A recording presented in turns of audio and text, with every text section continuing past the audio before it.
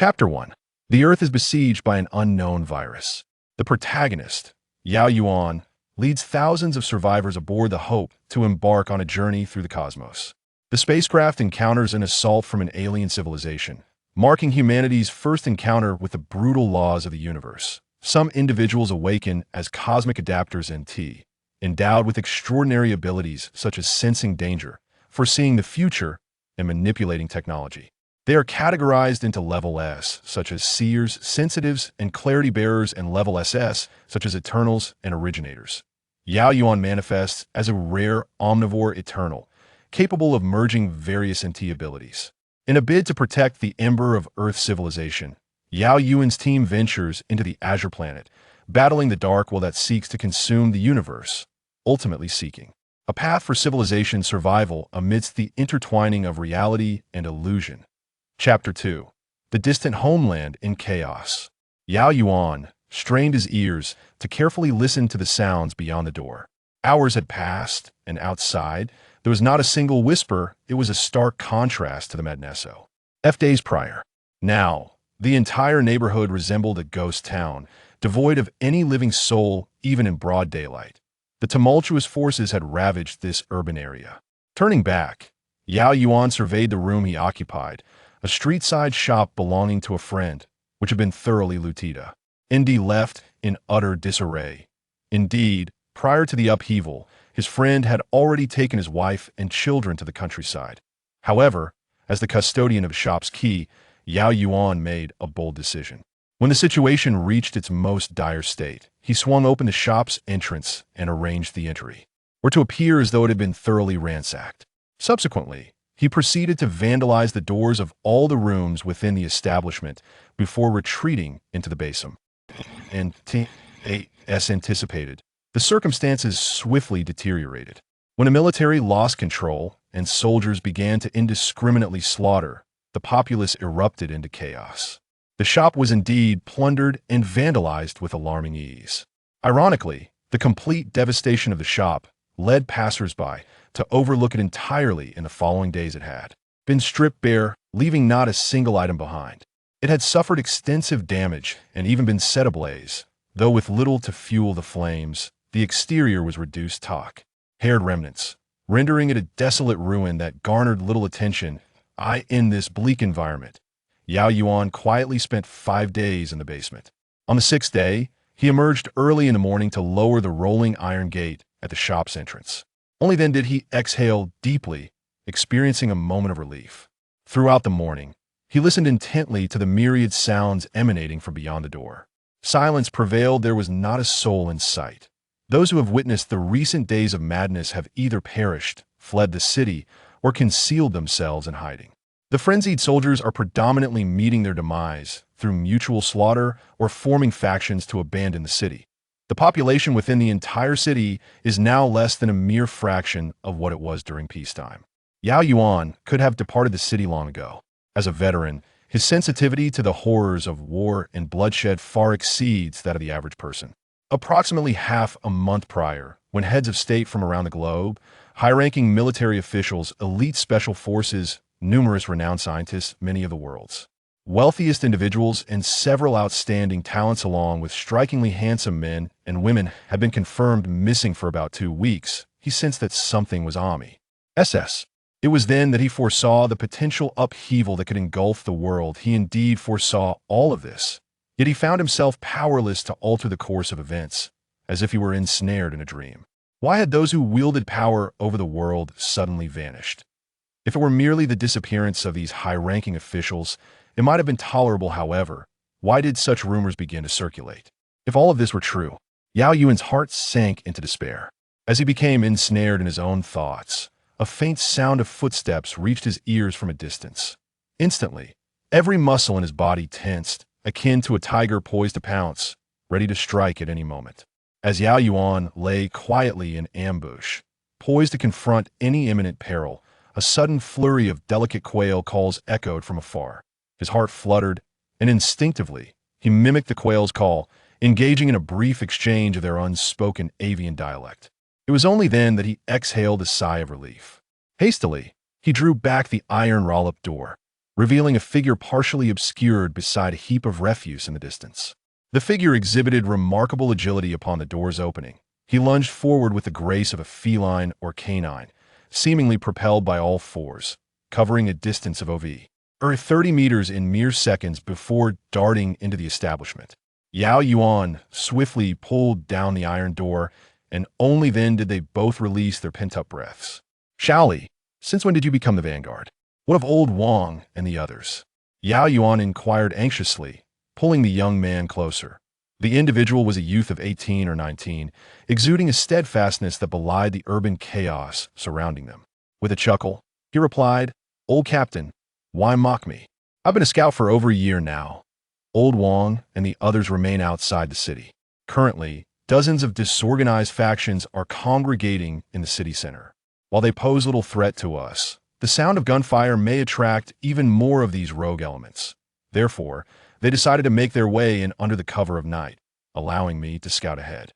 If I do not return, it will signify that you are safe, and only then will the others venture into the city.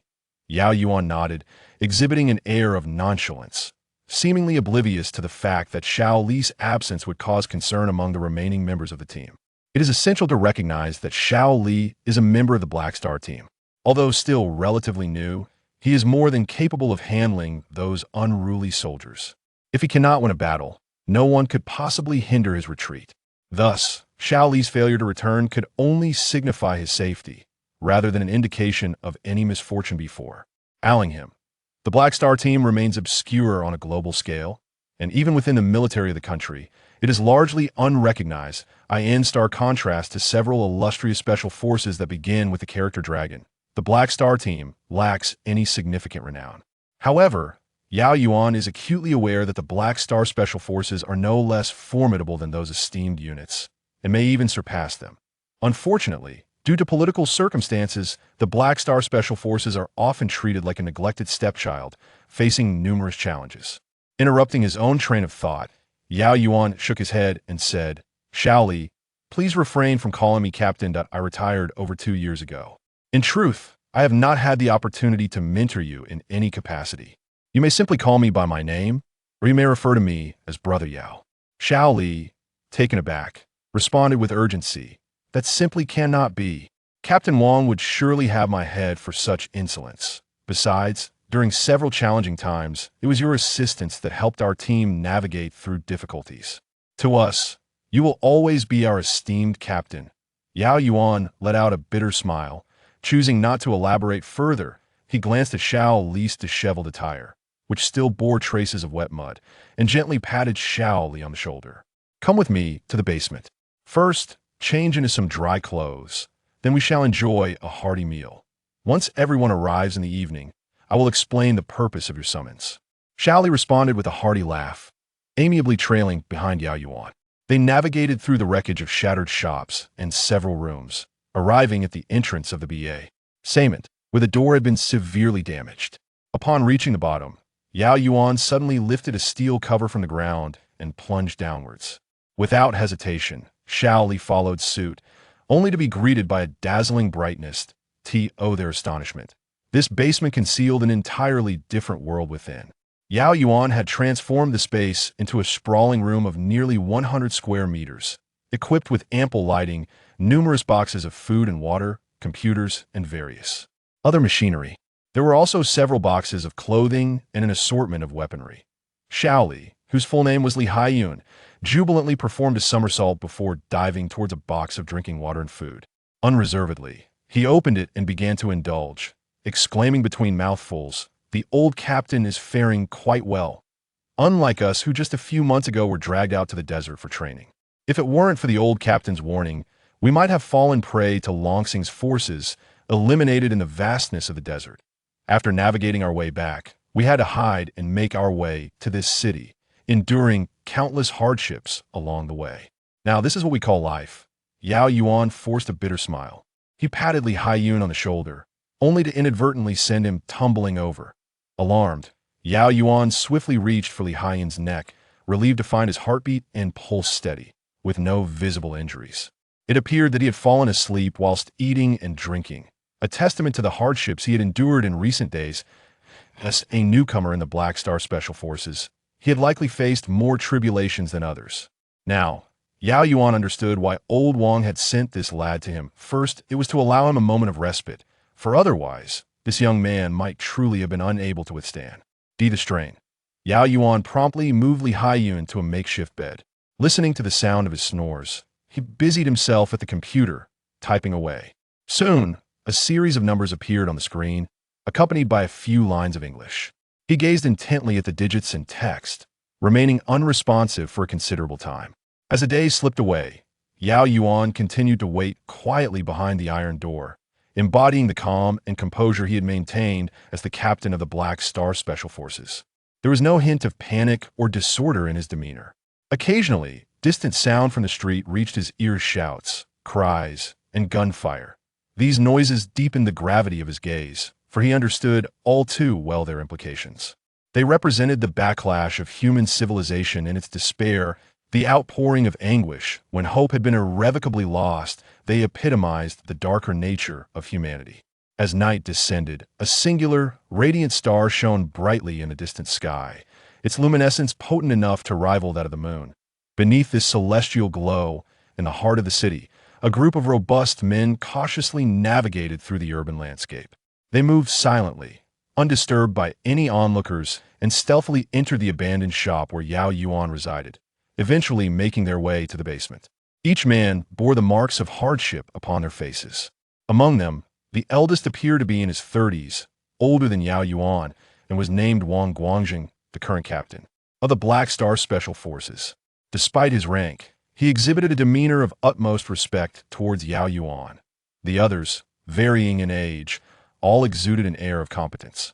Though hunger gnawed at their insides, they exhibited remarkable restraint, consuming only their allotted rations before settling in silence, their gazes fixed intently on Yao Yuan. It was then that Wang Guangjing suddenly inquired, "Old Captain, you summoned us here. Surely it is not merely to share a meal? Speak freely.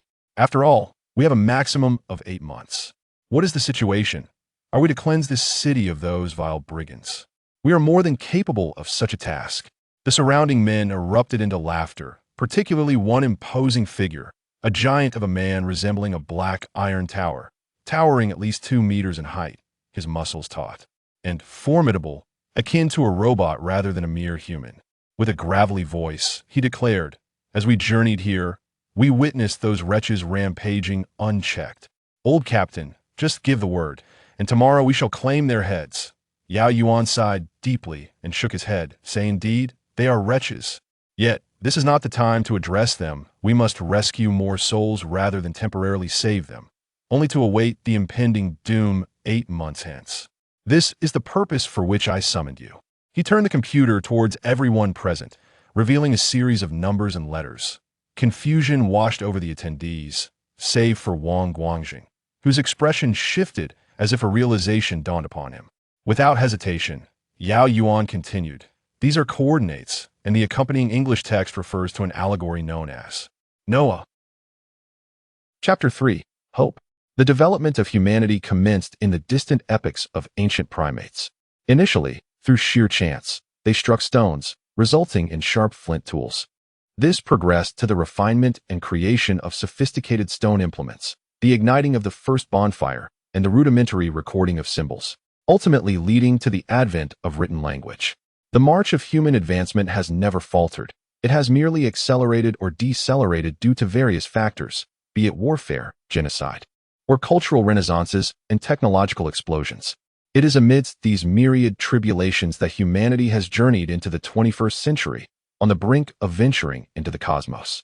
In 2027, the United States unveiled a long-hidden secret dating back to the 1950s, the discovery of a crashed extraterrestrial spacecraft in Tennessee, which contained the decayed remains of alien beings.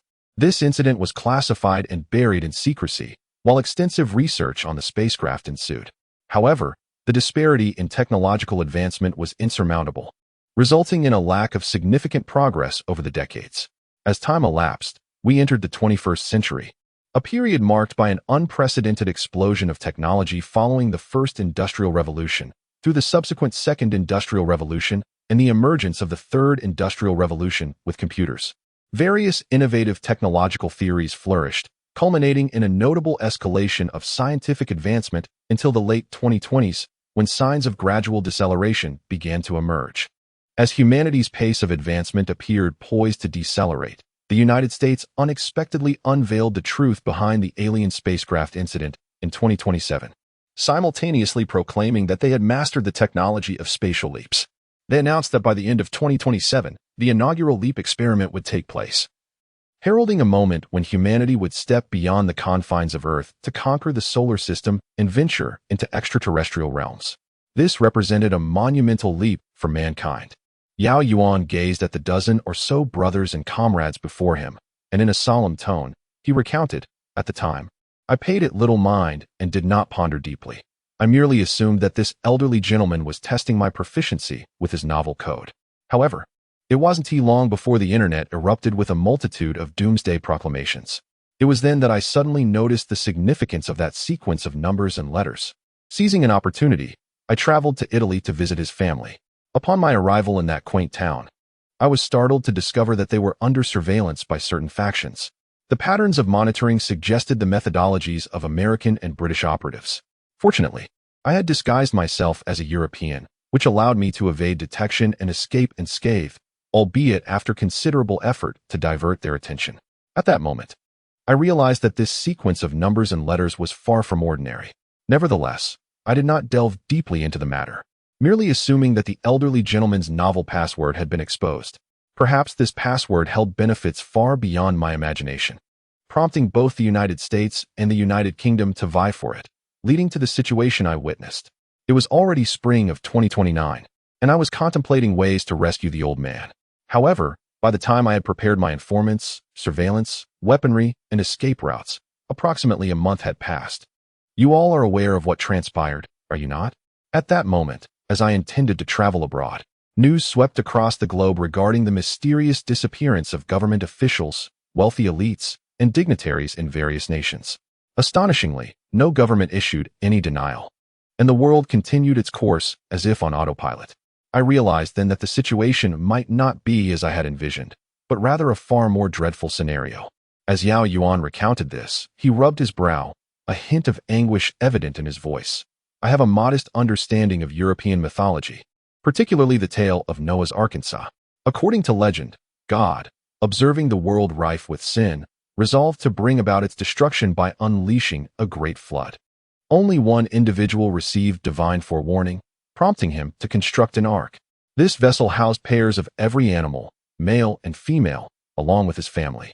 Ultimately, this family and the animals escaped with their lives, becoming the sole survivors of the apocalypse, and this vessel was named Noah's Ark. Beside him, Wang Guangjing pondered thoughtfully and remarked, "Captain Yao, if what you say is true, this so-called Ark of Noah and the coordinates may indeed signify something profound." Yao nodded in agreement, stating, "Precisely. If my deductions are correct, these English letters referring to Noah likely pertain to a spacecraft, and the coordinates may indicate the location of that vessel on Earth. This represents our sole hope for escaping this catastrophe." However, mere days after the collective disappearance of the global elite, a series of exposed revelations shattered this hope, plunging the world into turmoil. People descended into madness and despair. Armed individuals and soldiers incited chaos and slaughter, casting the world into an apocalyptic abyss. The information revealed that in 2027, shortly after the United States conducted its first space jump experiment, numerous country space telescopes detected anomalies beyond the solar system. A remarkably massive fragment of a celestial body was hurtling towards the solar system at an astonishing velocity. Although this fragment was not particularly large, its mass was several times that of Earth, suspected to be debris from a neutron star. According to calculations of its speed and trajectory, this neutron star fragment is projected to collide with the Sun in the spring of 2030, potentially causing the Sun to erupt with violent columns of flame, which could lead to cataclysmic changes throughout the solar system. Tragically, Earth lies within the range of the Sun's fiery ejections. This would signify true extinction. It is by no means a matter of merely excavating vast caverns underground and concealing oneself within them for decades. Nor is it a solution to simply flee to Mars to preserve the seeds of humanity. What lies ahead is likely to be an apocalyptic catastrophe that could lead to the extinction of humanity and potentially the annihilation of the entire Earth. In such dire circumstances, the only glimmer of salvation may reside in the utilization of the space jump technology devised by Americans, enabling us to venture far beyond the solar system and into the depths of outer space, in search of planets where life may endure. This represents humanity's sole opportunity for survival. However, at this juncture, the elite on Earth have mysteriously vanished. Various disclosures suggest that these high-ranking individuals are secretly constructing spacecraft, reminiscent of a science fiction film from years past, 2012. This endeavor is clandestine, hidden from the populace, with only the privileged and affluent deemed worthy to board these colossal vessels. Astonishingly, these elites have indeed taken such actions, abandoning billions of their fellow humans to flee alone. The nearly 7 billion inhabitants remaining on Earth have utterly lost hope. They lack the scientific prowess and the requisite authority to galvanize the masses in the creation of a spacecraft, and time is swiftly running out. It is now the summer of 2029, with merely 8 months remaining before the total destruction of the planet. For all, there awaits only annihilation, with no semblance of hope in sight. Thus, the army revolted, the populace rose in turmoil, and death, slaughter, and rape manifested in grotesque displays across the globe. The forsaken government officials became the initial scapegoats, enduring unimaginable torture and demise alongside their families. Subsequently, the vulnerable women and children suffered the same fate. "We still have hope," Yao Yuan exclaimed, striking the metallic table with such force that it left a small dent. Gritting his teeth, he proclaimed, "We still have hope. If this set of coordinates and the accompanying instructions in English are genuine, then hope remains. A spacecraft, a vessel capable of whisking us away from Earth, represents our sole chance of survival." Chapter 4. The Objective. The location of the coordinates has been confirmed. It lies somewhere in Tennessee, USA. There can be no doubt regarding the location, both in terms of place and time. Our window is rapidly closing. I need not elaborate on the site. Tennessee is indeed where the United States disclosed the discovery of an extraterrestrial spacecraft housing some clandestine base. This I firmly believe. As for time, although we appear to have 8 months, it is far less than you might envisage. First, we must locate the spacecraft. Secondly, we need to learn how to activate and pilot it. These are merely the basics. Additionally, we must procure ample supplies of compact food and a significant quantity of clean water, not to mention air purification and water filtration systems. Do not dismiss the notion that these essentials might be present aboard the spacecraft. This is in the vastness of outer space. Beyond the hatch lies an expanse of utter silence, devoid of air and water. You shall come to comprehend the profound agony of death. Furthermore, there exist various components and weaponry, which shall remain unmentioned for now, yet must inevitably be taken along. Most crucial of all, however, is the presence of humanity. The number of individuals we can rescue is contingent upon the dimensions of the spacecraft. Please do not regard me with such skepticism. This is a necessity we must confront. It is simply impossible to save everyone. I cannot ascertain how many of the elite can be evacuated, but within the scope of my capabilities, I shall endeavor to assist as many as possible, ensuring the continuation of humanity. However, we must not indiscriminately choose whom to bring aboard. Allow me to outline several key points. Firstly, it is paramount that those we select possess knowledge, scientists, if they have not already been taken by the powerful.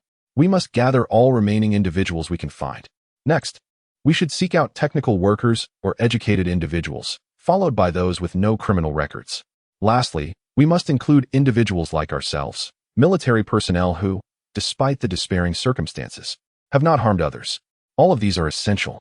I am uncertain whether 8 months will suffice to prepare for this endeavor. Moreover, should fragments of a neutron star truly be approaching our solar system, with a mass several times that of Earth, the gravitational force will undoubtedly be immense.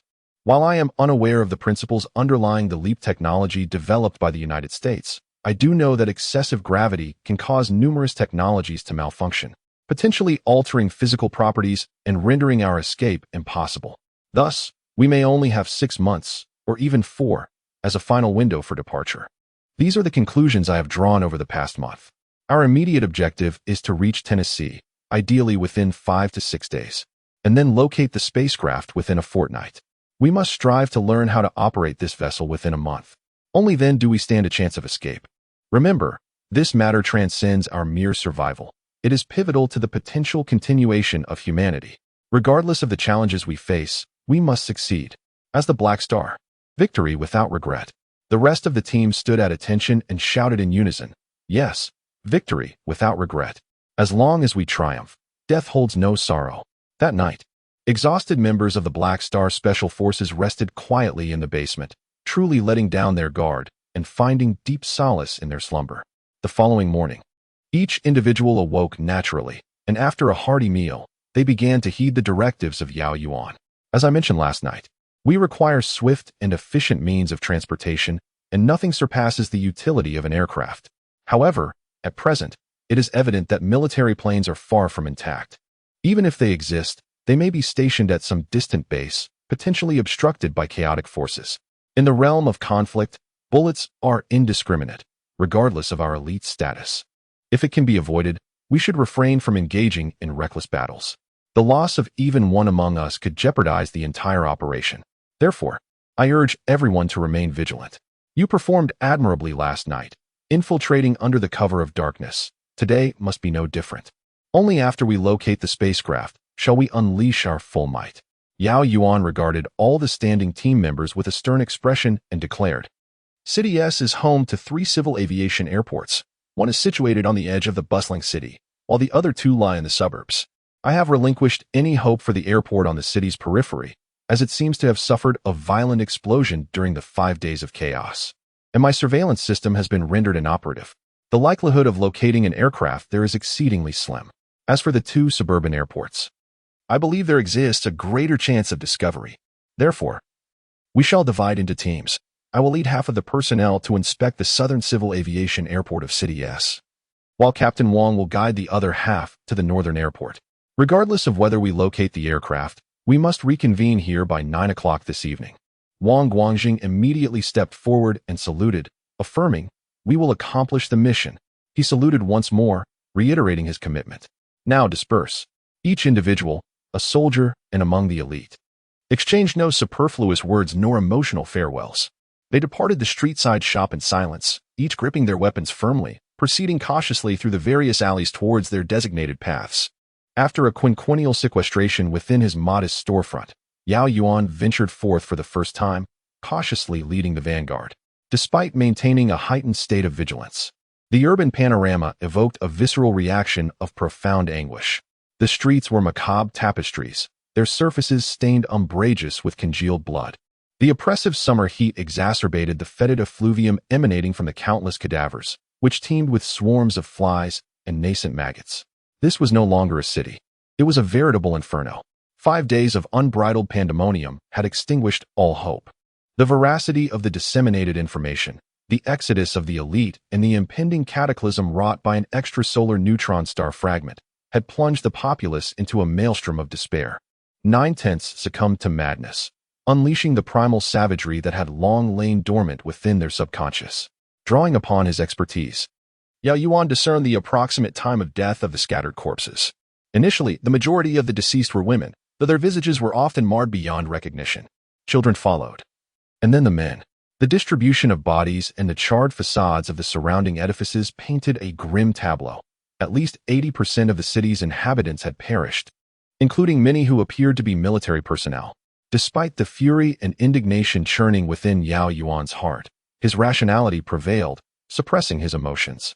He maintained the same prudence, meticulousness, analytical approach, and decisiveness that had characterized his leadership in the Black Star Special Forces. He could not afford any missteps, as he was no longer solely responsible for himself.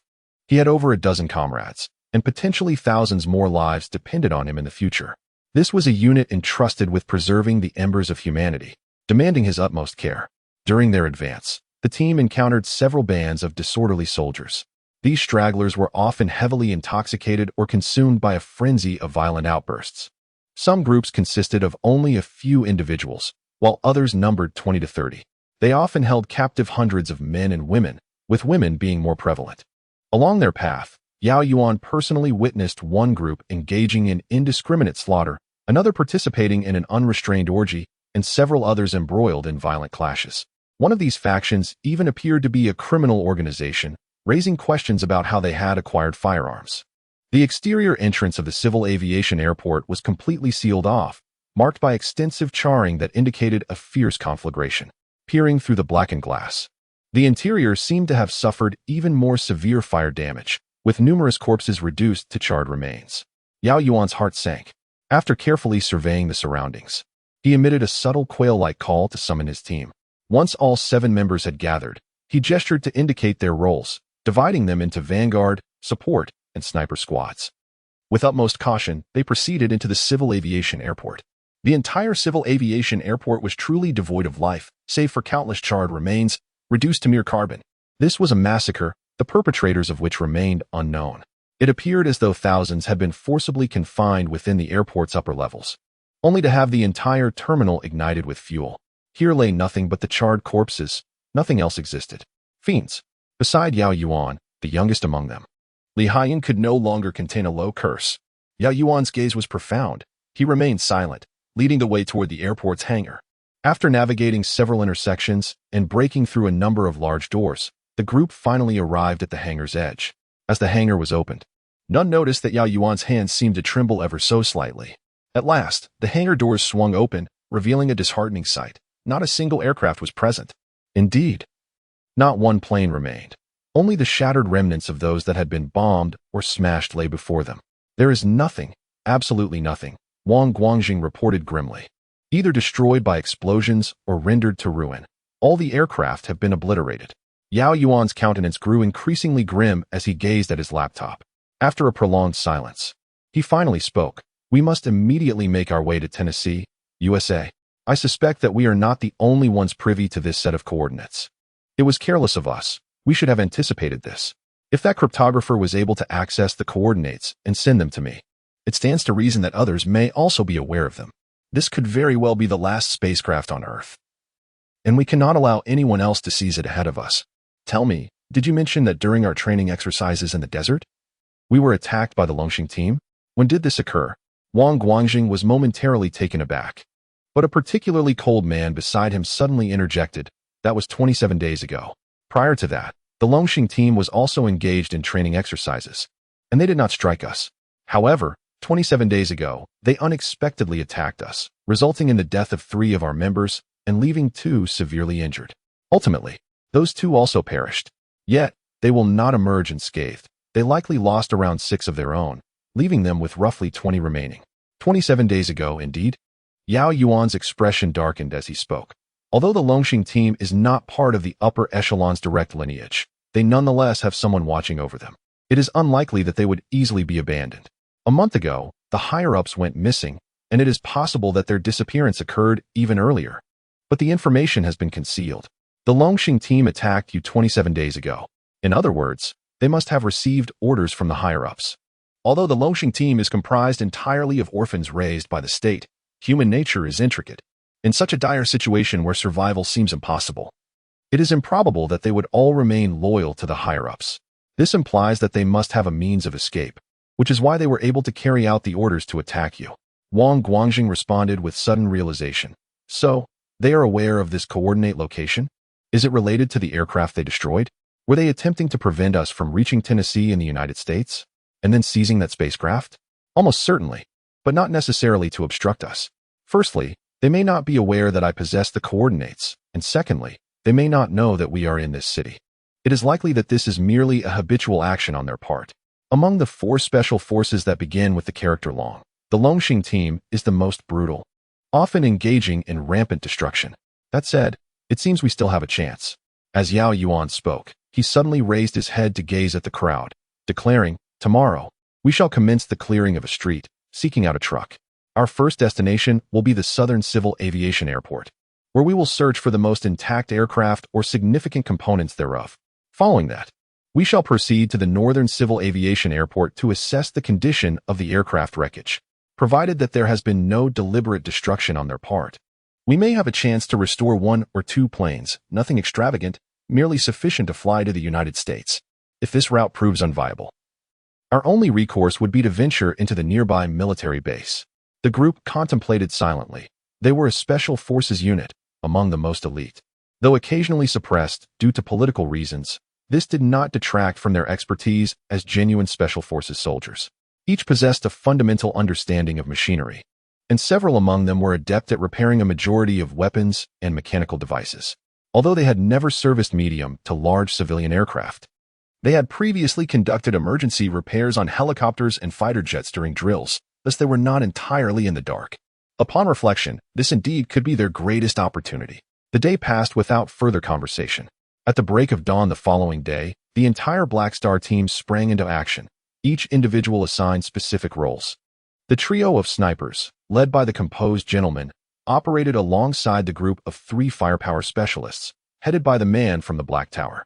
Meanwhile, Shaoli and another member formed the vanguard squad, while the rest commenced clearing the streets and searching for a large truck.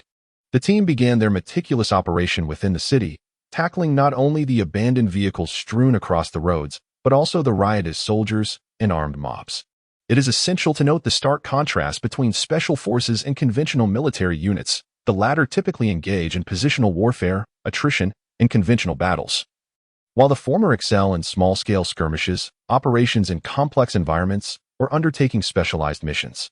The urban landscape at present serves as the quintessential arena for special forces. As they advanced, the long-range snipers, mid-range firepower specialists, and close-quarters vanguard effortlessly dispatched at least 100 armed soldiers or gang-like thugs, despite their numbers being fewer than 10. Ironically, the most significant impediment to the swift progress of Yao Yuan and his companions lay in the wreckage of vehicles scattered throughout the city, forcing the truck they had located to navigate in a stop-and-go manner. If this pace continued, it was highly probable that they would be unable to reach a civilian airport within the entirety of the day. However, at this moment, Yao Yuan stumbled upon an unexpected delight. During the process of clearing out the disordered troops and rioters, he rescued at least several hundred civilians. This truly was a pleasant surprise. Among these individuals, although there were more women, the number of men accounted for at least 2 to 3/10. Furthermore, the elderly and infirm had largely perished, leaving behind a group of robust young adults, aged 18 to 20-something, with just a bit of nourishment and rest. They quickly regained their basic mobility. Under such circumstances, Yao Yuan set aside other concerns. After this group rested for a few hours, he directed them to begin clearing the roads. A batch of several dozen individuals would labor for an hour, after which they would be replaced by another group for another hour of work. This rotation proved effective, as the presence of many made the task more manageable. As the efforts to eliminate the disordered troops and rioters continued, the number of individuals in this growing convoy swelled to over 1,000, transforming the initial single clearing team into 3 operating concurrently, significantly accelerating their progress. Thus, as night descended, the entire contingent arrived at the airport. Most of the individuals within the group were utterly exhausted. After all, they were not soldiers or members of special forces, but rather ordinary citizens from the city. Among them were students, white-collar workers, and perhaps even the offspring of affluent or influential families. Having endured several days of hardship at the hands of the chaotic troops and rioters, once they reached the airport, they collapsed onto the grassy margins of the runway. Utterly fatigued and unable to rise, Yao Yuan and his companions, disregarding the concerns of the populace, hurriedly made their way into the hangar, diligently searching for the least damaged aircraft and various components. As the hours passed, their efforts bore fruit as dawn approached. Indeed, apart from a few large planes that had been completely obliterated, the majority of the damaged aircraft, especially the smaller ones, had only suffered from gunfire or blunt force trauma. Several medium-sized planes had merely sustained damage to certain parts, and with replacements, they were nearly unscathed. Moreover, some planes appeared battered on the outside, yet their interiors remained largely intact. In light of this fortunate discovery, none of them could afford to rest. They worked tirelessly through the night, meticulously selecting the best components and locating a medium-sized aircraft capable of carrying a dozen individuals and flying to the United States. After swapping in the finest parts, they refrained from taking a break, even having Wang Guangjing pilot the plane for a test flight. Only when everything went smoothly did they collectively exhale in relief. Without further ado, let us make haste to America, exclaimed Li Haiyun, unable to contain his excitement as he observed several team members refueling the aircraft. Yao Yuan nodded in agreement, yet his gaze drifted towards the crowd of civilians. The calm man beside him, mistaking his silence for empathy, spoke up. We can no longer concern ourselves with them. If we fail to seize the spacecraft, given the temperament of the Longxing team, They will undoubtedly leave Earth without rescuing a single person. We must depart for the United States at once. Yao Yuan nodded once more, exhaling deeply as he addressed the crowd. Eagle, I understand. Rest assured, I shall not act impulsively. However, as he spoke, he approached the gathering of citizens. By this time, the sky had brightened considerably, and many among the populace had awakened from their slumber. Yet, they were gripped by fear, hesitant to move or act recklessly, remaining cautiously on the lawn. It was only when Yao Yuan drew near that a murmur began to ripple through the crowd, though it quickly subsided as they regarded him with watchful eyes. Upon concluding his remarks, the crowd erupted into a cacophony of voices. Some fervently called for inclusion, while a few women began to weep openly. Initially, when Yao Yuan had uttered the first few sentences, certain individuals appeared eager to respond. However, as his speech progressed, an uncanny silence enveloped the scene, with not a soul daring to speak. Disheartened, Yao Yuan shook his head and was about to turn away when, unexpectedly, a corpulent middle-aged man sprang to his feet. He seized the arm of a nearby young man, perhaps 17 or 18, with brightly dyed hair and several earrings, and bellowed, "Esteemed officer, my son is adept with computers. He possesses exceptional skills and is even renowned among China's red hackers. Moreover, he played a pivotal role in the Pentagon hacking incident a few years back. Please take him with you. I assure you, he will not disappoint." Yao Yuan swiftly turned his gaze, and upon closer inspection, it was evident that this middle-aged, rotund man exuded an air of affluence. Despite his current disheveled state, adorned with several cuts and tattered clothing, it was clear that he once hailed from a family of considerable wealth, far beyond that of an ordinary petty bourgeois. As for the young man being dragged away, he was already pale with fear, his countenance a ghastly shade of blue and white. He shouted desperately, "Dad, I was merely playing on my computer. I was just dabbling in hacking. Please, I don't want to go with them." In the throes of panic, he struggled violently, tears streaming down his face. The middle-aged man, however, steeled himself. Unbeknownst to him, he had grasped a wooden stick. Seizing the moment while the young man was thrashing about, he struck him forcefully on the back of the head, rendering him unconscious. Only then did he turn to Yao Yuan with a forced smile, saying, "Sir, trust me. My son's computer skills are exceptional. He can even operate 3 computers simultaneously for hacking attacks. I would never gamble with my son's life." Intrigued, Yao Yuan approached the middle-aged man, hoisting the young man effortlessly. With a hint of amusement, he remarked, "We do not accommodate family members. You must remain here for at least a month. Even so, would you still insist on sending your son with us? There is still time to reconsider. I am not a cruel man."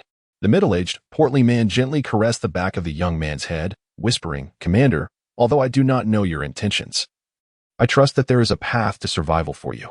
Otherwise, in 8 months, we shall all meet our end. At this juncture, no amount of effort will be of any consequence. Rest assured, I have mentally prepared myself for this. Allow my son to accompany you. His computer skills are truly exceptional. By the way, please inform him that I am in a secure location and can wait for him for 2 months, or even longer." Yao Yuan adjusted his expression, silently observing the middle-aged man before responding, "Indeed, I believe you will manage this. Fear not, as long as his computer skills are up to par. We will not abandon him. That is a promise. May I inquire your surname?" The middle-aged man chuckled softly, discarding the wooden stick in his hand. "You may call me Zhang. This is my son, Zhang Heng. Ensure he works diligently. Commander, I have spoiled him too much in the past, and he has picked up many bad habits. Please, discipline him rigorously. Moreover, he is still using drugs. Haha, that is of no concern. Once he joins my unit, there will be no room for such vices to persist." Yao Yuan laughed heartily, patting the middle-aged man's shoulder. In a subtle motion, a handgun silently slipped into the man's clothing. The man's expression flickered momentarily, yet he said nothing, merely chuckling as he watched Yao Yuan carry Zhang Heng away, his gaze filled with kindness and tears. Minutes later, amid the gaze of over 1,000 onlookers, an aircraft descended into the sky, soaring towards the east where the sun rose. Departure. Destination, Tennessee, USA. Chapter 6. Intrusion. At dawn, a medium-sized aircraft came to a halt at an airport in a city in Tennessee, USA. Disembarking from it were a dozen solemn soldiers, accompanied by a youth whose colorful attire quivered incessantly. At the forefront stood a man who appeared to be in his late 20s, clutching a device as he meticulously scrutinized something. After a considerable pause, he remarked, "We are quite close now. If we head east from here, We should arrive in approximately 2 days. Where's the map? One of his companions promptly retrieved a large map from a bag, and the group gathered around to examine it intently. After some time, they all rose, and the man carefully stored the map away. Let us proceed. We may need to pass through a town along the way. First, we must find a vehicle, as we aim to reach the base or fort, or whatever may lie ahead, within 2 days. With a wave of his hand, he led the way out of the airport. This group consisted of Yao Yuan and his companions who had flown in from China. They had spent more than a day and night in the air, having made a brief stop in Hawaii due to the limitations of their aircraft, which was not a large trans-Pacific model, necessitating refueling. Fortunately, despite Hawaii being engulfed in chaos and turmoil akin to that in China, the airport had suffered only minor damage, and fuel supplies remained usable. Thus, their arrival in the United States had been somewhat delayed. Regardless of the circumstances, they ultimately arrived at their destination smoothly. After leaving the airport, the group navigated through the blocks and the surrounding residential areas of quaint villas, soon discovering a sufficient number of vehicles. In truth, this airport was situated in a suburban locale where several Americans resided within these villa districts. However, upon catching sight of Yao Yuan and his companions, they discreetly concealed themselves. Although they were mostly armed, they could hardly compare to Yao Yuan and his team, who were equipped with standard special operations weaponry, including sniper rifles, heavy machine guns, and an array of grenades. It was evident that they were not ordinary soldiers, and the American civilians were not naive enough to consider an attack. Thus, with little commotion, the group embarked on their journey in vehicles towards the outer suburbs. This area differed significantly from the city. Although there were various abandoned vehicles on the highway, the roads were spacious and the number of derelict cars was minimal. Their pace of travel even exceeded previous expectations. Departing in the early morning, they arrived at the final stop, a small town, by evening. This quaint town, imbued with a distinctly American charm, was modest in size and population. Strangely, not a single soul was to be found here, not even a corpse. The entire town was enveloped in eerie silence, showing no signs of violence or destruction. It appeared remarkably intact, evoking an unsettling atmosphere, as if they had suddenly stumbled upon a ghost town. As Yao Yuan's heart skipped a beat, he found himself at a loss as to what had transpired. He promptly led the group to disembark outside the town. Signaling to the others with a few gestures, he, along with 2 sharp-eyed scouts, stealthily advanced into the heart of the town. Meanwhile, Ing and another man took position atop the highest vehicle, positioning their sniper rifle to cover the front, while the remaining team members dispersed to survey the surroundings. Zhang Heng observed in utter confusion, gazing at the serene and peaceful town in the distance. Unable to contain himself, he turned to Wang Guangjing, the guard beside him, and inquired, "What is going on? Why aren't we driving into the town? After all this time, we finally encounter an intact settlement. Shouldn't we seek out some food and drink? Aren't you all hungry?" Zhang Heng's bewilderment deepened as he posed another question. "What is so peculiar? It appears entirely tranquil here. You are unperturbed by the sight of countless corpses, yet you harbor fears about this place? Perhaps the residents have already evacuated. Furthermore," he added, "the inhabitants have vanished entirely. They are not merely living in the town. What could possibly account for such a situation? Eradication, massacre, relocation. Or perhaps this town is merely a trap." Zhang Heng was rendered speechless, and after a lengthy pause, his complexion grew increasingly pallid. Terms such as eradication, massacre, or trap were foreign to him, a mere ordinary youth who could be deemed a good-for-nothing. He found himself at a complete loss for words. The food at this fast food establishment has succumbed to complete decay, having remained untouched for no less than 2 months. In other words, the inhabitants of this quaint town may have been relocated over 2 months prior, likely due to its proximity to that clandestine base. To facilitate the launch of the spacecraft without attracting external attention, it is conceivable that the entire populace was evacuated.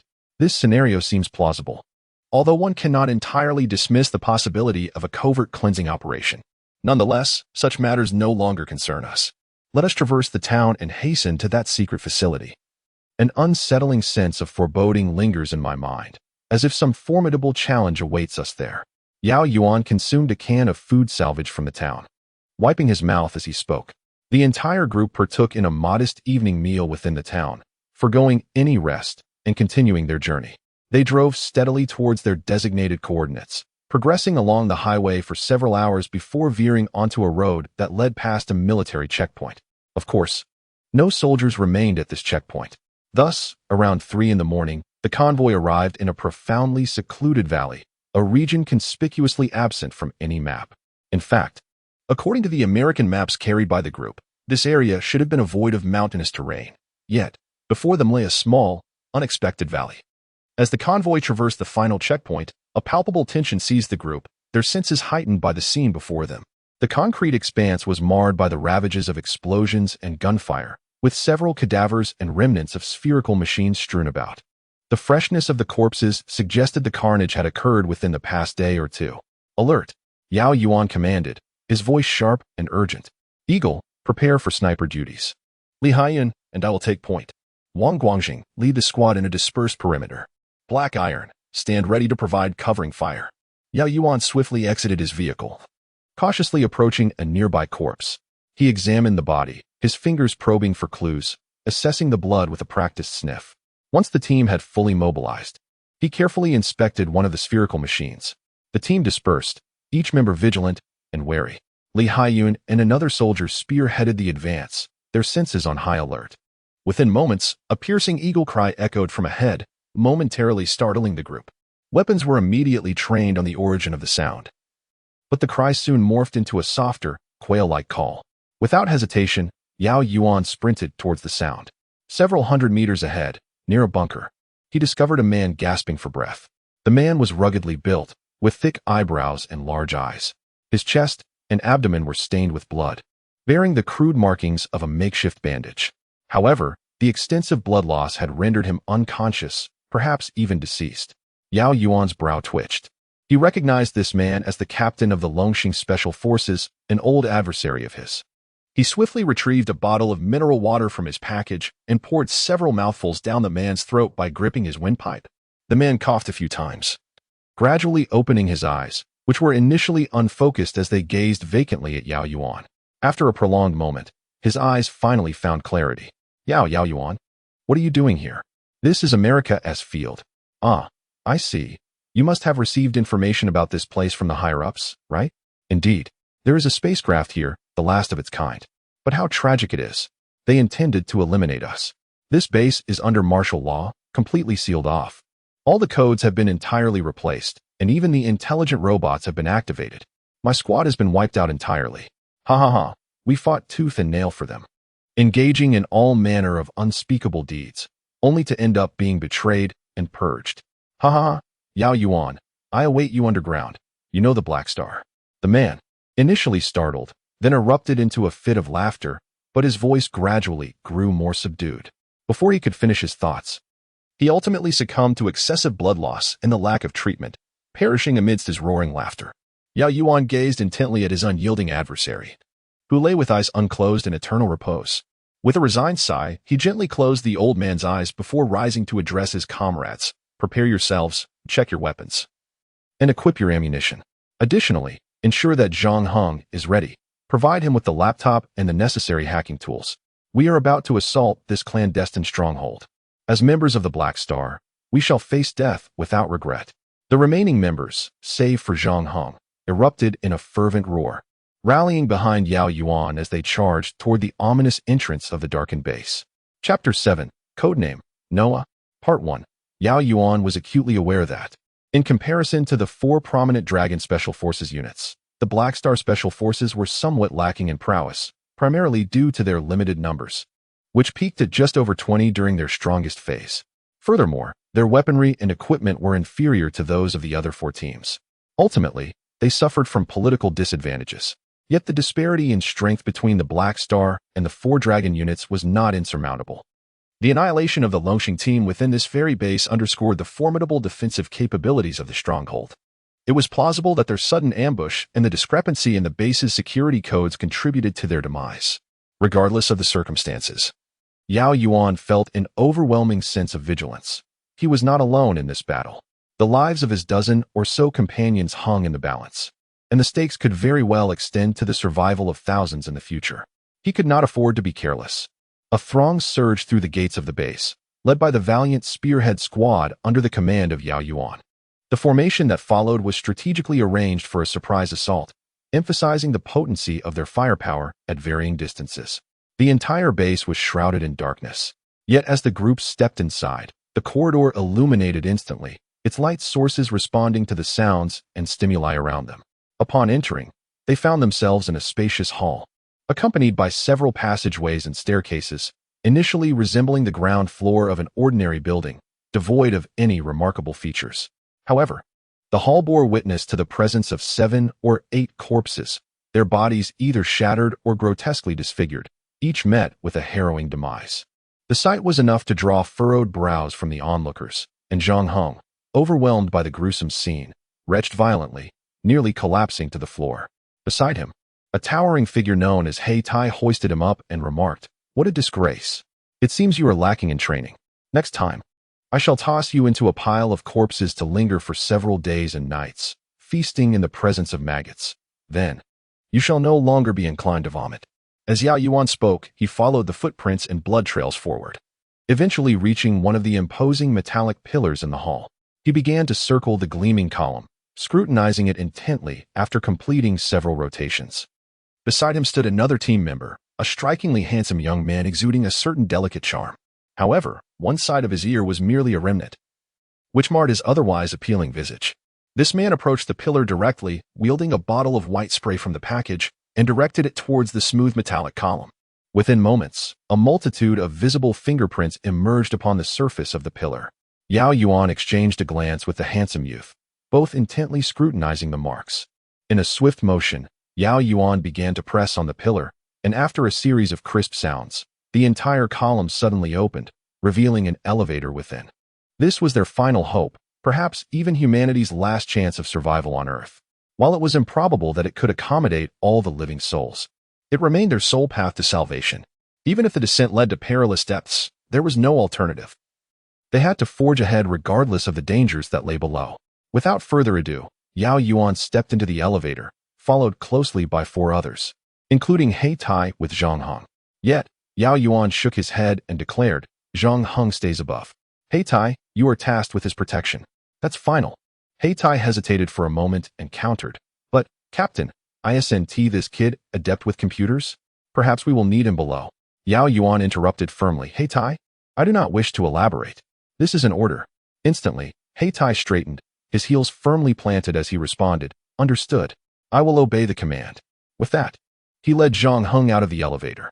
Only after 2 individuals entered did Yao Yuan finally press the solitary button for the elevator to descend.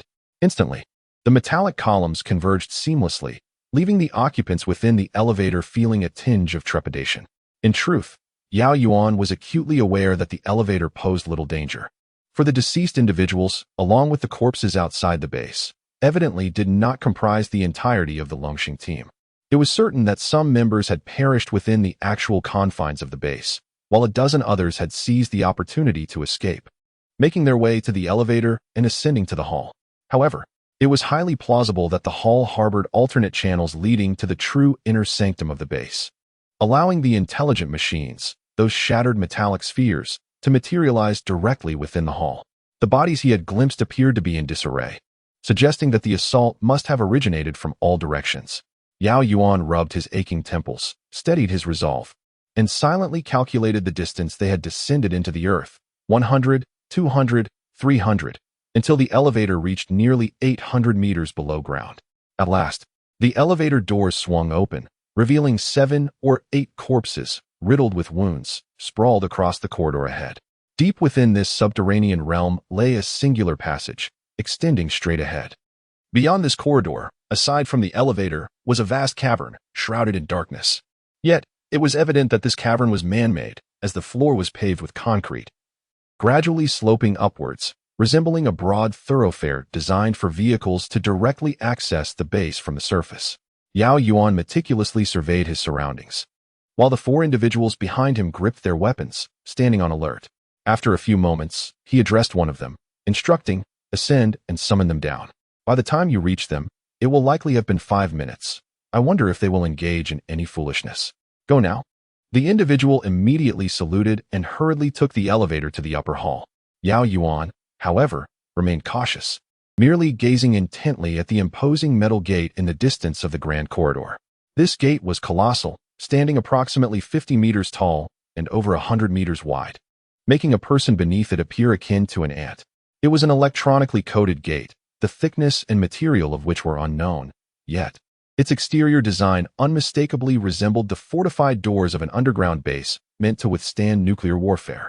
Even a tactical nuclear missile might struggle to breach this formidable entrance. Perhaps a strategic nuclear missile could shatter it, but alas, they were not in possession of even C-series high-explosive bombs, rendering any hope of demolition utterly impossible.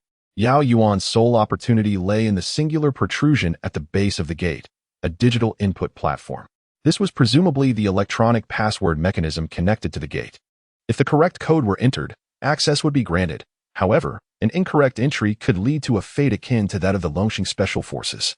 Yao Yuan observed in silence, and only after a considerable period, when all the team members had arrived, did he articulate his observations and analyses. Subsequently, he turned his gaze towards Zhang Heng. At that moment, Zhang Heng was utterly petrified, hastily shaking his head as he exclaimed, "I'm merely a data enthusiast. A small-time hacker. No, my father did not deceive you. I am indeed proficient with computers. However, managing 3 computers is merely for gaming.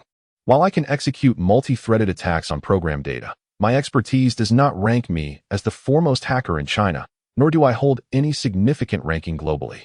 Upon uttering his initial words, he noticed the surrounding individual's expressions darken and quickly realized his blunder, prompting him to hastily clarify. Overwhelmed by the intimidating atmosphere, Zhang Heng turned away and stammered, "Third."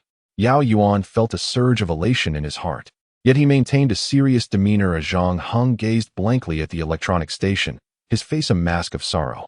He seemed on the verge of speaking, but Yao Yuan, with a serious expression, interjected, "I shall refrain from uttering any threats, for we are all but shadows of our former selves. I will merely say this, your father loves you. He risked everything amidst the crowd of thousands to ensure your survival, drawing attention to himself. His peril was far greater than you can fathom. You must complete this mission.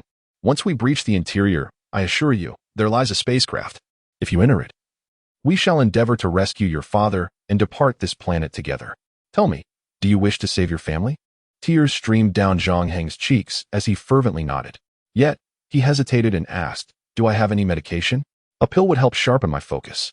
Yao Yuan paused momentarily, showing no sign of disdain. Instead, he gestured to the young man beside him, who promptly retrieved a vial of morphine from his bag. He then addressed Zhang Heng, "I will administer a small dose of morphine. It will not induce hallucinations, but it will enhance your concentration for a limited time. However, you must be cautious. The effect cannot be prolonged, understand?" Zhang Heng nodded eagerly, obediently extending his arm. The young man swiftly injected a fraction of a dose of morphine into his vein. Only then did Yao Yuan lead Zhang Heng and their companions to the electronic station. Everyone began their preparations, first stacking the corpses before them as makeshift battlefield facilities, then inspecting their weapons, organizing into teams, and establishing their defensive positions. Only after everything was completed did Yao Yuan nod at Zhang Heng. At that moment, Zhang Heng had already connected the signal interception device to the electronic platform. Upon seeing Yao Yuan's nod, he took a deep breath, placed one hand on the laptop, and with a gentle sound, the computer screen illuminated. Simultaneously, a piercing noise erupted throughout the underground passage as small spherical devices began to emerge from the walls. Attack. As a member of the Black Star, there would be no regrets in death. In an instant, gunfire erupted. Chapter 8, Codename, Noah. Part 2. From the walls, at least 100 or 200 small spheres emerged, each approximately the size of a fist and a half. At the front of these spheres were 2 electronic eyes resembling those of a creature, accompanied by wing-like metallic flaps on either side. As soon as these spheres appeared, they emitted a sound akin to hello, hello, reminiscent of greetings exchanged among foreigners. Yet, this was a harbinger of death. The small spheres moved at a sluggish pace and possessed minimal defense. When they first appeared, a volley of gunfire from a dozen individuals instantly obliterated more than half of them. However, what followed would become a nightmare for everyone present. The shooting speed of these small spheres was terrifyingly swift. Beneath their electronic gaze, a small aperture resembling a mouth revealed a flicker of flame, followed by a barrage of bullets striking the 3 individuals in proximity. The nature of these projectiles was unknown, yet they rendered the trio incapable of wielding their weapons for a final counterattack. The bullets that penetrated their bodies violently tore apart their forms, as if they were ricocheting within. Except for one individual whose remains were largely intact, the other two were utterly dismembered. Alas, it was high magnetic ammunition. Observing the lifeless bodies of the three, a pang of sorrow struck Yao Yuan. There was no time for lamentation. He swiftly retrieved a grenade from his waist and hurled it forth, simultaneously bellowing, "Use the corpses as shields, even fragments will suffice. This is high magnetic ammunition. A direct hit is fatal. Everyone, be cautious." The others, witnessing the grisly scene, were engulfed by the realities of the battlefield. They hastily took cover, employing the bodies and their shattered remnants to shield themselves from the lethal high magnetic rounds. This type of ammunition, a recent innovation, bore similarities to the early dum-dum bullets. Yet its potency was exponentially greater. It was a byproduct of research into Gauss weaponry, characterized by an astonishing initial velocity and unparalleled penetration. However, once the bullets entered a target's body, the electromagnetic properties of their casings transformed the initial penetrating speed into a rolling force, thereby amplifying their destructive capability. Being struck by these bullets, even high-velocity rounds discharged from a handgun, possesses the destructive force akin to an anti-material sniper rifle. A graze to the foot results in amputation. A touch to the hand, severance. A direct hit to the abdomen leaves a gaping, irreparable wound.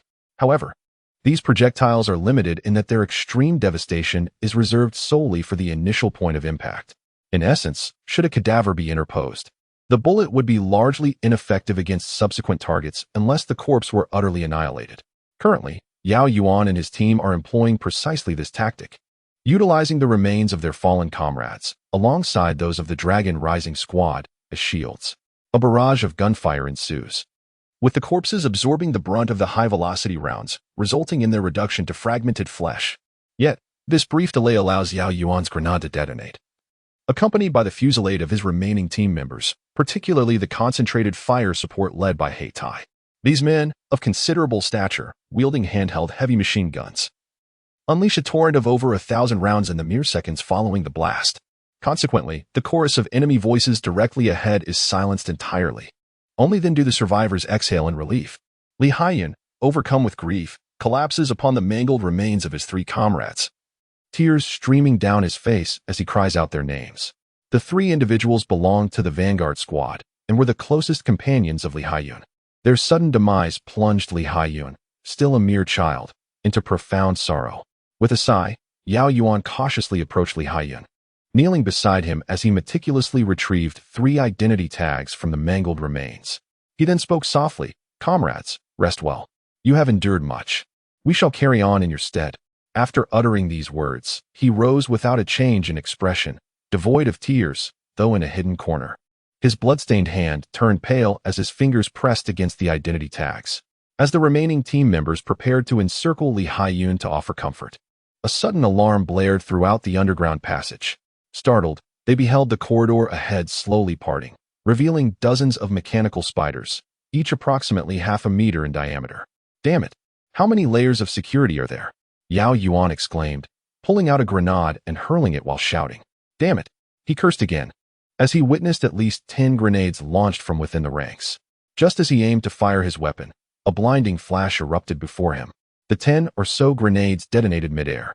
The explosive force engulfed Li Haiyun, who stood at the forefront, while Yao Yuan, caught in the vicinity, was violently thrown backward, landing several meters away. He hit the ground with a heavy thud, his ears ringing as if on the verge of shattering.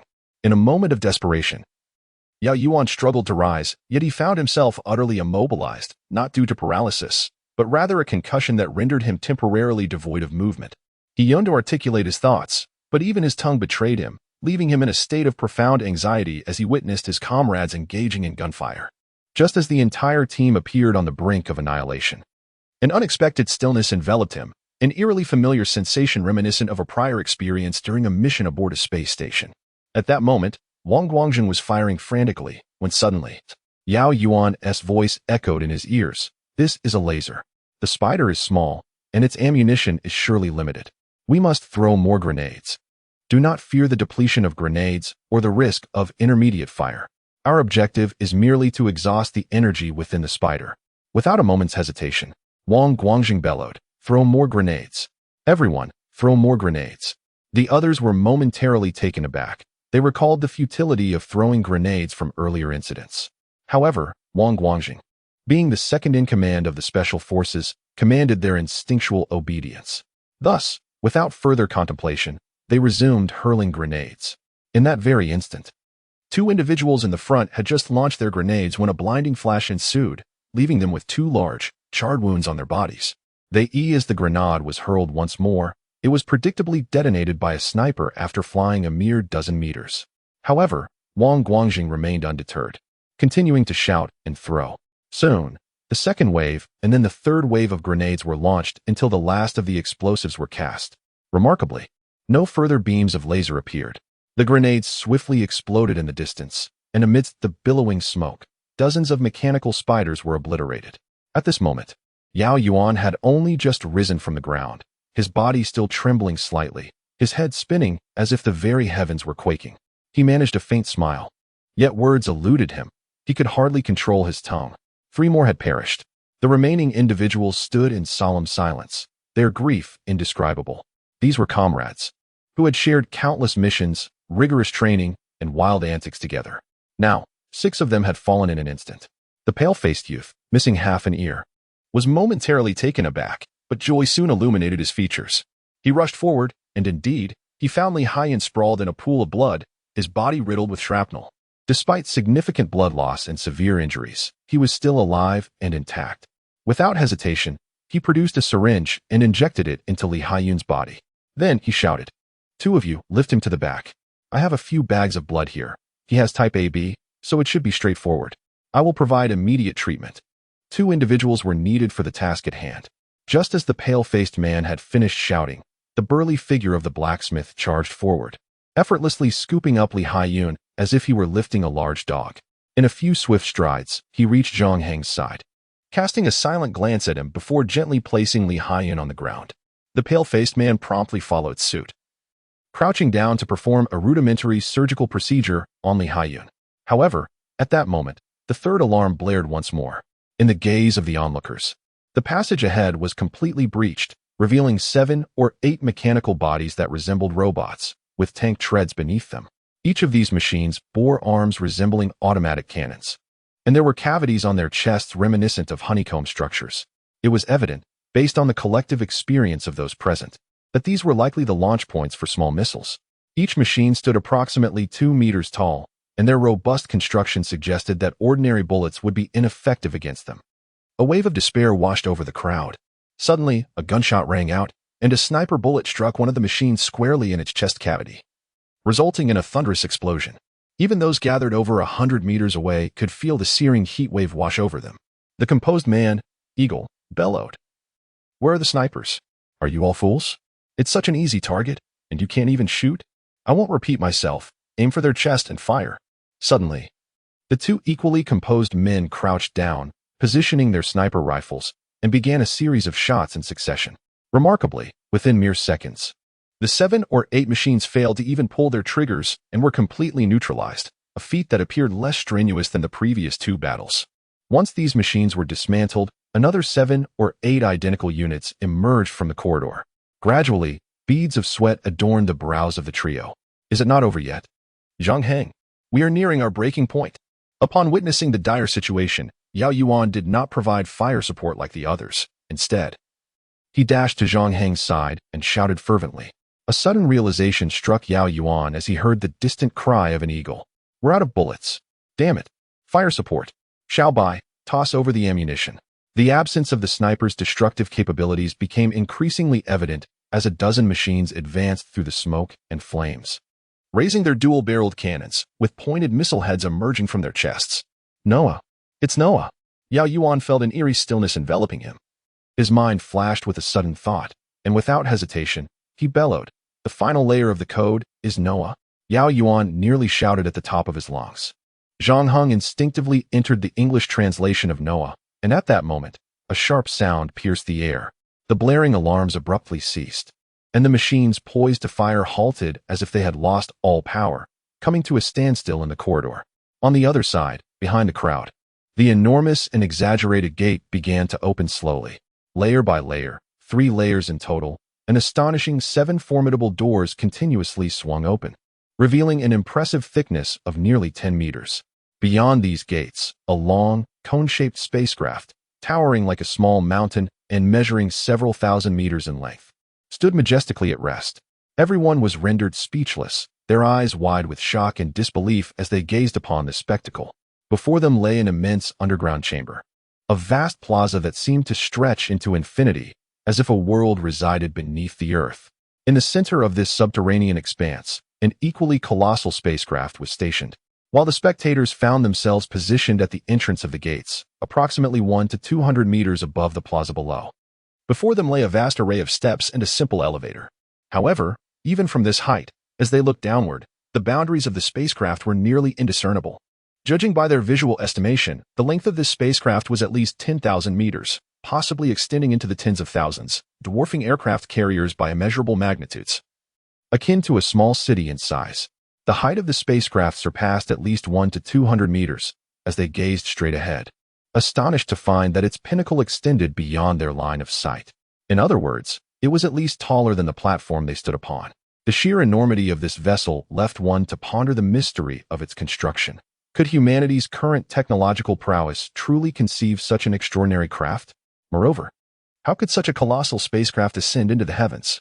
What magnitude of thrust would be required to propel it forward, enabling it to attain the velocity necessary to escape Earth's gravitational grasp? The scale of this endeavor is almost unfathomable.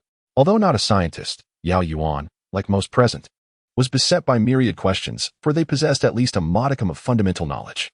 For instance, to liberate an object from the Earth's gravitational influence, velocity is of paramount importance, specifically the so-called first, second, and third cosmic velocities.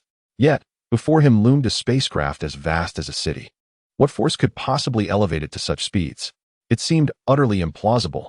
Humanity's technological advancement might only reach such heights after centuries of progress. Nevertheless, they had ventured deep into the true heart of the base, discovering the very object of their quest. Each individual gasped for breath, fearing that the scene before them was naught but an illusion. It was only after several moments that Yao Yuan inhaled deeply and said, "Hi, take Xiao Li and Xiao Bai with you." "How is Xiao Li's condition?" Hai promptly approached Li Haiyun, carefully lifting him. Meanwhile, the half-eared Xiao Bai waved his hand and remarked, "It's quite troublesome. Several fragments are embedded too deeply, and I dare not proceed with surgery immediately. Blood is critical. The few bags I have were procured casually from a hospital during our stop in a small town, and I have no more left. Furthermore, the lack of equipment and medication poses another significant challenge." Yao Yuan fell silent for a moment, gazing at the unconscious Li Haiyun before turning to Xiao Bai and inquiring, "How many days can he endure?" In the current state, the young man fell silent. After a moment of contemplation, he remarked, "If we administer saline solution and maintain proper hygiene, we can sustain this for approximately 5 days. Beyond that, it becomes unfeasible." Yao Yuan, with a profound gaze, declared, "Within 3 days, I will undoubtedly locate a suitable hospital for you to perform the surgery." Zhang Heng was abruptly struck to the ground, and it took him a while to regain his senses. He hurriedly followed in the footsteps of He Tai, saying, "No need for thanks. I am merely saving myself. Is that not acceptable? Let your companion's corpse remain there." He Tai paused momentarily, shaking his head as he replied, "This is a battlefield, do you understand? It is a struggle for survival. In war, they died honorably. That place is their final resting ground. We do not insist on cremation or burial. Where they fall, there their spirits reside, and they will find solace in that." Zhang Heng, somewhat comprehending, uttered a few sounds of acknowledgement, continuing to trail closely behind He Tai. Ahead of them, Yao Yuan was the first to step onto the plaza's surface. He bent down to feel the ground for a moment before standing and gazing up at the ceiling of this underground cavern. After a considerable pause, he made his way toward the nearest jeep. Within this subterranean base, apart from the colossal and astonishing spacecraft, numerous vehicles were arranged beneath the platform. Surrounding this area were several residential districts, characterized by their militarized uniformity, illuminated by bright lights and stark white corridors. A continuous row of these residences numbered in the hundreds, suggesting that a military presence had once been stationed here. However, at this moment, the underground facility was devoid of any human presence, save for a contingent of 15 soldiers traversing the square. As Yao Yuan leapt onto the jeep, awaiting the others to select their vehicles. Wang Guangjing had already taken his place in the passenger seat. He examined the jeep and inquired, "What do you discern?"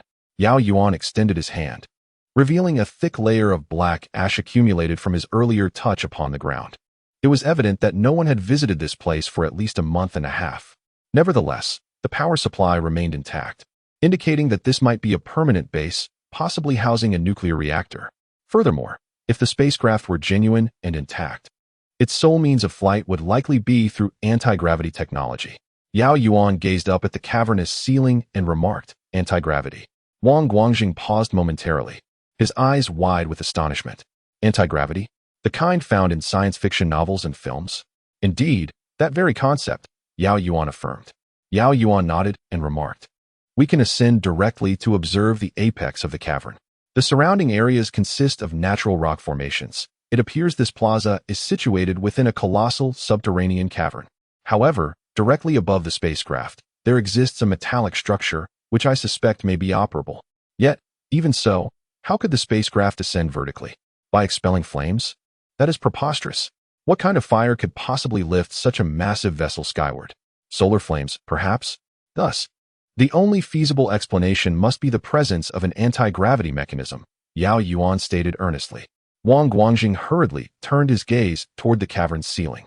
Indeed, at the apex above the spacecraft, there was the sole metallic structure within the cavern. In other words, if the spacecraft were to ascend from this cavern, this might indeed be the only possibility. Their conversation concluded there, as the others had already boarded the jeep, driving towards the spacecraft. After all, this was their intended destination, the sole avenue for their escape from Earth. Entering the spacecraft to ensure everything was in order was of paramount importance. In a matter of mere kilometers, they swiftly arrived at the edge of the spaceship, encountering no peril along the way. It was only upon their arrival that they truly grasped the immense scale of the vessel, which was so colossal it defied imagination. Standing beneath it, one felt as insignificant as an ant in comparison to an elephant, or rather, a mammoth, or even a brontosaurus. Surprisingly, the ever-cautious Yao Yuan exhibited no tension. He confidently approached a vast, open hatch and ventured inside the spacecraft. The others exchanged glances, and aside from Zhang Heng, they followed suit into the cosmic craft. Zhang Heng, momentarily stunned, called out, "Hey, everyone, I can't halt those robots here. Aren't you afraid? Wait for me," as he watched their figures fade into the distance. He cast aside his reservations and dashed after them into the ship's interior. The interior of the spaceship was astonishingly vast, filled with numerous corridors, countless doors, and many expansive rooms resembling halls, equipped with a variety of facilities. Little White-Face jubilantly discovered several medical rooms of various kinds, including operating theaters and assorted equipment. Furthermore, there were many rooms of diverse sizes, including numerous entertainment spaces. This was a fully constructed spaceship, its interior facilities intact and astonishingly spacious. It could accommodate not just 1,000 people, but potentially even 100,000. The more they explored the interior of the spaceship, the more astonished the companions appeared, eventually bursting into laughter. However, they remained oblivious to the fact that Yao Yuan's expression grew increasingly grim, concealed by his position at the forefront of the group. How dreadful! This spaceship is utterly flawless, boasting ample capacity, numerous rooms, and a wealth of auxiliary facilities. I believe I even glimpsed some reusable instruments and chambers earlier. Such a spacecraft could potentially sustain life in outer space for years, even decades, without Earth. Yet, if it is indeed so perfect, why would the higher-ups abandon it? Is there some fatal flaw or a terrifying hidden danger? As Yao Yuan's thoughts spiraled, his anxiety intensified. The sheer magnitude of the spaceship was overwhelming. Although there were train-like vehicles within, who could possibly discern the locations of the main control room or the captain's quarters? After the group had wandered for over 2 hours, Zhang Heng was already sighing in despair when Yao Yuan abruptly seized him by the arm. He gestured towards a data terminal platform ahead and instructed, "Zhang Heng, I need you to infiltrate this vessel. Do not search for anything else. Find the map of this spaceship. We must locate the main control room first." Zhang Heng hesitated for a moment, ready to voice his dismay, but upon seeing Yao Yuan's stern and pallid visage, he seemed to sense that something was amiss. With a reluctant nod, he acquiesced and began to employ his hacking tools to breach the data terminal. Yao Yuan was immediately taken aback, for the elderly gentleman before him was the very individual who had sent him an email. He had once rescued this man's daughter and had forged a bond that transcended generations with him. It was this elder who had guided him to this very location. Listen carefully to what follows, Yao Yuan, for it pertains to your very survival, and possibly that of your companions, as well as the lives of countless citizens, approximately 100,000 souls, concerning the vessel known as the Noah 2. This spacecraft harbored a fatal flaw. Chapter 10. The decision in the 1950s, a fallen extraterrestrial disk was discovered in Tennessee, USA. Contrary to the records suggesting a recent crash, this disk had actually been down for no less than 8 to 10 millennia, only to be excavated by the Americans in the mid-20th century. The outer shell of this disk was composed of a unique metal, the properties of which remain unknown to humanity even now. In fact, as nations endeavor to construct their own spacecraft, the alloy of this disk continues to elude analysis, representing a technology far beyond the current capabilities of human civilization. The reason we were able to unlock the hatch of this spacecraft was due to an unrelenting assault by a computer program virus. Even so, the United States did not succeed in opening the hatch until the early years of this century, having begun their efforts in the 1980s. This phenomenon illustrates the continuous emergence and mutation of viruses since the advent of computers, a necessity for the American government which seeks a plethora of potent viruses. In truth, there are elements of guidance from the United States in this matter. As for the computer systems, or devices akin to computers, within this spacecraft, they far exceed our wildest imaginations. The elderly man in the video chuckled bitterly and said, "In truth, I have been concealing something from you, Yao Yuan. My family has been under surveillance for quite some time. My initial encounter with this spacecraft occurred in the early years of this century. As a renowned expert in computer programming and cryptography, I had the privilege of participating in this project, which aimed to decrypt the information contained within the spacecraft systems. Alongside me were various specialists in computer science, cryptography, linguistics, and other fields, gathering the foremost talents from nations around the globe. Even so, we spent approximately a decade and utilized numerous state-of-the-art supercomputers to decrypt the majority of the programs within the spacecraft, simultaneously acquiring a wealth of advanced technology from within. The essence of a secret lies in its eventual revelation. The existence of this flying saucer was known to the majority of the world's powerful nations even before my involvement in the project. Therefore, the personnel engaged in the initiative included elites from nearly every formidable nation, such as the United Kingdom, France, Germany, Russia, China, and Japan. The vast array of technology acquired has also been mastered by these countries.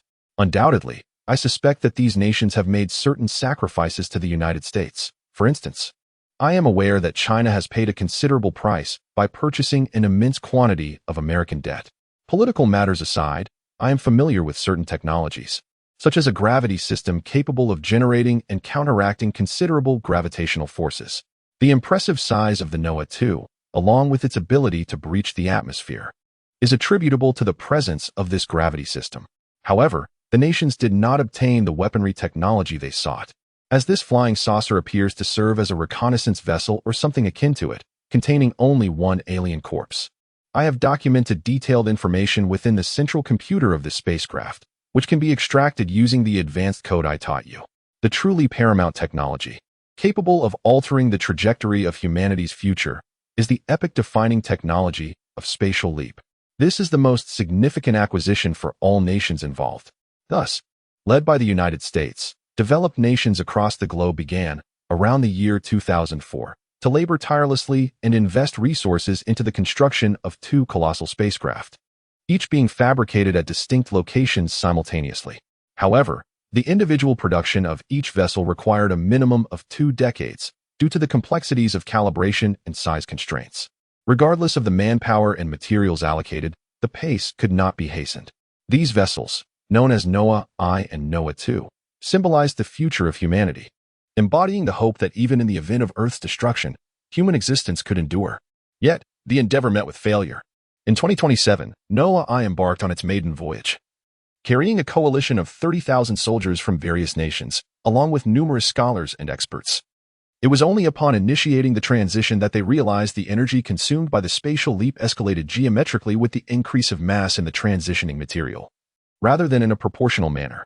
Their transition faltered, as the energy output within a unit of time exceeded the load capacity. while the reserve energy failed to reach the maximum threshold. Consequently, with a resounding explosion, the spacecraft disintegrated in the cosmos. The subsequent events are well known. Following humanity's inaugural LEAP experiment, our space telescopes swiftly detected an astonishingly massive celestial body hurtling toward the solar system at an incredible velocity. Scientists, through meticulous calculations, identified this material as that of a neutron star.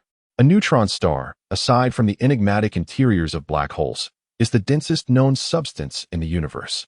It is fundamentally indivisible.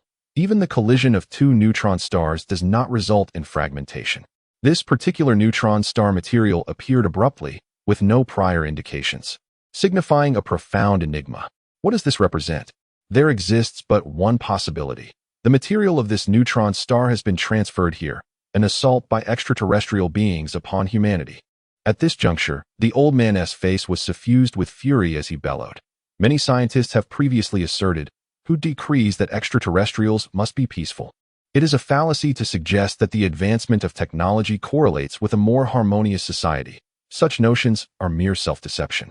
It is well known that only through warfare does technological progress find its most potent catalyst. This is the dark forest theory. The cosmos is a vast, silent, and shadowy forest, where all civilizations are akin to beasts. The moment one reveals itself, it invites a lethal strike from the lurking predators. We, as humanity, are that exposed creature. The old man took a few deep breaths to steady his emotions before he spoke again. I apologize for digressing. Let us return to the matter of this spacecraft. The structure of this vessel is identical to that of the Noah 1. After the nations of the world confirmed, over 2 years later, that the end of days was nigh, they dispatched their finest scientists to commence modifications on the Noah 2. Based on a nuclear reactor, they installed 2 auxiliary nuclear reactors and stockpiled a substantial amount of uranium and other radioactive materials within. This allows the spacecraft to execute hundreds of jumps without cargo or to accommodate 50,000 individuals, along with provisions for 5 years of food and water. It is crucial to remember that for every additional gram of mass within the spacecraft, the energy required for each jump increases exponentially.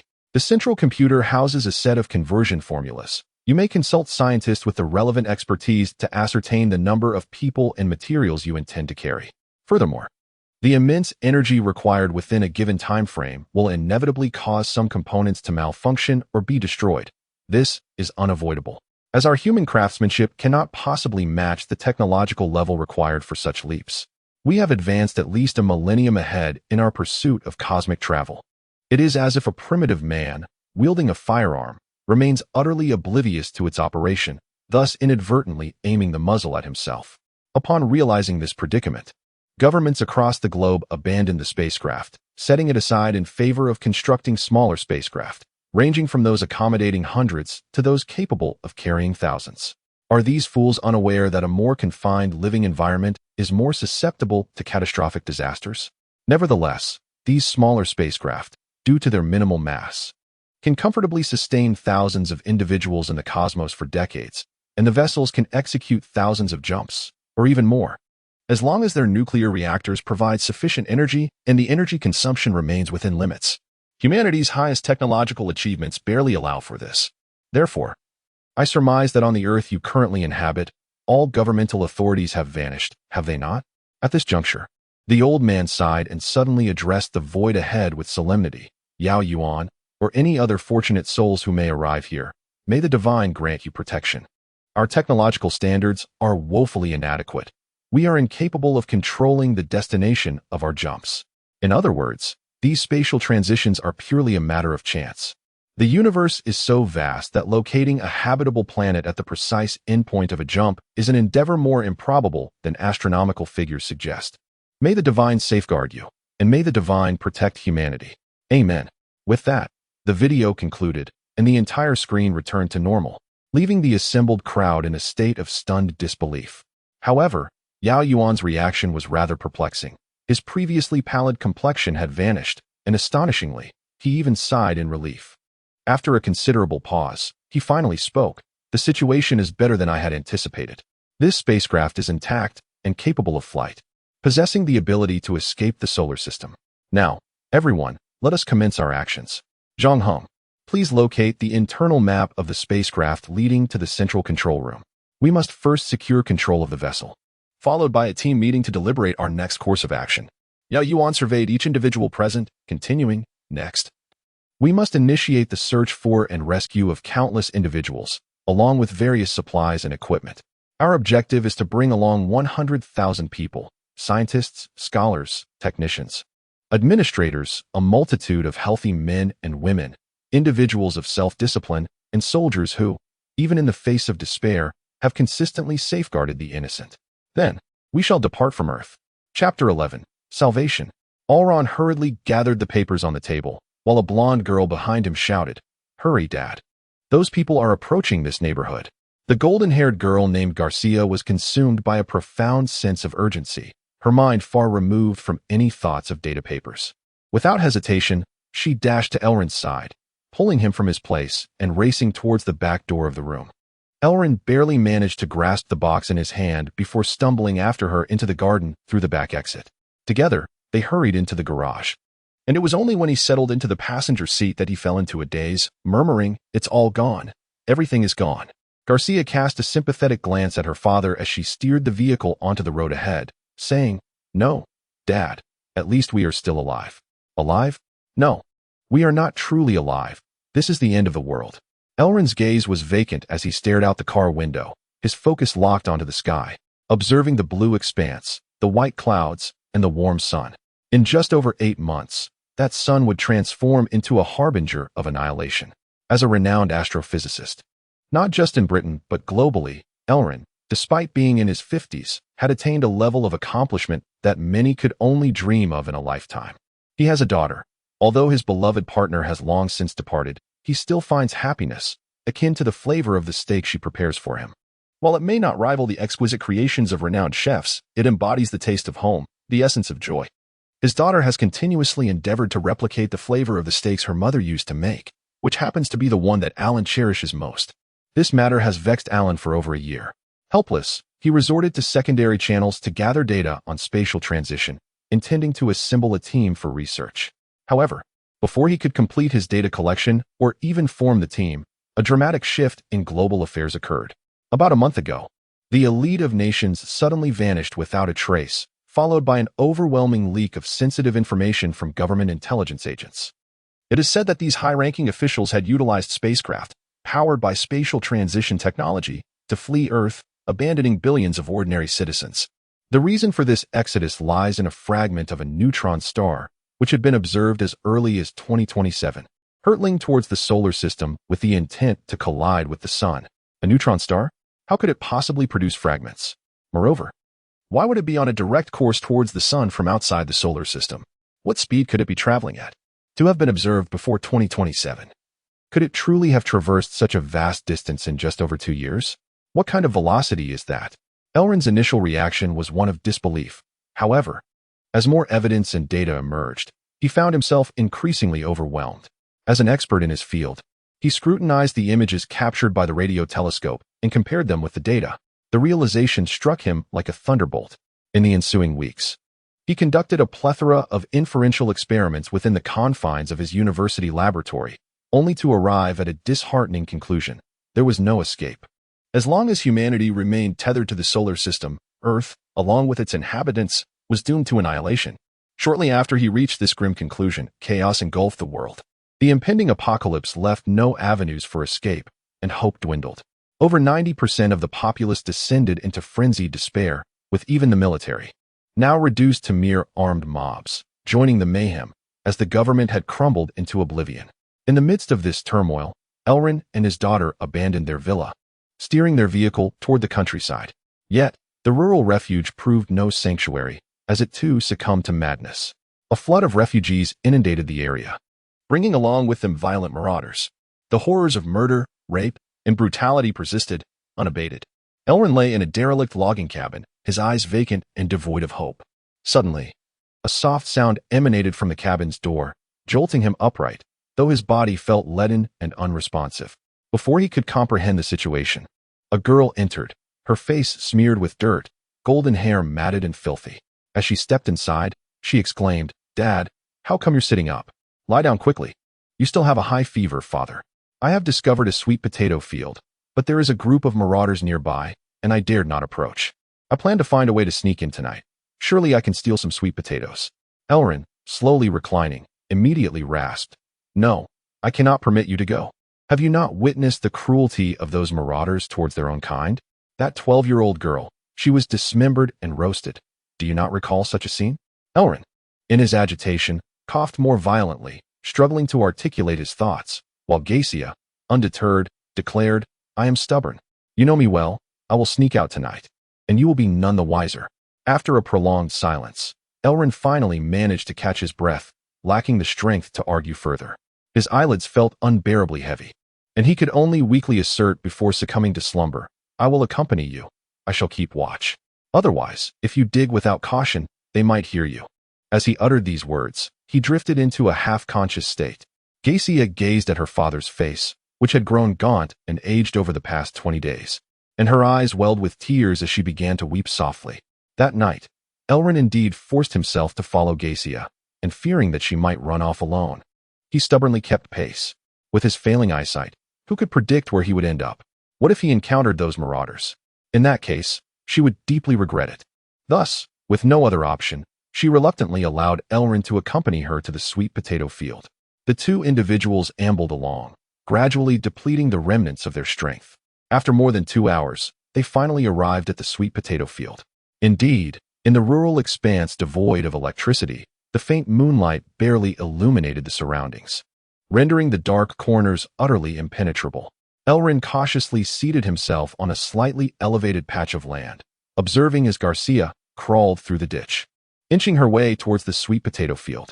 Slowly, she approached the patch, and then she climbed out of the ditch and stepped into the field. Yet, at that moment, a series of clanging sounds erupted. These ruffians had cunningly buried fine wires around the sweet potato field, connecting them to some broken pots hanging from nearby trees. Garcia had unwittingly stepped into their trap.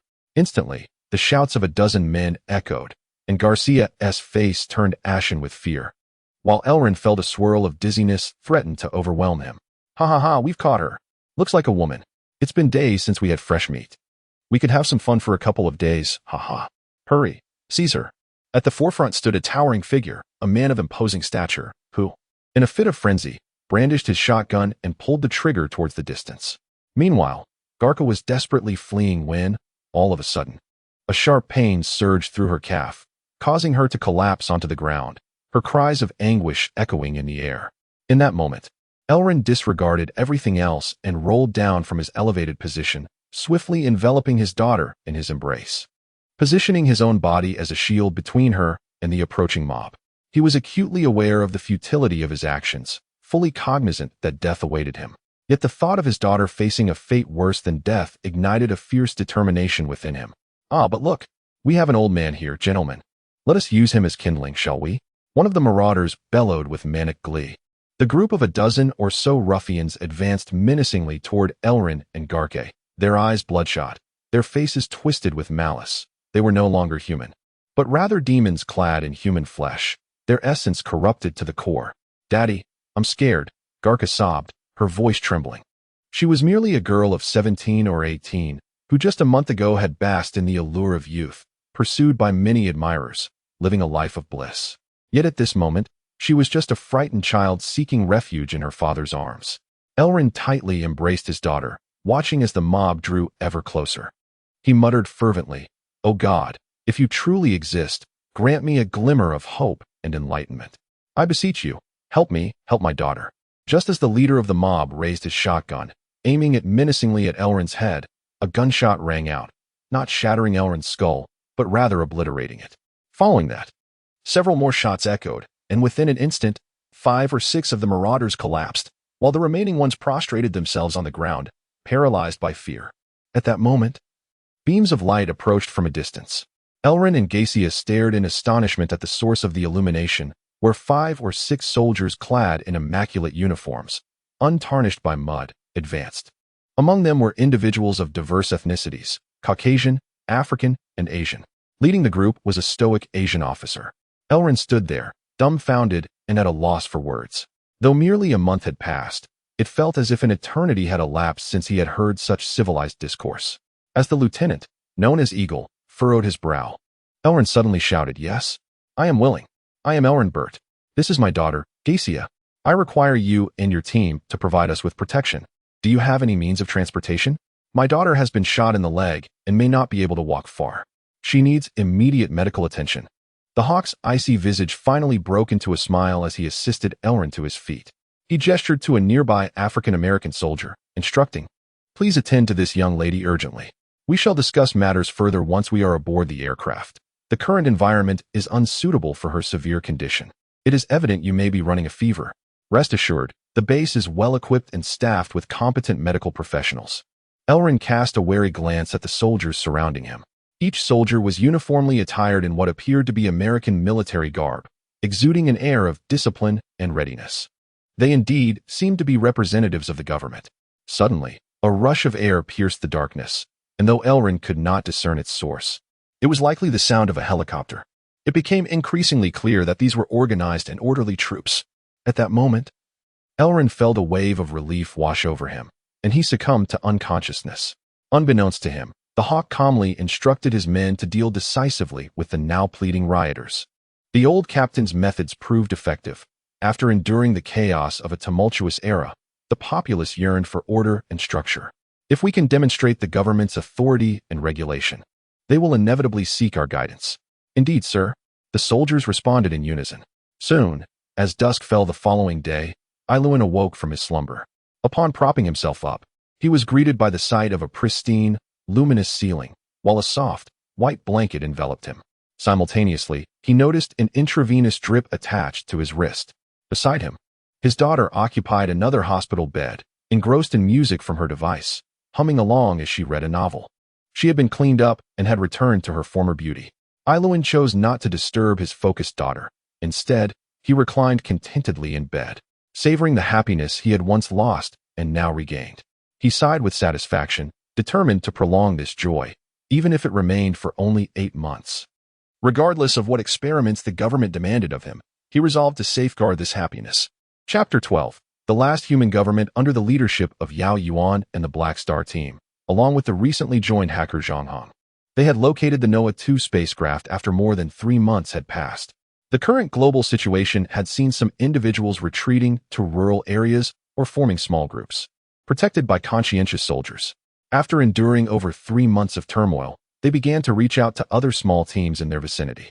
Were it not for the solar system's remaining lifespan of approximately 4 months, humanity might have risen once more from the ashes to reclaim its place in civilized society.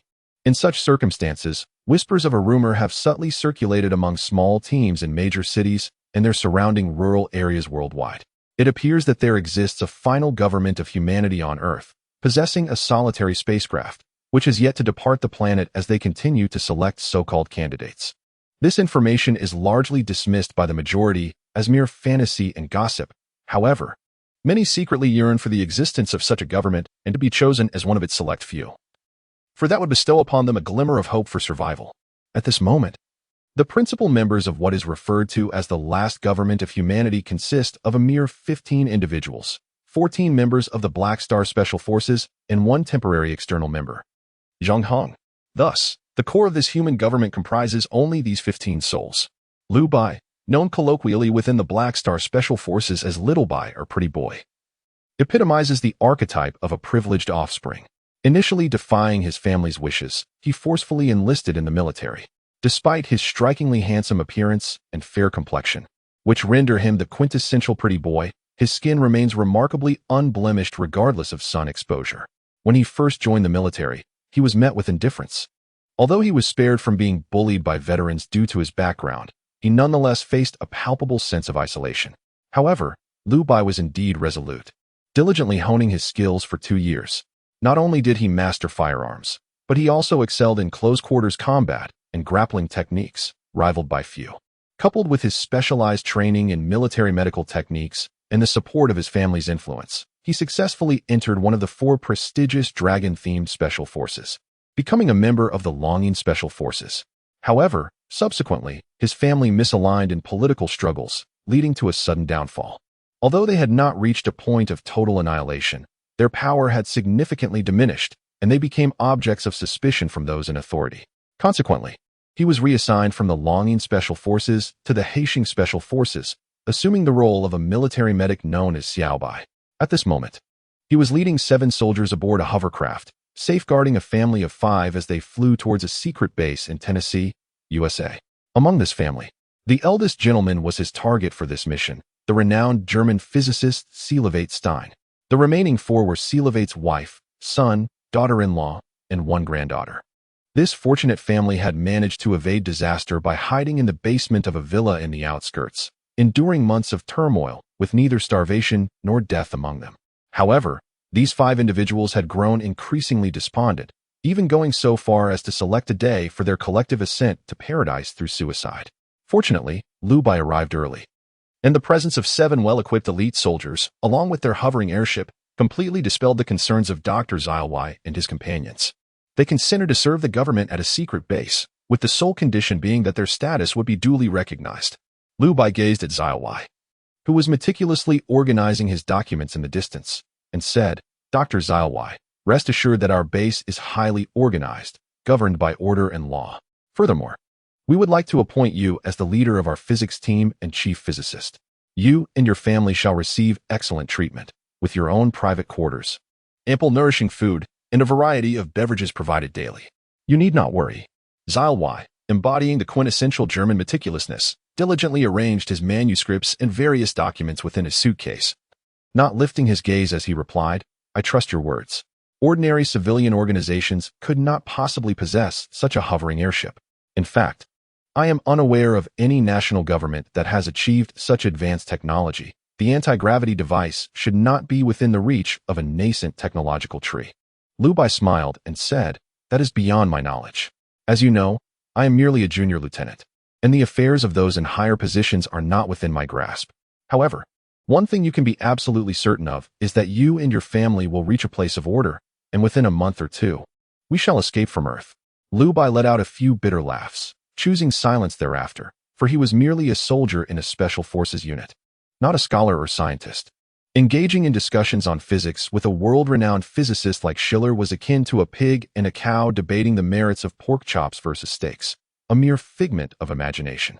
The airship ascended almost silently, lacking the deafening roar of a jet aircraft, yet its speed surpassed that of jets by several magnitudes. That night, Liu Bai's airship finally reached the secret base nestled within the valley. The valley had transformed drastically since Yao Yuan and his companions had first arrived. Even under the cover of night, it glimmered as brightly as day, illuminated by countless incandescent lights. At the sole entrance to the valley, a military force of no less than 500 stood guard. Inside, the valley was a veritable sea of tents, each meticulously arranged in an orderly fashion, allowing ample space for vehicles to traverse. Between the tents and the entrance to the secret base lay a vast square with a diameter of at least 1,000 meters. At the entrance to the secret base, dozens of armed soldiers maintained a vigilant watch, while in the square, hundreds reveled in merriment, dancing and gathering around bonfires. Absent the watchful soldiers, the scene would resemble a lively campsite, devoid of any semblance of a chaotic or apocalyptic atmosphere. Zilewei and his family were utterly astonished. Initially, they had envisioned that the location of this so-called government organization would likely resemble a cold, mechanized space, akin to a futuristic laboratory, where they would receive adequate sustenance and living conditions, albeit under stringent surveillance. However, upon their arrival, they were greeted by an entirely different scene. Liu Bai, noticing the puzzled expressions directed at him by Zilewei and the others, smiled and said, "Dr. Zilewei, I have already explained that we are not like the governments of the past. Our aspiration is to save more lives. Those residing in the tents are the surviving civilians we have identified from various nations. Naturally, our spaceship has limited capacity. We cannot rescue everyone without restraint. Therefore, we have selected individuals who are physically healthy, free from hereditary diseases, possess fundamental knowledge and education, have no criminal records, and have not harmed the innocent in times of chaos nor succumbed to mob mentality. Furthermore, we prefer individuals of a younger age. However, should these conditions be met, we will, out of humanitarian concern, also bring along their family members if their parents are still alive. Currently, we have gathered over 87,000 civilians, among whom more than 3,000 are under the age of 15, and over 4,000 are above 55, leaving the remainder as individuals aged between 15 and 55. As Lu Bai succinctly presented the situation within the valley to Zhao Wai, the latter, overcome with emotion, grasped his hand firmly. This man, who had always maintained a serious demeanor, unexpectedly shed tears as he expressed, "I truly believe you possess a spacecraft, and on behalf of myself, I extend my heartfelt gratitude for saving so many survivors." Lu Bai, somewhat perplexed by Zhao Wai's fervent reaction, nonetheless smiled and accepted the thanks. Subsequently, when the hovering airship descended to the ground, more than 10 soldiers rushed over. Their immediate task was not only to verify the identities of those aboard the airship, but also to promptly record the information of Zhao Wai and others into the networked laptop they had brought. Simultaneously, photographs were taken of Zhao Wai and his family at the scene, and soon after, 5 magnetic cards were distributed to the 5 individuals. Lu Bai expressed his sincere apologies to Dr. Zhao Wai and the other 4 individuals, saying, "I deeply regret any inconvenience, Dr. Zhao Wai. This is a standard procedure of the base. These 5 magnetic cards serve as your identification. Please ensure their safekeeping. When we commence boarding the spacecraft, both you and your family's cards will grant you priority access, allowing you to select your own quarters aboard the ship. Shortly, someone will escort you to your living area, which lies just beyond the valley. It is a fully equipped residence, complete with a kitchen, bathroom, bedroom, and living room, alongside essential electrical appliances. Alas, I must take my leave, as I need to submit a mission report." After bowing respectfully to Dr. Zhao Wai and shaking his outstretched hand, Lu Bai turned and made his way toward the entrance of the secret base. At this moment, Dr. Zhao Wai and his family were overwhelmed with delight. Everything around them was utterly satisfying, particularly the formal procedure of the identification cards and Lu Bai's promises of housing rather than mere tents. This undoubtedly instilled in them a profound sense of their elevated status. They were recognized members of the base, distinct from the tent-dwelling populace. Such feelings were ineffable, understood only in the depths of their hearts. Just as Dr. Zhao Wai and his family were reveling in their joy, 2 jeeps came to a halt beside them. From the vehicles emerged 2 soldiers, one of whom was a burly African-American man. After saluting Dr. Zhao Wai, he stated, "Dr. Zhao Wai, I am ordered to escort you to the living area. Please, do get in the vehicle." With that, he stood at attention beside the jeep, patiently awaiting the family's boarding. Zhao Wai glanced at his wife, son, daughter-in-law, and little granddaughter. He nodded with restraint and approached a nearby jeep, taking a seat. Only when he and his family were settled did the 2 soldiers start the vehicle, driving toward a location within the valley. "This place is truly wonderful," Zhao Wai said, exhaling smoke rings. The African-American beside him chuckled softly, nodding in agreement. "Indeed, it's splendid. Compared to the apocalypse outside the base, this is nothing short of paradise. Yes, this is a paradise worth defending. In 4 months, or perhaps even sooner, we shall embark on a journey to the cosmos, my friend. Let us protect this place. For the hope of us all, for this last bastion." The African's gaze was resolute, and he nodded emotionally, as melodious music resonated from the distant square. Tears welled in the eyes of the African-American, Zhao Wai, and his family. Chapter 13. The Scheme of Yao Yuan and Departure Preparations. Long before Yao Yuan led the Black Star Special Forces to locate the Noah 2 and swiftly gained control over it, the 15-member team convened a small meeting to discuss their next course of action. Yao Yuan sat in the captain's chair of the command room, surveying the 14 individuals surrounding him, including Zhang Hong. Although this young man often irked the Black Star team, his significant contributions in locating the Noah 2 earned him their silent acceptance as one of their own. Naturally, they would soon invest considerable effort into training Zhang Hong. Yao Yuan gazed upon the assembly before him and spoke first. "We have discovered the Noah 2, a spacecraft that has been confirmed to be capable of launching. However, this does not imply that we have achieved our objective, nor does it mean we can simply depart from Earth and ascend to the heavens. It is far more complex than that. We require a substantial population. We need at least 100,000 individuals to join us aboard this spacecraft." Yao Yuan looked intently at the crowd and continued in a somber tone. "We have exerted immense effort and sacrificed several companions, not merely to escape Earth and drift aimlessly through the cosmos for years, only to perish in despair. No, we must survive and find a path forward, locate a planet akin to Earth, and continue our existence.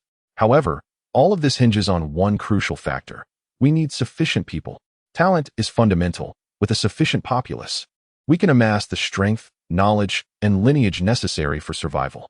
Those short-sighted elites, in their desperation to flee, would rather take a mere few thousand with them. But they are merely courting their own demise. Suddenly, Yao Yuan pointed at Heitai and inquired, "Heitai, are you skilled in steelmaking?"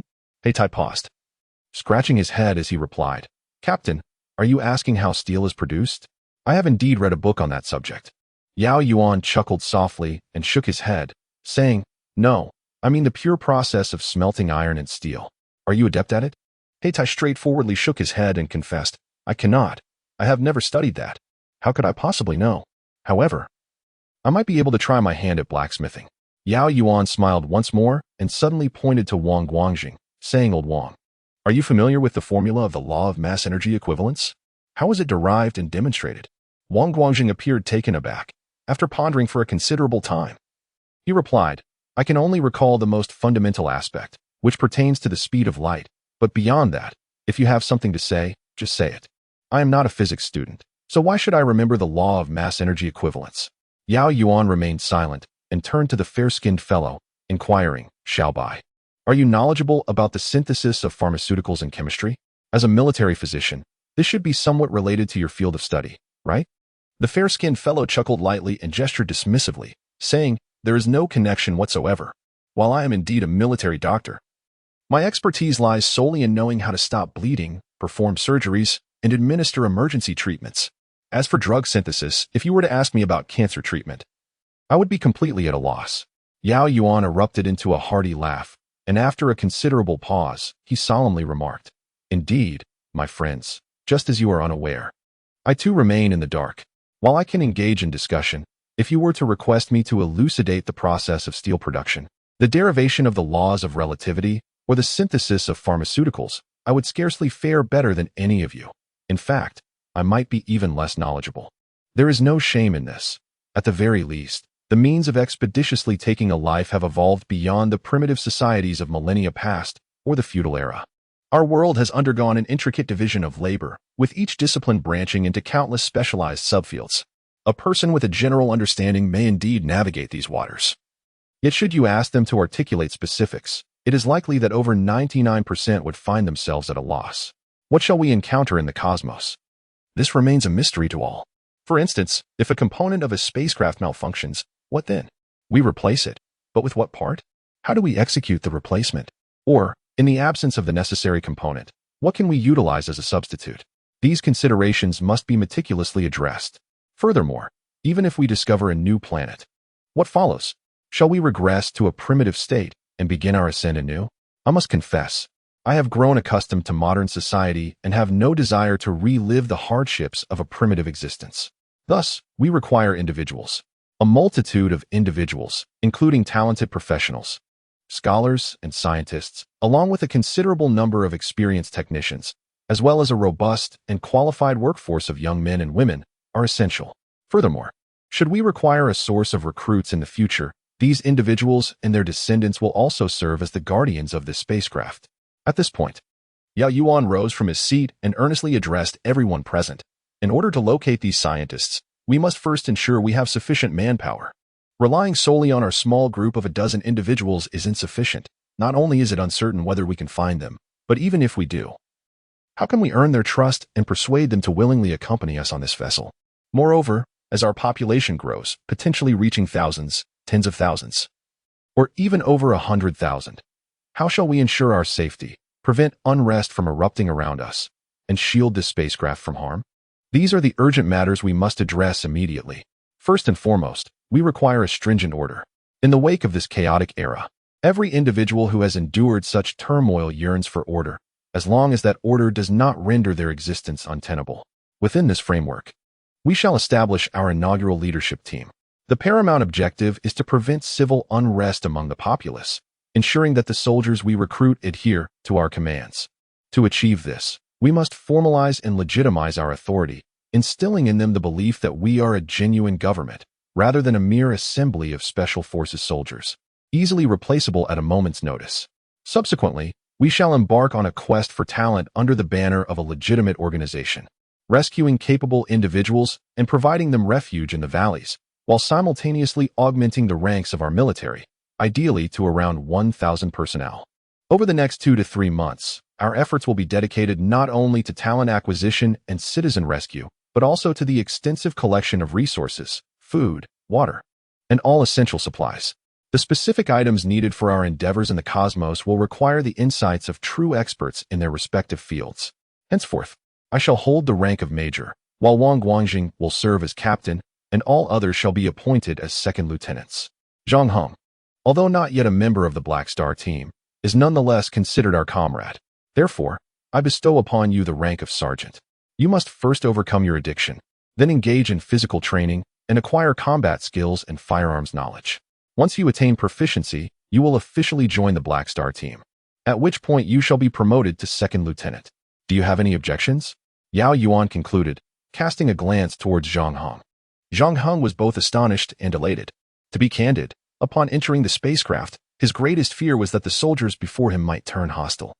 The best-case scenario would involve being disregarded as a mere burden, while the worst could entail a swift termination. However, he never anticipated that the outcome would vastly exceed his expectations. He had unexpectedly ascended to the rank of sergeant. It is noteworthy that Yao Yuan was currently the highest-ranking official, holding only the rank of major, and this sergeant status would significantly influence his future standing aboard the spacecraft. How could he not rejoice, nodding enthusiastically in response? Furthermore, let me emphasize that we are not saviors. We merely wish to survive. To mitigate potential unpleasantness in the cosmos, it is imperative that the Chinese populace constitutes no less than 50% of the total number aboard the spacecraft. During these past months, Liu Bai and his companions were divided into 3 teams.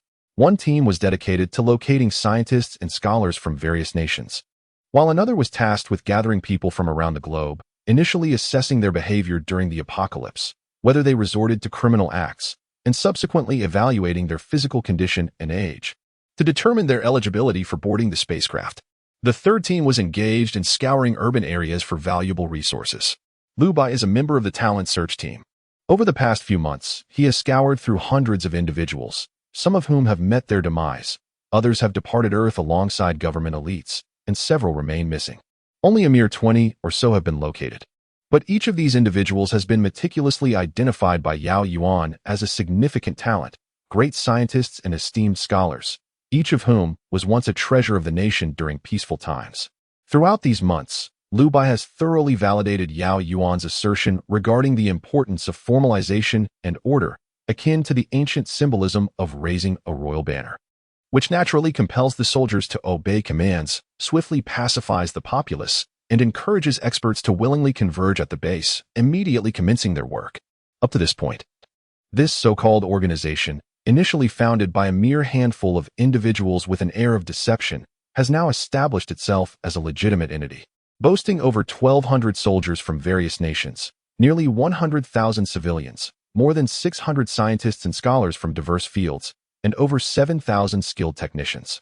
Remarkably, the majority of these civilians possess considerable knowledge.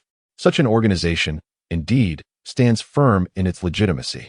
As Liu Bai stepped through the final door after exiting the elevator, the 30 soldiers stationed there saluted in unison, recognizing him. Nonetheless, as he approached, they remained vigilant with their weapons drawn, courteously requesting Liu Bai to present his identification card. As of now, although ordinary citizens are still prohibited from approaching the spacecraft, scientists, technical workers, and a small contingent of military personnel have gained access to this clandestine base. This is all due to the formidable power of regulation and order, which has prompted individuals who have endured the chaotic turmoil of a post-apocalyptic world to consciously uphold the integrity of this organization. Liu Bai produced his identity card, and upon verification, he proceeded through the main entrance into the secret base. Before him, the enormous and astonishing spacecraft continued to dazzle his senses. Shortly thereafter, he boarded a jeep driven by a service soldier, which took him into the interior of the spacecraft. After a few short rides on smaller vehicles within, he finally arrived at the captain's quarters. Before he could approach, the sound of intense argument already echoed from within. Liu Bai hesitated for a moment before hastening his steps, and upon entering the captain's room, he witnessed Yao Yuan, wearing a wry smile, attempting to persuade several elderly gentlemen. The individual known as Dr. Gallanfit immediately interjected, "Of course, my calculation method is." On the other side, Yao Yuan had approached Liu Bai and directly inquired, "Xiao Bai, have you found him?" the renowned German physicist Yao Yuan. Have you located him? Lu Bai nodded and replied, I have found him. He is in excellent health, and it is evident that he is quite pleased with this base. What are they arguing about? Yao Yuan gave a bitter smile and softly remarked, they have appropriated several hovercraft and made several trips to the Radio Telescope Center in the United States. Subsequently, they calculated the precise time for the neutron star debris to reach our solar system, as well as our ultimate escape window. The outcome is, as you see, they have split into two factions. Iluan believes we must execute the transition before the 12th of next month. Otherwise, the danger associated with the transition will increase exponentially due to gravitational factors. Conversely, Galen Fit asserts that we have over 2 months to spare. Who knows why their conclusions differ by more than a month? Lu Bai also chuckled bitterly. Once these scientists settled in and acknowledged the legitimacy of this organization, their fervor became utterly overwhelming, astonishing everyone. Almost daily, they presented new demands and fresh reports, creating an avalanche of tasks that even someone like Yao Yuan found exasperating. Lu Bai inquired, what do you intend to do? Next month, or the month after? Old Captain Yao Yuan, you must realize that Zhang Heng's father has yet to be found. In the final month, we shall depart from Earth. Chapter 14, The Last Day, late December 2029. This is a team of 200 base soldiers led by Wang Guangjing, escorting the final convoy of supplies as they make their way to the next city. Now, approximately 15 days remain until the launch of Noah 2. The base has accommodated over 64,000 individuals of Asian descent, among which more than 50,000 are Chinese, followed by over 13,000 Americans, more than 14,000 Europeans of various nationalities, and over 12,000 individuals from countries such as Australia and Canada. Additionally, there are over 9,000 individuals of African descent, along with approximately 900 scientists and scholars, and around 3,000 skilled technical workers, including engineers. With a military presence of 1,500 soldiers, the total population of the base has reached approximately 120,000. The Noah 2 spacecraft is an immense creation, constructed with nearly the entirety of the world's resources and labor, taking a staggering 20 years to complete. Originally designed for the purpose of cosmic colonization, it transcends the definition of a mere spacecraft. It is, in fact, a colossal city in space.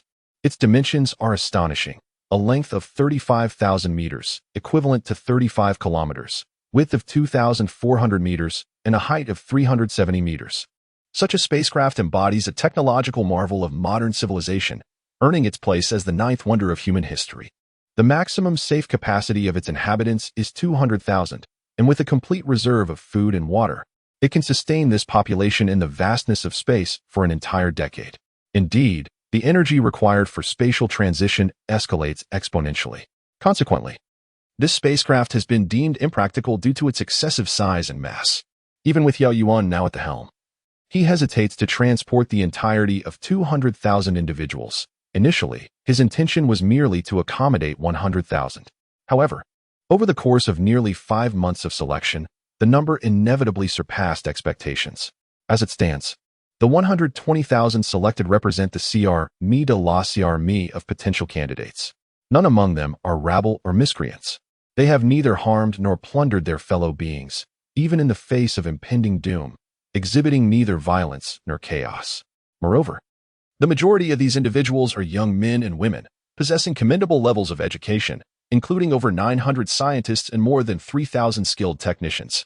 It can be said that this assemblage is equivalent to the elite of a mid-sized nation in the 21st century, with the scientific contingent exceeding that. The presence of 120,000 individuals naturally amplifies the demands for resources significantly, necessitating substantial quantities of potable water, food, essential living supplies, and various equipment. These are indeed indispensable necessities. For these individuals are acutely aware of a singular truth. Once they depart from Earth, they will be akin to rootless entities. No amount of preparation can be deemed excessive, for who can predict the myriad circumstances they may encounter in the cosmos? No one can guarantee that any seemingly insignificant item might save the lives of an entire ship. Consequently, the inventory has undergone 5 revisions since the initial plan, in accordance with various predictions from experts. Each revision has expanded the range of supplies being considered. To date, the expeditionary force dedicated to gathering resources has grown from an initial 50 personnel to 400, organized into 2 teams. forming a grand convoy that scours the mid to large-sized cities across America. Wang Guangjing lifted his gaze to the sky and then glanced at the highway sign ahead. At this moment, the entire convoy was still 30 kilometers away from the target city. If they continued forward, they would enter the city after nightfall. Although nearly 5 months had passed since the onset of the initial chaos, no one could guarantee that the city was free from rogue soldiers or mobs. Naturally, given the convoy's armament and military discipline, they harbored no fear of such disturbances. However, the battlefield is merciless. A stray bullet could strike at any moment, and no one could assure their own invulnerability. Thus, Wang Guangjing communicated through the radio in English: "Convoy halt. Teams 1, 2, and 3. Conduct a perimeter check for potential threats. The remaining squads will establish a temporary camp." He repeated the command, and including Wang Guangjing, a total of 200 soldiers prepared for a hearty dinner. After all, they had yet to leave the planet. And despite the chaos that had led to rampant looting and destruction, many warehouses remained intact. Those engaged in resource collection were indeed at the forefront, and the abundance of valuable supplies was remarkable. A selection of prime tenderloin has been meticulously prepared by the culinary team, accompanied by an array of seasonings, caviar, and fruits, along with an assortment of exquisite cigars that these soldiers could scarcely afford in the past. Everything appeared flawless, save for the absence of alcoholic beverages. Furthermore, as stipulated in Yao Yuan's initial plan, any soldier recruited by the base was required to meet a crucial criterion. They must have familial ties, or, at the very least, living parents. This ensured that the soldiers would cultivate a sense of belonging to the base, thereby mitigating the risk of unrest. After dinner, many gathered to engage in light-hearted banter, sharing tales of their families, children, and romantic interests. These soldiers brimmed with aspirations for the future and expressed profound contentment with their current roles. It is noteworthy that within the base, the benefits afforded to soldiers are second only to those granted to scientists, comparable to those of skilled workers. The living conditions for their families at the base are significantly superior to those of ordinary civilians, at the very least. Their families enjoy independent living quarters rather than cramped tents. At this moment, Wang Guangjing was savoring rice complemented by caviar and a steak, engaging in jovial conversation with several sergeant majors nearby. With a smile, he glanced at the others, who were all attentively listening, before he remarked, "Given that our entire unit comprises just over 1,000 individuals, where would we find so many non-commissioned officers? Should we expect a single officer to oversee all non-commissioned personnel? Or perhaps an officer of higher rank to supervise the junior officers? There is no alternative, unless the military expands. Otherwise, the ranks of private first class equate to the former non-commissioned officer level, while non-commissioned officers correspond to the previous officer rank. And officers align with what were once senior officers. Our forces are simply too small." Wang Guangjing chuckled, shaking his head, and remarked, "We are soldiers. Such matters pertain to the political realm and are determined by the higher-ups. At most, we can offer suggestions. However, I seem to recall the Major mentioning the establishment of a staff team, which indicates that the functional system of the military department is likely in the process of being constructed. It is probable that the Army will undergo expansion." The several privates present immediately exhibited expressions of excitement, for the expansion of the military would signify an elevation in their ranks and positions, which directly correlates with improved welfare. Moreover, it is certainly more pleasant than the current designation of private first class. Just as the conversation reached a fervent pitch, a sharp whistle pierced the darkness ahead, prompting everyone to instinctively grasp their weapons. Meanwhile, the privates dutifully assumed their responsibilities as non-commissioned officers, rallying their respective squad members. In response, Wang Guangjing, an experienced Special Forces captain, quickly signaled to the nearby squads and led the remaining teams toward the source of the whistle. To their astonishment, they found not a chaotic battle or rioters, but rather hundreds of refugees. This group of refugees, comprising both men and women of varying ages, appeared utterly destitute. Their gaunt faces and emaciated bodies, coupled with their vacant gazes and sluggish movements, painted a picture of despair. Aside from a few young individuals wielding wooden sticks as makeshift weapons, they possessed no sharp instruments whatsoever. Indeed, one could scarcely assert they had the strength even to steal. Drawn by the glimmering lights of the camp, they likely caught a whiff of the food within, and now stood before the soldiers with blank stares. Gradually, the numbness in their eyes transformed into something more. Initially, a flicker of suspicion, then speculation, and ultimately, a glimmer of hope. Yet, They were too frightened to voice their thoughts, fearing that this flicker of hope might be illusory. Thus, they remained frozen in place, too timid to utter a single word.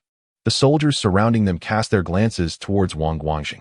Although they were seasoned veterans, their eyes betrayed a mix of hesitation and yearning, each firmly gripping their weapons while remaining vigilant of their surroundings, showing no signs of relaxation.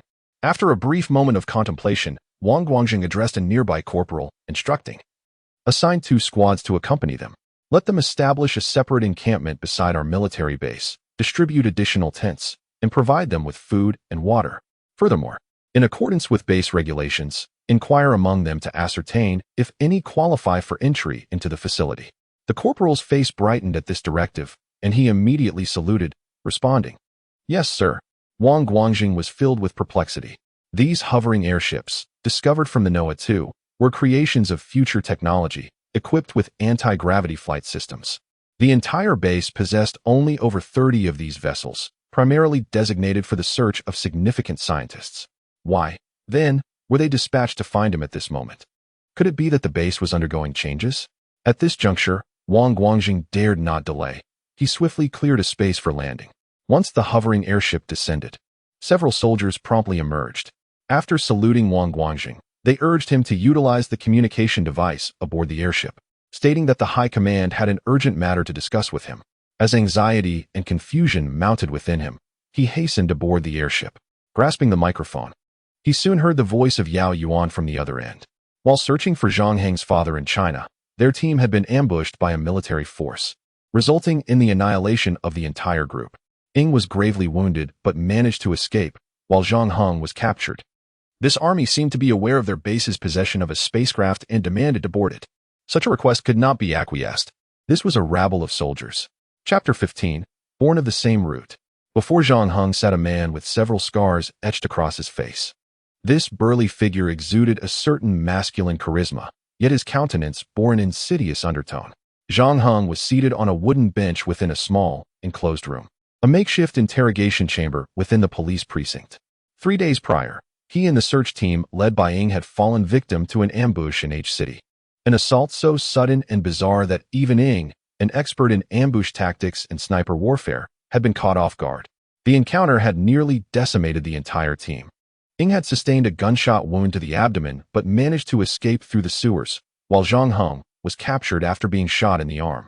Throughout these 3 days, Zhang Heng had not endured any maltreatment. On the contrary, he had received medical attention. The bullet fragment in his arm had been removed, and he had been administered antibiotics. It was only on this 3rd day that he found himself facing interrogation, conducted by none other than the leader of the 1,000-strong unit, a figure referred to as Qiu by his subordinates.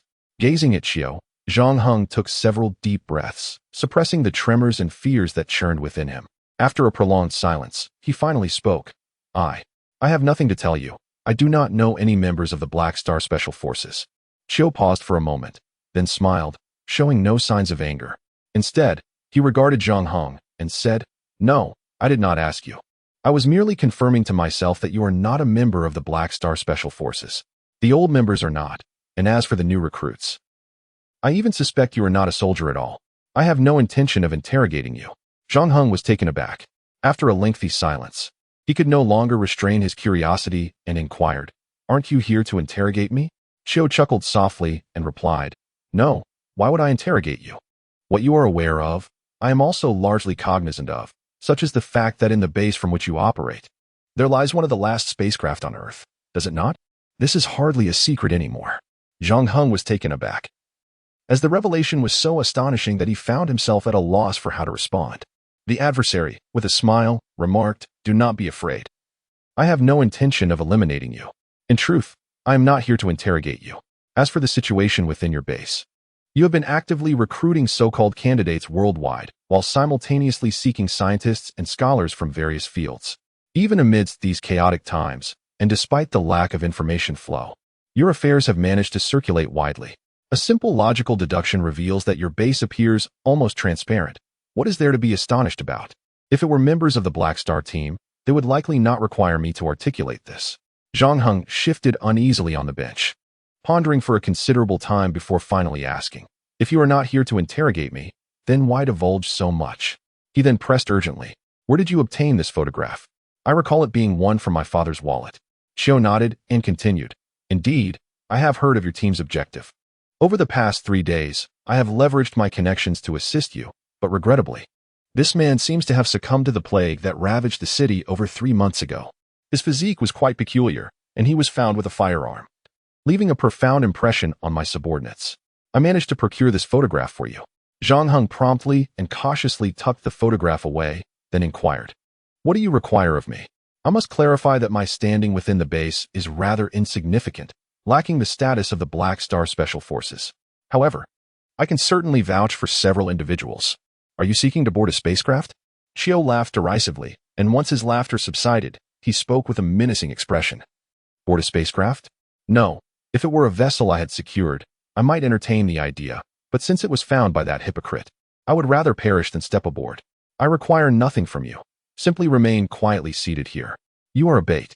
Based on my understanding of that hypocrite, he will undoubtedly dispatch troops to rescue you. You must wait until that moment arrives. I am intent on avenging myself against the Black Star Special Forces. Yao Yuan roused from his slumber, glancing at the time, which read approximately 9 o'clock in the morning. At 2 o'clock yesterday morning, Wang Guangjing had already led the remaining members of the Black Star team, along with 500 elite soldiers from various nations, to China. This formidable force was equipped with high magnetic ammunition from the base, along with the most advanced firearms and bulletproof vests from the United States. Furthermore, they possessed satellite communication devices and hovering airships. Such a battalion was more than capable of overwhelming any insurgent group, regardless of whether they numbered in the tens of thousands. This was a certainty that Yao Yuan held without a hint of doubt. What truly perplexed him, however, was the figure that had appeared in his dreams, the Black Star traitor he had eliminated during the space station mission. Why had this individual suddenly manifested in his dreams? Moreover, the peculiar sensations he had been experiencing over the past few months seemed to stem from that very space station. Old Wang, wait for me. I sense danger approaching. Yao Yuan silently contemplated as he gazed at the time display on the walls of the hovering airship. It was now 9 o'clock in the morning.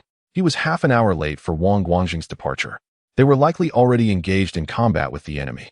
Indeed, at this moment, Wang Guangjing and the members of the Black Star Special Forces had divided into several small teams, leading over 500 men to launch an assault on the enemy's stronghold. In fact, thanks to the communication equipment aboard the hovering airship, which connected directly to the base's spacecraft, and the devices carried by the Eagle that could also establish a direct link to the spacecraft, the base was informed of Zhang Heng and the Eagle's predicament and was thus able to dispatch Wang Guangjing and his team. In the pursuit of this chaotic band of mercenaries, Wang Guangjing's unit employed satellite reconnaissance. Although the world had descended into turmoil, it was improbable that one could escalate to outer space to dismantle satellites. Thus, these celestial instruments remained operational, particularly as the spacecraft itself was linked to numerous satellite signals. Consequently, within a brief span, Wang Guangjing and his comrades pinpointed the location of the disordered troops, an edifice nestled within a city, adjacent to a police station. This ragtag army comprised nearly 3,000 individuals, though only about 700 to 800 were genuinely armed. The rest were primarily a motley assortment of thugs or ordinary citizens, many wielding makeshift weapons like blades and wooden clubs, presenting a rather feeble appearance. Wang Guangjing did not hesitate, for time was of the essence. And who could say whether Zhang Heng was still alive? They required immediate action to rescue the hostages. Attack! Attack! Attack! He commanded, delineating the targets for each squad, specifying their assault strategies, and instructing the respective officers to lead their teams into the fray. Habitually, he articulated these directives in Chinese, but soon recognized the confusion among his soldiers. Thus, he reiterated his orders in English. Rapidly, a fleet of 14 hovercraft surged towards the building, their onboard cannons roaring to life. The mercenaries patrolling the perimeter were swiftly felled by the gunfire, some even torn to shreds. Soon, the building was engulfed by the shrill wails of alarm sirens. Wang Guangjing lifted his gaze towards the heavens, where a hovering airship had descended upon the rooftop. This was the elite squad led by Li Haiyun, tasked with initiating an internal assault. Without hesitation, Wang Guangjing seized his weapon to conduct a final inspection, simultaneously checking the bulletproof vest that adorned his torso. As the airship made contact with the ground, he led his team in a coordinated attack from multiple directions against the entire building. Ha ha ha, they have indeed arrived. Within the police station adjacent to the building, Chiu observed the surveillance footage displayed on the wall.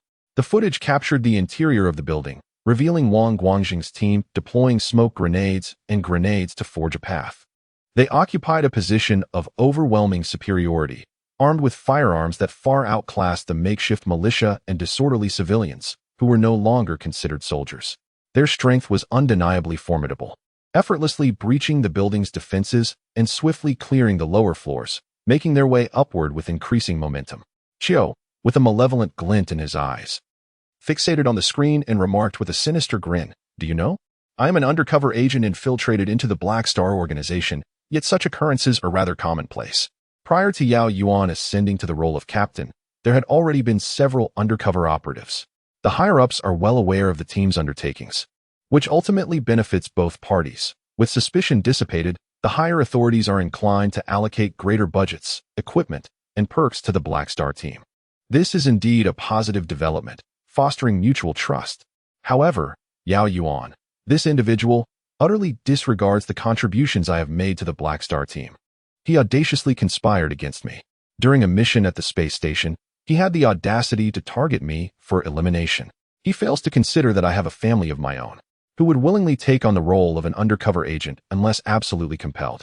Yet he left no stone unturned in his pursuit to eliminate me. You have driven me to the brink. Had I not been fortunate enough to escape from such perilous circumstances, I might have become a drifting corpse in the void of space. However, my home is now in ruins. Due to my demise, and for political reasons, the higher-ups would never admit I was their arranged undercover agent. They would merely label me a spy dispatched by foreign powers. My family has vanished, all thanks to those despicable politicians. With rage painted across his face, he bellowed, and after a considerable pause, he suddenly broke into laughter, declaring, "Yao Yuan is a hypocrite," believing himself to hold his comrades and allies dear enough to risk his life for them. Very well. Today, I shall eliminate all of his companions. I am eager to see whether he will relinquish his chance to escape the cosmos, spending his precious time pursuing me. Ha ha. The man laughed heartily as he retrieved a controller from his pocket. Observing Zhang Heng's horrified expression, he mused aloud, "Do you know what this is? I have spent months gathering high-explosive bombs. With just a gentle press, an entire building will vanish in an instant." Ha ha ha, but that is not enough. There are still several teams outside the building. Once they all enter, then... Zhang Heng gazed in despair at the screen, watching as Wang Guangjing's team continuously infiltrated the building, more and more of them, as time passed. Wang Guangjing and his comrades had already cleared a considerable portion of the structure, and gradually, all teams had made their way inside. The man laughed maniacally, his finger poised to press the button. Suddenly, however, a shadow loomed larger outside the window behind Zhang Heng. With a resounding crash, a figure burst through the glass, immediately firing a shot at the man. In a swift reaction, he leaned back, narrowly avoiding the bullet. Using the momentum of his fall, he rolled backward, drawing his pistol and firing at the intruder. "Yao Yuan, you dare to confront me? Lin Buotao. Indeed, it is you. How could you possibly have survived in outer space? I not only wish to see you. I am here to kill you."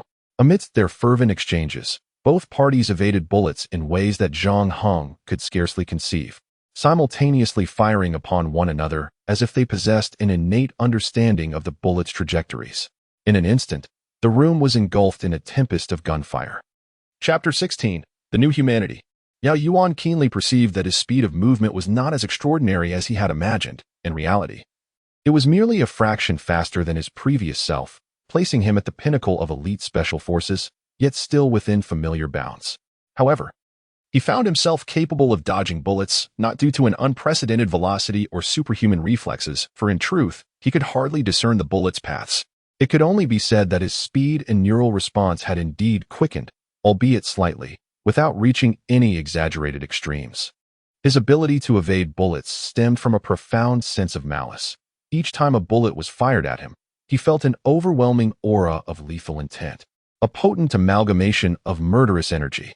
He could sense where his opponent aimed to shoot him, even harboring a premonition as if he could intuitively feel, mere milliseconds in advance, where his body might be struck, allowing him to evade with remarkable agility. Moreover, it seemed he could also perceive where his adversary intended to dodge, thus informing his own shots. This phenomenon was a pure instinct, devoid of any tangible basis, yet so compelling that he felt compelled to act upon it. The outcome was exhilarating. He indeed managed to evade the bullets and accurately anticipated his opponent's evasive maneuvers each time. However, similarly, the individual known as Ling Buotao appeared to possess abilities akin to those of Yao Yuan, skillfully evading bullets, while simultaneously tracking Yao Yuan's movements and relentlessly firing forward. The two engaged in a dance of evasion and gunfire, and in the blink of an eye, their handguns had exhausted their ammunition. It seemed as though both were aware of this fact, for neither wasted a moment pulling the trigger. Instead, they simultaneously discarded their pistols and charged toward one another. The ensuing clash resonated with such volume that Zhang Heng instinctively covered his ears. "Your killing punches have grown increasingly formidable," he exclaimed. Yet, regrettably for Ling Buotao, he endured several strikes, one of which landed squarely on his shoulder. Despite sensing the malice in the attack, his body found it impossible to evade. Nevertheless, he erupted into laughter even as he was struck. With that force propelling him, he executed a backward roll, just as the door behind him was suddenly kicked open. A group of robust men armed with submachine guns surged into the room, clearly well-trained, as they immediately prepared to unleash a hail of gunfire. Yet, they were outpaced by Yao Yuan, who, at the very moment the door was breached, propelled himself forward with such fervor that he nearly dove headfirst into the fray. At the very moment when these robust men raised their submachine guns, Yao Yuan had already surged into the presence of one of the hulks. The swiftness of his action was akin to a lightning strike, so rapid that before the fingers of these burly men could even squeeze the triggers, a sharp crack resonated through the air. Yao Yuan delivered a powerful punch to the abdomen of the man directly in front of him. And in the fleeting instant as he brushed past, his elbow struck the spine, the sound of a vertebra shattering echoing through the chaos. This entire sequence unfolded in less than a heartbeat, leaving no trace of memory on the retinas of the other men, who remained intent on pulling their triggers. However, these men were mere mortals, and they were facing an extraordinary adversary. Beyond the fallen body, Yao Yuan sensed the malevolent intent dissipate before him, without a moment's hesitation. At the very instant the bullets ceased their flight, he abandoned the corpse and charged forward, plunging directly into the throng of men. The outcome of this encounter is self-evident. Yao Yuan's combat techniques were not those of traditional military martial arts, nor were they the specialized grappling arts of elite forces. Nor did they derive from any conventional martial arts. Instead, he employed a unique fighting style he had painstakingly developed over 8 years, one that perfectly suited his physique. Arm length and reaction speed. He named this innovative technique Killing Fist, reminiscent of Jeet Kune Do, characterized by its efficiency in dispatching adversaries with minimal movement and in the shortest time possible. In the blink of an eye, he shattered the throat of one burly man. Then with the most direct trajectory, he kicked another in the temple. His body, leveraging this force, pirouette, simultaneously delivering a fatal kick to the throat of yet another. Thus, all the imposing figures who had stormed into the room were annihilated. However, Yao Yuan's spin was not merely to dispatch the last assailant.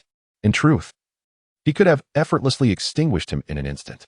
His aerial rotation was necessitated by the volley of throwing knives launched in his direction. Having already committed to his kick, he was unable to evade the impending malice, and thus resorted to an impromptu rotation to avoid the projectiles. Regardless of his swiftness, and despite his premonition, his physical velocity could not outpace the thrown knives, especially after they had already been released. Consequently, upon the cessation of his rotation, 2 knives had found their mark. One was lodged in his left flank, having entered at an angle due to his spinning motion, thus sparing his vital organs. The other, however, had pierced his right shoulder, a potentially mortal wound. Such is the nature of encounters between masters. The slightest disparity can prove fatal. Ling Buotao erupted in laughter and lunged at Yao Yuan. His movements a series of unrestrained, lethal attacks, capable of inflicting grievous injury or death upon any ordinary person. Witnessing such a scene, Zhang Heng felt an intense grip on his heart. He was acutely aware that should Yao Yuan perish, his own survival would be equally compromised. He was merely a bait, designed to lure the Black Star team into a trap. If the substantial fish were to be slain, how could his insignificant lure possibly endure? Moreover, after more than 4 months of interaction, he had developed an immense admiration for Yao Yuan, who had managed to amass such formidable power amidst the apocalyptic circumstances on Earth, and could lead tens of thousands away from the planet. Yao Yuan's contributions were undeniably indispensable. Only the Black Star team possessed the vital control codes for the spacecraft. If he were to die, the entire team would surely meet their demise in the ensuing explosion. leading to the grim fate of those tens of thousands. However, the subsequent events surpassed Zhang Heng's expectations. He observed as Yao Yuan merely stepped on the arm of a deceased giant on the ground, and instantly, a cacophony of gunfire erupted. The submachine gun in the hands of the lifeless giant unexpectedly discharged, as Yao Yuan's foot had inadvertently pressed down on the fingers of the corpse, directing the muzzle squarely at Ling Buitao. Although Ling Buitao sensed the impending malice, his predicament mirrored that of Yao Yuan moments before. He could foresee the danger, yet found himself unable to evade the widespread gunfire. His physical capabilities were insufficient to dodge the bullets, and he could only strive to shift aside. However, when the gunfire subsided, his abdomen and lower body were riddled with bullet holes, sealing his fate. Ling Buitao collapsed onto the ground, his expression somewhat perplexing. It seemed not one of fear or sorrow, but rather a hint of relaxation. After gasping for breath a few times, he hoarsely inquired, "Yao Yuan, did you intentionally throw the flying dagger? Was it to lure me into charging at you?" Yao Yuan shook his head, his gaze profound as he approached Ling Buitao. Looking directly at him, he replied, "No, at that moment, I genuinely could not evade it. However, as I landed, I suddenly had a peculiar premonition that I could use this method to eliminate you." Ling Buitao paused in astonishment, then burst into laughter, exclaiming, "It appears that even fate conspires against me. Back in the army, you always overshadowed me, whether in cunning, courage, strength, or the ability to unite people. You, the hypocrite, have consistently held the upper hand. I cannot help but feel resentful. Even in this, you have outmatched me. During our time aboard the space station, you expressed that gazing at the starry sky from Earth evoked certain feelings. However, once immersed in the vastness of the cosmos, the profound loneliness, desolation, and sense of insecurity that surged from the depths of your soul became overwhelmingly oppressive. In truth, I too experienced that same isolation, accompanied by a lingering unease. Subsequently, I acquired a newfound capability, which I pondered might be a unique evolution of humanity. A trait developed to navigate the boundless void of the universe and to seek solace therein. It appears we have both evolved into a new breed of humanity. Though you remain the sole representative of this transformation, Lanner, I have accompanied you on this journey." As Ling Buitao's voice gradually diminished, it ultimately faded into nothingness.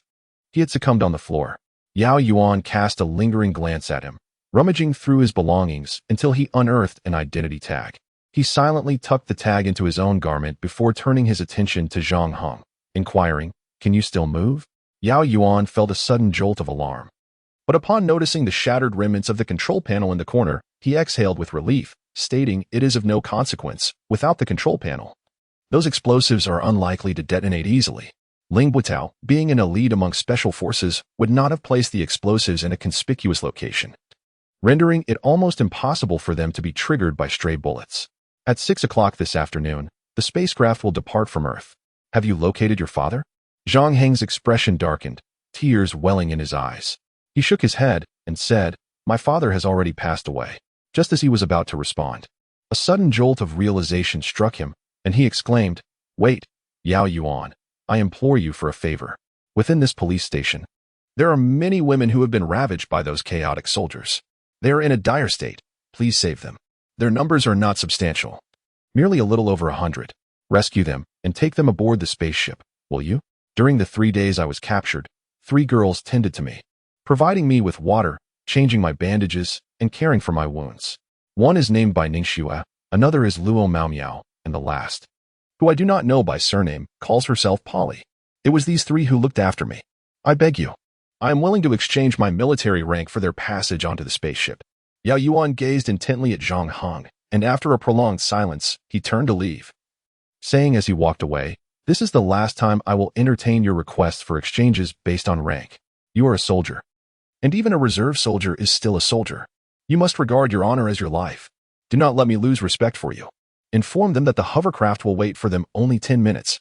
Chapter 17, That Shade of Blue. Farewell, hometown." Upon hearing these words, Zhang Heng was instantly filled with joy. He had no time to express his gratitude to Yao Yuan, for Yao Yuan had already rushed into the depths of the police station, commencing the cleanup of the chaotic soldiers, while Zhang Heng sprinted towards the innermost part of the police station. After a brief run, he arrived at the topmost level of the police station, where he encountered a few young women stationed to guard the corridor. Their faces bore the marks of exhaustion, and they wielded no weapons, Their attire appeared somewhat tattered.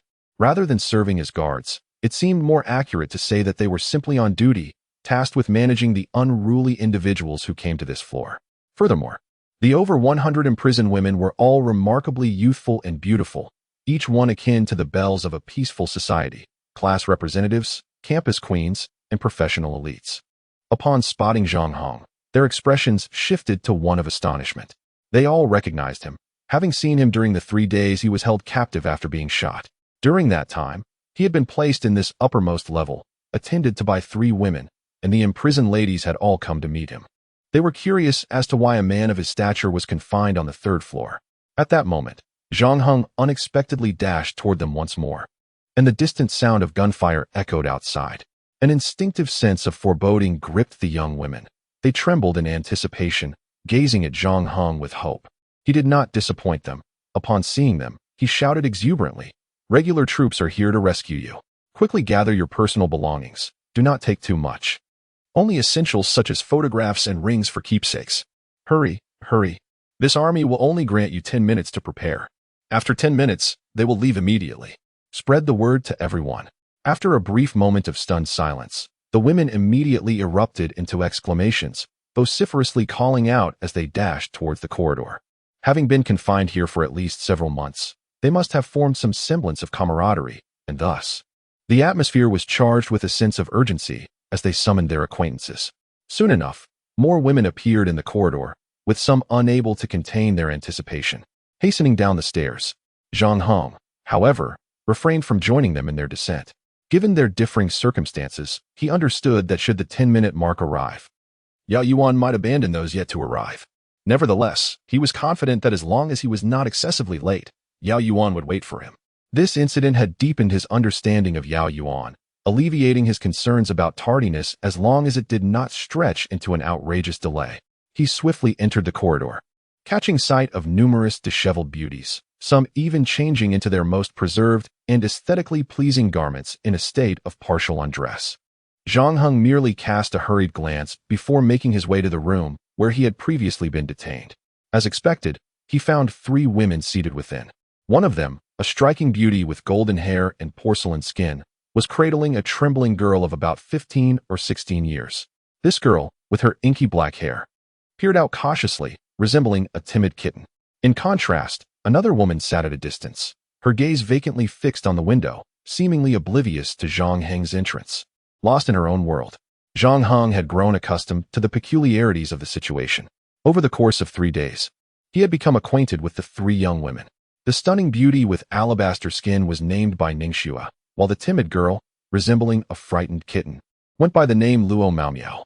It seemed they had known each other as sisters long before the chaos erupted, with Bai Ningxue always assuming the role of protector towards Luo Maomiao. As for the remaining girl, who referred to herself as Polly, her demeanor was rather odd. She preferred solitude, often engrossed in books, and would gaze quietly out of the window, her actions appearing somewhat dazed, giving her the aura of an adorably absent-minded beauty.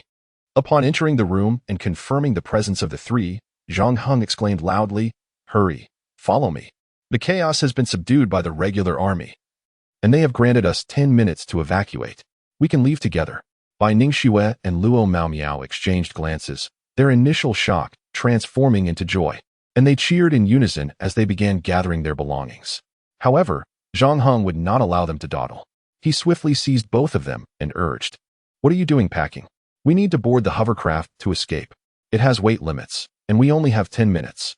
You must hurry downstairs. Polly, you too. Quickly now. Take only the most cherished items and leave everything else behind."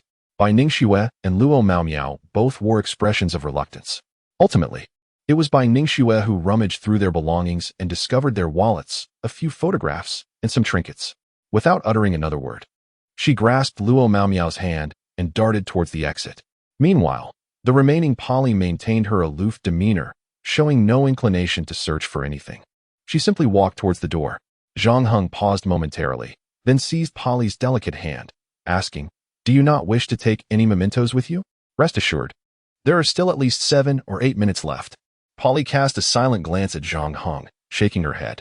"No, there is nothing worth taking. There are no more memories to carry." With that, she freed herself from Zhang Heng's grasp and stepped outside alone, merging into the throng of people. At that moment, outside the police station, Yao Yuan sat on the steps, gasping for breath. He had cleared the entire precinct, employing the unique state referred to as a new human by Ling Buitao, emerging unscathed from the chaos within the police building. However, as he settled, waves of exhaustion swept over him, urging him to succumb to slumber. The sensation was so overwhelming that even his eyelids felt as if they were weighed down by 1,000 pounds. Nevertheless, he was among the elite ranks of special forces. Yao Yuan's willpower transcended that of ordinary individuals. He steadfastly resisted the overwhelming fatigue, sitting upright on the steps. Not far from him, the hovercraft he had arrived in had descended, and from within emerged 20 fully armed soldiers. They approached him and stood at attention, one of them bellowing, "Major, the 21st Squad is assembled." Suppressing his exhaustion, Yao Yuan rose and commanded, "Immediately contact Captain Wang Guangjing in the adjacent building and instruct him to evacuate the premises. The leader has been neutralized, and the hostages have been successfully rescued. Additionally, he should arrange for the accommodation of over 100 captured women. According to base protocol, we shall forego the skills assessment step. They are to board the aircraft, but we must ascertain their names and educational backgrounds. Furthermore, command of the battlefield will be transferred to Captain Wang Guangjing, who will assume the role of acting commander." The squad leader saluted promptly. "Yes, sir. I assure you the orders will be executed." As he spoke, apart from a field medic who rushed to Yao Yuan's side, the remaining soldiers split into two groups, one racing into the police station and the other heading towards the adjacent building. Seeing this, Yao Yuan felt a wave of relief wash over him, and at last he could no longer suppress the profound weariness that enveloped him. He succumbed to a deep slumber.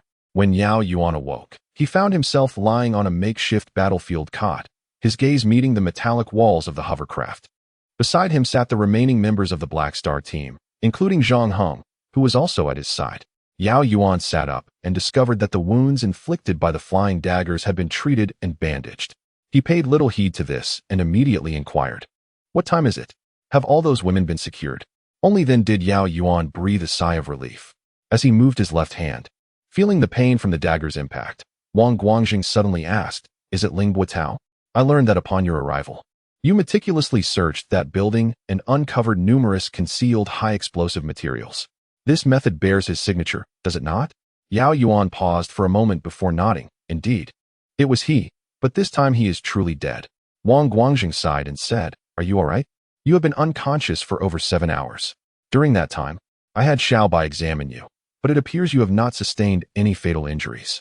Yao Yuan, without hesitation, responded, "There are other circumstances at play. Initially, I believed it to be mere coincidence, but now I can affirm that there indeed exists such a state, or rather, an evolution akin to a spacecraft launching into the sky. We have fled Earth, and I shall elaborate on this matter further. If this is indeed true, then the issue of military resources that has preoccupied us can finally be resolved." The issue of military resources, yes, the military resources. The entire spacecraft accommodates merely 120,000 individuals, of which over 120,000 are highly educated, intelligent, and skilled, the true elite of human society, incomparable to mere experts. The remaining contingent consists of only 1,500 soldiers, a ratio that is alarmingly low. Yao Yuan had contemplated the expansion of the military forces, for the mysteries of outer space remain an enigma to all. It is unlikely that the extraterrestrial realm is a serene paradise. With a battalion of 1,500, each loss is a significant blow. What remedy exists for such a predicament? Surely, it would be imprudent to enlist those with advanced degrees, scientists, or skilled technicians into the ranks of soldiers. Such a notion is a flagrant waste of talent. In truth, the search for external recruits has proven arduous. Ironically, it was the armed soldiers who first succumbed to chaos when the unrest began. After months of effort, he managed to locate merely 1,500 soldiers who, amidst the turmoil, continued to protect others rather than join the ranks of the disorderly. The challenge of recruiting in such turbulent times is formidable. However, should humanity venture into the cosmos and have the potential to evolve into a new species, the issue of manpower might resolve itself. A new human could rival the capabilities of 10 or even dozens of seasoned soldiers. If the quantity cannot be augmented, then improving quality remains a viable alternative. As silence enveloped the journey, the hovercraft forces arrived at the base. They traversed a concealed passageway beside a valley, descending directly into the innermost sanctum of the base. Inside, over 3,000 technical personnel and their families, 900 scientists and their families, alongside 1,500 soldiers and their families, had already boarded the spacecraft. They had established designated living areas for technical staff, scholars, and military personnel, and all had settled into their respective zones. As for the soldiers, they had established a perimeter around the entire spacecraft, brandishing heavy weaponry, embodying a resolute stance of unwavering defense. Upon the arrival of Yao Yuan and his companions within the confines of the base, they promptly issued commands to open the main passage and activate all vehicles, methodically transferring the 12,000 civilians, categorized by nationality and language, into the spacecraft. This operation spanned over an hour, and it was fortunate that meticulous planning had been executed in advance, utilizing only the largest trucks for transportation. Otherwise, the relocation of such a vast number of individuals would have been a daunting endeavor. For many of these civilians, it was their inaugural encounter with the spacecraft, leaving each one utterly astounded, their hearts swelling with genuine admiration and the euphoric anticipation of imminent escape. The atmosphere momentarily descended into chaos, yet, amidst the encirclement of heavy artillery and the unwavering efforts of the soldiers to maintain order, the boarding process gradually transformed into a well-orchestrated affair. A total of 12 passageways were opened, where each civilian merely needed to swipe their base magnetic cards for verification before embarking on the spacecraft. However, as time progressed, it was not until after 6 o'clock and closer to 8 in the evening that all individuals were finally aboard the vessel. The interior of the spacecraft was engulfed in chaos, as the populace had no prior authority to select their respective quarters. Furthermore, the vessel lacked sufficient accommodations for the 12,000 inhabitants. Previously, Yao Yuan had contemplated this dilemma. It is not the scarcity that troubles, but the inequity. If one possesses genuine talent and knowledge, it is a different matter altogether. For instance, the scientists, scholars, and senior technical personnel had access to superior living resources compared to the average citizen. This arrangement did not incite complaints among the populace. In fact, many had dedicated themselves to self-study, fervently seeking out books over the past few months. This served as a form of incentive, fostering a spirit of advancement. However, among the ordinary citizens, the disparity of having some with rooms while others remained without would inevitably lead to greater discord.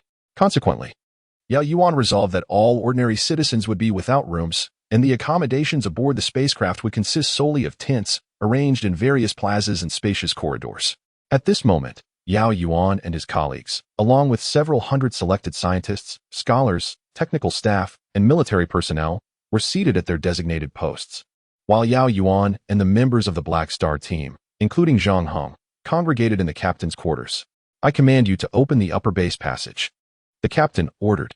"Open the upper base passage." Swiftly, the metallic layer atop the spacecraft began to move and part. Having conducted prior experiments, this action drew no applause.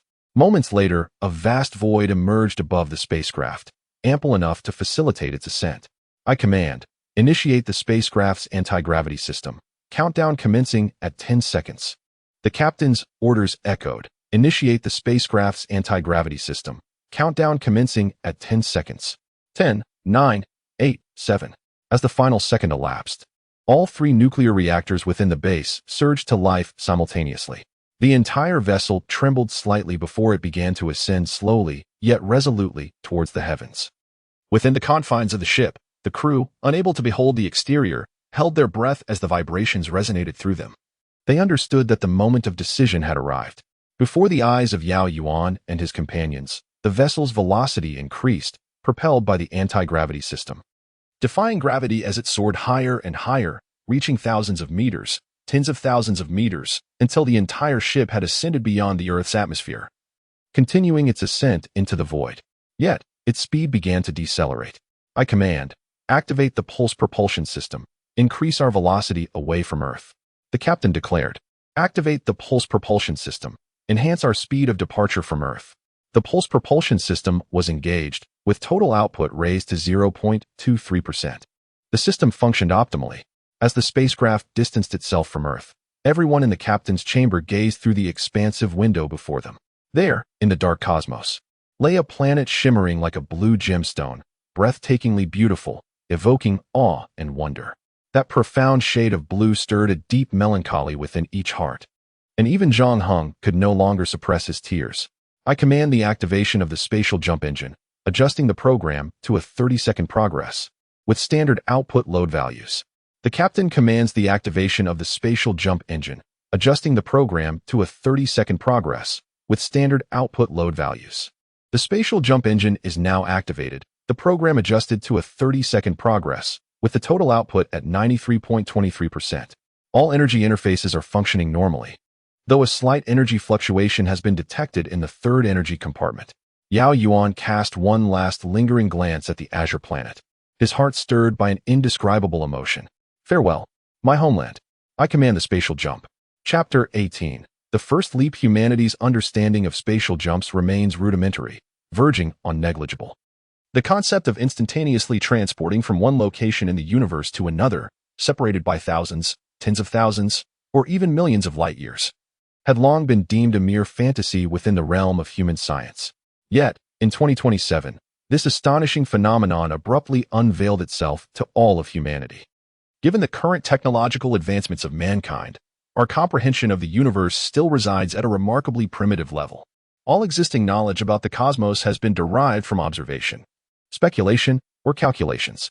The universe is vast beyond measure, and as of 2027, humanity had only managed to set foot on the lunar surface, with Mars remaining an unvisited frontier.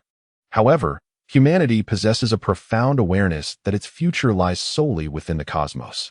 Whether considering the incessantly burgeoning population or the steadily depleting reserves of non-renewable minerals on Earth, these factors dictate that if humanity desires to endure and flourish, it must inevitably colonize extraterrestrial realms, utilizing resources from other planets to sustain its development. This represents humanity's singular pathway forward. Consequently, upon unraveling the enigma of space-time traversal technology, there arose an urgent eagerness to conduct experiments, leading to the construction of two colossal spaceships. Yet, it must be acknowledged that the dawn of the cosmic age remains a distant prospect for humanity. Although space-time traversal has been deciphered, humanity is utterly incapable of making any enhancements, analyses, or even conjectures regarding its principles. This predicament places humanity in a state more primitive than that of early humans or even apes. It is akin to a reptilian creature inadvertently stumbling upon a human firearm. Perhaps it inadvertently pulls the trigger, killing its prey, and through instinct, learns that pulling the trigger can end life. However, does this creature comprehend what a firearm is or the principles behind the act of killing? Such is the bewildering nature of space-time traversal for humankind. In the realm of humanity's cosmic aspirations, the most plausible method for surpassing the insurmountable barrier of light speed lies in the theoretical framework of wormholes, akin to constructs reminiscent of stargates. Nevertheless, even this wormhole theory remains merely a speculative notion within the realm of human physics, lacking any empirical observation or validation. However, the phenomenon of spatial leap is distinct. It is not akin to a cosmic wormhole, but rather resembles a form of direct teleportation that transports an object with mass to an exceedingly distant location. Fundamentally, this method fundamentally subverts the existing scientific principles established by humanity, much like the assertion that the speed of light is insurmountable. Yao Yuan and the more than 100,000 individuals aboard the spacecraft should feel a profound sense of honor, as they, in that fleeting moment of spatial transition, became the very reptiles wielding handguns, utilizing technology that surpasses their own by thousands, tens of thousands, or even hundreds of thousands of years. Most critically, they survived. As Yao Yuan gazed into the abyss of the cosmos, where the azure glow of Earth had vanished, it became abundantly clear that they were no longer within the confines of the solar system. Instead, they had arrived at a random point in the universe as a result of their spatial leap. Fortuitously, they had succeeded in their leap without any catastrophic explosions aboard the spacecraft. Just as Yao Yuan exhaled in relief, he immediately addressed the crew. Attention, all personnel. Please assess the integrity of the spacecraft's various components. Meanwhile, I request the law enforcement team to commence patrols within the ship, investigating the effects of the spatial leap on the crew. Additionally, broadcast the successful news of our spatial transition, and sequentially open the exterior isolation layers of the spacecraft to reveal the glass windows, allowing the passengers to observe the external vistas for themselves. This will enable them to confirm the success of the spatial leap and thereby assuage their anxieties. Yao Yuan possesses a profound understanding of this matter. On Earth, the situation may seem manageable, as all humanity treads upon solid ground, freely inhaling the unrestrained air. As long as one is not confronted with catastrophic disasters, violent assaults, or nature's ferocity, safety is generally assured. However, in the vastness of space, humanity is merely separated from the cold, desolate universe by a thin layer of metal. Should calamity befall the spacecraft, there would be no escape for any soul within. This innate sense of peril and insecurity emanates from the depths of one's being, perpetually haunting all aboard the vessel. Moreover, this feeling is one that accumulates over time. When the weight of internal repression becomes too great, it may erupt violently, resulting in acts of madness, explosive self-destruction, or even insanity. Such outcomes are entirely plausible. Naturally, as the number of individuals surrounding one increases, this sense of unease and internal suppression diminishes. This phenomenon reflects a psychological inclination towards conformity. During emergencies such as a fire, the vast majority, over 90%, will instinctively gravitate towards areas with greater crowds, driven by an unconscious belief that safety lies in numbers. It is precisely for this reason that Yao Yuan insists on assembling a cohort of 100,000 individuals, contrasting sharply with the fate of certain politicians who, leading mere thousands, are likely doomed. Upon the issuance of the command by Yao Yuan, the interior of the spacecraft swiftly sprang into action, according to the meticulously devised plans. Among the 1,500 military personnel, 600 were organized into 60 patrol teams, who began to navigate the vessel using electric carts, surveying every corner of the ship. Meanwhile, the civilians, having heard the announcement broadcasted, became aware that the spacecraft had successfully transitioned through space, and the operations within the ship were progressing in an orderly manner. The aforementioned details pertain to the energy conduits that were damaged during the spatial jump, with energy reserves numbers 6, 12, and 31 rendered utterly inoperative. Apart from this, all other components of the ship remained intact, with no signs of residual effects from the space transition detected. Connect me to the observation department, Yao Yuan instructed. I wish to ascertain our current location by comparing the surrounding constellations and star patterns to determine whether we are still within the Milky Way, while also observing the presence of any nearby planets. Additionally, connect me to the energy department. I need to know how much energy was consumed during this jump. How many more transitions our vessel can undertake in the daily energy consumption report. Just as Yao Yuan concluded his directives, he suddenly noticed that the members of the Black Star team were collectively focused on the left side of the captain's quarters, peering through the window as if something extraordinary outside had captivated their attention. Yao Yuan quickly turned his gaze towards that direction. The glass of the window had inexplicably transformed into an inky blackness. Beyond it, a distant star radiated light and warmth into the vastness of space. However, the considerable distance and the obsidian glass rendered this sunlight far from blinding. What truly captivated the onlookers was not the star itself, but rather a planet visible to the naked eye, situated far beyond the glass on the left side of the captain's chamber. This celestial body appeared a rich ochre. A planet. Astonishingly, within the cosmic expanse not far from the spacecraft, there existed a planet reachable at the current speed of the vessel. Chapter 19. The Planet. The universe is vast, so unfathomably immense that it defies belief, endless and infinite. To liken the relationship between planets and the cosmos to the sands of the Ganges would be an affront to the grandeur of the universe. If one were to compare the universe to a river, then a planet would scarcely amount to a mere drop of water, let alone a single molecule within that drop. It is, at most, a billionth of a quark within an atom.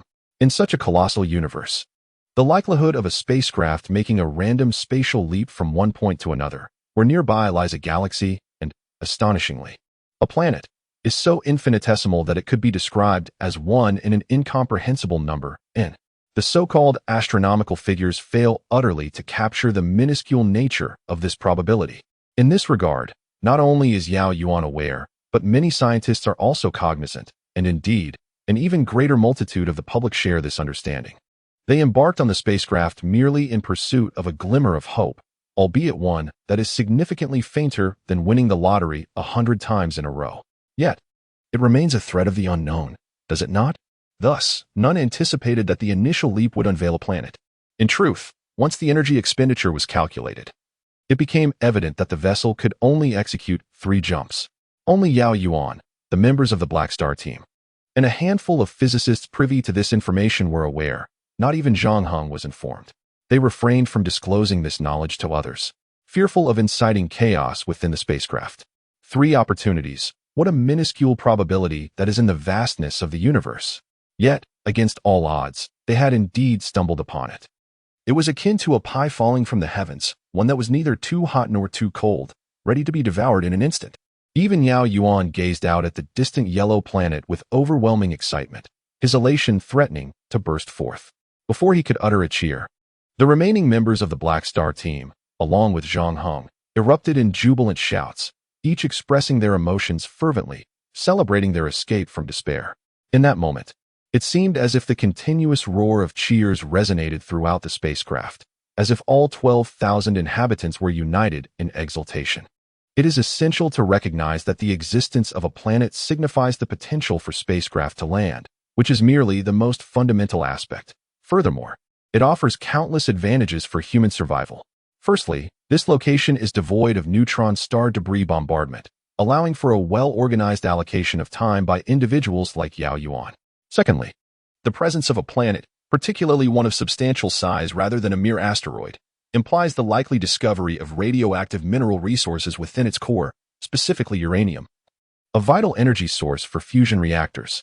The spacecraft's energy reserves are sufficient for over 12,000 individuals to make 3 jumps. However, this does not imply that the entire vessel cannot store additional uranium. By converting several large compartments into lead-line storage, one could amass a considerable quantity of uranium, thereby enabling the spacecraft to undertake numerous jumps, perhaps dozens or even hundreds.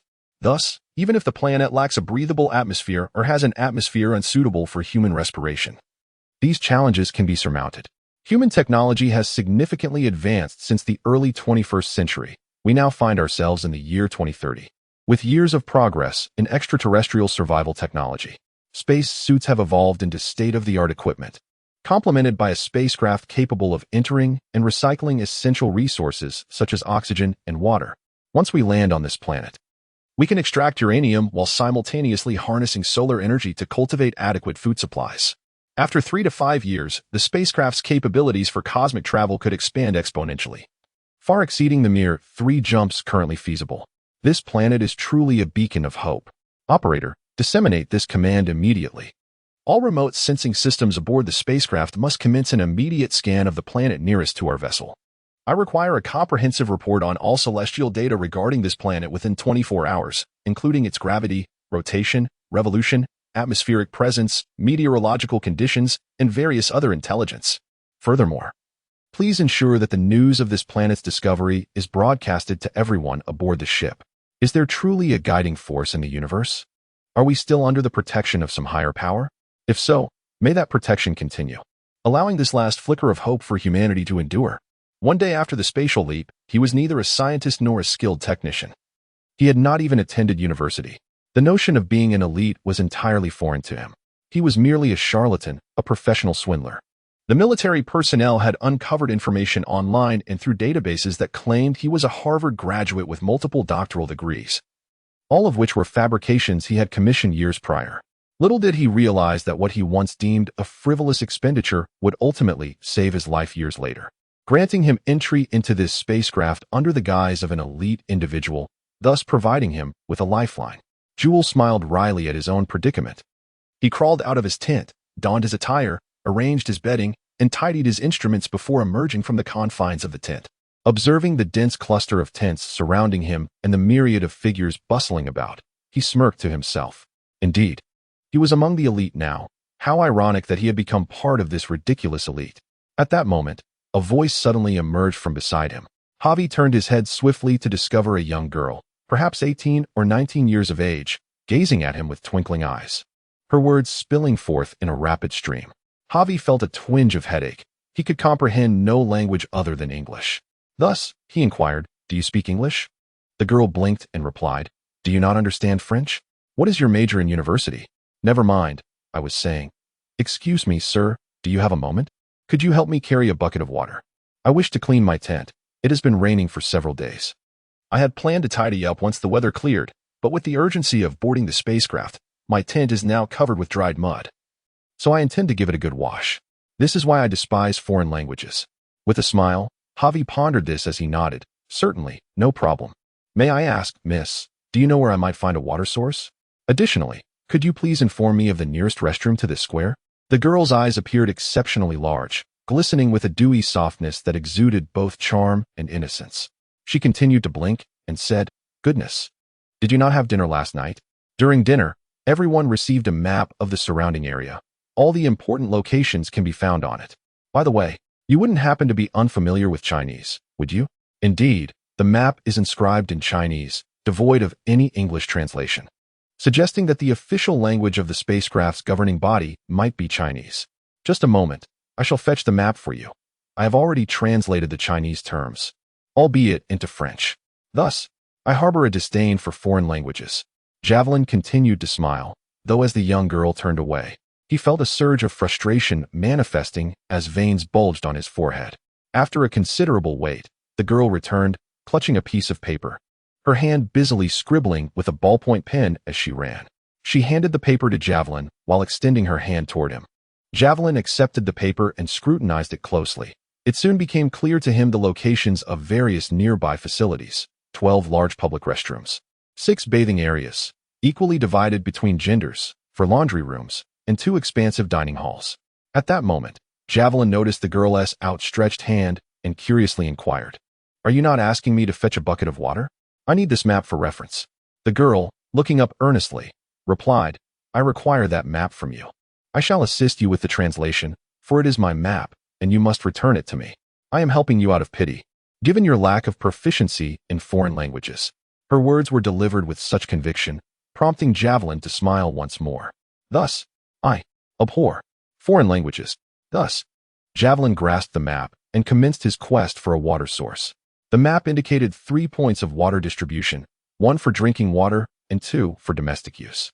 Upon reaching the area designated for domestic water, he discovered a queue of at least 100 individuals.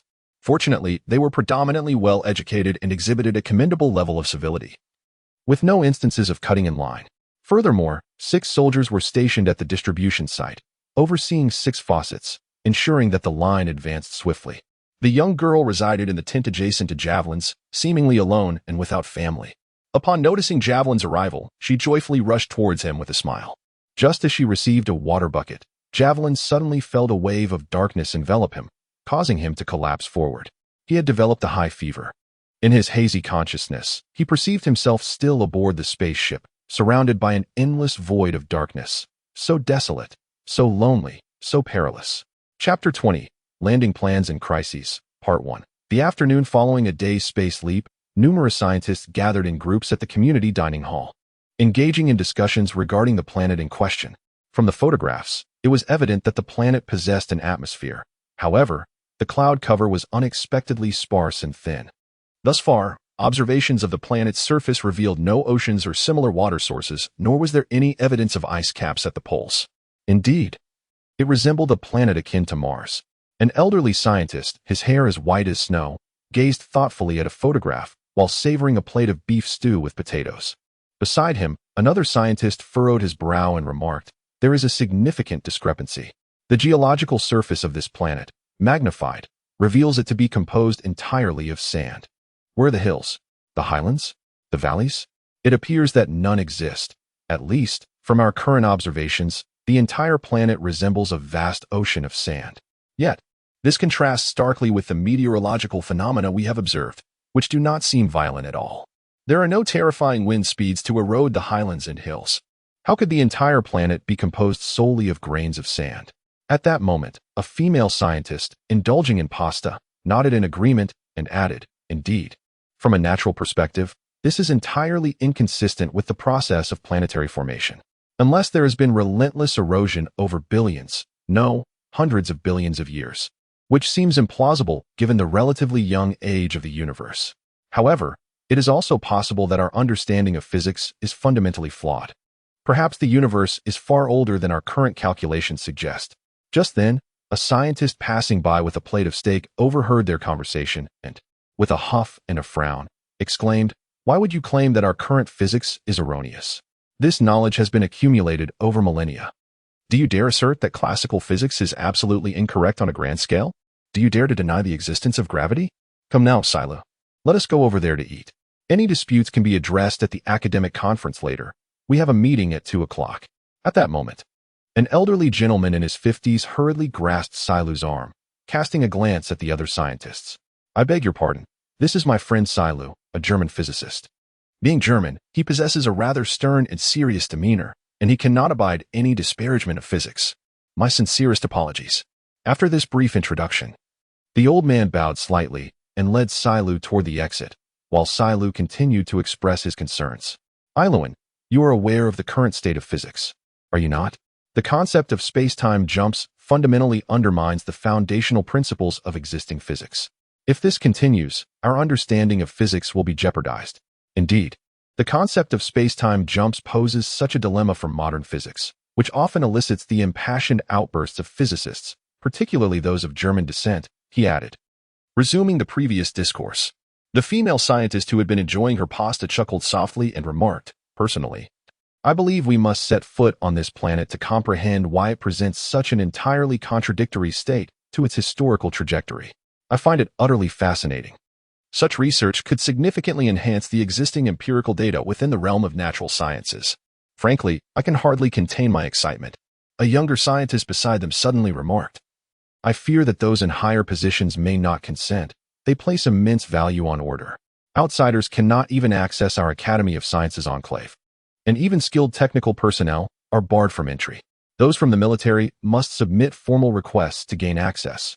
Surely, you all reviewed the community regulations yesterday? The security requirements are exceedingly stringent. Stringency is indeed beneficial. Several older scientists echoed. One of them nodded and spoke first. The rigorous standards reflect a profound commitment to safeguarding order and a yearning for it. Young one, do you comprehend? Were it not for such stringent requirements and aspirations for order, I would not have joined them in the first place.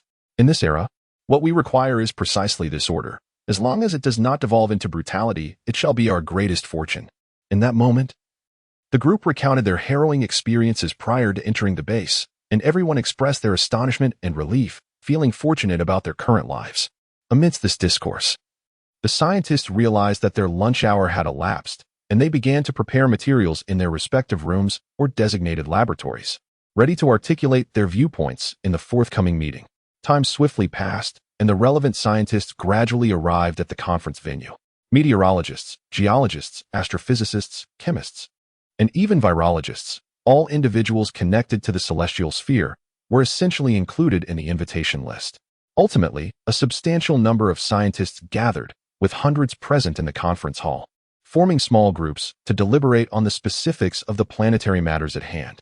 As the clock struck 2, a small contingent of soldiers swiftly approached the entrance of the conference room. Their insignia bore a small black star on their shoulders, signifying their affiliation with the 1,500th Military Division, a unit once part of the Special Forces during the previous government's peacetime.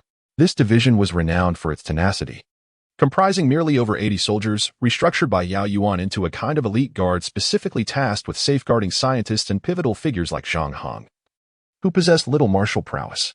The squad promptly assumed defensive duties at the conference room entrance. It was only at this moment that Yao Yuan and Wang Guangjing arrived simultaneously in a vehicle from a distance. True to their military demeanor, the two men did not exchange pleasantries with the group leaders of the scientists awaiting at the door.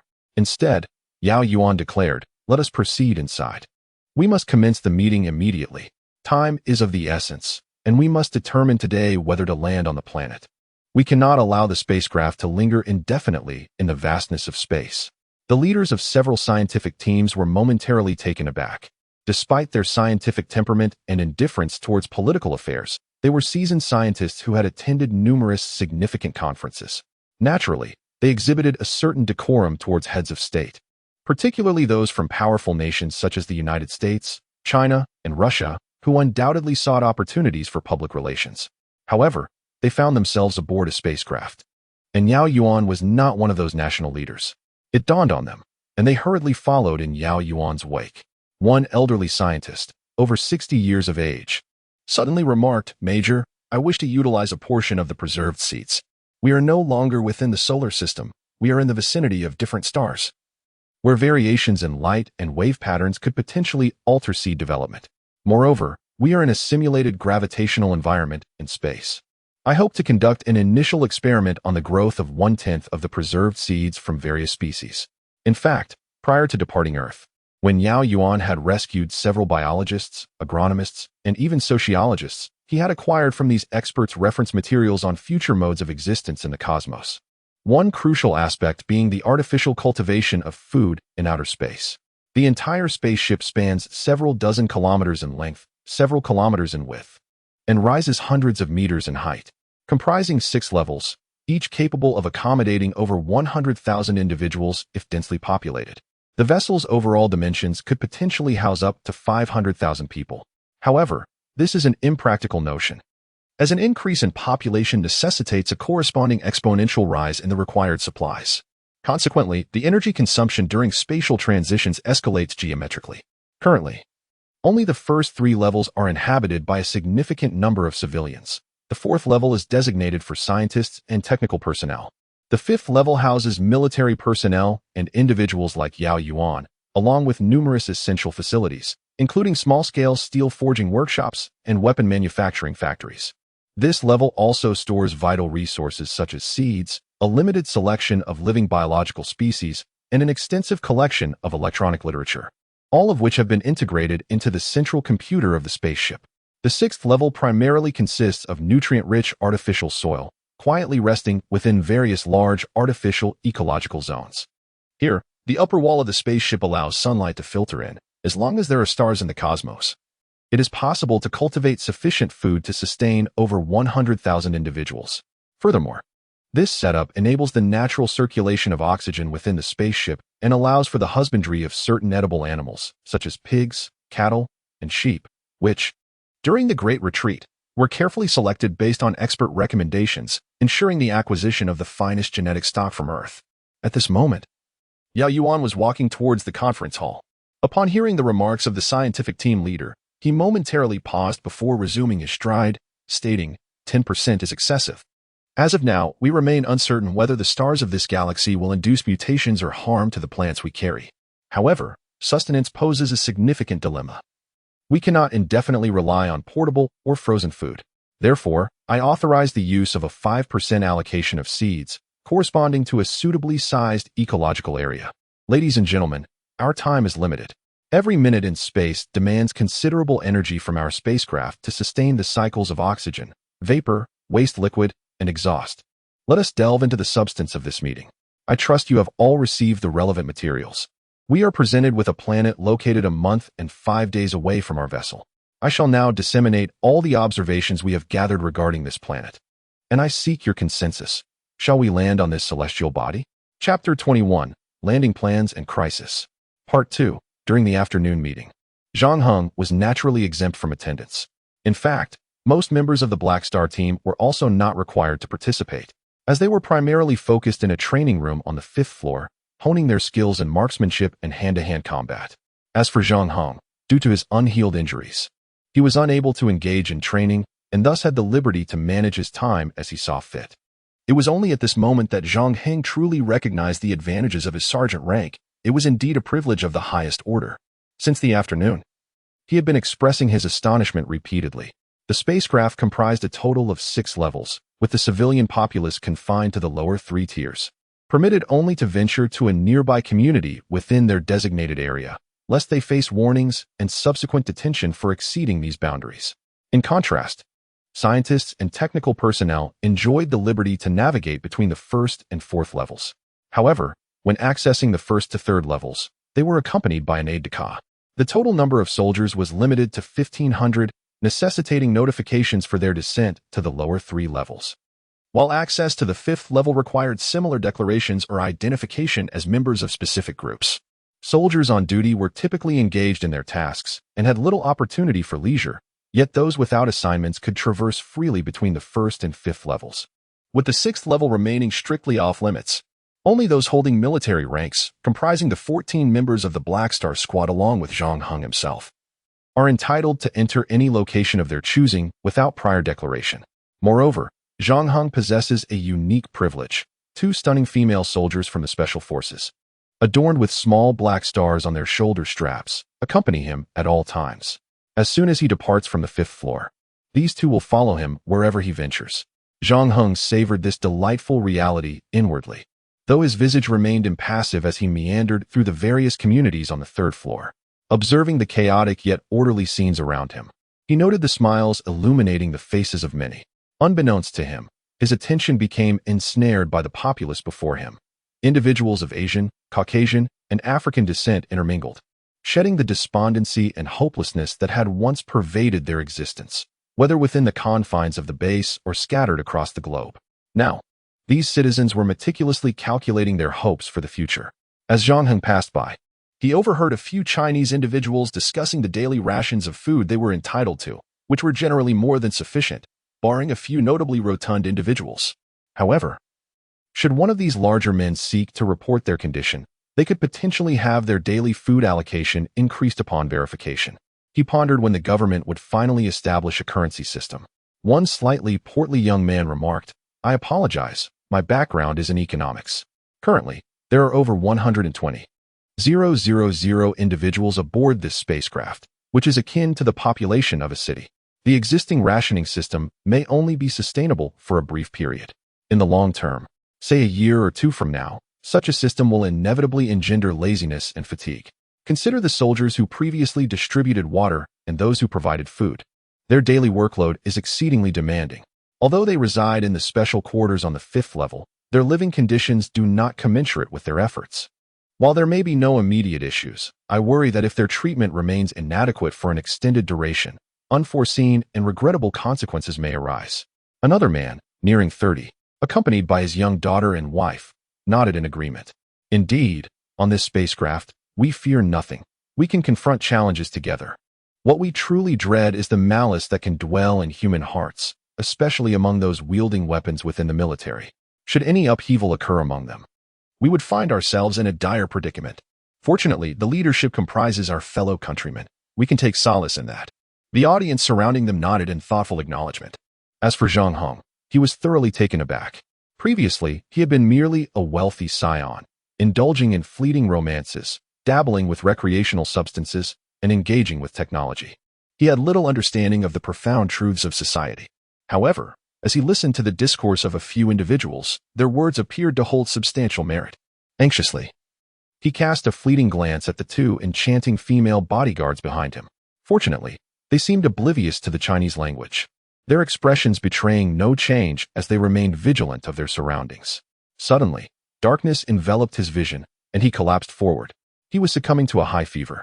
In that nebulous state, he experienced an overwhelming sense of fear, loneliness, and unease. In the conference hall, Yao Yuan was engaged in a dialogue with numerous scientists and several research teams. Presently, based on our observations of the planetary conditions, it appears that the entire surface of this planet is composed of desert. Well, it seems several meteorologists have something to contribute. I am aware of your thoughts, and I can discern that the meteorological activity on this planet is not particularly intense. However, I do not intend to dispute the nuances of this situation with you. I merely wish to state a fact. On stage, the leader of the physical geography team was speaking. He was a robust man in his 40s, whose physique suggested more of a brawler than a scientist. Nevertheless, his reputation in the former world was indeed significant, which led to his ascension as the leader of the physical geography team. He continued, "The entirety of the planet is desert, and currently, no visibly identifiable sources of water have been discovered. So, I would like to inquire about the other geological structures: highlands, mountains, lowlands, valleys, hills, depressions, and the like. Where are they? Nowhere to be found. The entire planet is composed solely of desert, an expansive, flat expanse of sandy terrain.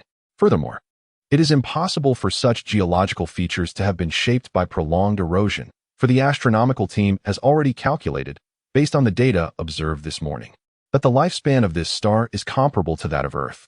In other words, there have not been hundreds of billions of years for this planet to undergo gradual self-erasure. Such time is non-existent. Consequently, our group has arrived at a startling conclusion.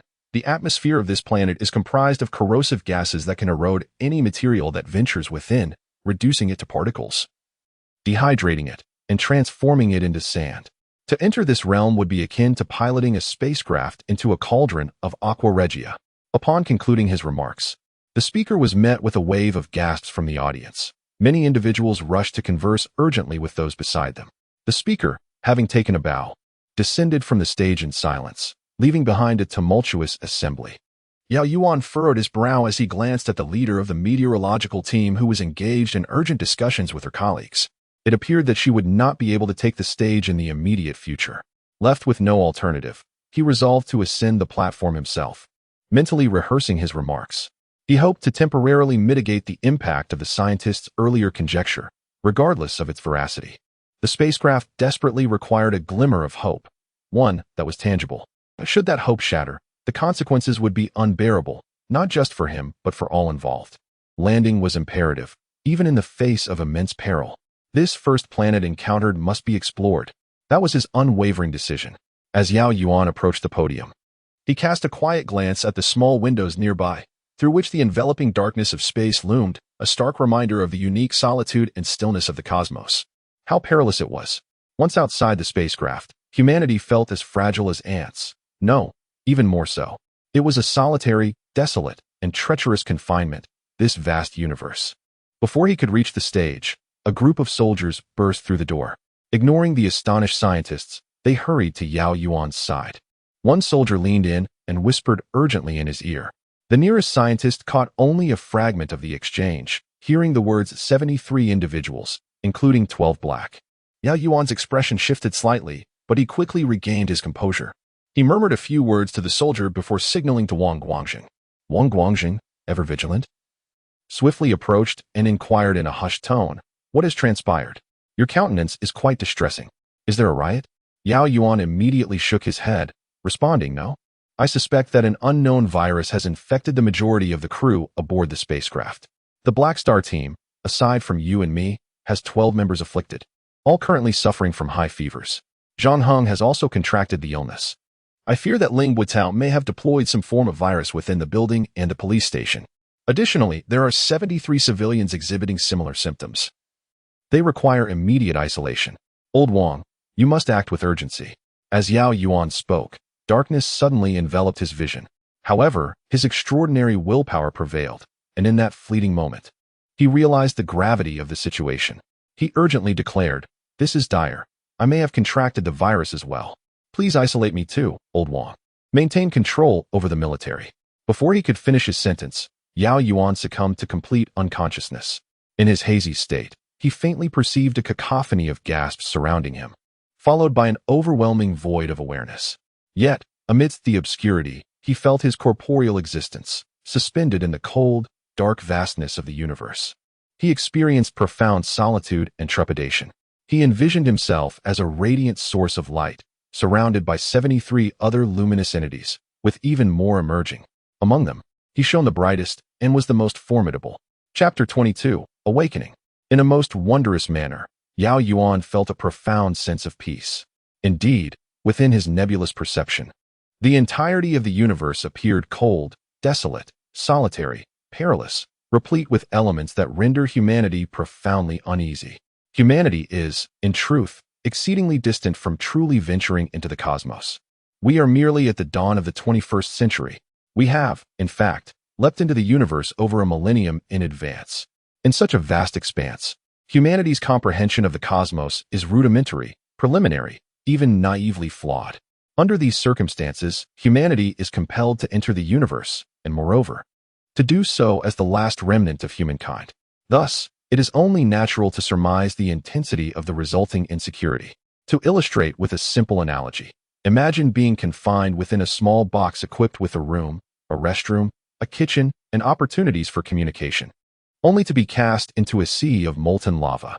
You would remain unaware of when the lava might completely engulf the box, nor would you know when, or if, salvation might ever arrive. Would you not feel fear, terror? Those aboard the spacecraft experience an even greater level of dread and apprehension than those trapped within that molten box.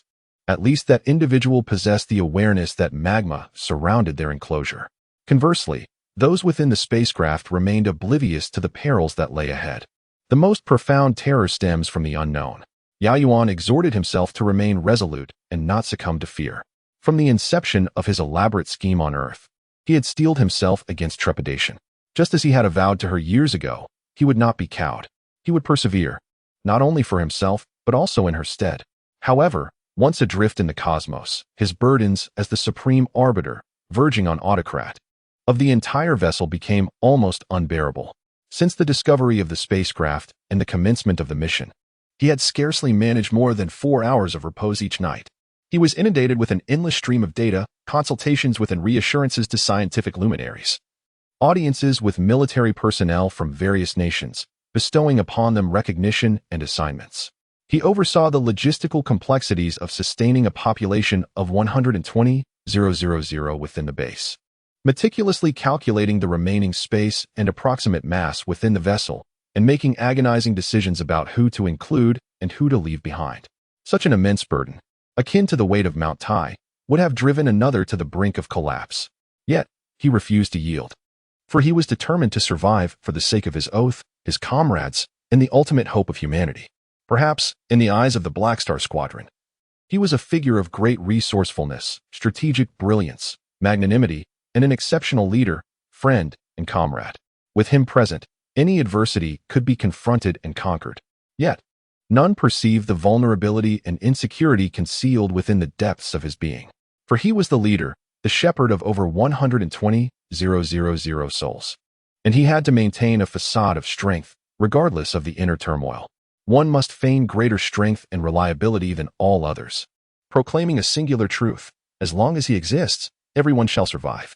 In this manner, he instills hope within all. Yet, within himself, Yao Yuan accumulates insecurity and nurtures the fragility of his spirit, isolating it deep within, concealed from all. Until this moment, he senses the presence of 73 luminous orbs surrounding him, neither too close nor too distant, appearing within reach, yet no matter his effort, he cannot draw near. He can only faintly perceive the myriad emotions radiating from these orbs, among which the most profound are loneliness, solitude, and insecurity. Time elapses without his awareness. When Yao Yuan finally opens his eyes, he is met with the sight of several individuals clad in biohazard suits, diligently recording notes beside him. He remains unperturbed, squinting to survey his surroundings. It is a small chamber, an isolation unit within a spacecraft. It is evident that he remains aboard the vessel and is currently in quarantine. Only then does Yao Yuan fully awaken, rising slowly from his bed. The individuals in biohazard suits step back in astonishment, while he gazes at them quietly, stretching his aching shoulders and inquiring, "How long has it been since I lost consciousness?" The individuals, a mix of surprise and joy, communicate fervently, their suits equipped with communication devices. After several moments of animated dialogue, they fall silent, and one young leader steps forward to address him. "Your Excellency, the Major has been in a state of unconsciousness for the past 2 days and nights. During this time, we have strictly adhered to the Major's quarantine orders. A total of 392 individuals, including the Major, suffering from high fevers and unconsciousness, have been isolated." However, at this juncture, the young man hesitated momentarily. Yao Yuan, taken aback, inquired, "But what about it? Has something significant occurred? Please, enlighten me." After a lengthy pause, the young man finally responded, "Due to the sudden outbreak of the virus, we are compelled to enforce another quarantine. Our military personnel are insufficient. Lieutenant Wang has issued a state of martial law and commenced searches of all residential areas on the lower 3 levels. This has been ongoing for 2 days now, and the atmosphere outside is fraught with anxiety." Upon hearing this, Yao Yuan felt a wave of relief wash over him. The situation was far better than he had anticipated. Indeed, the most favorable scenario possible. He was not concerned about martial law or public unrest, as long as a resolution could be achieved swiftly. His greatest fear was chaos. This was not Earth, but rather the vastness of space. Should turmoil arise, particularly involving military personnel, it would spell disaster for all. Even with 100 of him, he could not avert such calamity. The current circumstances were, without a doubt, 100 times better than his worst fears. What is the status of my health now? Has the virus been identified? Yao Yuan pondered before posing his next question. The young man hastily grasped the record book in his hand. "Currently, we have identified signs and isolated individuals, totaling 392. Among them, 43 have succumbed to their condition, while the remaining individuals remain in a state of unconsciousness. The Major was the first to regain consciousness. If possible, I would like to conduct a comprehensive examination of the Major's health. However, we have been unable to locate the virus, which is exceedingly perplexing. All patients show no trace of any unknown virus within their bodies, and their health appears to be stable, devoid of any potential causes for high fever or similar symptoms. Yet, they remain in a state of high fever and unconsciousness. And unfortunately, all medications have proven ineffective. I sincerely apologize, Major. We have found no evidence of any virus. Upon finishing his statement, the young man unexpectedly bowed to Yao Yuan. This familiar gesture caused Yao Yuan to furrow his brow momentarily, but he quickly composed himself. And those around them remained oblivious to the exchange. You seem to have an excellent memory. By the way, are you the team leader here? Yao Yuan inquired casually. The young man immediately responded with deference. I am Den Saba, the leader of the virus prevention team here.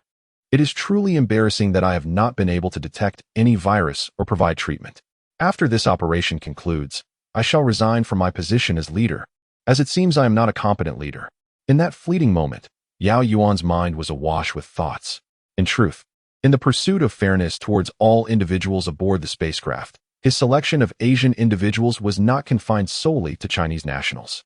He included a variety of Japanese individuals and even over 2,000 South Koreans. However, once he had completed the selection from the most developed Asian nations, China, South Korea, and Japan, he felt justified in dismissing the populace of countries like Indonesia with a mere remark about the lack of elites there.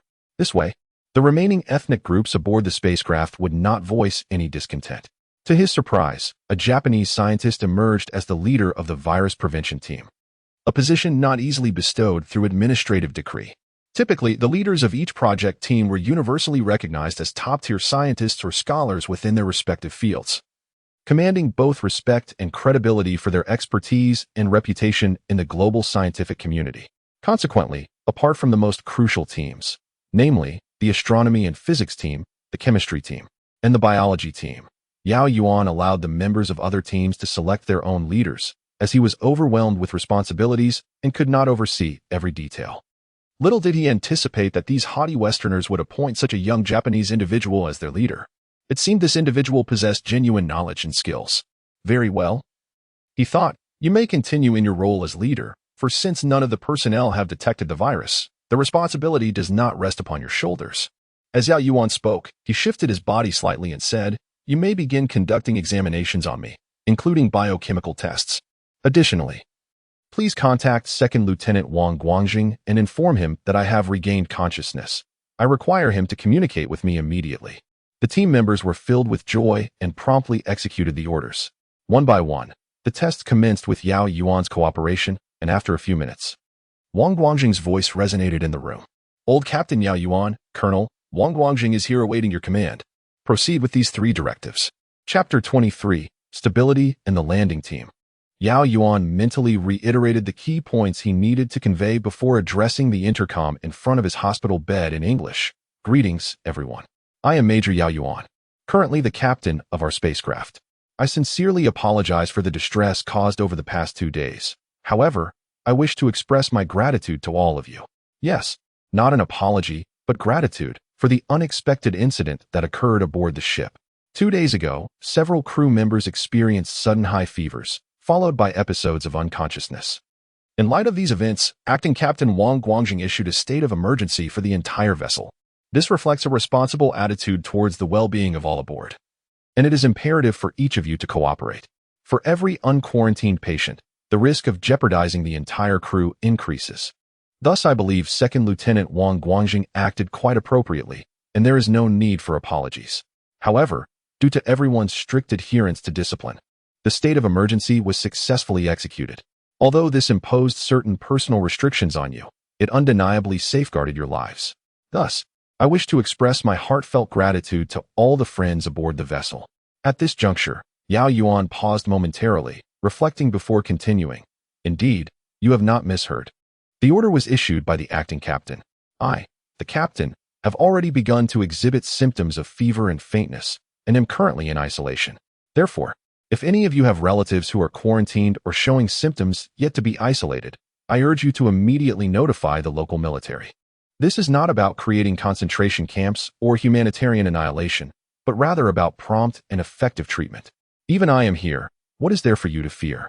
To speak frankly, I am aware of the fears that reside in your hearts, fears that I too share, and with great intensity. We are all apprehensive about everything surrounding us. In this vast universe, when we gaze out the window, we are met with an abyss of darkness. No forests, no seas, no azure skies, no towering mountains. We, as humans, are exceedingly insignificant, so diminutive in this cosmos that words fail to encapsulate our smallness. We are terrified of it all. Yet, Yao Yuan's voice suddenly rose in fervor as he declared, "Yet, this fear shall not serve as a justification for despair or surrender. We, as humanity, even if we are but a mere 12,000 souls, must resolutely strive to persevere, even if it means struggling within this universe. For we embody the continuity of humankind. Every individual present here, regardless of whether you were once a scientist, scholar, technician, soldier, or even a common office worker. And even if you have a history of deceit or criminality, I shall choose to overlook your past, for your former existence has perished upon this earth. Now that we find ourselves aboard this vessel, united in our shared plight, we have no alternative but to collaborate for our survival and the continuation of our species. Starting tomorrow, life will resume as before. When hunger strikes, you will procure your own sustenance, and when thirst arises, you will fetch your own water. Please ensure that your personal utensils and water containers are tidied, and maintain the cleanliness of your tents. Within the upcoming month, we will gradually open the thoroughfares and public squares, featuring rudimentary recreational facilities, alongside ample computer rooms. Each individual will be permitted 1 hour of internet access daily, with shower facilities available every 3 days, which may be adjusted to every 2 days. Furthermore, there will be a weekly opportunity for a bath. In the subsequent 3 to 6 months, we shall progressively reinstate various aspects reminiscent of civilized society, such as barter systems, simplified as the exchange of currency, commensurate with your respective professions and roles. Those who exert effort will find themselves with better nourishment, additional leisure time on the computers, redeemable bathing opportunities, and even the chance to attain professional titles, such as diligent worker. There will also be opportunities to ascend to the 6th level of the spacecraft, where you may witness and touch the verdant life. Yao Yuan gradually articulated his vision, continuing, "Our future is brimming with hope. We must not succumb to despair, not just for yourselves, but for the generations yet to come, correct? Among the 12,000 individuals, there are nearly 10,000 young children who require your protection to secure their future. Given the diverse expertise and knowledge each of you possesses, we will recommend the most suitable positions for you over the next 6 months, such as educators, artists, social workers, and more. Furthermore, in the upcoming month, we will enlist 1,500 soldiers, of which 1,200 must be young men aged 18 to 28, while the remaining 300 can be individuals selected based on specific expertise, such as nurses and doctors. Therefore, there is no need for concern regarding unemployment. This is a spaceship, and you are the masters of your own nation. You have the opportunity to choose roles that fulfill your responsibilities and receive compensation commensurate with your positions and efforts.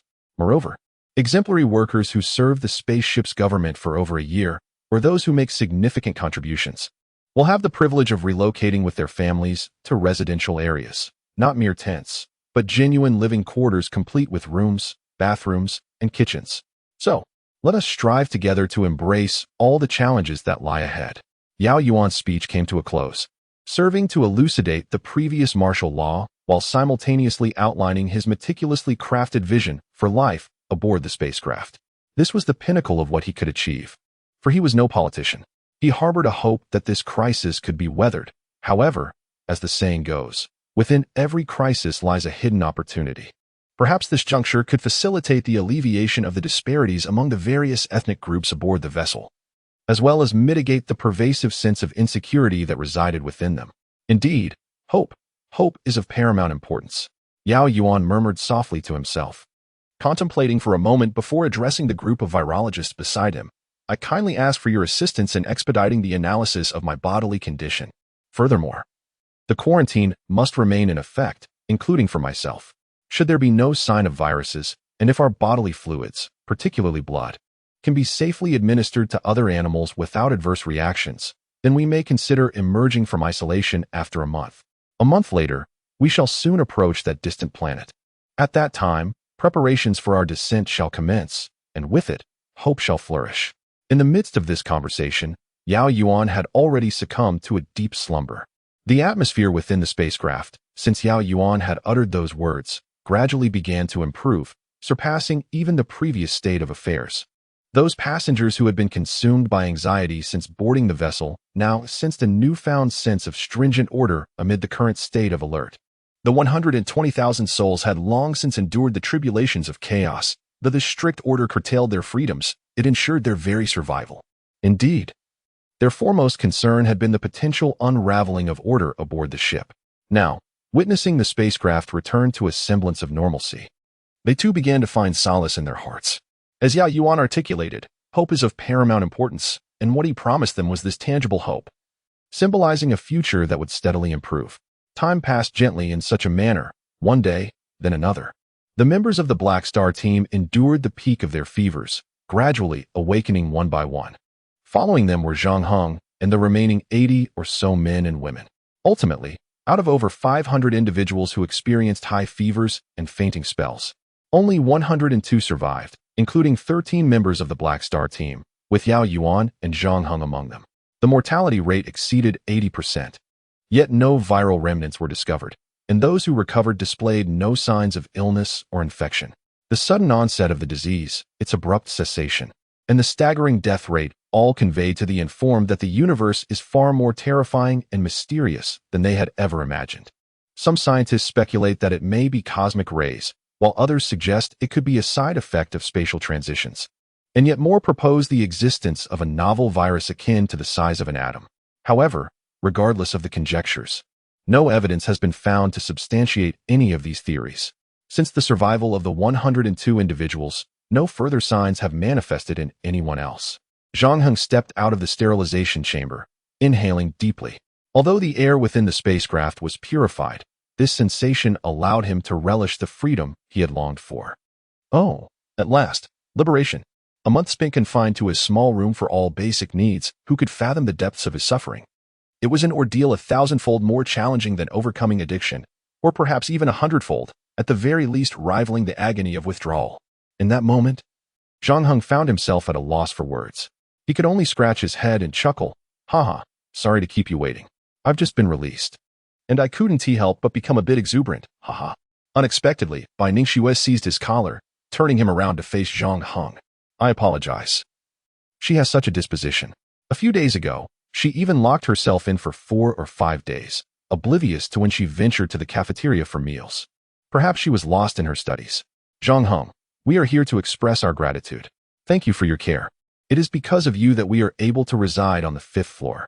We later learned that ordinary civilians are only permitted to stay on the lower 3 floors, and even then, intense. Thank you.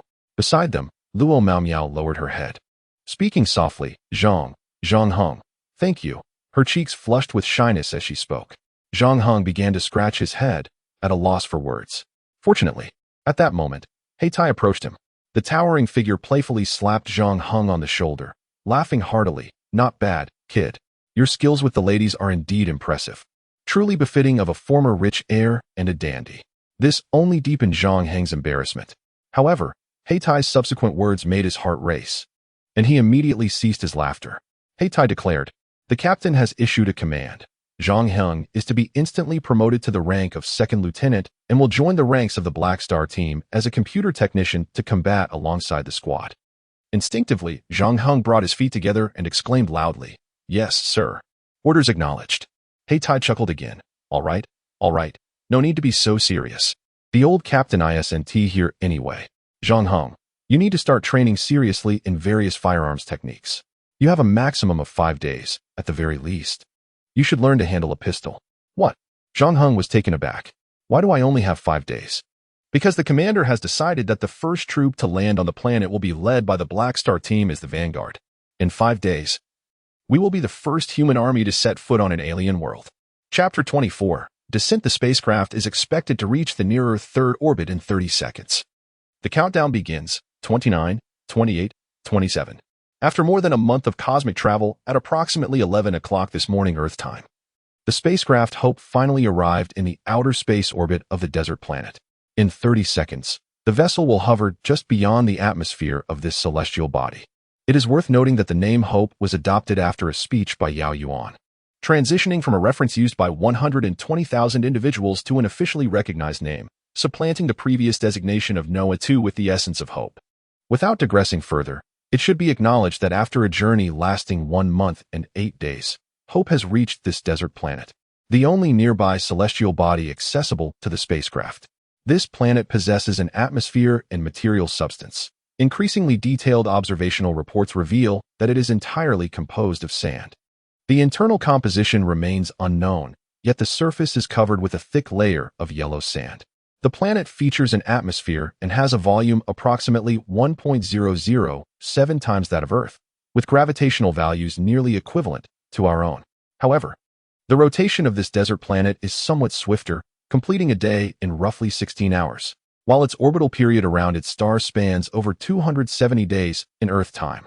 Observations indicate that the surface temperature reaches around 50 degrees Celsius during the day, plummeting to about -10 degrees at night, resulting in a significant temperature variation between day and night, yet remaining within a range tolerable for human beings.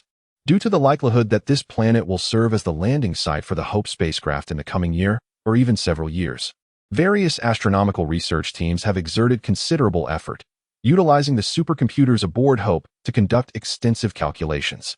Consequently, apart from the data that can only be obtained post-landing, such as atmospheric composition, desert constituents, and the potential existence of life, most planetary data has already been computed. Over the past month, continuous 24-hour observations have yielded one exhilarating discovery. The meteorological storms on this planet are indeed not particularly fierce. In fact, it can be said that this celestial body is almost devoid of significant natural disasters. The only potential hazards appear to be quicksand and subsidence, contingent upon whether the planet's interior harbors solid rock layers or if the sands are in a liquefied state. Currently, the atmospheric and geological structures of this planet remain unconfirmed, leaving us uncertain if it can adequately support the entire Hope spacecraft.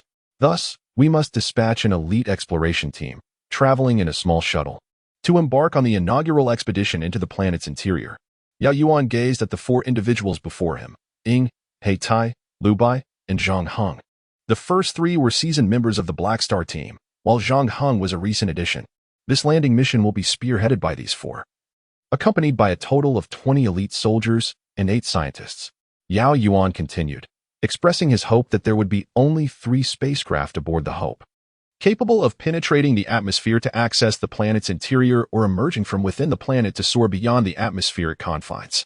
These small spacecraft, equipped with anti-gravity systems, could sustain flight for approximately 18 hours. Given our current resource levels, we are yet unable to manufacture such vessels, making each one of them of paramount importance. During this pioneering landing, you 4 will be aboard one of them. Now, allow me to elucidate why you have been selected. Eagle, you are the most composed member of the Black Star team, exhibiting a calmness that surpasses even my own. In the face of perilous situations, I grant you the autonomy to execute any plan you deem fit. Next is Black Iron. Your role is to assist Eagle in leading 20 elite soldiers. As for Lu Bai, you will serve the dual purpose of medic and junior officer. Lastly, Zhang Heng. You may be wondering why your inclusion in the pioneering landing team is essential. It is due to your unparalleled computer expertise on board the ship. At this point, Yao Yuan reflected on the fortunate encounter with Zhang Heng, realizing that not only had they relied on his technological prowess to locate the spacecraft, but he had also become a valuable asset in their endeavors. He continued, Zhang Heng, to be candid with you, the comprehensive knowledge system for the populace aboard the spacecraft has been substantially completed within this month. It is akin to advanced sciences, for instance.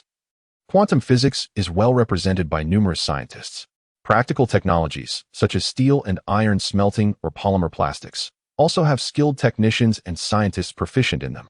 However, when it comes to computer technology, you stand unrivaled aboard this vessel, a fact I do not conceal from you. Therefore, in this landing mission, your role is indeed the most crucial. Within the shuttle lies a high-power communicator, crafted using extraterrestrial technology, equivalent to that employed in space-time transitions. Its power is formidable, allowing for seamless, real-time communication with the spacecraft, even in environments characterized by high magnetism, confinement, or interference.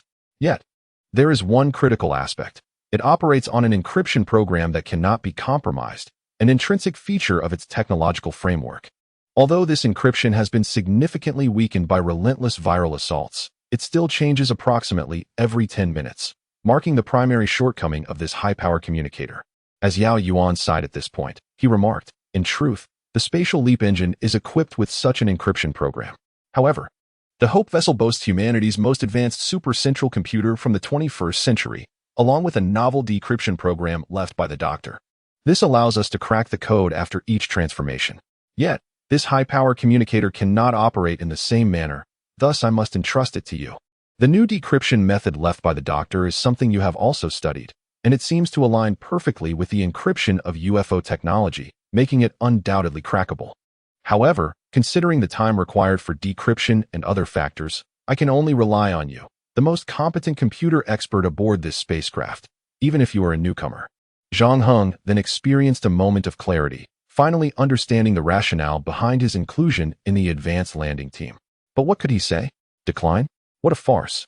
He was currently relishing the myriad resources and privileges exclusive to the Black Star team. Being a wealthy second-generation individual had its merits, particularly in practical matters.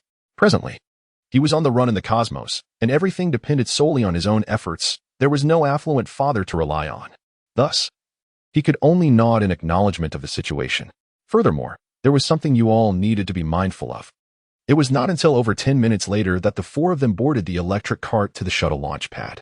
During the ride, Zhang Heng expressed his astonishment, stating, "He is usually not this verbose. I mean Major Yao Yuan."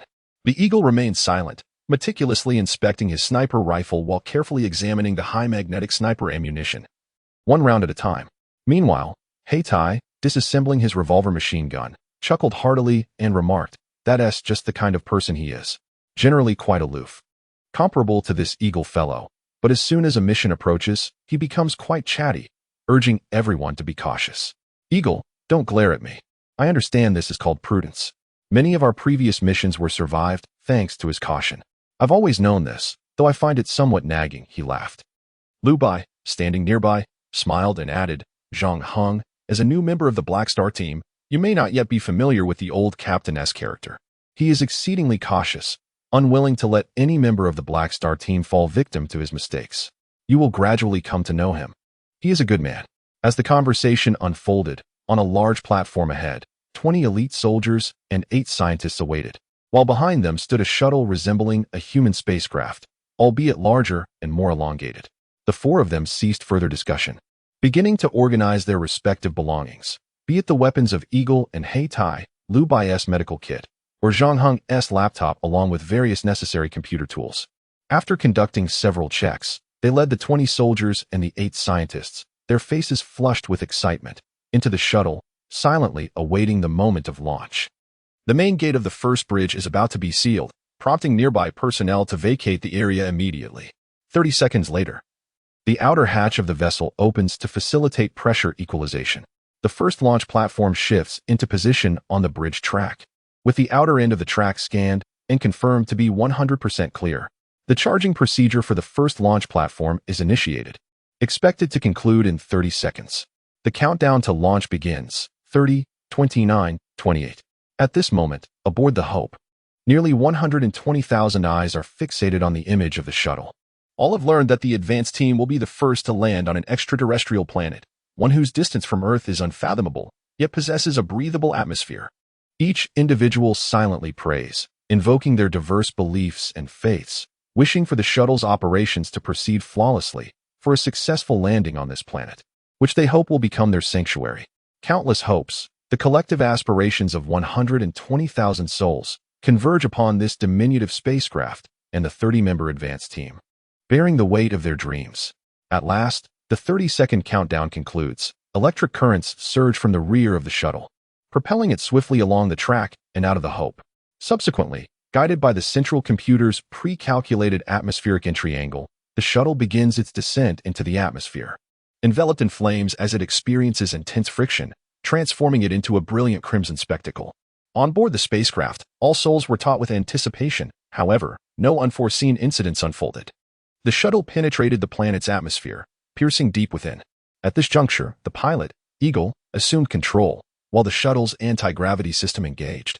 What had been a rapid descent transformed into a smooth glide, transitioning to a parallel trajectory as it gently approached the planetary surface. A collective sigh of relief emanated from the 120 000 crew members aboard the Hope as they monitored the shuttle as progressed via the external surveillance footage. The perilous moment had passed, and with the activation of the anti-gravity system, the threat of a crash dissipated entirely.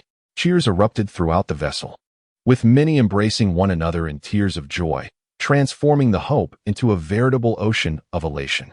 Within the shuttle, two scientists hastily utilized robotic arms to extract a small sample of the atmosphere from outside. Employing a sealing apparatus, they hastily set up a miniature laboratory on the makeshift platform and commenced urgent analyses and experiments. Excitement and urgency painted their expressions, even drawing the attention of Zhang Hong, who had been meticulously timing and preparing to decode the impending data. The composition of the planet's atmosphere held immense significance, potentially influencing the future of humanity.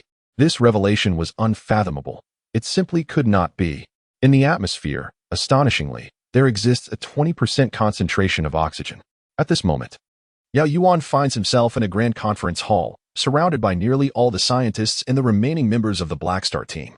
The sound from the communicator resonates directly within the hall and even transmits through connections to any part of the Hope spacecraft. As the words reach them, a profound silence envelopes everyone, including Yao Yuan, as they grapple with the incomprehensible message. Is oxygen being referred to as oxygen gas? This is alarming. We must not descend. Alas, it is too late. On the external monitoring screens of the Hope spacecraft, the shuttle is steadily descending, but in an instant, it appears to have lost its anti-gravity capabilities, plummeting downward in a manner consistent with gravitational acceleration. Below lies a vast expanse, thousands of meters high. Should it crash, even if it lands in a sandy desert, the fate of the shuttle is sealed, total annihilation. Chapter 25. Outside the shuttle, the first to recognize the loss of the anti-gravity system was the pilot, Eagle. In truth, as the shuttle approached approximately 5,000 meters from the ground, Eagle sensed an impending danger, an inexplicable ominous premonition. However, he consciously chose to disregard this intuition. For the mission was inherently perilous, a pioneering endeavor to land on a near-Earth planet beyond the moon. The nature of the dangers involved remained unknown to all. For instance, the sudden onset of a ferocious tempest, or the extreme temperature variances characteristic of extraterrestrial realms, or various geological cataclysms. Not to mention the alien viruses and beings that populate the realms of science fiction. These scenarios inherently embody a perilous gamble with life. Such dangers are to be expected. Hence, the Eagle disregarded this imminent threat. As the sense of peril peaked, he piloted the shuttle to an altitude of approximately 5,000 meters above the surface. In that fleeting moment, he felt the entire vessel plummet sharply downward, the planet's gravity inexorably tugging the shuttle toward the ground. All aboard were thrown to the floor or pressed against the walls, rendering them momentarily immobile. Thanks to the anti-gravity system, the Hope could replicate gravity in the vastness of space, preventing the crew from experiencing weightlessness. While on the planet, this system could counteract the gravitational pull, resulting in a remarkably smooth flight with negligible turbulence. Consequently, apart from a few individuals, the majority aboard had neglected to fasten their seatbelts and had not donned their helmets, merely donning their spacesuits. At that instant, the sudden loss of the anti-gravity system caused the entire shuttle to plunge downward, sending those unrestrained into a chaotic tumble. Eagle was among the few who had secured their seatbelts, and in this critical moment, his composure and caution became the salvation for all. As he was pressed against his seat, his palm desperately reached for several buttons at the front of the shuttle. However, the downward force was so overwhelming and intense that it took several attempts before he finally managed to press a few buttons. Once activated, flames erupted from the rear and underside of the shuttle, gradually diminishing its descent. Yet, after plummeting for more than 10 seconds, nearly 20, the speed of the descent was alarmingly swift, and the ground loomed closer. Although the thrust from the flames was slowing the shuttle's velocity, the momentum of its fall remained unabated, hurtling towards the Earth. Eagle was now drenched in sweat. He maneuvered the shuttle's descent while shouting, "Everyone, brace for impact. Prepare for collision." The interior of the shuttle was in disarray. Fortunately, everyone was clad in their space suits, albeit without helmets. As a result, several individuals suffered from head injuries, while the others bore the marks of their rough landing, remaining silent for a considerable time. The group, taken aback, immediately began to inspect the shuttle, hurriedly donning their helmets. Yet, they soon realized that one scientist was not examining the cabin walls, but was instead trembling as he gazed at the ground. There, A sealed vial containing alien air had shattered, and the extraterrestrial atmosphere was now spilling out. Instantly, the countenances of all present darkened. For the air they breathed was not that of Earth, but rather a genuine alien atmosphere. Who could fathom the contents of this gas? Should it harbor extraterrestrial viruses? They would possess no immunity against such threats. Even if these pathogens were merely commonplace alien strains, the consequences could be dire and grotesque. Observing the unease etched upon their faces, a nearby scientist promptly spoke up. Do not panic. As of now, we are unaware if any life forms exist on this alien planet. Furthermore, this world is predominantly desert, exceedingly arid, rendering it highly unlikely for viruses or microorganisms to thrive in the atmosphere. Thus, remain calm and first assess whether you experience any burning sensations in your mouth or nose, which would indicate the corrosive nature of the air here.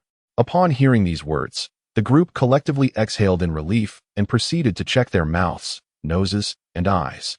Remarkably, they felt no irritation, as though they were inhaling ordinary air. Yet, a few scientists maintained a pallid demeanor, for they understood that in an extraterrestrial environment, it was entirely plausible for resilient microorganisms and viruses to exist within the atmosphere. After all, this was an alien world, and terrestrial logic could not be applied here. Nevertheless, they recognized that now was not the moment for such concerns, and they focused intently on the scientist who was busy tending to the shattered laboratory table. The scientist, approximately in his 50s, still bleeding from his head, remained intensely focused on testing the extraterrestrial air contained within another test tube. The shuttle was enveloped in an eerie silence. All eyes fixated on this dedicated scientist. As time passed slowly, the atmosphere thick with anticipation, he suddenly exhaled a profound sigh of relief, his face reflecting disbelief. The oxygen content exceeded 20%, with nitrogen comprising around 68% of the atmosphere. Following this was a peculiar gas, accounting for 11%.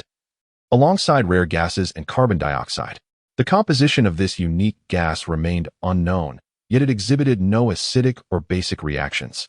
Nor was it a toxic gas like carbon monoxide. Its properties resembled those of inert gases, seemingly insoluble in liquids or blood.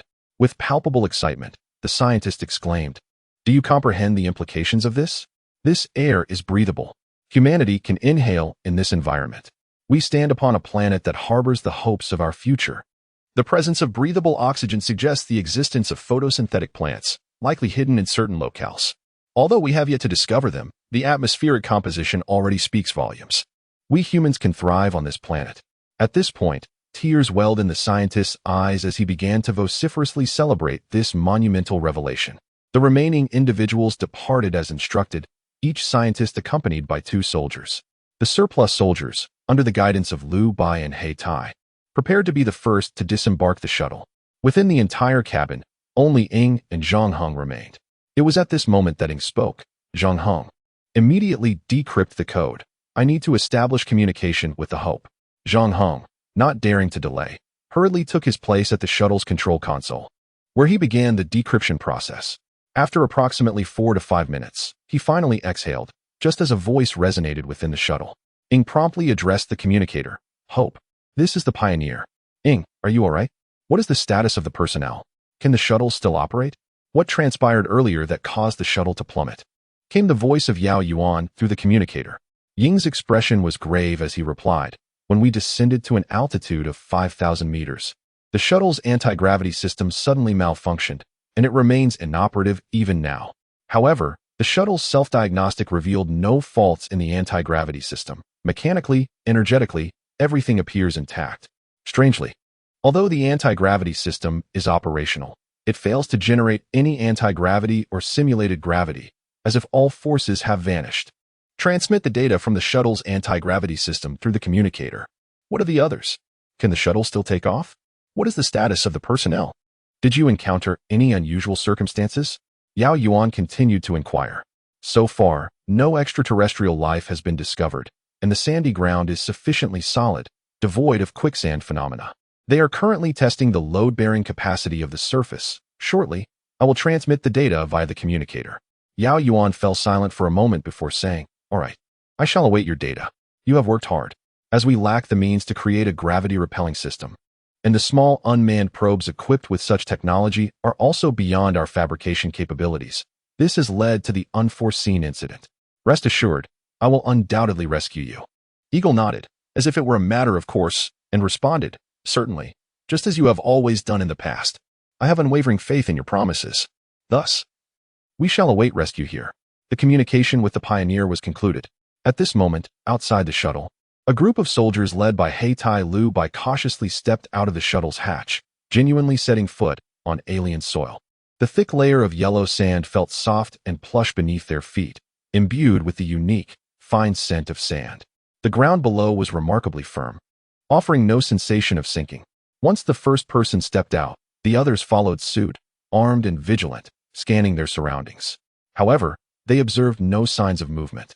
It was daytime on this planet, with brilliant sunlight illuminating the desert, creating a shimmering vista that, if seen in a daze, might easily be mistaken for a vast desert on Earth, devoid of any distinctly alien scenery. It was merely that no one had noticed, for within the shuttle, the experimental platform had jostled violently, shattering several test tubes, one of which contained distilled water. The liquid seeped beneath the feet of many astronauts. And as they set foot upon the desert, this liquid imprinted itself into the sand, subsequently evaporating into the atmosphere, reaching a level far beyond the capacity of human olfaction. These water molecules dispersed with the air, traveling great distances, miles, tens of miles, hundreds of miles. Why has the anti-gravity system failed? In the main conference hall of the Hope spacecraft, Yao Yuan roared with a face ashen with fury. Truthfully, it was the first time he had expressed such anger in front of individuals other than the members of the Black Star team, including scientists and soldiers, to the point where he could no longer contain himself.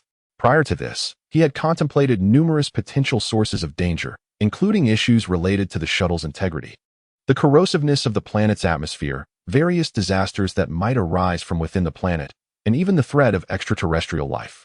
However, despite all his calculations, he had never anticipated that the malfunction would originate from the anti-gravity system, a replica of alien technology.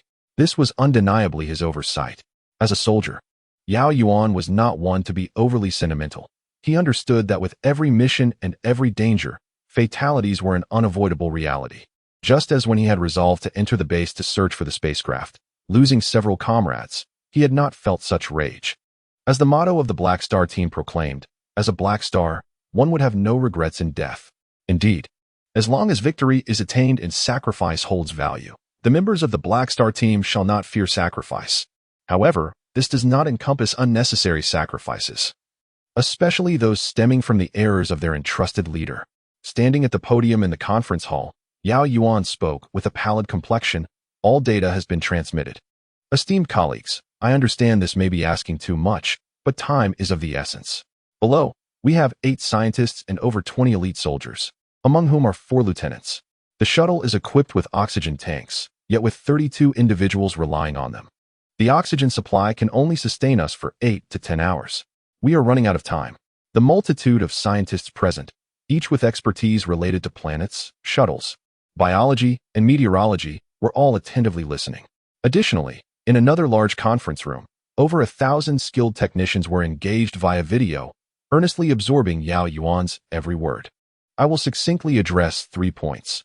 First, why was the ineffectiveness of the anti-gravity system not detected when the unmanned probe was deployed? Second, what is the cause of this anti-gravity system's failure? Is there a remedy? Third, if we abandon the anti-gravity system, what alternatives do we have to rescue them? These are the 3 critical inquiries.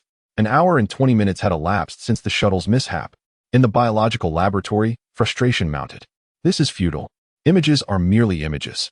They do not substitute for the physical specimen. If we utilize a microscope to magnify, all we perceive are the material properties of the image. How infuriating. Saburo Mitsukata slammed his fist heavily upon the metallic table, a low growl escaping his lips. Behind him, several assistants and scientists mirrored his displeasure.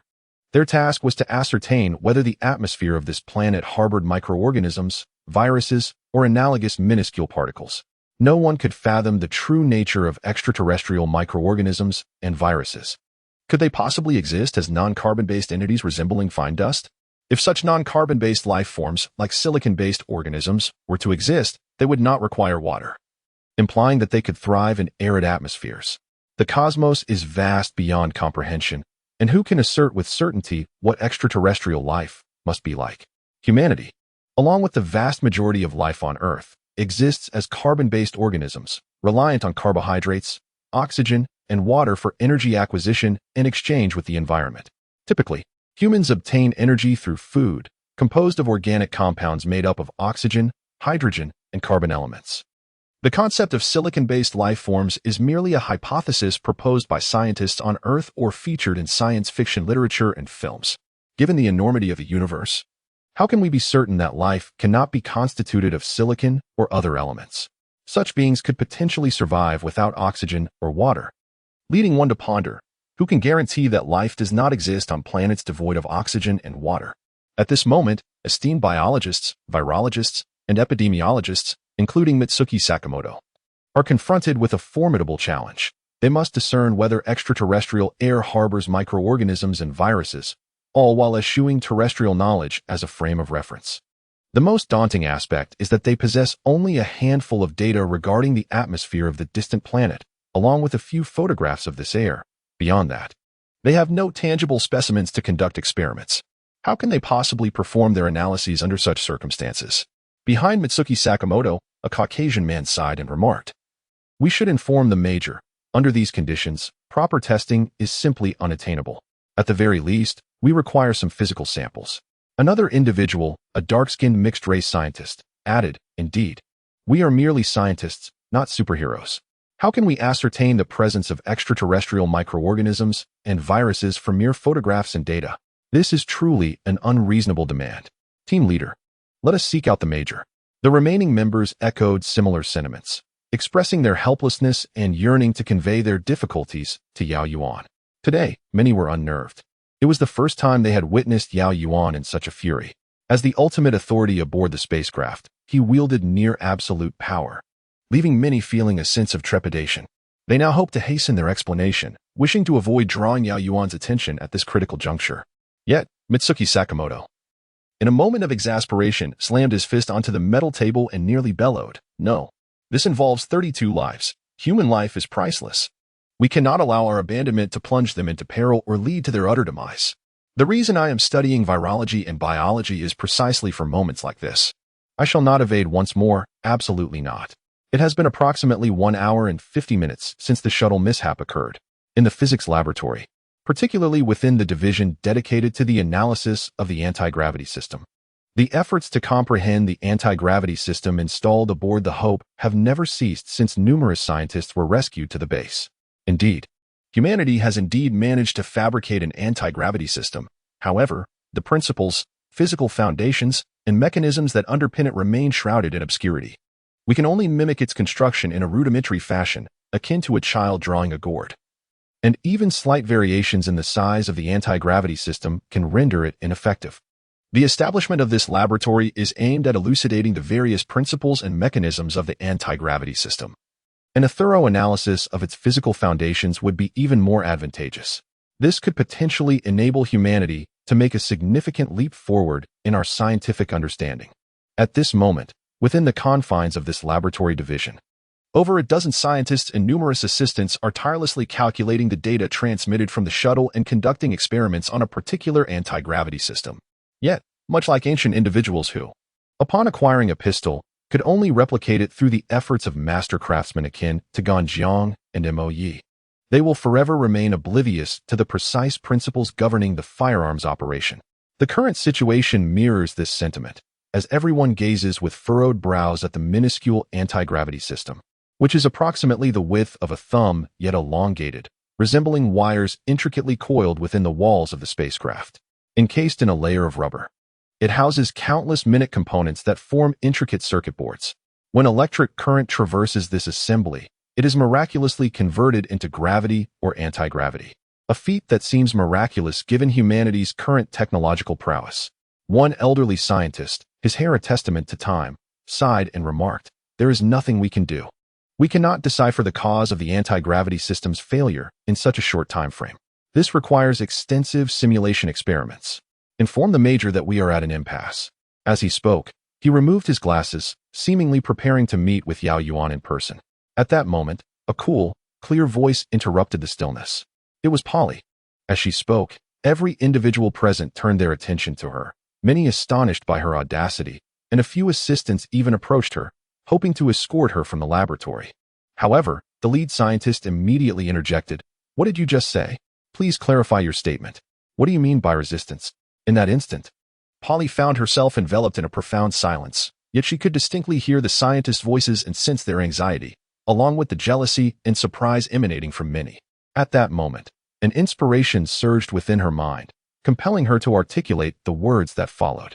Polly spoke her mind in one breath, and as she concluded, she exhaled deeply, nearly choking on her lengthy discourse.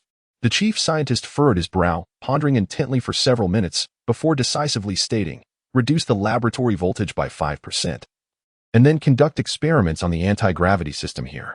Decrease it by 5% immediately, at once. Everyone, our time is limited." After his resounding command, the entire laboratory buzzed with activity. He approached Polly and inquired, "Are you the new intern? Quite impressive. What is your name?" Polly looked up at the chief scientist and softly articulated her name. "Polly, is there a surname Bo in Chinese? Regardless, you are quite remarkable. If successful, I will recommend to the major that you be promoted from intern immediately. Do you understand? You may not only save the 32 individuals below, but if your discovery proves true, we could very well enable the Hope to descend upon the planet below. You may indeed save us all." Chapter 27, Encounter. Over 6 hours have elapsed since the shuttle mishap. Thus, after more than 6 hours, the first to report to him was the Japanese scientist he had been attentive to. Virologist, biologist, and epidemic prevention expert, Saburo Mitsukata. "Your Excellency, we have confirmed that there are no microorganisms or viruses present in the atmosphere of this planet. However, we are yet to ascertain the nature of the gas that constitutes 11% of the air. As long as we can confirm that it is non-toxic upon inhalation, it can be deemed breathable," spoke Mitsukata Saburo with utmost respect from the audience. Yao Yuan furrowed his brows and inquired, "On what basis can you make such a claim? If I recall correctly, you do not possess a sample of the planet's atmosphere." Indeed, Mitsukata Saburo lowered his gaze. "But the computational power of the central computer in the final sector surpasses our wildest imaginations. It has remarkably reconstructed the microscopic model of the entire atmosphere, allowing us to magnify it to the molecular level. Under such scrutiny, we discovered only suspended particles of dust. After hundreds of comparisons with Earth's particulate matter, we can conclusively state that there are no microorganisms or viruses present in the air. Furthermore, the dryness of the atmosphere is extraordinary. We found absolutely no traces of water molecules, indicating a nearly perfect state of 100% dryness." Yao Yuan regarded Mitsukata Saburo with earnest attention, and Mitsukata Saburo met his gaze with solemnity. Suddenly, a thought struck Yao Yuan. He recalled a peculiar state he experienced during his battle with Ling Buotao, a state wherein he could sense a distinct malice. At that time, driven by a desperate need to save his comrades, he inadvertently entered such a state amidst the emotional turmoil. How could one enter this state again? Could it be a sense of danger, akin to the sudden threat he felt as the shuttle approached an altitude of 5,000 meters? After several minutes, Yao Yuan finally sighed and seated himself in a chair. He understood that the concept of danger is merely a manifestation of one's latent consciousness. Unless one possesses the ability to self-hypnotize or is afflicted by certain psychological disorders, it is improbable for an ordinary individual to deliberately seek out a sense of danger. Such feelings typically arise through prolonged training. Thank you for your dedicated efforts, Dr. Mitsukata. You and your team have performed admirably. I will promptly inform the 32 individuals below that they should attempt to breathe the atmosphere of this planet once their oxygen supply is depleted. You have fulfilled your responsibilities. Now, please take some well-deserved rest. Once again, I express my gratitude for your hard work." Yao Yuan stood up and shook Dr. Mitsukata's hand. Addressing the remaining members of the team, Dr. Mitsukata immediately smiled with relief, a sentiment echoed by the other members of the group. They felt not only appreciated for their endeavors but also a profound sense of relief. Dr. Mitsukata was gratified that his efforts had not been in vain. The sensation of saving others was indeed gratifying. "Shiro, Hanako, father, mother, I will strive to do my utmost. I can save more lives. Please watch over me from the other side and protect me." Once this group had withdrawn, Yao Yuan exhaled deeply and began to await the shuttle's communications, which occurred every 10 minutes. Unexpectedly, several leaders from the physics teams arrived together, accompanied by nearly 100 members from various physics groups, all congregating near the conference area.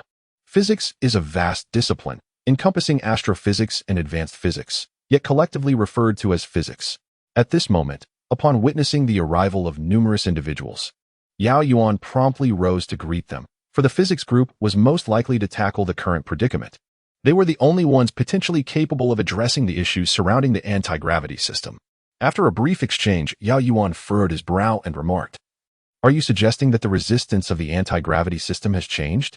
However, they are currently unable to modify it, lacking both the technology and the necessary tools and materials. I cannot allow the hope to descend upon this planet under uncertain circumstances. Even if we discern the cause, we are at a loss for solutions." After a moment of contemplation, Yao Yuan resolutely declared, "Very well. Let us repurpose another shuttle. I grant you the highest level of authorization. All resources, skilled technicians, and everything required for this modification shall be made available without delay. While it has been confirmed that the atmosphere on this planet is breathable, none can ascertain the effects of the unknown gas, which constitutes 11% of the atmosphere, on the human body. We must expedite the rescue operations. However, despite the presence of 120,000 individuals aboard the Hope, including nearly 1,000 scientists from various nations and thousands of technicians from diverse fields, this does not imply that these individuals encompass all of humanity's advanced scientific and technological expertise.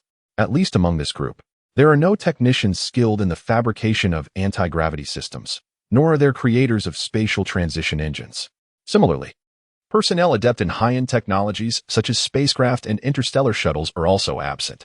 Thus, the technicians and scholars involved in the relevant system devoted over 10 hours to its transformation, albeit merely a preliminary modification, leaving them entirely unaware of the potential dangers that lurked within. The second shuttle, under the guidance of several volunteer soldiers, gradually departed from the Hope and ventured towards the arid planet before them. All aboard the Hope watched the video feed with a sense of trepidation. For the mission of this shuttle was not solely to rescue the 32 stranded souls, but also to determine whether the entire Hope could safely land on this celestial body. This, in turn, could very well dictate the fate of everyone involved. At that moment, in a certain part of the planet, Eagle, Black Iron, Lu Bai, and Zhang Heng slumbered peacefully. They were not the only ones. Other soldiers and scientists, donned in their spacesuits, had found any available spot to rest. They had already been on this planet for over 20 hours, and a day and 2 nights had passed in this realm. Devoid of sustenance and water in such a parched desert environment, each individual suffered from hunger and thirst, with thirst being the most pressing concern.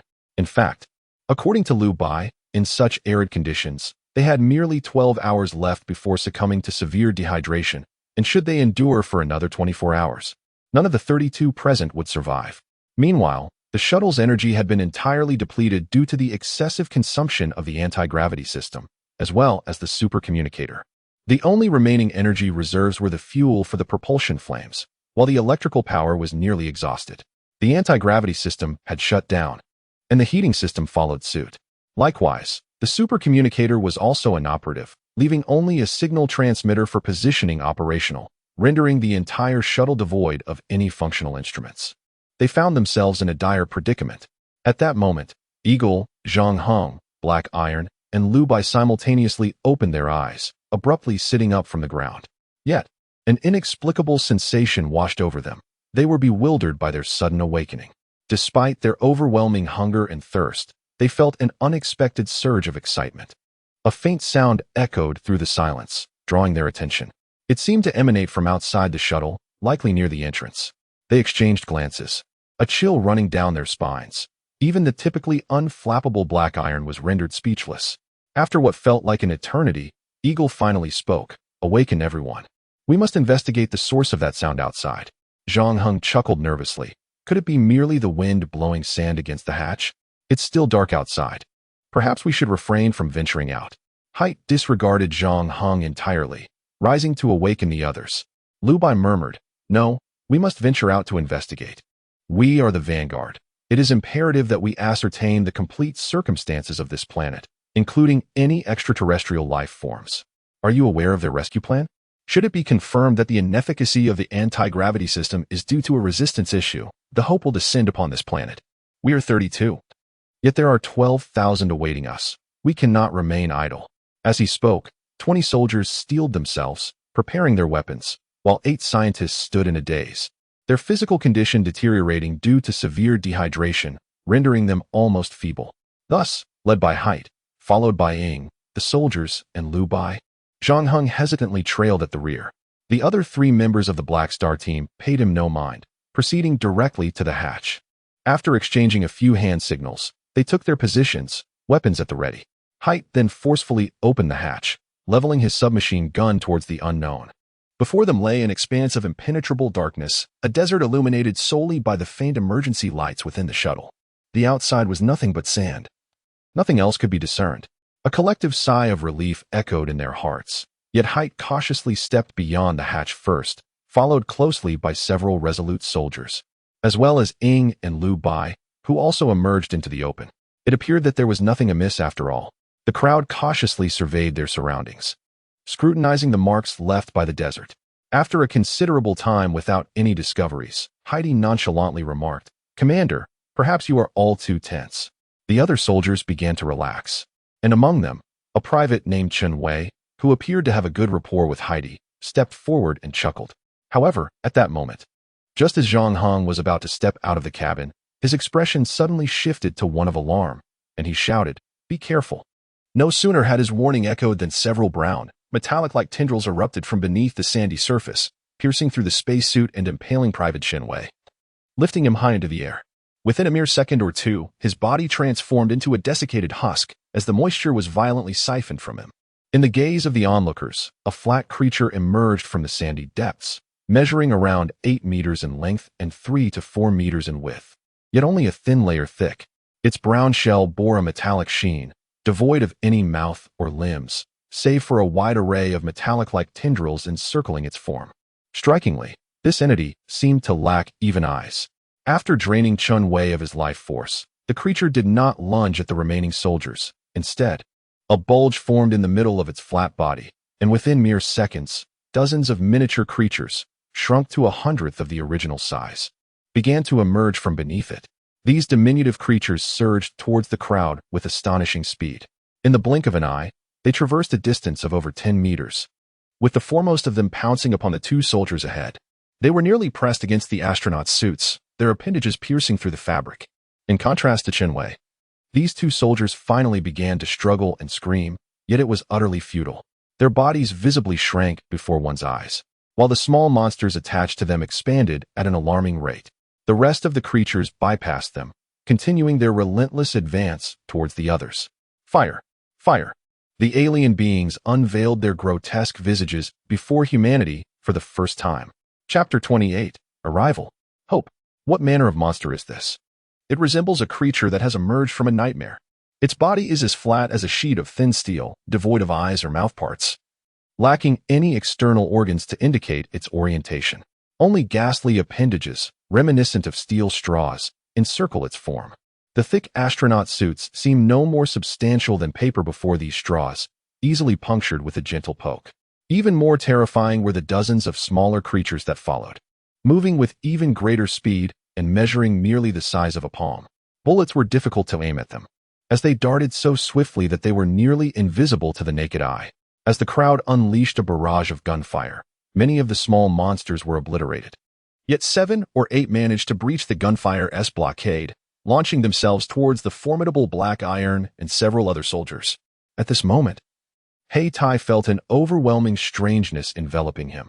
The surroundings were enveloped in an eerie silence, with even the sounds of gunfire having faded into oblivion. All that resonated within him was the rhythmic thumping of his own heartbeat, coupled with an insatiable and ravenous hunger that surged forth before him. Indeed, it was a primal hunger, stripped bare and devoid of any distraction, a raw and unadulterated craving, tinged with malice. A peculiar sensation permeated Hei Tai's consciousness, prompting him to instinctively discard his submachine gun and swiftly draw his pistol. In close quarters, the accuracy of the pistol far surpassed that of the submachine gun's erratic spray. Bang! Bang! Bang! In that fleeting moment, Hei Tai pulled the trigger thrice, shattering 3 diminutive creatures with the bullets from his pistol. Subsequently, he leaped into action. One of the small monsters charged beneath him just as he ascended, and with a forceful stomp, he crushed it beneath his foot, reducing it to a pulpy mass. The creature, having only recently emerged into existence, possessed a shell yet to harden, with its only rigid feature being its straw-like appendage. Under the weight of a colossal figure like Heitai, combined with the resilience of his spacesuit, the creature was instantly obliterated, transforming it into a mere slurry of flesh.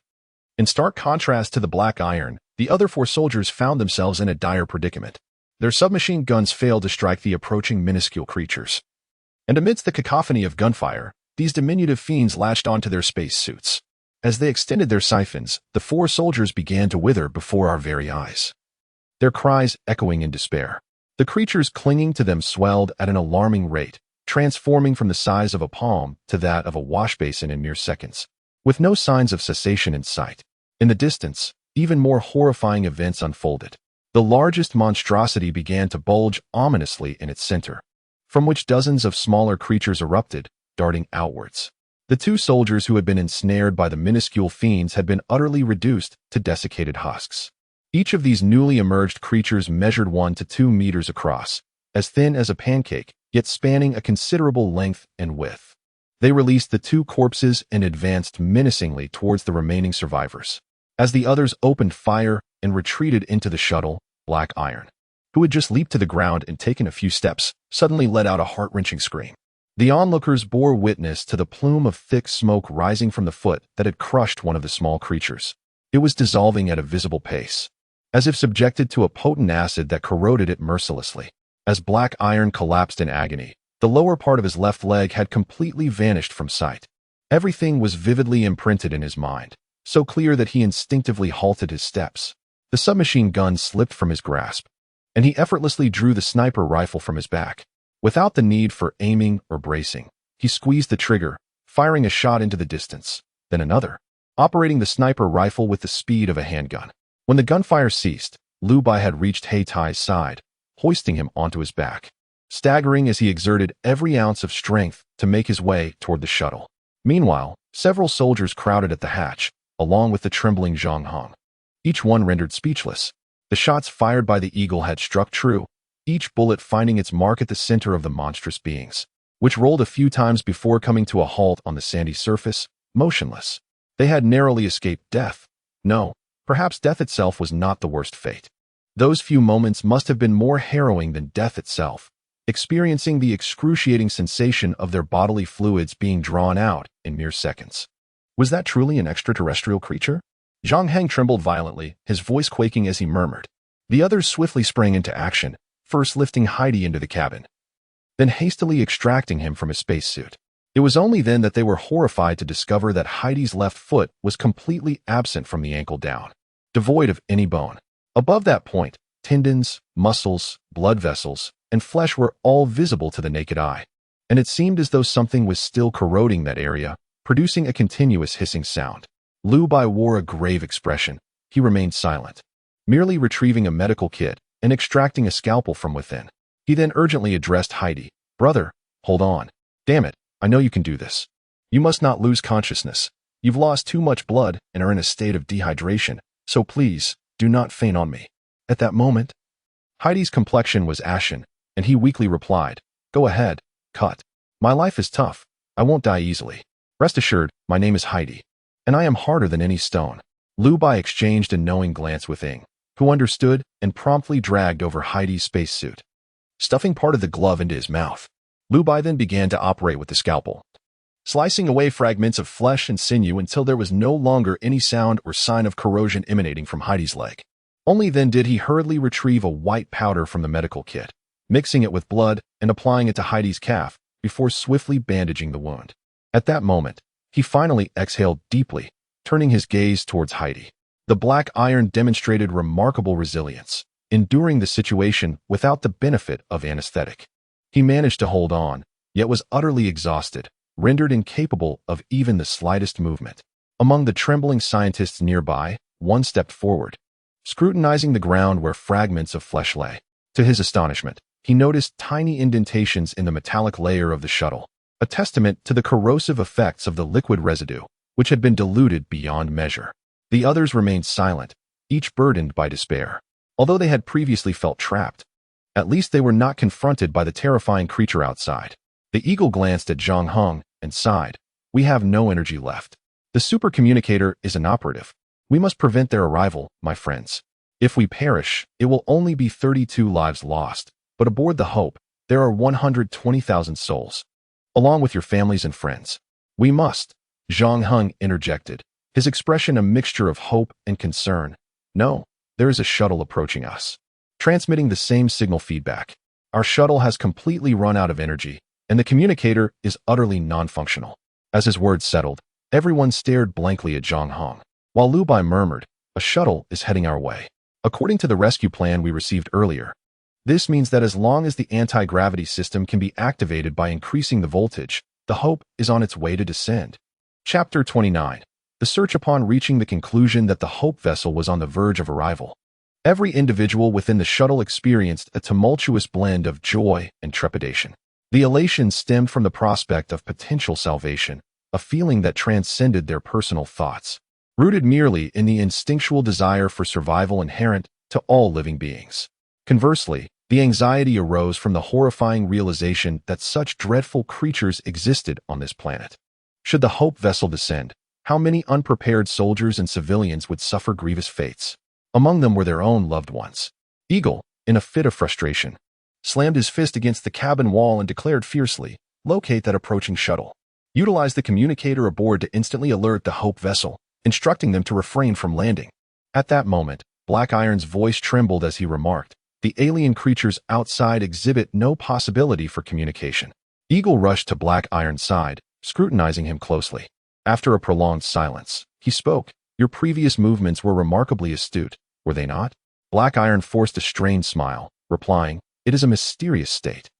"Weren't you also immersed in such a state earlier?" He continued, "Just now, in that state, I distinctly sensed that those monsters possess no cognitive awareness. Their only intent towards humanity is one of consumption. No, perhaps it is more akin to thirst. They are desperately yearning for water. Even a single drop would compel them to risk their very lives to obtain it. Eagle, do not act rashly. Do not let your concerns cloud your judgment."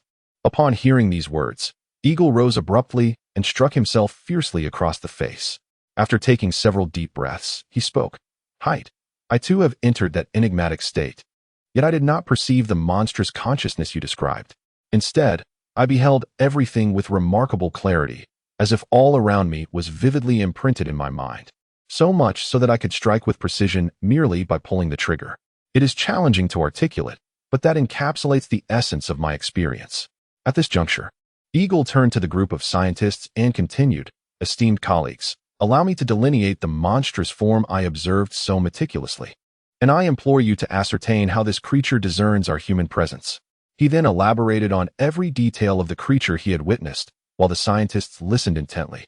Notably, one biologist, after absorbing the information, fell into deep contemplation. After a considerable pause, he remarked, "If you can indeed confirm that this creature possesses no external organs, no eyes, no nostrils, nor ears, then I can surmise that its siphons must possess a remarkable detection capability, perhaps extraordinarily sensitive, enabling it to sense even the faintest tremors from afar, akin to the echolocation of bats. It may also be attuned to the vibrations of the ground." I'd interjected, "Moreover, I can sense the water. They exhibit an overwhelming desire for it, a craving more intense than their very existence." The biologist shook his head, stating, "This is science, not merely a psychological sensation. We require concrete evidence." However, at that moment, another scientist nearby suddenly interjected, "No, perhaps we do have evidence." The surrounding individuals were momentarily taken aback, turning their attention to this scientist. He was the expert among the 8 scientists assembled, tasked specifically with uncovering the reasons behind the planet's desert-like state. He had previously asserted during the conference that this celestial body lacked sufficient time for weathering, suggesting instead that its atmosphere possessed corrosive properties. He spoke earnestly, "We have long been puzzled by the desert-like state of this planet. The entirety of it exhibits such characteristics. If it were merely a result of weathering, the time would surely be insufficient. Furthermore, the atmosphere we have analyzed lacks corrosive qualities. In other words, it is neither weathering nor corrosion that has led to this pervasive desertification. There must be some other underlying cause. Setting aside those considerations, it is undeniable that the entire planet is arid to an extreme degree, devoid of even a single water molecule. Yet, we have discovered life forms on this planet."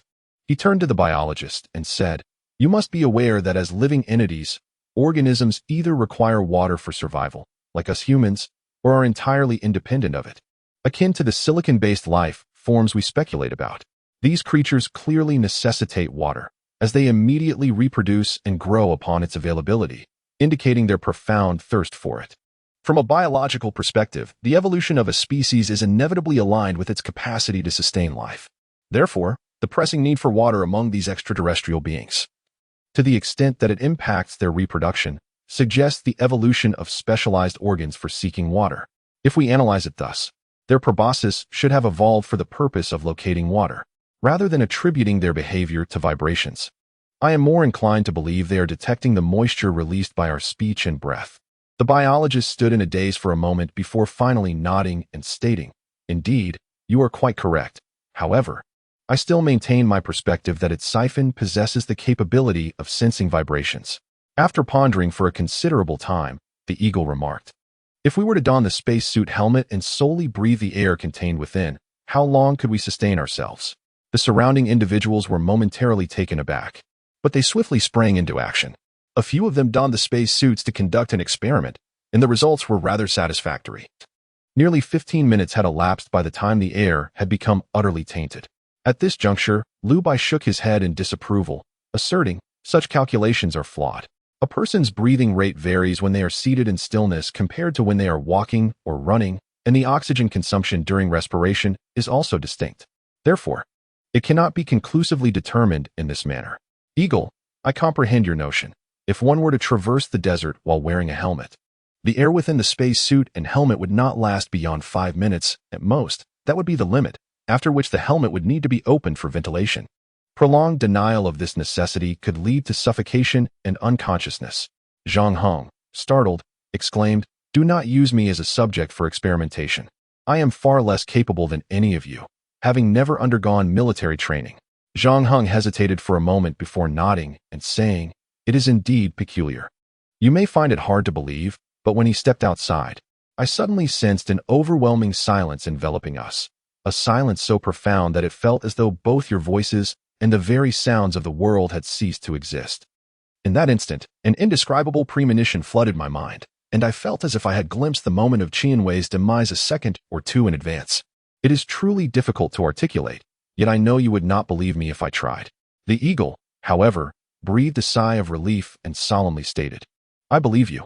Although you, I, and Black Iron experienced different sensations in that enigmatic state, it is evident that we seem to possess abilities that transcend those of ordinary individuals."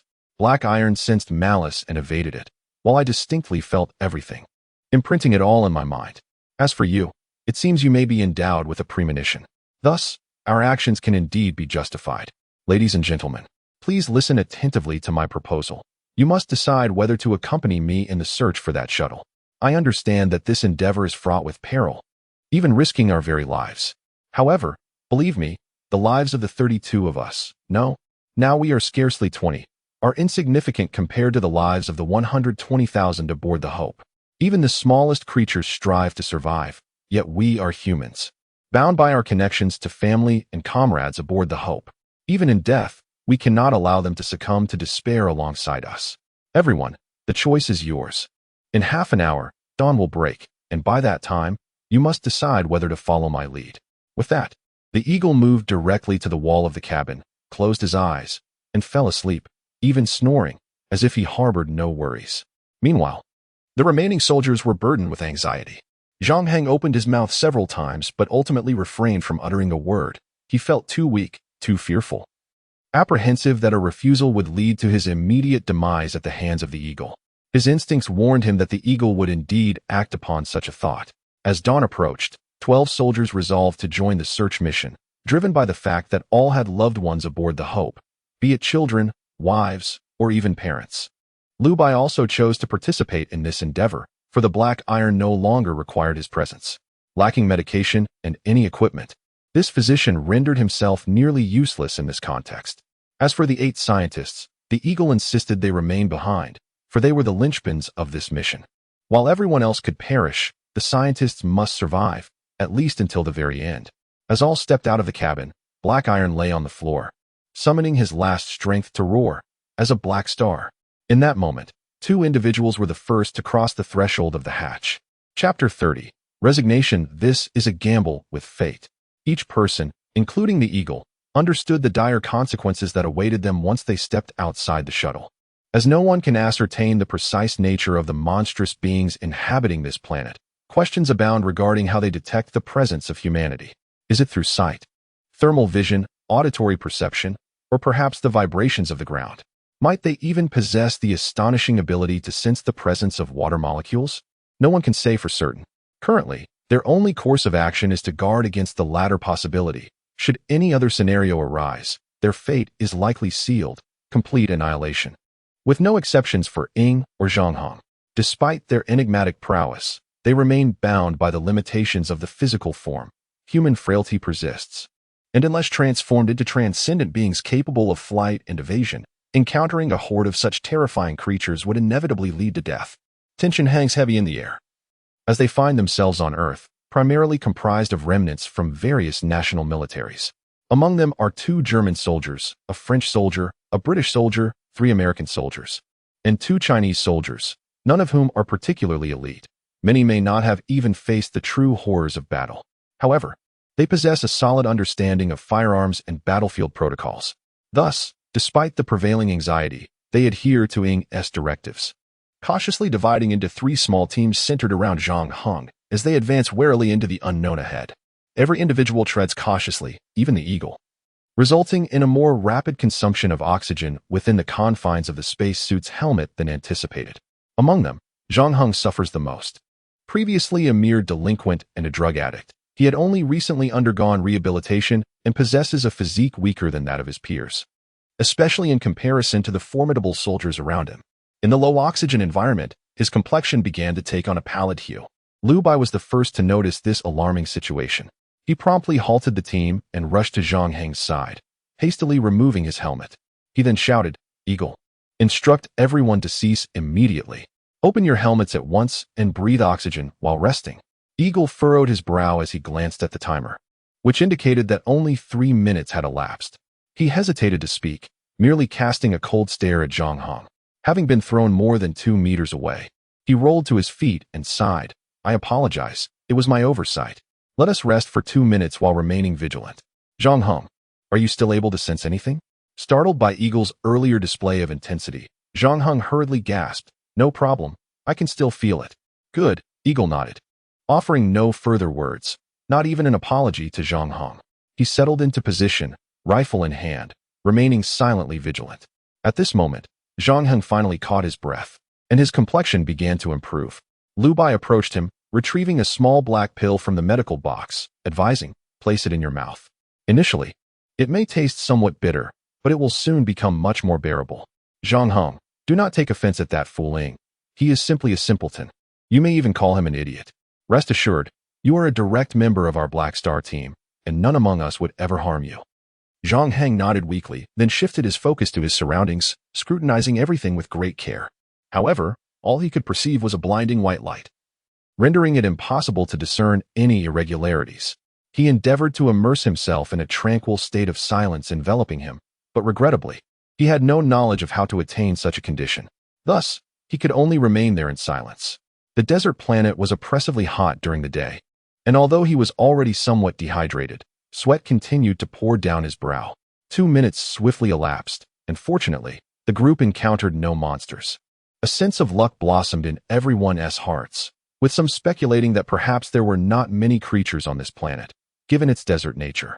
After all, sustaining such massive beasts would likely require a vast expanse of resources, making their presence unlikely. Thus, the group ambled along, having traversed for over 40 minutes. In the distance, the apex of the shuttle became faintly visible on the horizon. Excitement surged among them as they calculated that, at their current pace, with just 4 or 5 more rests, they could reach the shuttle's location. However, at that moment, Zhang Heng's expression suddenly darkened. Liu Bai had been keenly observing Zhang Heng's expressions, for Zhang Heng was indeed the weakest in constitution. He inquired, "What is it? Are you feeling exhausted? Just hold on a bit longer. Once we reach the shuttle, we can rest properly," and they surely brought water and food with them. However, Zhang Heng interrupted him with a shake of his head and shouted loudly to Ying, "Ying, I sense danger." There's something approaching rapidly from our 6 o'clock position. I can feel the threat. Ing and the others were taken aback. Immediately, Ing commanded, "Prepare your weapons at once. The rear team, hold your positions. The rest of you, move closer together. Zhang Heng, well done. Come to the back. Lu Bai, hand him a handgun. Zhang Heng, if you perceive anything amiss, shoot in that direction. It doesn't matter if you miss, as long as you aim generally towards that area." Zhang Heng nodded fervently as he accepted the handgun from Lu Bai. Suddenly, memories flooded back of the time when Heidi had taken him to the training ground to practice shooting. Among the Black Star squad, Heidi had always been the most kind to him. Tears threatened to spill from his eyes, yet he restrained himself, trembling as he pointed forward, fully attuned to the source of the impending danger. Zhang Heng sensed that this ominous premonition did not stem from malice. It was entirely different from the mysterious state of Heidi. It was merely a pure intuition, a feeling that something might transpire in that direction, a simple instinct, a sixth sense. He remained intensely focused, not daring to blink, fearing that he might miss a crucial moment that could lead to the demise of those present. Under the scorching sun, the crowd stood motionless, utterly focused on their preparations. Over a minute had elapsed, and among the group of more than a dozen individuals, some began to feel a sense of impatience and disbelief. However, Eagle and Lu Bai maintained serious expressions, which silenced any dissenting voices. "Over there," Zhang Heng shouted, just as a bullet struck the sandpile ahead. In an instant, Eagle raised his sniper rifle, and the surroundings fell into a profound silence. He observed the movement of the sand grains, each one distinct and vivid, to the point where he felt capable of depicting the flow of every single grain. Within the sand, he could vaguely outline the silhouette of a monstrous creature, a being reminiscent of an enormous ball of yarn, with a hard, metallic sphere at its center. Surrounding this sphere were countless writhing tubes, resembling a grotesquely enlarged sea urchin. The contorted motion of the tubes sent shivers down one's spine. "This is it. This is the place," Eagle murmured to himself. As the ball of yarn swiftly approached the group, he pulled the trigger of his sniper rifle with a thunderous crack. The high magnetic armor-piercing round demonstrated its formidable penetrating power, striking directly into the hard core of the yarn-like entity. A sharp, cracking sound echoed as the half-meter diameter core shattered, releasing a small jet of dark, ink-like liquid. Instantly, within a 10-meter radius, all the sand was corroded, creating a deep pit in the ground. The Eagle gasped heavily, feeling an overwhelming fatigue wash over him, yearning for immediate slumber. The recent gunshot had drained an excessive amount of his vitality. His body remained intact, yet his spirit was struggling to cope. The crowd erupted into cheers, their voices ringing out loudly, but Zhang Heng's expression grew increasingly grim. He shouted, "This is bad. These corrosive liquids are water. I can sense it from the distant surroundings. Countless monsters are approaching. Far too many. I can feel them even from this distance." Everyone was momentarily taken aback, their faces transforming into a visage of utter despair. Though they held reservations about Zhang Heng's ominous premonition, the majority began to place their faith in his intuition. Once those words were uttered, despair engulfed their hearts. Yet, the Eagle roared, "What are you panicking for? We must flee. The monsters are drawn to the corrosive liquids here, not to us. Their primary target is undoubtedly this place. Everyone listen. Remove your helmets. Breathe in ample air, and let us hasten our escape. If we can reach the shuttle, we shall survive." Upon hearing this, everyone immediately followed the Eagle's lead, sprinting forward. The Eagle and Lu Bai dashed to Zhang Heng's side, their understanding unspoken, as they lifted him slightly, allowing him to leverage their support and run as swiftly as the others. Thus, they ran forward, 1,000 meters, 800 meters, 500 meters, each lost in their fervor. Yet, they could hear the ominous sound approaching from behind, as if a colossal subterranean creature were drawing near. They were uncertain whether they could reach the shuttle door. Despair gradually enveloped them, sinking deep into their very bones. The only option left was to continue their frantic dash. Closer, ever closer, it was almost within reach. As the first person reached the shuttle's entrance and turned the locking wheel, he stumbled inside and collapsed, unable to rise again. The second, then the third followed suit. When the last two, Ing and Lu Bai, propelled Zhang Heng into the cabin. A line of gigantic skeletal forms was visible behind them, each exceeding 20 meters in length. Their spines glided across the sandy surface, resembling a great white shark hunting in the ocean, yet far more awe-inspiring and terrifying. At this moment, it was less than 100 meters from the shuttle. Ing cast a cold glance at the creature, then swiftly slammed the door shut, urgently turning the locking mechanism until it was fully secured. He finally collapsed, gasping for breath. Just then, a figure clad in a spacesuit burst forth, trembling and brandishing a submachine gun, relief flooding over him once he recognized the faces before him. Liu Bai was the first to react, urgently inquiring, "Are you here to rescue us? What about the others? By the way, is the communicator inside the shuttle still operational?" The soldier hastily set aside his submachine gun, standing at attention with great effort. Reporting, "Lieutenant, Private, there's no such private," he exclaimed, bursting into tears. "They're all dead. They set out on a small landing craft, and I communicated with them. They said it was sweltering here, and after taking a sip of water, I soon heard their cries of death through the communicator. They perished outside. There are aliens here, aliens hunting us." It appeared that the private was on the brink of a nervous breakdown from sheer terror. Liu Bai exchanged glances with Eagle and, maintaining his composure, said, "Do not panic.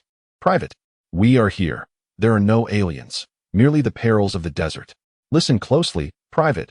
Take out the water and food. Then guide us to the location of the supercommunicator. Never mind, we will go ourselves. Zhang Heng, rise and get to work." As Zhang Heng mustered the strength to stand, the private's next words caused him to collapse back to the ground. "Water, indeed, there is water. And food has been prepared for you. However, the supercommunicator has become inoperative. The scientists have modified the shuttle, but the excessive voltage has strained the anti-gravity system. Yet, such voltage has also rendered the shuttle itself inoperative, as the supercommunicator and navigation systems have suffered circuit damage and are no longer functional." Chapter 31. Rescue. The orbital adjustment of the Hope has concluded, and the angle for atmospheric entry has been established. The third inspection has commenced. Following its completion, all equipment has been confirmed to be in perfect working order, and the third data verification has begun. All data aligns flawlessly. 30 seconds remain until the Hope begins its descent. Countdown: 30 seconds, 29 seconds, 28 seconds. Under the guidance of the central supercomputer aboard the Hope, the immense spacecraft initiates its descent towards the desert planet. Sustained by the force field of the anti-gravity system, the descent speed of the Hope is measured, thus minimizing the intensity of atmospheric friction on its exterior and reducing the risk associated with its entry. Yao Yuan sits in the captain's chamber, absorbing information from various sources while issuing commands. Of course, these directives have been meticulously pre-planned, resulting from the collaboration and calculations of numerous scholars. Yao Yuan need only recite them. "I command, activate the first group, the second group of nuclear fission reactors. The third group of nuclear fission reactors remains in a dormant state." The captain's commands echoed continuously as the Hope descended toward the desert planet. The 12,000 souls aboard the vessel hurried to their respective portals, gazing through the glass at the strikingly yellow desert world. From the expanse of outer space, the planet's visage gradually morphed into that of its surface, instilling a palpable sense of tension in every heart. Consequently, following the conclusion of discussions, Yao Yuan promptly issued the command to land on the planet, and the Hope began its preparations in earnest. At last, the time had come for the Hope to commence its descent. Due to the immense size of the Hope, its substantial mass rendered conventional flight methods, including rocket propulsion, impractical. The sole means of ascent lay in the utilization of its anti-gravity system. This was precisely why Yao Yuan had previously refrained from permitting the vessel's landing. Should the anti-gravity system fail, the Hope would be reduced to mere scrap metal, capable of landing but unable to take off again. After reviewing the evaluation report, Yao Yuan committed the 30-minute time frame to memory and proceeded to examine another document prepared by the ship's geologists. This report addressed two key matters. Notably, located 170 kilometers from the two shuttles, the terrain there was slightly elevated above that of the shuttle's current position. The geologists posited that beneath the geological strata in that area lay a relatively hard rock layer, which would serve as the most suitable landing site for the Hope. As for the second matter, the geologists are eager to commence subterranean drilling operations immediately upon the arrival of the Hope spacecraft. Their primary objectives are twofold. Firstly, to ascertain the geological structure of the area, thereby mitigating the risk of geological disasters that may arise from the considerable weight of the Hope spacecraft. And secondly, to probe the planet's geological layers in search of mineral distributions and potential subterranean water sources. This endeavor will greatly enhance the understanding of the origins of this seemingly abrupt desert planet, which could not have emerged spontaneously. The universe indeed harbors countless wonders. Yet every phenomenon should possess a logical basis for reasoning, and it is only fitting that this desert planet adheres to such principles. Yao Yuan is not a scientist or researcher. In fact, he is quite ignorant of these matters. However, he possesses the admirable quality of being receptive to advice and placing his trust in experts, just as he is regarded as an authority on the battlefield. Where all must heed his counsel, he recognizes that in the realm of science, he is far from an expert. Consequently, his choice is to heed the opinions of specialists, particularly those that are endorsed by the majority. While this approach may carry its own risks, it is unquestionably superior to making decisions based solely on impulse. Yao Yuan meticulously scrutinized the document before him, an ineffable sense of unease gnawing at him as he sensed an underlying issue, yet the specifics eluded him. After all, the Hope vessel's monumental scale rendered its descent in a desert region a formidable gamble. Thus, it was imperative to ascertain the geological stratification at the earliest opportunity, an endeavor that must commence immediately upon arrival. After considerable contemplation, Yao Yuan ultimately inscribed the word approved upon the document and simultaneously issued a command for 300 fully armed soldiers to accompany the expedition. The objective was to facilitate rapid and urgent drilling operations in the desert, while the document detailed the requisite personnel and supplies. The latter could be set aside for the moment. The Hope vessel, departing from Earth, was undeniably well stocked, yet what truly unsettled Yao Yuan was the number of personnel required. Over 300 engineers and technical staff, alongside more than 1,500 laborers, were necessary. The prospect of such a vast contingent disembarking from the Hope vessel was fraught with uncertainty. A mere 10 minutes later, as the Hope vessel traversed the 5,000-meter mark, it continued its descent with remarkable steadiness, ultimately making contact with the desert floor. The elation within the vessel was palpable, with many occupants weeping tears of joy and embracing one another in exuberance. They had finally arrived on a planet teeming with oxygen, a potential cradle for humanity's future. 120,000 individuals were filled with excitement, albeit tinged with trepidation regarding the unknown extraterrestrial environment. Nevertheless, thousands expressed a desire to disembark from the Hope and set foot upon this alien world. However, all such requests were summarily denied. Until a thorough understanding of the planet was achieved, Yao Yuan was resolute in preventing any unauthorized personnel from leaving the Hope. Following nearly half an hour of preparation, Yao Yuan assembled all members of the Black Star team, with the exception of Wang Guangjing, who was required to remain aboard the Hope in the capacity of acting captain. He also brought along 100 elite soldiers and 5 hovercrafts, which operated on anti-gravity technology for flight. It must be noted that such technology would be rendered useless on this planet. Nevertheless, the hovercrafts themselves were designed as airships, capable of gliding over the desert through exhaust propulsion, achieving remarkable speed. Thus, once land mode was activated, these vessels could still serve as a means of transportation. As they were about to depart, Yao Yuan turned to Wang Guangjing with utmost seriousness and said, "Old Wang, your steadiness is unmatched, which is why I entrust this post to you. Should any situation arise, you can promptly contact me or handle it directly. I have full confidence in your capabilities." Wang Guangjing, visibly displeased, retorted, "But why must you lead the team? You are the captain, the recognized leader of these 120,000 souls. They will only feel secure in your presence. Why can't I take the lead?" Wang Guangjing sighed and, with a wry smile, said, "All right, go ahead and take care of it. Damn it, what is this feeling?" Meanwhile, the scientists from the geological team were diligently preparing various supplies. Following Yao Yuan's orders, they selected 500 soldiers, along with skilled workers, engineers, and ordinary volunteers from the 12,000 inhabitants of the Hope, who were eager to join the mission. Chapter 32. Terror. Yao Yuan felt an overwhelming sense of oppression. Ever since the Hope had descended upon this planet, an indescribable heaviness had settled upon him. It was akin to his initial experience on the battlefield when he unwittingly stumbled into a minefield, paralyzed by uncertainty and unable to take a single step forward. It had been a long time since he had felt such helplessness. He was almost certain that this planet harbored some unknown dangers. However, this was merely his intuition, and he refrained from voicing it, lest it dampen the spirits of others and diminish their morale. Amidst the pervasive silence, 5 hovering airships advanced steadily. Though no one spoke, it did not imply indifference towards the planet. Everyone was intently observing the scenery beyond the airship. Despite the monotonous expanse of yellow desert, The sensation of being on an alien world thrilled many, causing them to tremble in excitement. A few soldiers, after consulting their squad leaders and junior lieutenants, even produced small cameras to capture images of the exterior. Observing the situation unfold, Yao Yuan refrained from intervening, recognizing that the majority of these soldiers hailed from Western nations. As long as it was not during wartime or training exercises, their daily movements remained relatively free and relaxed, a stark contrast to the rigid discipline of the Chinese military. Any attempts to impose restrictions could potentially yield counterproductive results. Provided they did not dawdle on the battlefield, Yao Yuan deemed these minor transgressions tolerable. Thus, the airship glided swiftly across the desert, moving faster than anyone had anticipated. In a short span, it closed in to within mere dozens of kilometers from one of the shuttles. At this juncture, several privates approached to report that the temperature in the desert was exceedingly high, requesting permission to remove their helmets for some fresh air and to take a few sips of water.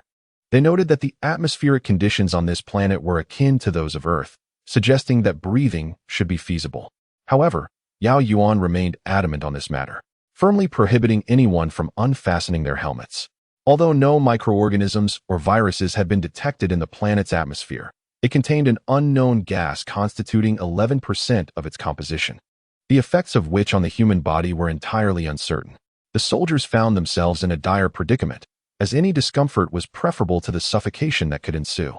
Nevertheless, they were equipped with ample oxygen tanks, leading Yao Yuan to prioritize their safety over their immediate comfort, insisting that they endure the heat rather than compromise their protective gear.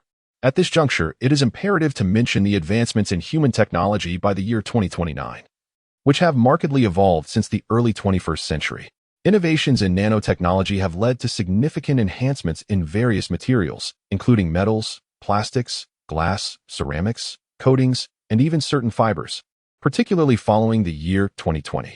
The current spacesuits worn by individuals have undergone a remarkable transformation, unlike the cumbersome, nearly immobile suits of the 20th and early 21st centuries. Today's spacesuits are much thinner and more flexible while offering superior thermal insulation. Moreover, the helmets are now equipped with automatic opening mechanisms, and dexterity in the fingers has substantially improved, facilitating a more effortless lunar excursion for humanity in the post-2020 era. During his time on Earth, Yao Yuan undertook extensive efforts to procure a substantial number of these advanced spacesuits. He even arranged for expeditions to aerospace agencies in Europe, America, Russia, and China, nations capable of lunar exploration, essentially emptying these agencies of their stock. Ultimately, he successfully gathered nearly 10,000 suits.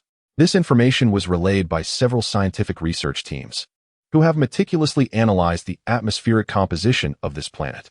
Indeed, their findings revealed an absence of any microorganisms, viruses, or even water molecules in its atmosphere.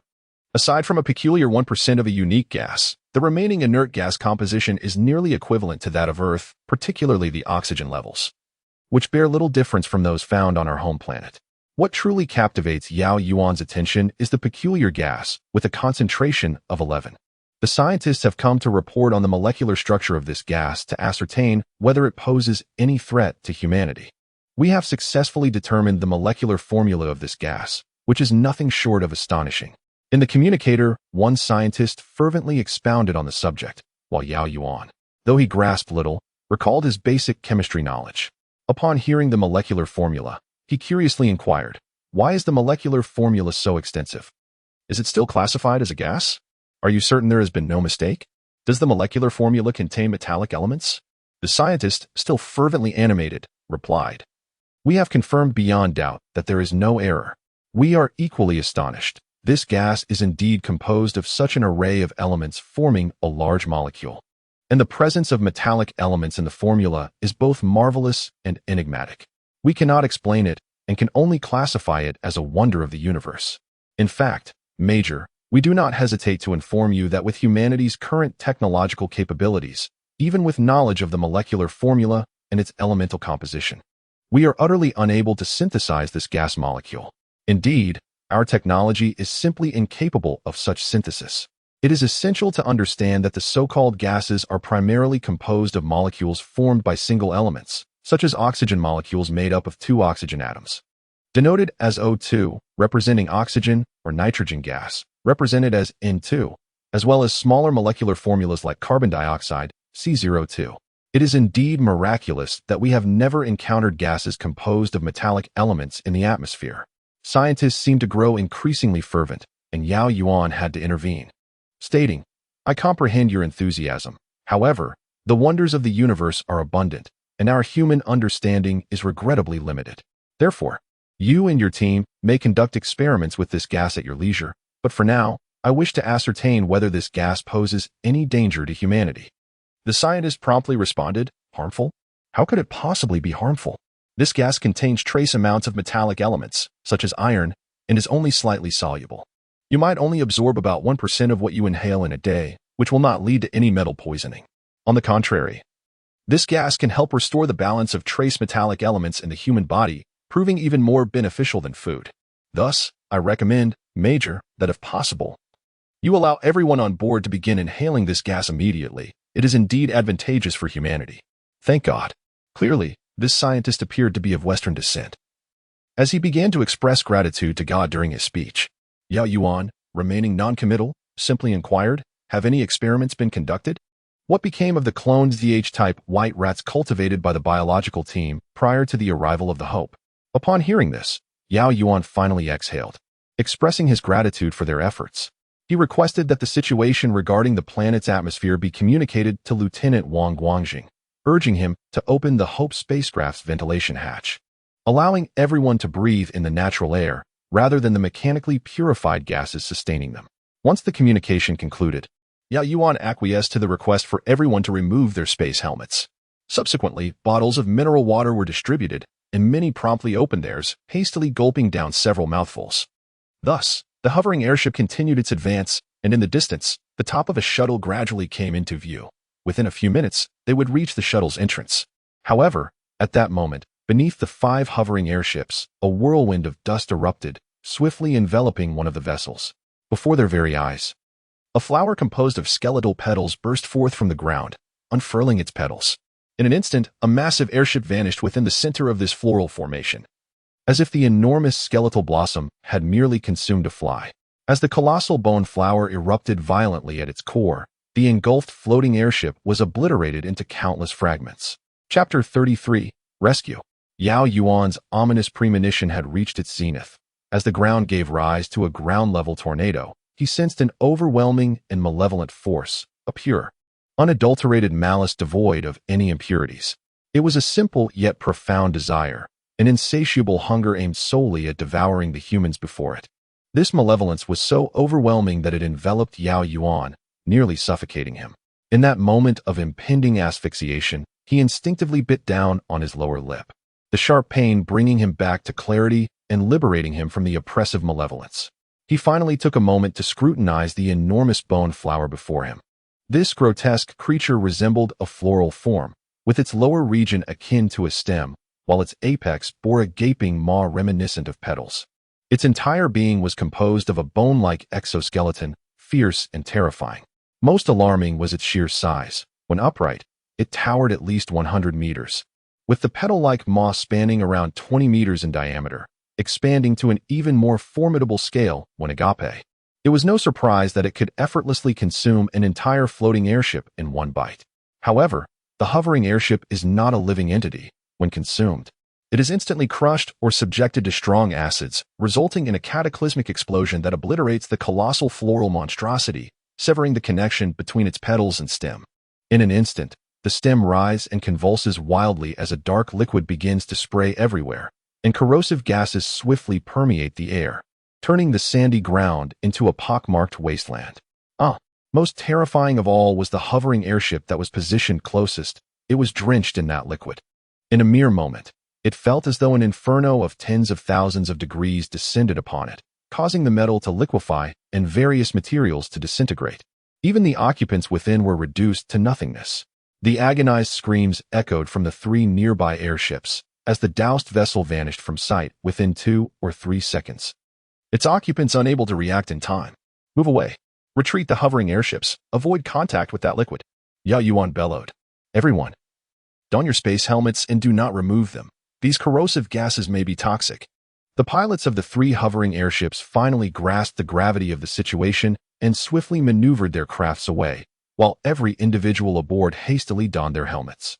Only then did they dare to glance back at the site where the monstrous flower had been annihilated, now shrouded in a thick fog. As the corrosive liquid had vaporized and released a plethora of gases, rendering the area utterly impenetrable to vision. The events unfolded with alarming swiftness. Suddenly, a tornado erupted from the ground, and from the desert emerged a colossal and grotesque creature that devoured a hovering airship in one swift motion. Moments later, the airship erupted in a cataclysmic explosion, scattering the monster into fragments. However, if that corrosive fluid could be deemed its blood, it sprayed everywhere, obliterating yet another airship. In the span of mere moments, 2 airships, along with over 40 soldiers and 4 members of the Black Star team, had been completely eradicated. Without even a chance to utter a sound, the fragility of life struck an unimaginable chord, highlighting humanity's vulnerability in the vastness of the cosmos and against extraterrestrial forces. Yao Yuan gazed at the corrosive mist, rendered speechless until the distant crack of a gunshot jolted him back to reality. He hurriedly turned his attention towards the source of the sound, which emanated from the location of the shuttle. Through his military binoculars, he discerned an individual waving 2 makeshift flags. Observing that there were still survivors at the shuttle, Yao Yuan dismissed the significance of the flags and communicated through the intercom. "Everyone, prepare yourselves. We shall proceed to the shuttle to rescue the trapped individuals while the airship continues its advance. Remain vigilant and watch for any dangers around us." The soldiers were engulfed in fear, for the monstrous floral entity was utterly indefensible, having sprung unexpectedly from the earth. Some soldiers cried out in protest, refusing to advance. In response to this turmoil, Yao Yuan's expression darkened, imbued with solemnity and a hint of lethal intent. The members of the Black Star team aboard the various airships also tensed, ready to spring into action at the first sign of peril. At that moment, a private suddenly relayed a message. "Major, that individual is not merely waving a flag. He is signaling with semaphore. It appears he was once a naval soldier, and he is attempting to communicate with us." Yao Yuan paused for a moment, quickly directing his attention towards the distant figure brandishing the flag. He urgently inquired, "What does his signal mean? Can you translate it?" The private hesitated briefly before responding, "Certainly, Major. But you must understand that semaphore consists of basic maritime terminology and may not convey intricate meanings. The individual S signals comprise 4 messages. First, hazardous cargo. Second, cease your intentions. Third, you are in danger. And fourth, diver at work. Please maintain your distance." He has been repeating these 4 messages consistently. Yao Yuan promptly requested a piece of paper from a nearby soldier and inscribed the 4 phrases upon it. He then addressed the private, saying, "Thank you, Private.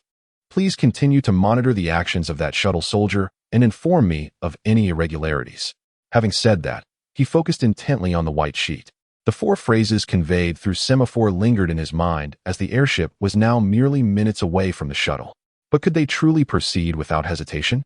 The soldier must have been aware of some imminent peril, prompting him to signal without delay. Yet, what precisely was this danger? The first phrase, hazardous cargo, did it refer to those present? The hovering airship carries humanity forward. Can we refer to humans as cargo? Yet, does such a designation not seem rather peculiar? Perhaps there are alternative interpretations. Secondly, when one speaks of halting your intentions, does it imply continuing to approach the shuttle? Could it be that the shuttle is a trap? This area has been entirely encircled by monsters, lying in wait for the appearance of a rescue team from humanity. Are these extraterrestrial creatures truly so astute? With this thought, Yao Yuan immediately spoke aloud into the communicator. "All airships, cease movement at once and remain on standby, while maintaining vigilance." Having uttered this command, he disregarded the reactions of those around him and was plunged back into contemplation. Thirdly, when it is stated that you are facing danger, does it refer to the multitude of such creatures lurking in the sand beneath your feet? Thus, are the individuals here in peril, or is it a linguistic irony, indicating that it is not the newcomers, but rather those within the shuttle who are in danger? As for the 4th statement, it is the most baffling of all, possessing no relevance in this context. What could possibly mean diverse at work? Please keep your distance. This is evidently a desert. Where could water possibly come from? And how could there be diving? Suddenly, a realization struck Yao Yuan. He sprang to his feet and declared into the communicator, "Everyone is prohibited from opening their space helmets. I repeat, All personnel must refrain from opening their space helmets. All bottled water must be securely sealed at once. No further bottles are to be opened. Simultaneously, the hovering airship is cleared for takeoff. We shall proceed to the shuttle's location. Indeed, the meaning of the 4 sentences of the signal flags becomes clear. Comparing humans to cargo is somewhat excessive, as they are neither contraband nor human traffickers. Thus, the term cargo does not refer to humanity, but rather to the copious amounts of bottled water they bring along. The cessation of intent does not imply a halt in the search for them, but rather a natural inclination to remove their helmets, to breathe, to feel the breeze, and to drink water. These are the most instinctive and pure intentions. The significance of the 3rd sentence arises from the preceding 2. You are confronted with peril, and should the essence of water escape, danger inevitably ensues. As for the 4th sentence, it elucidates the origin of this threat. In other words, is it water? Can water attract monsters? Meanwhile, due to the suddenness of the attack on Yao Yuan and his urgent need to reach the shuttle, he momentarily forgot to inform the Hope about the extraterrestrial beings. At that very moment, several large hatches of the Hope swung open, allowing for the expulsion and exchange of air, enabling the populace to breathe the natural atmosphere rather than the artificially purified air. Thus, a multitude of water molecules began to diffuse from the Hope spacecraft. Almost simultaneously, the geological team, comprising thousands of personnel, commenced their expedition from the Hope. They chose a slightly lower terrain situated 20 kilometers away from the spacecraft, where they intended to excavate into the depths of the desert planet, aiming to unravel the mysteries surrounding its formation. Chapter 34. The menacing green jewel felt an overwhelming sense of gloom. Indeed, he was engulfed in a profound melancholy. If it were merely that, it might have been bearable. However, in the days following his release from confinement, he was incessantly bombarded with inquiries regarding his academic credentials by both military and civilian representatives. This incessant questioning led him to believe that he had likely been exposed. Yet, before he could confess, he found himself once again concealing his past, a revelation that brought him several days of unexpected joy. Alas, before his elation could fully dissipate, he realized that his forged degree had ensnared him in a web of considerable trouble.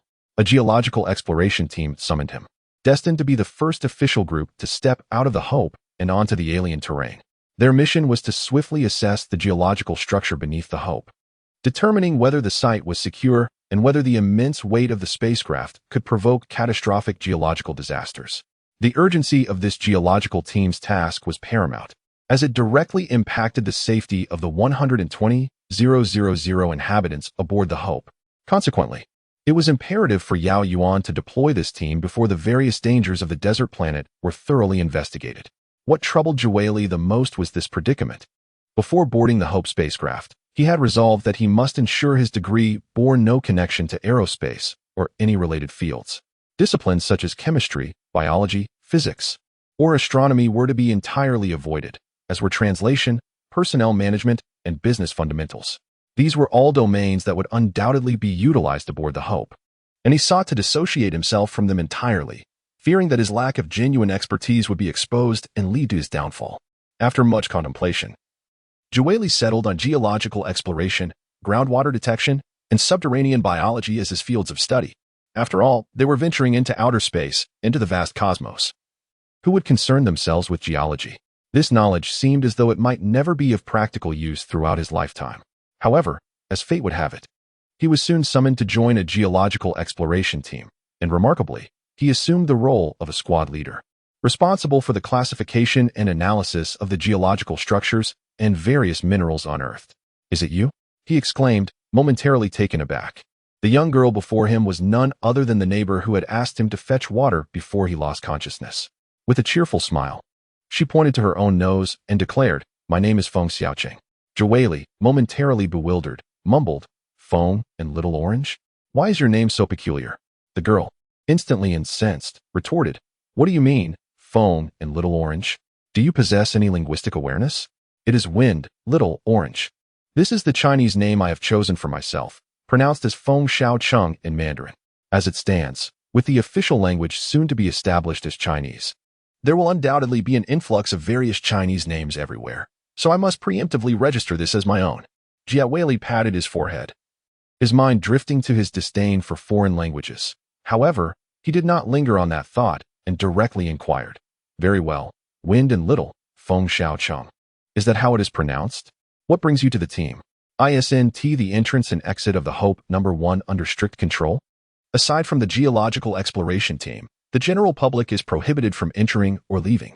How did you manage to sneak in? Next were the skilled technicians in yellow.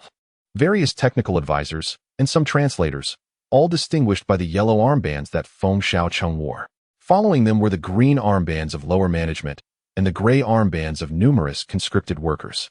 Thus, when Feng Xiaocheng proudly displayed her yellow armband, Jia Weili instantly felt a surge of frustration, particularly as this girl appeared to be only 17 or 18, yet held a higher position than he did, exuding an air of arrogance that tested his patience.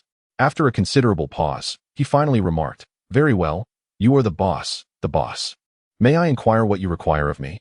Feng Xiaocheng covered her mouth with a giggle and replied, "Not much at the moment, but you could serve as my assistant, helping me carry things and such, as those mineral specimens are quite heavy." As Jia Weili was about to scoff an outright refuse, a thought crossed his mind, prompting him to nod in agreement. "Very well. Considering your petite stature, I dare say a mere dozen pounds could easily overwhelm you. How about this? I shall serve as your aide, assisting you in translating these minerals for others. What do you think?" Feng Xiaocheng gazed at Jia Weili with delight, joyfully grasping his hand and exclaiming, "Excellent. From this moment on, you shall be my aide. Wherever I go, you must follow, and all the heavy burdens will rest upon your shoulders." Feigning reluctance, Jia Weili replied, "I have no objections. However, what shall I do about my current responsibilities? If the higher-ups inquire, I shall find myself in a predicament. Let them be." Feng Xiaocheng chuckled merrily. "It's merely a voluntary arrangement, and there's no remuneration involved. You're working regardless, so why concern yourself with them? Now, aide number 1, kindly fetch me a bottle of mineral water. I am quite parched." Jia Weili shrugged and said, "I regret to inform you that I am unable to do so. All supplies have been transported ahead to the destination, where, as I hear, the soldiers are establishing a camp. If you are truly thirsty, you should hasten to the camp." Feng Xiaocheng nodded obediently, then with a bright smile, she took Jia Weili's hand and began to run ahead, exclaiming as she dashed forward, "Let us quicken our pace. Faster, even faster. I can hardly wait to commence our work. Hee hee. Hey, are you out of your mind? Do not lose your mind. The sand here is so soft, I might fall." The two individuals continued to run forward, leaving behind a trail of laughter. The surrounding crowd couldn't help but smile in response. One was a romantic young girl of 17 or 18, and the other, a handsome young man. Their intimate hand-holding was undeniably evident, marking them as a young couple. In such an environment, amidst the last remnants of humanity, everyone felt compelled to smile at this heartwarming scene, as if the hope for the future lay right before their eyes. This desert planet, once barren, could be transformed if the underground water were harnessed. With the diligent efforts of humanity, oases could eventually flourish across the landscape, turning this planet into a second homeland for mankind. Everyone sensed a newfound strength in their steps, quickening their pace. Meanwhile, Yao Yuan urgently requested that the Hope ship take off immediately while warning against the geological team's departure. Unfortunately, the geological team had already set off from the Hope ship prior, as the exploration was critical to determining whether the ship's presence on the surface could trigger geological disasters. Thus, the team had departed at great speed, with the foremost members likely having already reached their destination and possibly commenced excavation activities. After hanging up the communicator, Wang wasted no time and promptly ordered the crew in the control room to begin operating the Hope ship, initiating the charging of the anti-gravity system and commanding an immediate ascent from the ground. However, he soon received a chilling piece of news through the feedback. The energy reserves of the Hope were depleting at an alarming rate. According to the self-diagnostic results, where the Hope made contact with the ground, countless tiny tendrils resembling circuitry were siphoning off the energy of the vessel, seemingly beginning to corrode its base. Meanwhile, 20 kilometers away from the Hope, a nascent encampment had taken shape, bustling with numerous workers engaged in various tasks.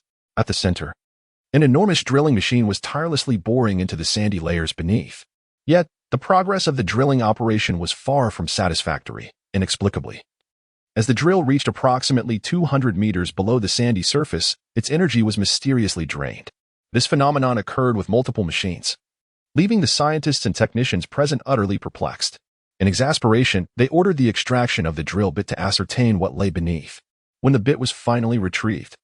It was enveloped in a thick layer of green, resembling a coating of moss, with small tendrils emerging from the vegetation, ensnaring the drill bit. Visible currents were being siphoned away by these organisms, and alarmingly, the drill bit was visibly diminishing in size. Indeed, the green flora was consuming the alloy drill bit. Meanwhile, the remnants of the alloy drill bits, having been absorbed and consumed, transformed into minuscule grains of sand that fell to the ground. Chapter 35. Deception. Yao Yuan sat within the floating airship, his mood exceedingly grim, tinged with a palpable sense of dread. How could such occurrences be forgotten? This was the very source of his fear. It was one thing for him alone to forget, as it is human to err. But the simultaneous amnesia of over 50 individuals in transmitting information was no mere lapse. It was a chilling inevitability. The notion that more than 50 people would inevitably fail to relay information struck Yao Yuan with a profound realization. Yet, it was evident that this conclusion lacked sufficient evidence to support it. Why must it be an inevitable lapse? Could it not be that, following a great terror, all 50 individuals inadvertently forgot? This uncertainty fueled his agitation, for he could not identify any tangible threat, and therein lay the greatest peril. The unknown is invariably the most terrifying, as it represents a danger from which one cannot discern its origin. This encapsulated Yao Yuan's current state of mind. Do not succumb to anxiety. The events have transpired, and further worry serves no purpose. Retrace all the clues from the very beginning. Yao Yuan pondered quietly, inhaling deeply as the pure oxygen within his space helmet gradually soothed his tumultuous thoughts, allowing him to begin sketching out all the clues from their initial source. Firstly, the Hope spacecraft discovered the nearest Earth-like planet over a month ago, which, given its current technological capabilities, is the only celestial body potentially reachable within the cosmos. Subsequently, the Hope spacecraft began its approach towards this planet. During this period, an unusual viral outbreak occurred aboard the vessel, resulting in over 500 individuals falling ill and being quarantined, with only 102 surviving, leading to a staggering mortality rate of 80%. This virus, or rather this sudden affliction, showed no lingering effects. It struck swiftly and receded just as rapidly. Scientists found no further instances of the illness, nor any evidence of the virus's existence, and the incident was designated as the mysterious virus event, after which all information was sealed within the depths of the central computer. Following this, the Hope spacecraft arrived at the planet, and after deploying several hastily constructed unmanned probes, Commander Yao Yuan ordered a team comprising Ying, Heitai, Liu Bai, Zhang Hong, along with scientists and soldiers, to serve as the vanguard, piloting a shuttle to land on the celestial body. It is worth noting that the unmanned probes crafted by the technical staff and scientists were vastly inferior to genuine extraterrestrial exploration devices, such as the Mars landing rovers, rendering them incomparable. The reasons are quite straightforward. The scientists and technicians rescued and gathered by Yao Yuan were those selected by various governments around the world. When it comes to the extraterrestrial exploration technologies representing the pinnacle of contemporary human science, such as unmanned probes and shuttles, they are utterly incapable of manufacturing these tools. Just as only a handful of civilian scientists have had the opportunity to engage with Mars rovers, such high-caliber talent has long been appropriated by governments across the globe. Thus, even if the scientists aboard the Hope were to succeed in their research and development efforts, it would not be a matter of mere months. It necessitates prolonged investigation and incessant experimentation. Now, to return to the main point, at that time, Yao Yuan and the entire crew of the Hope largely agreed to dispatch a pioneering landing team without dissent. Yao Yuan even concocted a rationale for himself, claiming the need to instill hope. However, could matters truly be so simple? The meticulous resource management allowing for the sustenance of 120,000 individuals in the cosmos for a decade, or perhaps even longer, suggests a more complex situation. The Hope did not rush to find a landing site. It could afford to linger on the planet for a while to observe the entirety of its surface. The decision to deploy personnel hastily was imprudent, and the crew aboard the spacecraft ought not to have been so unanimous.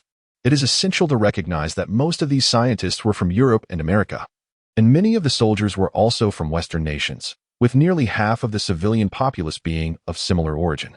They would not remain silent in the face of ominous circumstances, even when confronted by armed forces. They might dare to rebel or even resort to acts of aggression, an inclination that starkly contrasts with the disposition of the Chinese populace. However, the outcome was that no one voiced any objections. It seemed they all regarded the hurried dispatch of individuals to the planet as an entirely normal occurrence. Even as the Hope descended in its entirety, the crew aboard remained unperturbed. Indeed, I have identified the crux of the issue. Yao Yuan abruptly straightened in his seat, a sudden recollection of a past mission seizing his thoughts. He had been tasked with the pursuit of a foreign spy, an assignment shrouded in secrecy due to its clandestine nature, leading to the dispatch of only himself and the leader of the longing squad. Together, they followed the trail of clues, yet frequently found themselves befuddled before crucial leads, ultimately losing track of their target. It was only through a serendipitous turn of events that they managed to apprehend and eliminate the spy before his escape from China. Until that moment, Yao Yuan had not fully grasped that the spy was deeply versed in psychology and hypnosis.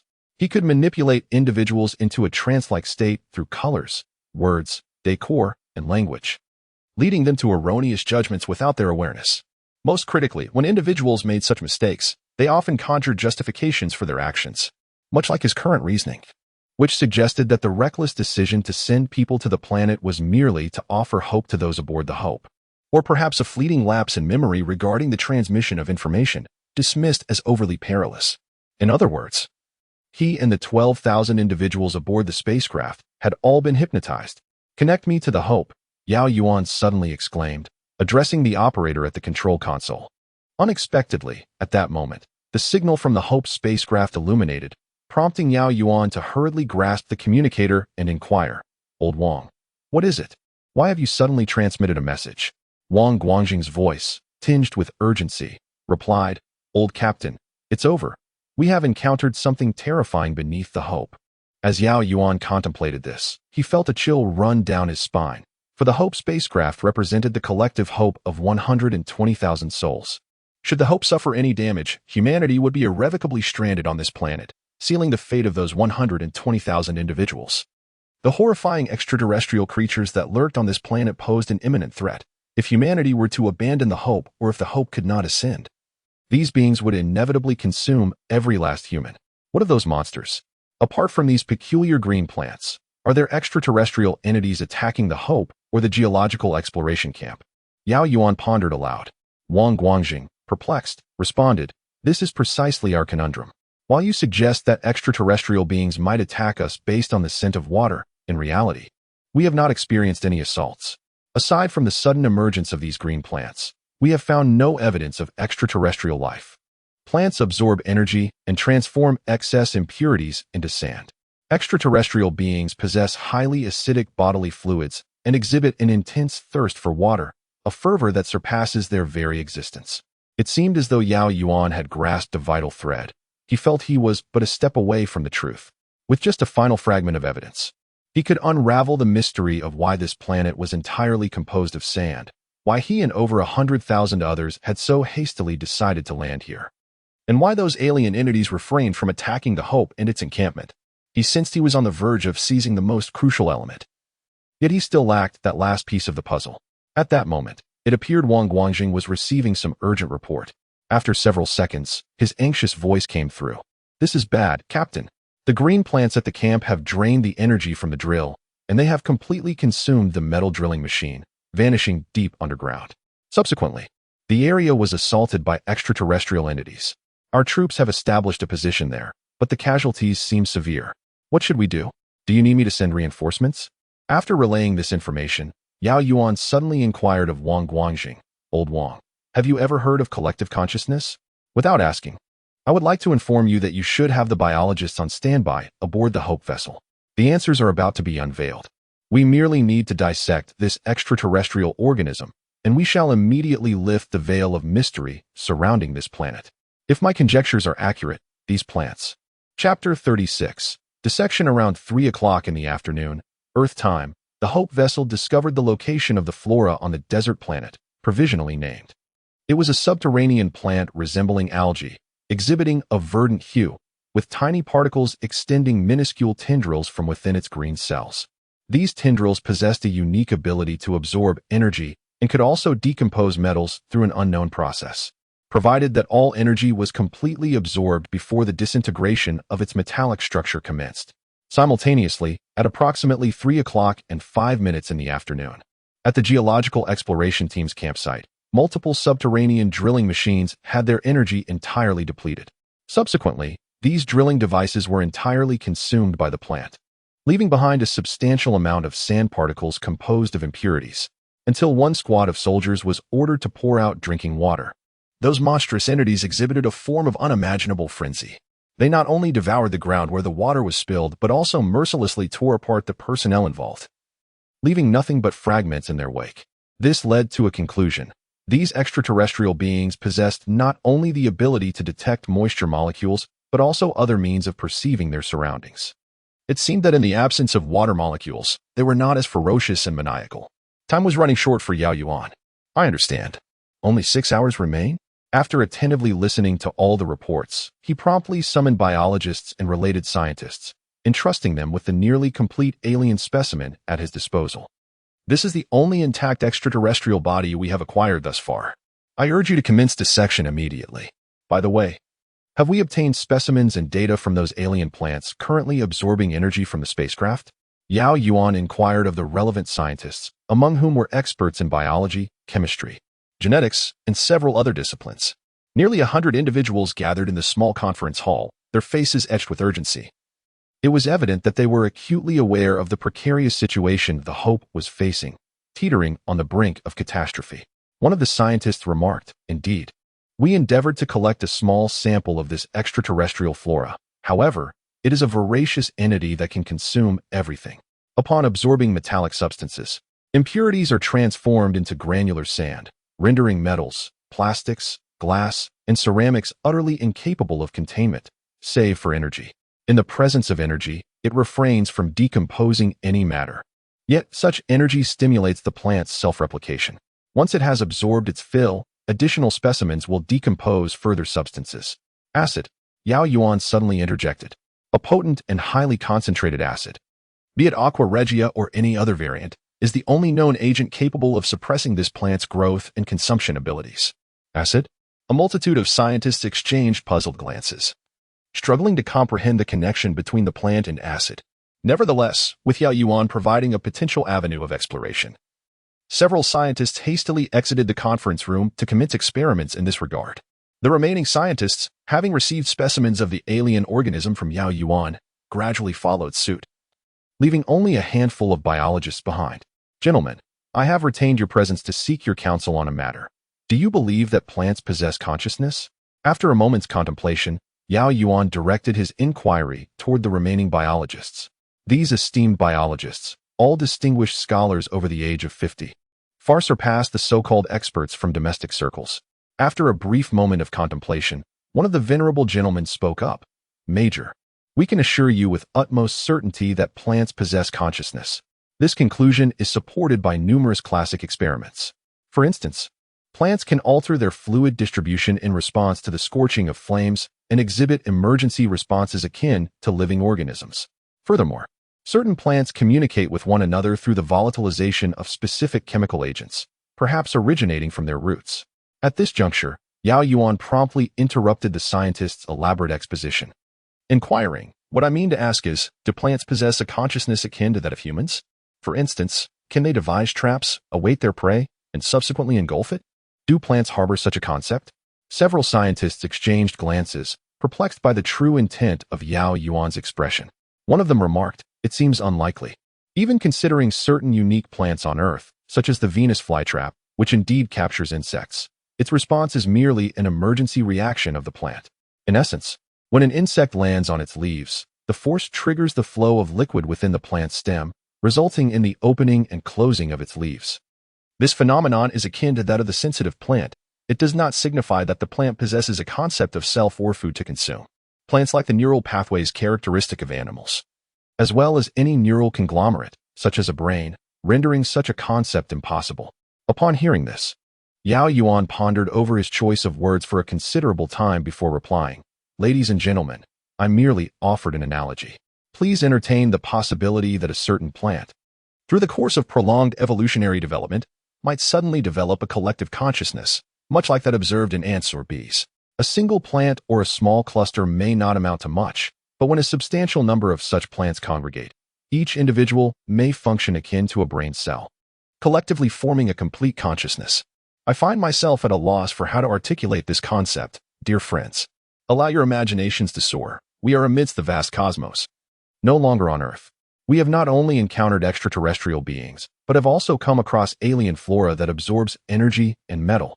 Thus, let go of the constraints imposed by terrestrial knowledge.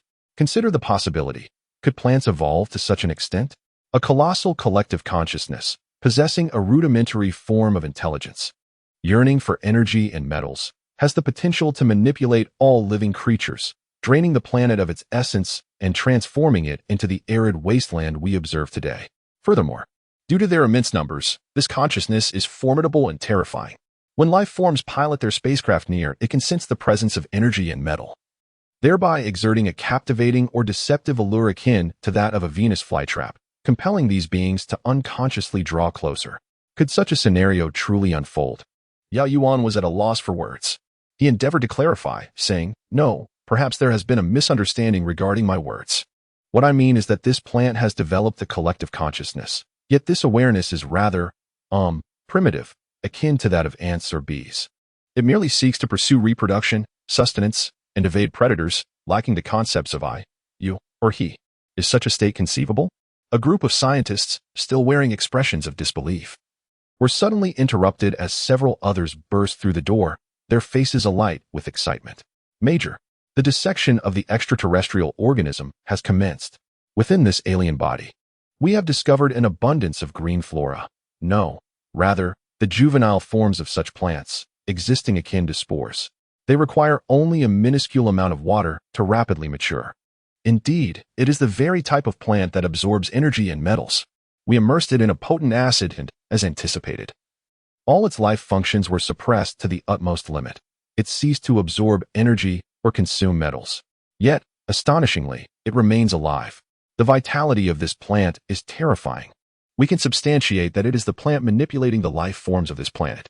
Chapter 37, trademark from the dissection data we have currently acquired. The alien organism's body is being dissected at an astonishing pace. Meanwhile, Yao Yuan stands outside the isolation chamber of the laboratory, observing the ongoing dissection in the biochemistry room, while several scientists beside him elucidate the proceedings. The shell of this organism is composed of various metals, resembling an exoskeleton. However, its defensive and resilient capabilities are merely on par with ordinary alloys. The most robust sections even surpass ordinary alloys, achieving the caliber of medium-strength alloys. Yet, these details are not the crux of the matter. The scientist, brimming with excitement, spoke fervently. "This is a unique life form of a new paradigm. One could say it embodies both flora and fauna. Indeed, Major, you heard correctly. This organism is not purely animalistic. It harbors within it a plant, specifically a juvenile form that is absorbing energy from the hope.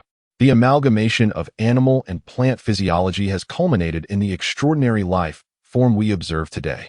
Primarily, this life form does not require food. It survives solely on water, which invigorates the plant within it, allowing it to harness sunlight for photosynthesis and thereby obtain its sustenance. Perhaps even light is unnecessary." The scientist gestured towards a small platform on the experimental table, where a patch of green vegetation thrived. He elaborated, "In its juvenile state, this plant cannot absorb energy or metals. However, it can assimilate an unknown gas, constituting 11% of the air. Our experiments indicate that it merely requires this unknown gas and water to synthesize the substances it needs. Naturally, in the presence of sunlight, this reaction occurs at an accelerated pace, representing a biochemical process that remains beyond our current understanding." The biologist spoke with immense enthusiasm, yet Wang Guangjing, standing beside Yao Yuan, appeared puzzled. He inquired, "I recall that extraterrestrial organisms possess strong acids, correct? If they are parasitized by this plant, then why do they still contain such acids?" The biologist immediately shook his head and replied, "No, it is not parasitism. Rather, it is a symbiotic relationship. The plant assumes the role analogous to mitochondria within the human body. The juvenile form of this plant is exceedingly fragile, particularly in the context of this planet's environment. It enters a dormant state upon dehydration, and if water scarcity persists, it succumbs to death. In terms of vitality during drought, it is comparable to terrestrial flora, perhaps even inferior to cacti. Consequently, in its juvenile stage, This plant requires the mobility of animals to seek out water sources, while the animals, in a barren world devoid of any vegetation, rely on this plant for energy. Thus, a symbiotic relationship is established. However, this plant possesses a formidable predatory capability. Once it reaches maturity, it will entirely absorb the animal, as if it were hatching from these plants. Given that the animal's body comprises 90% metallic elements, it evolves its bodily fluids into strong acids to adapt to this plant, which cannot be discarded yet behaves like a ticking time bomb. Generally speaking, according to current anatomical data and analyses, when these animals reach old age and the acidity of their fluids decreases, it signifies the moment when the plant emerges from the animal's body. As the biologist elaborated, several members within the laboratory poured a small beaker of pure water onto a mound of plant seedlings. In a mere 10 seconds, a minuscule amount, approximately the size of a pinky finger, had transformed into a fist-sized mass, radiating an eerie green luminescence and beginning to consume the very container that housed it. The nearby personnel swiftly doused the mass with a strong acid, bringing the voracious consumption to a halt. Only then did the biologist turn to Yao Yuan and declare, "Indeed, we have discovered that the mature forms of this plant seem to possess a unique sensory system capable of temporarily activating nearby seedlings within a certain radius. This phenomenon resembles a form of signaling or telepathy. At present, we have yet to detect the means and existence of this signal exchange. However, this elucidates why the fauna of this planet tend to evade such vegetation." Yao Yuan observed the entire experiment with keen interest and suddenly inquired, "Where has the absorbed energy and metal vanished to? Could it be that all of it is utilized for the plant's growth?" The expression of the biologist suddenly took on a strange demeanor. After a prolonged pause, he sighed and said, "No, that is not the case, Major. Please observe the magnified slice." A large screen materialized within the laboratory, displaying an enlarged image of the plant's cross-section. This plant appeared to possess an almost sentient quality, with its various components naturally congregating together, irrespective of their numbers, coalescing into a singular mass of individual entities. At the heart of this conglomerate, a sac-like structure emerged. In the magnified image, the metals were astonishingly organized and categorized. Each type of metal was a pure elemental form. For instance, when alloys were decomposed, they transformed into pure iron, copper, zinc, and the like. At the very center of the sac, there lay a minuscule, sesame-sized transparent crystalline substance. The biologist remarked, "We have identified that approximately 90% of the metals are absorbed, while the remaining 10% is either released into the atmosphere or absorbed by the plant itself. However, we are yet unable to ascertain the precise data, as all energy has seemingly vanished, leaving only a minuscule crystalline particle within the sac. This has led some scientists to speculate that this plant might be capable of materializing energy." The notion of energy materialization? Yao Yuan displayed a perplexed expression. The biologist mirrored this bewilderment, when suddenly, a physicist interjected, "Major, allow me to elucidate this matter." The biologist nodded and made way, while the physicist, Yao Yuan, recognized the renowned German physicist, Seelev. Approaching Yao Yuan, he remarked, "The concept of energy's material condensation is merely a notion found in science fiction novels or films. Initially, it referred to the discovery of certain extraterrestrial minerals or crystalline structures containing vast amounts of energy. Subsequently, such concepts have infiltrated science fiction literature, films, and even video games, like the classic game StarCraft that I played in my youth, which featured similar entities, composed purely of energy, a figment of imagination. From a scientific perspective, matter constituted solely of energy can indeed exist, considering the fundamental interchangeability of matter and energy. Moreover, as technology continues to advance, the future's scientific capabilities remain unpredictable. Therefore, in the realm of science, the notion of absolutes is non-existent. However, it is important to acknowledge that such feats are beyond humanity's current technological reach, and the energy required to produce even a milligram of such matter is astronomically immense. As Xiaowai spoke, he gestured toward the crystal displayed on the laboratory screen and remarked, "I cannot claim to know much, but I am certain that this crystal is not composed solely of pure energy. It appears to be a crystalline structure manufactured from various elements, within which energy resides. Of course, the nature of such a phenomenon is beyond the current capabilities of human technology. We may even be incapable of analyzing this crystal, as we are unaware of the extent of the energy it contains or its inherent properties. should the energy be exceedingly vast? A mere miscalculation and manipulation could result in the complete destruction of the Hope vessel in an instant. Suddenly, Yao Yuan recalled something and added, "One of my experimental subjects has proposed an intriguing hypothesis. Would you care to hear it, Major?" At that moment, Yao Yuan was deep in thought, contemplating how to utilize this peculiar plant to rescue those trapped, while simultaneously seeking its vulnerabilities. Upon hearing Yao Yuan's words, he nodded in agreement. A moment later, an expressionless young girl entered the room.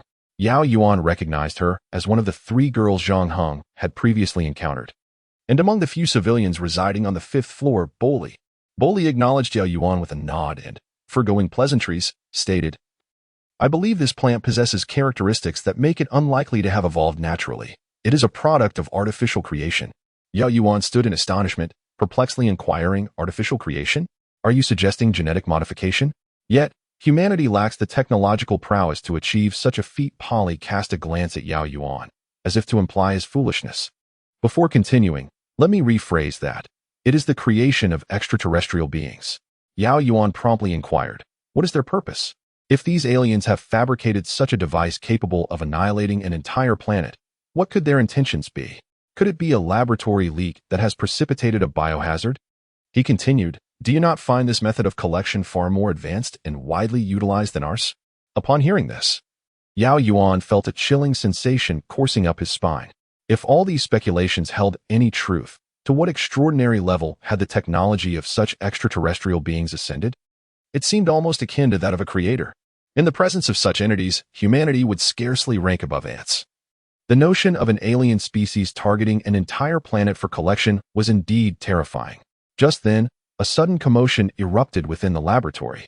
Yao Yuan swiftly turned his attention to the biologist conducting the experiment, who was repeatedly inquiring into the communicator. The biologist then addressed Yao Yuan, saying, "Major, the genetic blueprint of the plant has been deciphered. Would you like to take a look?" "Absolutely," Yao Yuan replied eagerly. "Let us all see." Subsequently, the genetic blueprint of the plant was displayed on the large screen within the laboratory. It appeared as a peculiar graphic resembling text. No, to be precise. Rather than a textual representation, it more closely resembled a trademark, as Wang Guang remarked oddly from the side. Yao Yuan nodded heavily, reiterating his words. "Indeed, this is a trademark. It must be the trademark of the aliens guarding against counterfeiting." Chapter 38, The Battery Rescue Plan. This evokes an indescribable shock. The shape of a biological gene chain should be natural, harmonious with life, derived from essence, a manifestation of nature's formidable power. Yet, the genetic map of the plant before us resembles a peculiar script-like emblem, distinctly displaying several symbolic forms. For instance, there is a sphere reminiscent of a planet, accompanied by sunlight and triangular structures. This clearly indicates that the aliens responsible for creating this plant have marked it as their own. The gene chain's strikingly visual and distorted shape has somehow given rise to a living entity, and astonishingly, this entity possesses such formidable abilities and intent. Given the current level of human technology, all of this is simply incomprehensible. This represents a silent intimidation and pressure. Even if the aliens who created this organism are merely acting out of their civilization's customary practices, it is unfathomable how many organizations or companies within this extraterrestrial civilization produce such plants. Therefore, their genetic branding may well be a habitual practice. However, to humanity, this is an unspoken dominance. We exist. We are here. We create. What are humans in comparison to this alien life form? Indeed, it is scarcely more advanced than mere insects. After a prolonged interval, Yao Yuan was abruptly jolted awake, immediately inquiring with urgency. "Have you determined the maturation age of these plants? Are we approaching the time when extraterrestrial civilizations may come to harvest minerals and energy?" He lamented. "We must not encounter such alien civilizations. Otherwise, our fate would surely be worse than death." The faces of the scientists were grave, and one biologist responded, logically, "These plants should have matured long ago. In fact, they may have reached maturity an indeterminate time ago, given that this planet has languished in desolation for an unknown duration."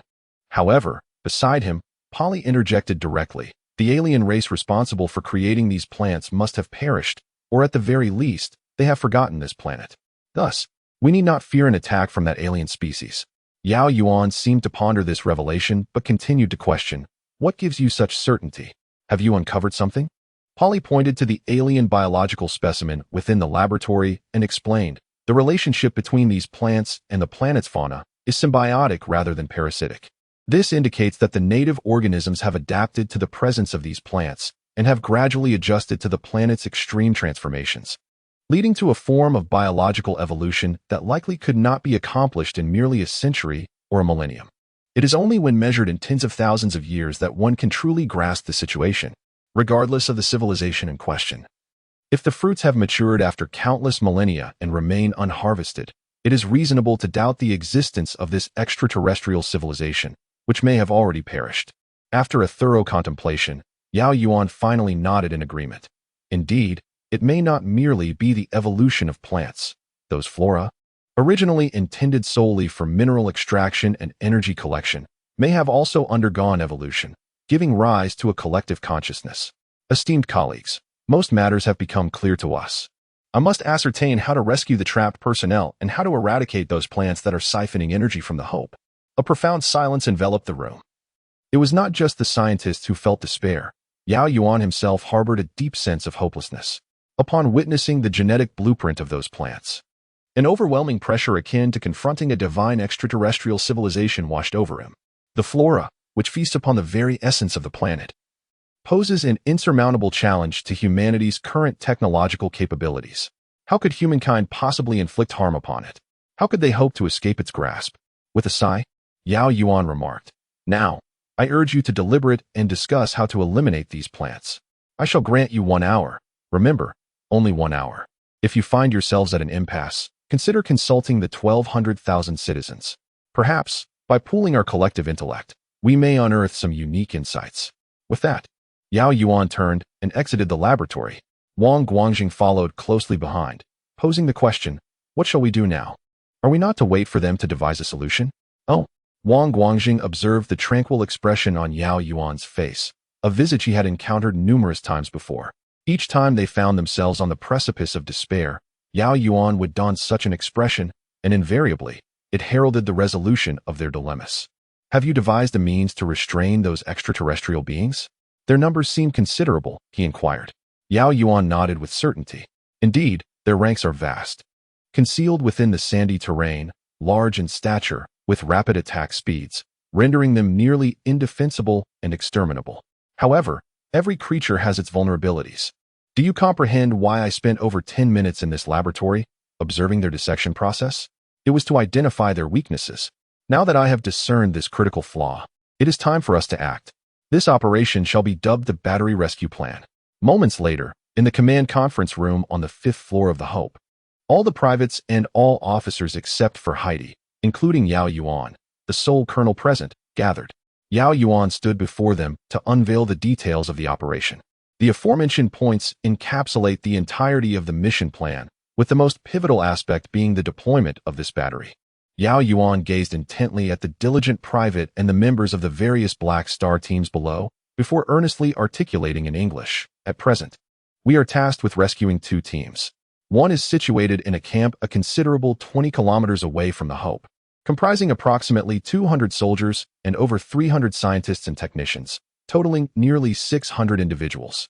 There are several hovercrafts present, though I cannot ascertain the exact number, as it is possible that 1 or 2 may have been compromised by extraterrestrial entities. This remains uncertain. Therefore, as previously outlined, I shall deploy all available hovercrafts for your mission. Indeed, all of them. 300 soldiers will be dispatched, as we must create ample space for the personnel at the camp. The order of deployment will be as follows. All hovercrafts will first proceed to the location of the 2,400 individuals. Subsequently, 2 hovercrafts will remain behind, one at the rear of the team to drop batteries every 10 meters, and the other at the front to do the same. To calculate the distance, for a stretch of 3 kilometers, approximately 600 batteries will be required. However, to mitigate any unforeseen circumstances, you are to carry 1,000 batteries. Should you encounter any approaching creatures, ensure that the battery drops are more concentrated." After Yao Yuan spoke, he solemnly gazed at everyone below and declared, "The operational plan is not overly complex, yet the level of danger is exceedingly high. You must understand that what you face is no longer humanity, nor even a battlefield of Earth. Any common knowledge from Earth may prove erroneous. Thus, should you encounter problems midway and find yourselves unable to contact the Hope, you are permitted to exercise your initiative. I authorize you to dismantle any machinery and equipment, including the hovering airship itself.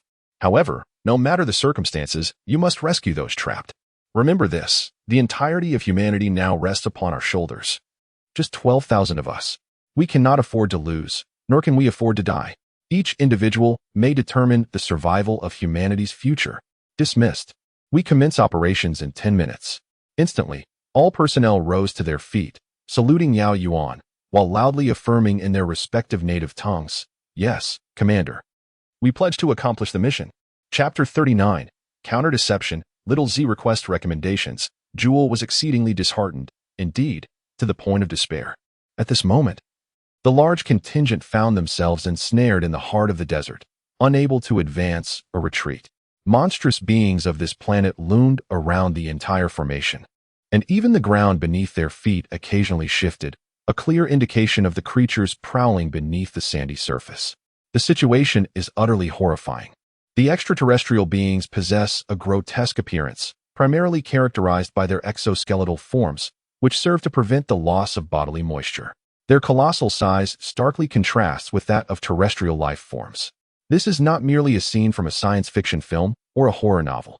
It is a palpable reality unfolding around oneself, evoking profound terror.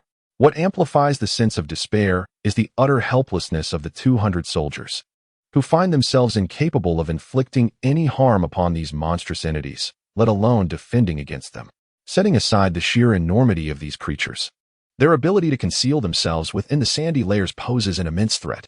Certainly, if there were 2,400 regular troops from Earth, equipped with tanks, aircraft, missiles, and the pinnacle of human technological advancements in detection, there would be no need for direct confrontation. A barrage of missiles could clear the area, followed by carpet bombing from aircraft. If all else failed, humanity has not shied away from deploying nuclear weapons. These creatures, despite their formidable physicality, lack infectious viruses or any extraordinary high-tech abilities, and they are not lurking within sprawling metropolises. The extermination of such beasts would be no more challenging than hunting a dog. However, within this context, out of the 2,400 individuals present, only 200 are soldiers, while the remaining 2,200 are civilians. What manner of team is this? Escaping from Earth, relying on extraterrestrial technology for spatial leap, the remnants of humanity find themselves devoid of aircraft, tanks, missiles, or even advanced detection technologies. A mere 200 soldiers are equipped with light machine guns, submachine guns, and handguns. At most, their ammunition consists of 21st century, high-tech, hypermagnetic bullets, renowned for their formidable penetrating power and lethality, posing a significant threat to alien entities. That is all. Thus, this battalion is engulfed in a profound sense of terror intermingled with overwhelming despair, as the surrounding alien creatures draw ever closer, amplifying the dread they experience. Jewel Wei, too, is gripped by fear. He never anticipated that what was supposed to be a mere conscription would escalate into such a harrowing affair. Contemplating this, he discreetly glanced at the enchanting young woman, Feng Xiaoqian, who had been holding his hand. Could her presence be the catalyst for such calamity? Each encounter with her seems to herald unforeseen events. Cautious and vigilant, Jewel Wei, while lost in thought, inadvertently found himself alongside Feng Xiaoqian, situated between the core and the periphery of the group. This position lies roughly at the nexus of the assembly. In such a large formation, both the center and the outer edges present equal peril in the event of a stampede. Those at the core are often the first to succumb beneath the feet of their comrades, while those on the fringes are most susceptible to assaults from alien life forms. Hence, this particular location stands as the safest refuge amidst the chaos.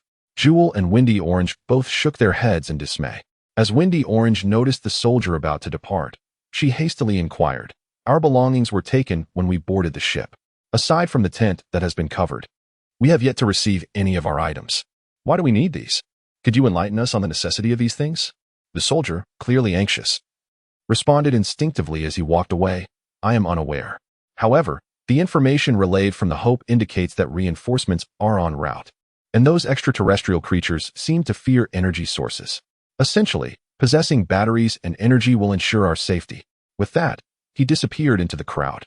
Once Windy Orange waited for the soldier to distance himself, she lamented with a hint of irritation, "I possess a laptop, an MP4 player, and a palm-sized Apple device." Jewel promptly interrupted her, stating, "Bringing such numerous items naturally means they will be confiscated.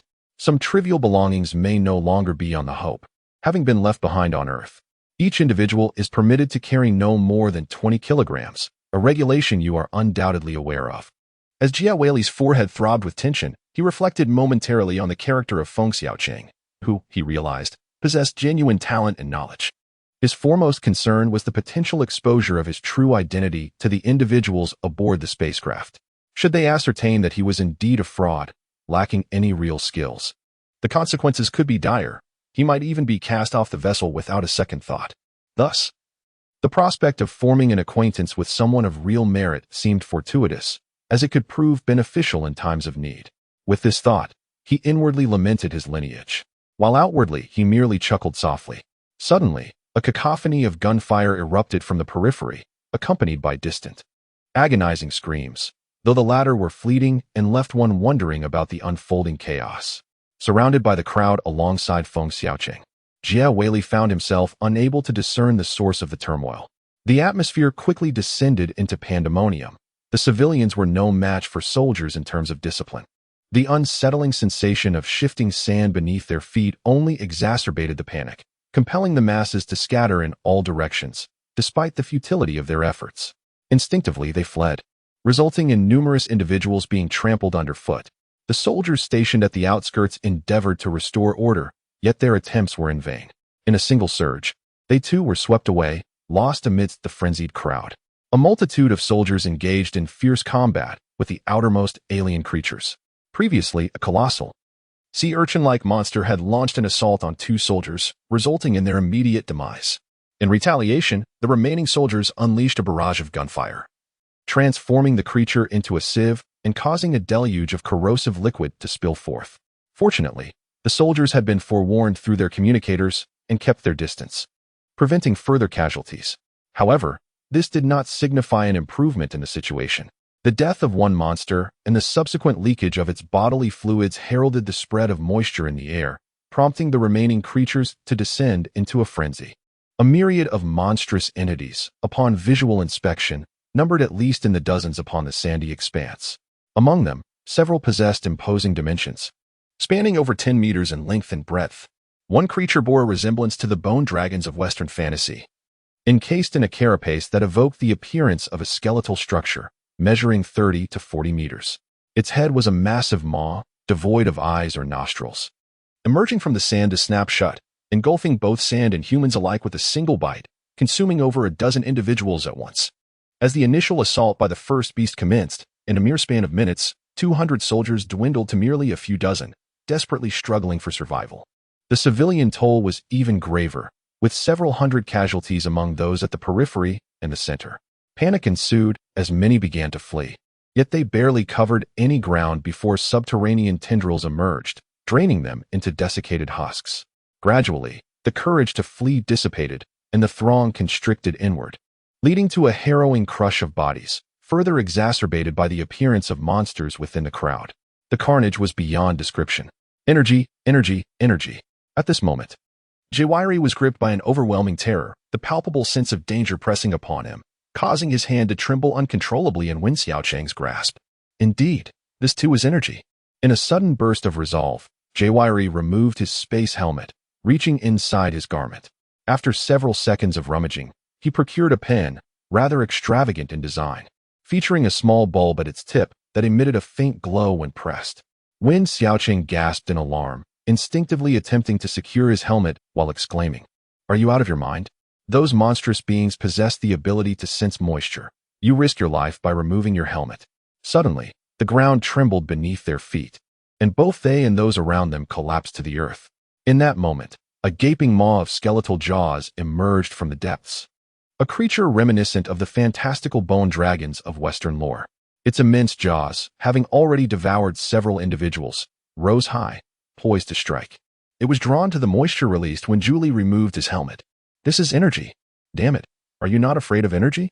This is an abundance of energy."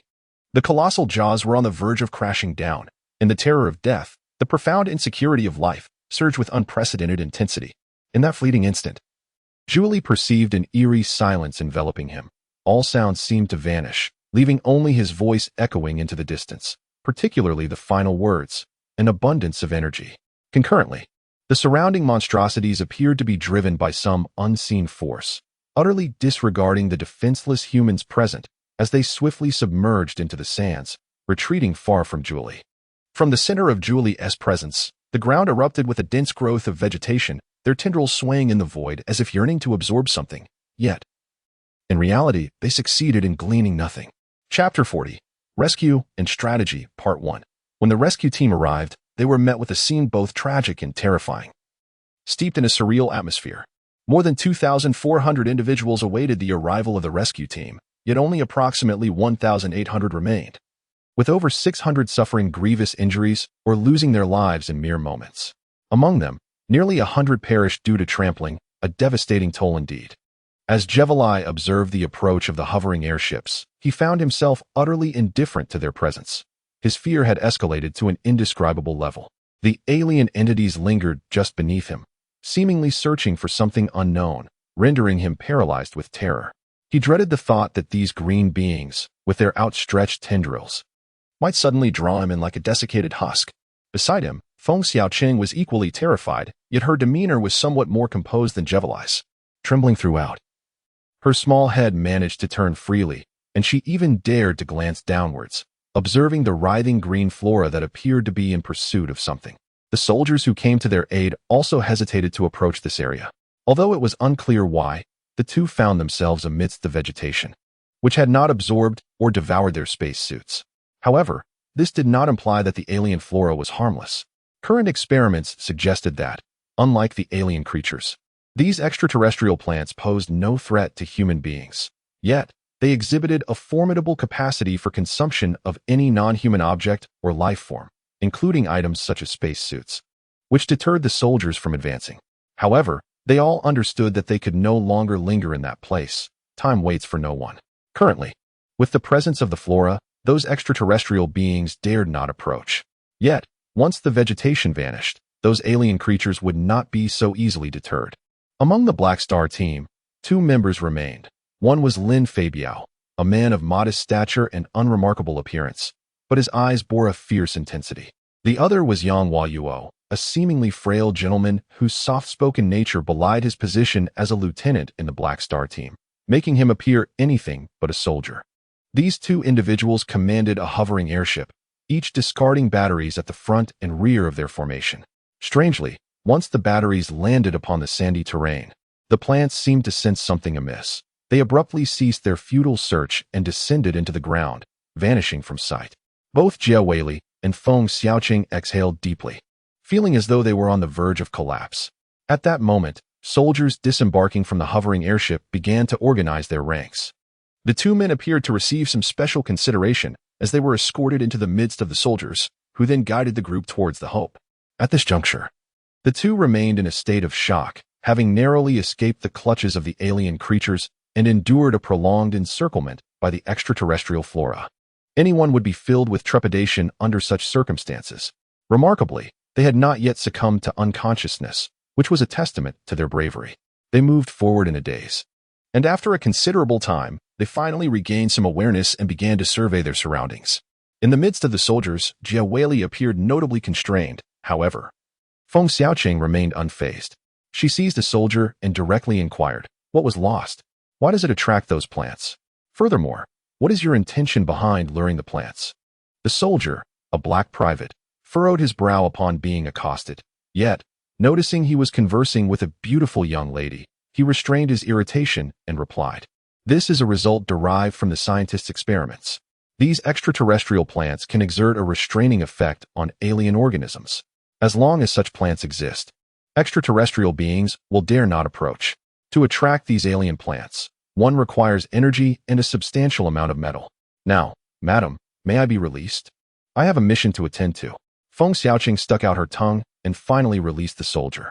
Meanwhile, standing nearby and having listened to the entire exchange, Jia Weili was struck by an absurd thought. Could it be that the earlier plants had heard his words? Did he mention the presence of abundant energy? prompting a multitude of plants to emerge in search of it. By the heavens, are extraterrestrial entities truly so bizarre? Even plants seem to comprehend English. Should it not be an alien language? Is there no respite for humanity? The scene was a curious blend of chaos and order. And among the over 1,000 individuals who had endured the harrowing ordeal of extraterrestrial confrontation, there lingered a profound sensation of reincarnation. Jewel and Wen Xiaocheng, however, bore no injuries. Yet, a doctor dutifully inquired about their condition. Just as the doctor began to ask probing questions, a squad of elite soldiers adorned with Black Star insignias approached. The leader of the group addressed the two. "You must be Mr. Jewel and Miss Wen Xiaocheng. Please accompany me." Having spoken, he coldly positioned himself to the side. Both Jewel and Wen Xiaocheng were perplexed, but Jewel's fear surged violently, his heart racing as though it might leap from his chest. He felt as if his fate had been sealed. Surely, his fraudulent files had been uncovered, and he was to be dealt with. How would they handle him? Would they confine him indefinitely? No, that seemed unlikely, as such a course would consume resources. In such a vast space, confinement would be little different from release, merely a slight restriction. Were they to expel him from the Hope?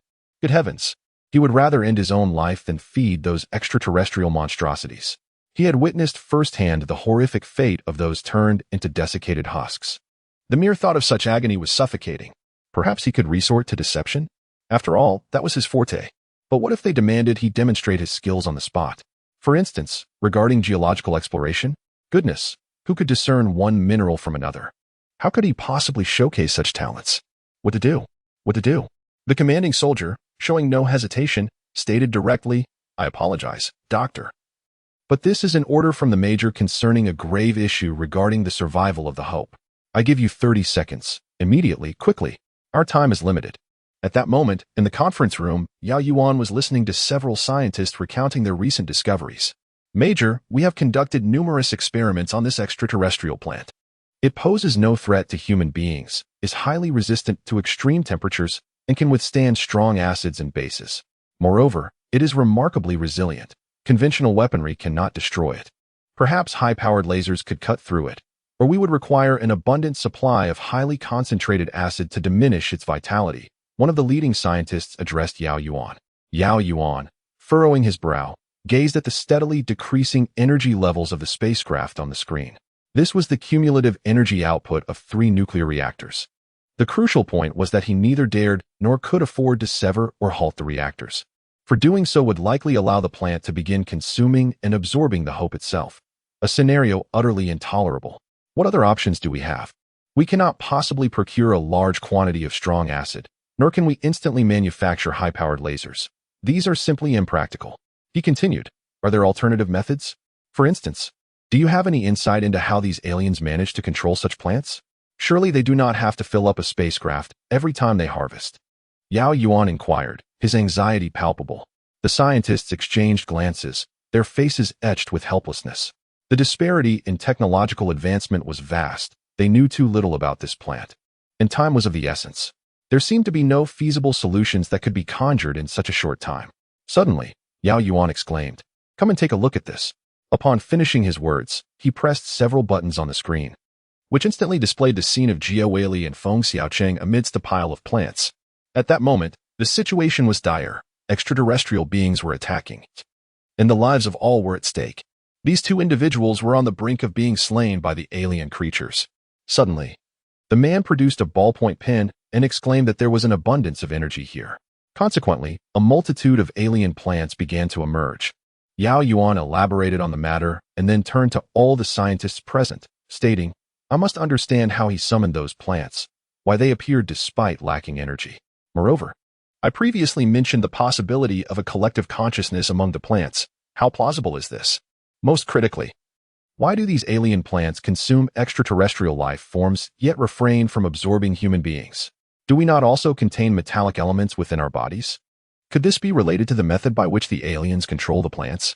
Ladies and gentlemen, time is of the essence." Yao Yuan pointed at the energy displayed on the screen, exclaiming, "We have already absorbed nearly the energy required for a single space leap. The spaceship can leap 4 times in total, having utilized 1 already, and now has nearly consumed energy equivalent to another leap. We have only 2 leaps left. We must act swiftly. Otherwise, even if we escape this planet, The only fate awaiting us will be death and destruction.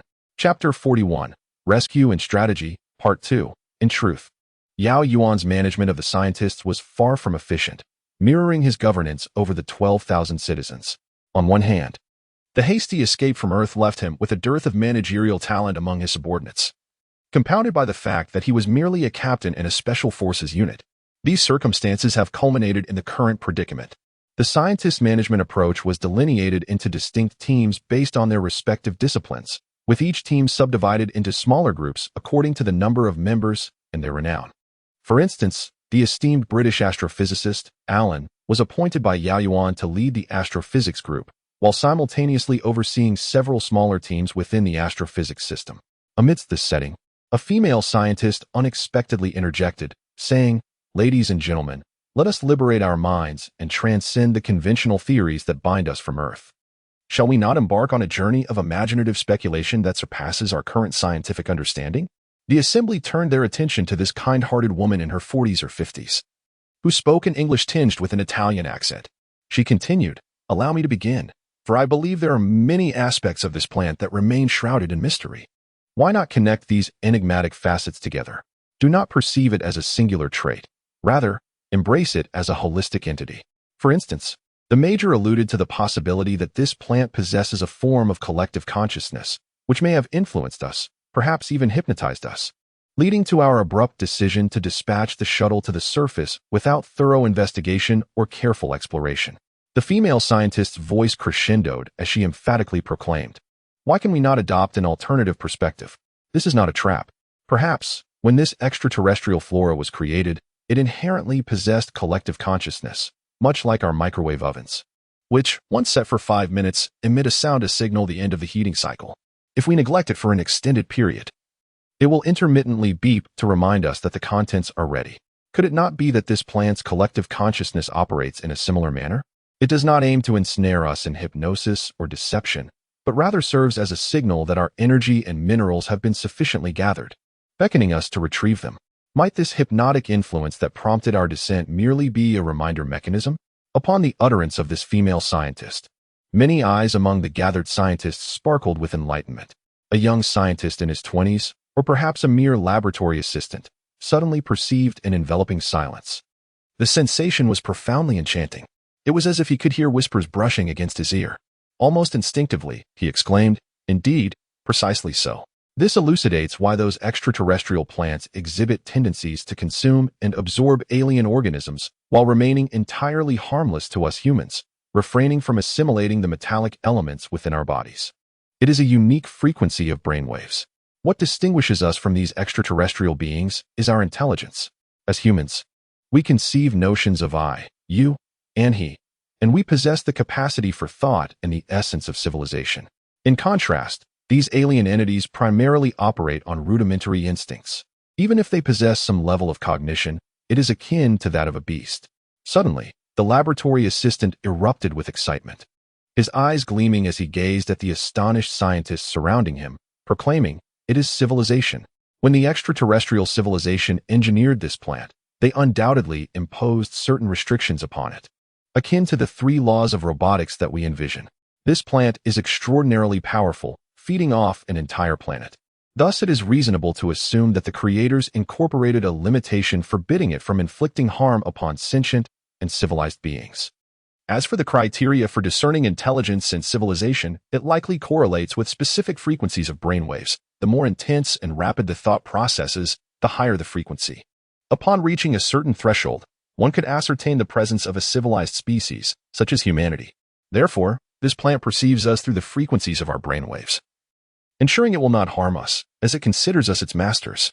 This hypothesis appears to have opened a small crack in a rigid box, allowing those within to glimpse the boundless vistas outside. Excitement surged among them as they pondered the possibilities. Could it be that this plant is manipulated through cognitive energy? Suddenly, a bearded scientist in his 50s interjected, suggesting a simpler explanation. What if some apparatus amplifies the thoughts of intelligent life forms, thereby directly controlling this plant?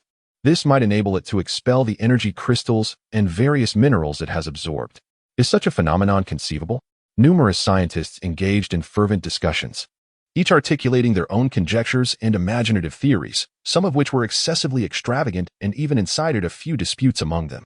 After a lapse of over 10 minutes, the female scientist suddenly clapped her hands, drawing everyone's attention before stating, "Ladies and gentlemen, let us summarize the most plausible possibilities we have conceived thus far.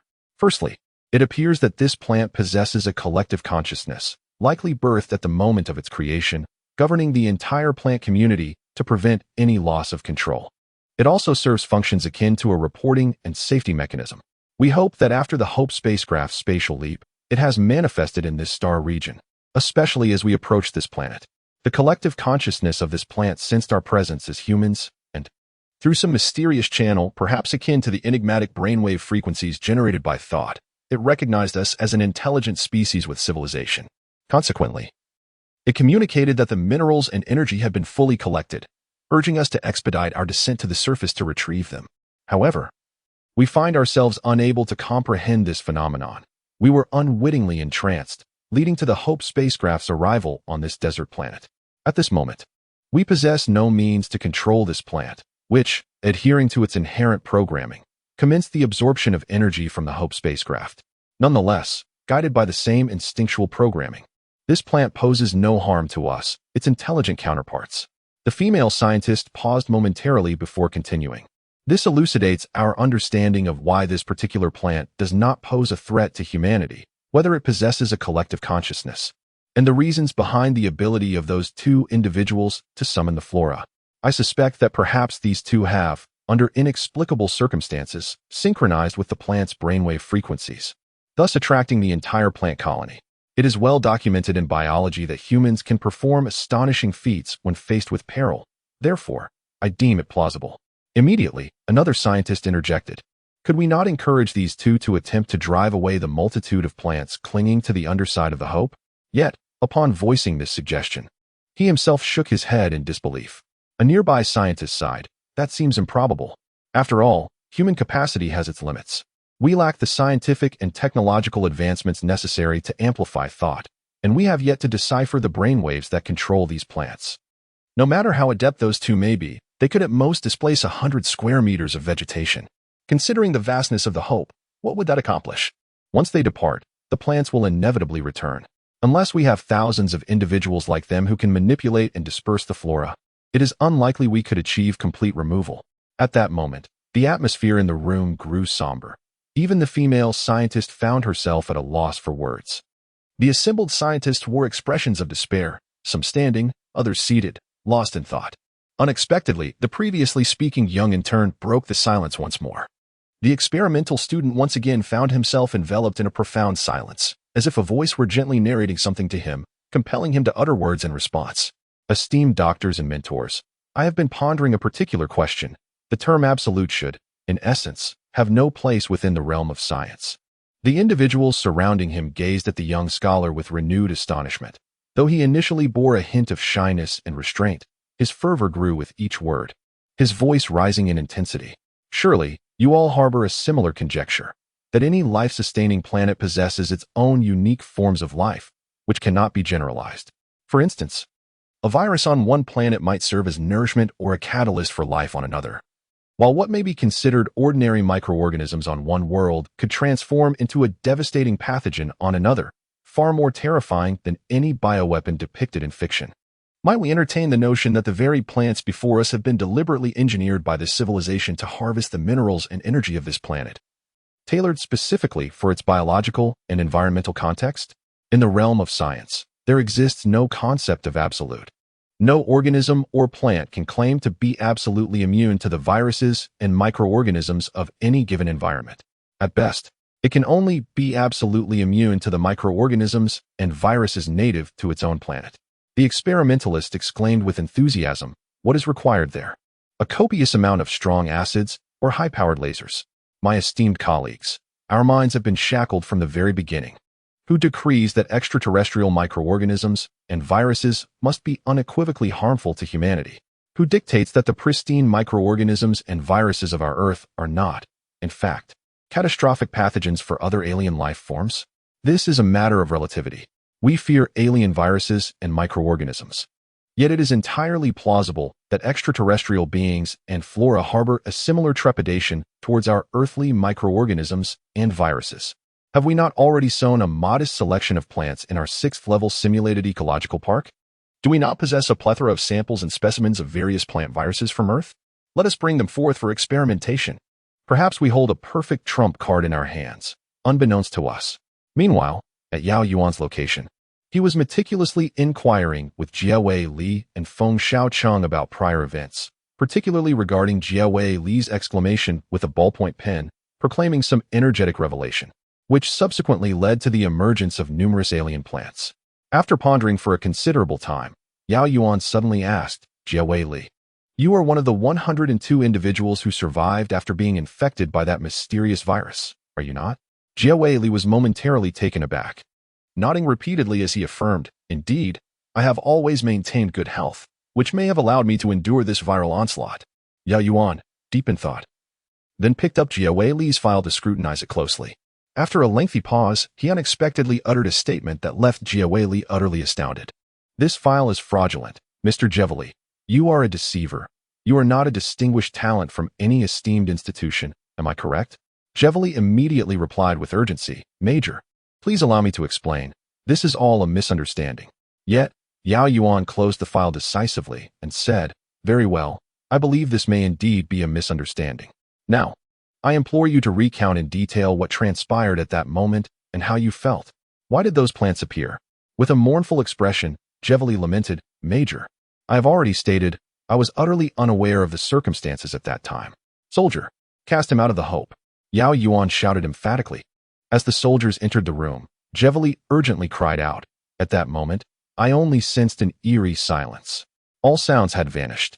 It seemed as though I could deceive something, and then I shouted about an abundance of energy, and subsequently, those plants manifested. That is all. Major, I swear to God, I do not trust the oaths of a swindler, Yao Yuan remarked, waving his hand to dismiss the soldiers from the room. He then fell into contemplation. Is there a capability? Can deception even manipulate the collective consciousness of extraterrestrial flora? At that moment, the large screen in the room suddenly illuminated, revealing the excited expressions of several scientists. The lead scientist exclaimed urgently, "Major, I bear both good news and bad news. The good news is that a method to restrain this alien plant has been discovered, a virus commonly found on Earth known as the green leaflet virus, which inflicts devastating damage on this extraterrestrial flora. Once the alien plant is infected, it succumbs to the virus within a mere 3 to 5 seconds. Due to its remarkable absorption capabilities and efficient metabolism, resulting in complete wilting and death in that brief span. However, Colonel, the bad news is that the lethality of this virus is so pronounced that the rate at which it spreads through the plant cannot keep pace with the speed of its destruction. Our experiments have demonstrated that unless the virus is applied to every single part of the plant, the infected areas will rapidly wither and detach from the main body, while the remaining parts continue to absorb energy. The scientists on the screen display expressions of incredulity. Initially apprehensive that terrestrial plant viruses would have no effect on this alien species, they are now confronted with the reality that while it does inflict harm, the damage is so severe that it cannot lead to the total desiccation of the alien plant, truly a case of too much of a good thing. The lead scientist continued. Thus, one of our experimental subjects has proposed an intriguing concept, injecting the virus directly into the core of the plant, specifically targeting the concentrated area where minerals and energy crystals are stored. If this approach is successful, the hope may yet ascend into the skies. However, the crux of the matter lies in our inability to manifest the planet's botanical essence, unless all 3 nuclear reactors aboard the Hope spacecraft are simultaneously activated, significantly amplifying energy output in an unrestrained effort to coax the planet's flora to the surface. Nevertheless, even with such measures, our calculations regarding the total energy absorption per unit area of these plants suggest that it may still be insufficient to entice the planet's botanical essence. Major, this represents the extent of our devised strategy. At this moment, Yao Yuan turned his head abruptly, fixing his gaze directly upon Javelin. Javelin, I believe this is all a misunderstanding. If you can accomplish this task, I shall forever remember that it was merely a misconception. Yao Yuan spoke with a gentle smile, exuding kindness. Huh? Chapter 42, A Desperate Gamble. Until this point, the remaining energy aboard the Hope was adequate for 2 more spatial leaps. In other words, 1/3 of the total energy had already been depleted. Beside the final shuttle, Yao Yuan, Zhang Heng, and Javelin, clad in their spacesuits with helmets unsealed, each held a cigar. Yao Yuan and Javelin inhaled silently, while Zhang Heng took a puff, coughed, and then inhaled again. Observing this, Yao Yuan frowned and remarked, "Never mind, Zhang Heng. If you are not accustomed to this flavor, perhaps switch to cigarettes. It's merely what Javelin desires. There is no need for you to force it." Zhang Heng trembled as he inhaled from a cigar, remarking, "I know, my preference leans towards K-powder and the like. But I've yet to experience the flavor of a cigar, so I thought I might as well try this. Otherwise, I may never have this opportunity again." Yao Yuan sighed, resting a hand on Zhang Heng's shoulder, yet remained silent. Meanwhile, Jiao Weili scoffed, "Indeed, your plight is somewhat worse than mine. At least you hold the rank of a lieutenant. Yet here you are, dragged along to meet your demise. As for me, I merely reap what I have sown. I escaped on Earth, only to find myself facing judgment on this alien world. And you, Major, are the master of this ship, the Hope, a dictator. Perhaps even destined to be an emperor. Why must you accompany us to our end?" "I simply wish to fulfill my duty," Yao Yuan replied, not casting a glance at Zhang Heng or Jiao Weili. He tilted his head back and murmured, "In life, one carries an abundance of burdens. It is the coward and the evader who speak of shedding such loads, for many burdens are responsibilities and obligations that cannot simply be discarded." Jiao Weili sneered dismissively, retorting, "Ah, the noble savior, your ideals are so lofty that they render us mere mortals and criminals almost compelled to end our own lives. Noble?" A gentle light flickered in Yao Yuan's eyes as he took a deep drag from the cigar, only to be overwhelmed by the smoke, causing tears to well up. "It is merely the fulfillment of a long-standing promise." Yao Yuan suddenly turned to Jiao Weili and Zhang Heng, speaking earnestly, "I am not much cleaner than you, no. The darkness and blood that stain me are beyond your imagination. The notion of nobility is entirely irrelevant to me. This is merely a promise, a burden, a responsibility. To survive, to accomplish the task, to persevere against all odds, nothing more. You harbor a belly full of grievances regarding this operation. Yet, Jiao Weili, do you not Americans have a saying? With great power comes great responsibility. You all possess extraordinary abilities, which I have heard referred to as new humans. Regardless of the accuracy of this term, let us embrace it for now. Zhang Heng, you possess the gift of foresight, allowing you to sense impending danger moments in advance. Jiao Weili, you have the capacity for mental deception, do not deny it. Your survival thus far has relied heavily on this skill.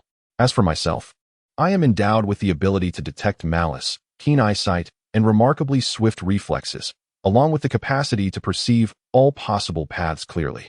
Therefore, I shall assume the role of pilot for this final shuttle. Zhang Heng is our early warning system. It is imperative that you inform me of any dangers at the earliest opportunity. Jiao Weili, though this may sound unflattering, you will serve as bait, luring the plant entities towards you. Together, the three of us shall accomplish this mission. Let it be known, Jiao Weili, that if we survive, your past will be entirely erased. Your records will reflect only your present, and your history will be a secret known only to you. You will emerge as a hero, enjoying the privileges of a private, residing on the 5th floor of the Hope, with a private quarters and rations commensurate with your new status. As for you, Zhang Heng, there will be no special treatment, for as a member of the Black Star team, your privileges come with the expectation of duty. Should we survive this ordeal, no one from the Black Star team, including the likes of Eagle, shall look down upon you, for you will be a hero, our hero. Jules' heart was undeniably stirred, and in an instant, his greatest distress vanished without a trace. Hero? Mom and Dad, I will surely become a hero. Just watch me. However, Yao Yuan chuckled and replied, "That no longer matters. When we have exerted our utmost effort, even sacrificing our lives, we possess the reason and courage to face our loved ones. Even in the face of failure. Face. Do you prefer hell?" "I much prefer heaven," Jewel retorted, clearly perplexed by this phrase steeped in Chinese religious sentiment. Yet Yao Yuan chose to ignore him, turning his attention instead to Zhang Heng. At that moment, Zhang Heng was still trembling, his hand clutching the cigar, shaking uncontrollably. Unable to find stillness, Yao Yuan gently patted Zhang Heng's shoulder and said, "Please do not fear, Zhang Heng. I encountered you long before discovering the spaceship.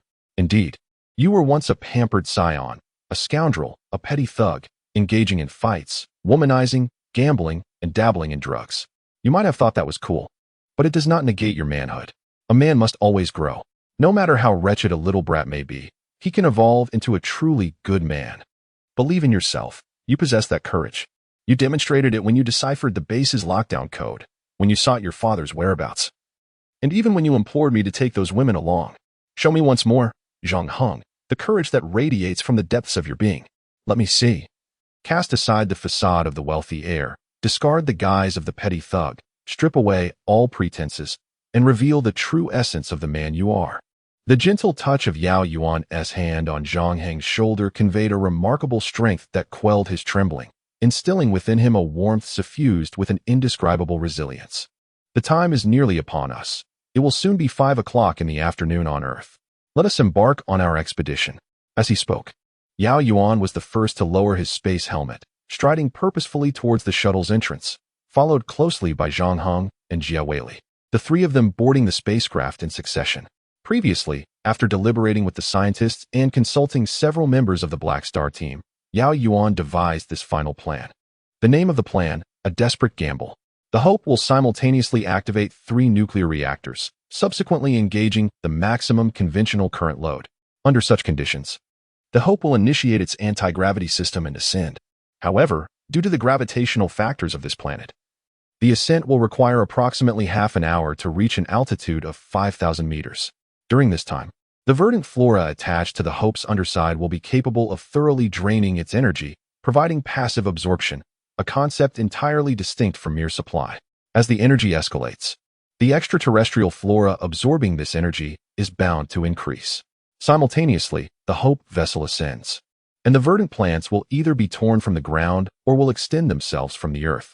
If the energy is sufficiently potent, it may even draw forth the very essence of the alien vegetation, marking the moment for the shuttle's assault. "Hey," Javelin exclaimed, repeatedly slapping his own face. "Do not impose such immense pressure on me. Even during the finals of the youth rugby tournament, I did not feel such burden." "Then let us transform that pressure into propulsion," Yao Yuan shouted, and with a sudden motion, he yanked down the hatchway.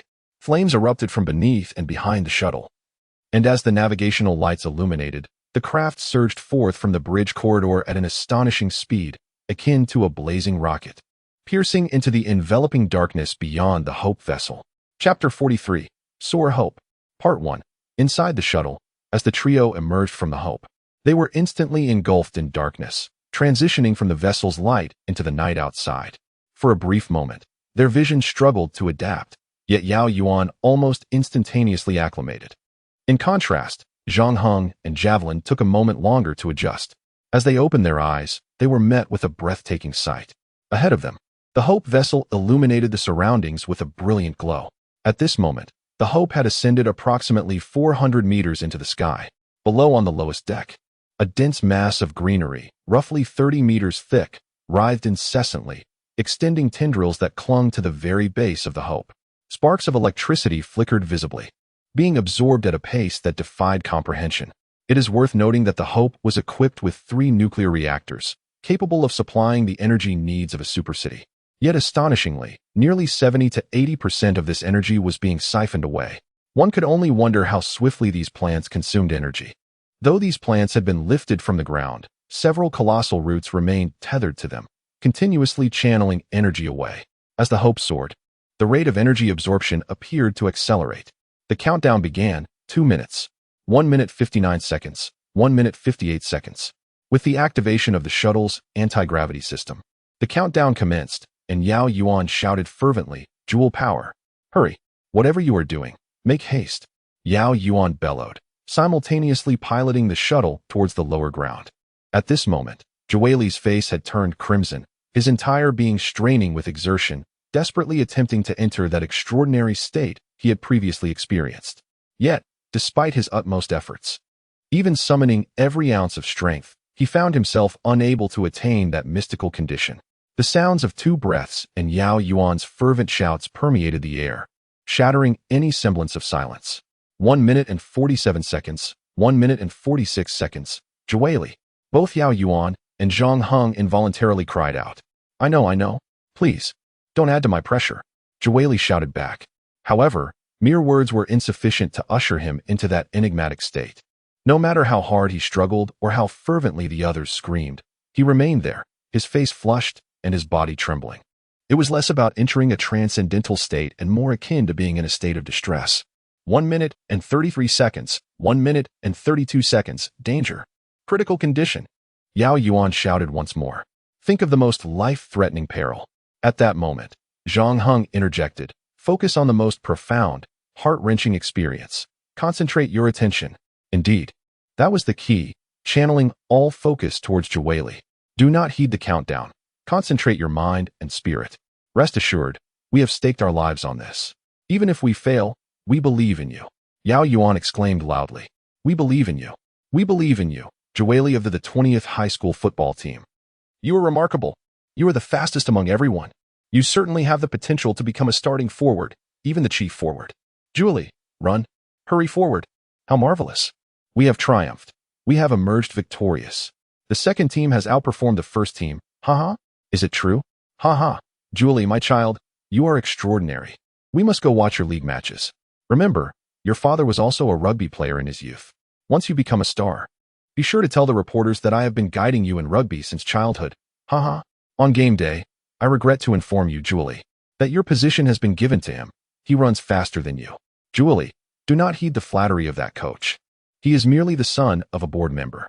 You are the fastest among us. Is it true? Julie, without you, we did not witness your performance. You have disappointed us once again, and you have lied to your parents. No, I did not deceive you. I did not. Liar. You are nothing but a fraud. I wish to break up with you. What prestigious university did you graduate from? You cannot even speak French, you fraud. Your father is certainly not a rugby star. You are a deceiver. Julie suddenly shouted loudly, and astonishingly, he realized he could not even hear his own voice. The surroundings were enveloped in silence, as if he were in a vacuum of the universe, devoid of any sound. The energy here is as abundant as the stars, so much that it could obliterate an entire planet. The sound reverberated within the shuttle, while another wave of energy radiated outward, dispersing into the depths of the earth in a manner beyond human detection and comprehension. It penetrated further down, extending into the far reaches below. Subsequently, the entire desert floor began to tremble violently, its intensity akin to an earthquake of magnitude 8 or 9, no, perhaps 11 or 12. The ground shook, quaked, and the earth fractured into numerous chasms, which only grew larger as a vast expanse of desert terrain beneath the Hope vessel subsided entirely. Even from several hundred meters above, one could only behold an endless abyss of darkness, at least 100 times the area of the Hope vessel. Then, an enormous spherical mass of seaweed ascended from the depths. This seaweed was so colossal it defied description, far surpassing any comparison to the Hope vessel, which was but the size of a single gigantic tendril. This supermassive plant was as immense as a small asteroid. It emerged from the ground, its colossal tendrils thrashing about, each tendril matching the size of the Hope vessel, moving with remarkable swiftness. Amidst the howling winds, several tendrils surged toward the Hope vessel from all directions. With such gargantuan roots and tendrils, the mere brush against them would spell the end for the shuttle and its occupants. Well done, Jevery. Hold on tight. Maintain your current state, and do not relax. Yao Yuan abruptly pulled the shuttle door, and the flames at the rear of the craft surged violently. He shouted, Zhang Heng, concentrate all your attention and call out to me immediately if there is any danger. 1 minute and 2 seconds, 1 minute and 1 second, 1 minute, 59 seconds. Under Yao Yuan's command, the shuttle plunged downward with great ferocity. At this moment, Yao Yuan focused all his energy on the task at hand, desperately trying to immerse himself in that wondrous state of serene silence. Yet, when he truly attempted to do so, he realized that forcing himself into it was utterly impossible. Or perhaps it was beyond his current capabilities. No matter how hard he concentrated, that profound silence eluded him. Just then, Zhang Heng suddenly shouted, be careful. There's something on the left that's going to smash the shuttle. In that fleeting moment, Yao Yuan felt an overwhelming quiet enveloping him. A sensation that was incredibly hard to articulate, reminiscent of being suspended in the silent expanse of outer space. He swiftly maneuvered the control stick, and the entire shuttle executed an astonishing evasive turn, narrowly avoiding a collision with a plant's root. In that instant, his understanding of the enigmatic state deepened even further. Unlike others, he possessed the unique ability to perceive the malice that surrounded him, as well as the thoughts of other beings. His vision was as sharp and clear as that of an eagle, allowing him to see everything around him as if it were imprinted in his mind. He could anticipate danger with a premonition akin to that of Zhang Heng, sensing threats mere fractions of a second before they occurred. Apart from the extraordinary deceptive abilities of Jawali, he seemed to embody a collective amalgamation of everyone else's powers. However, in contrast, he felt that his clarity of vision was not as profound as described by the eagle, nor was his sense of danger as acute as Zhang Heng's. Perhaps even his perception of malice was inferior to that of Heidi. In other words, while he appeared to possess every ability, none were mastered to the same degree as those of others. All of this transpired within the brief blink of an eye, yet his hands remained steady, skillfully maneuvering the shuttle directly toward the colossal plant entity. At this moment, the shuttle was merely a couple of 100 meters away from the immense flora. Only then did Yao Yuan discern with clarity, piercing through the darkness. Astonishingly, his vision could illuminate everything within the pitch-black surroundings. He saw with remarkable clarity that this colossal plant was not a singular organism, but rather a conglomeration of countless minuscule entities resembling algae. These innumerable tiny plants, densely packed and numbering in the billions, intertwined with each other through flagella, forming such a massive collective.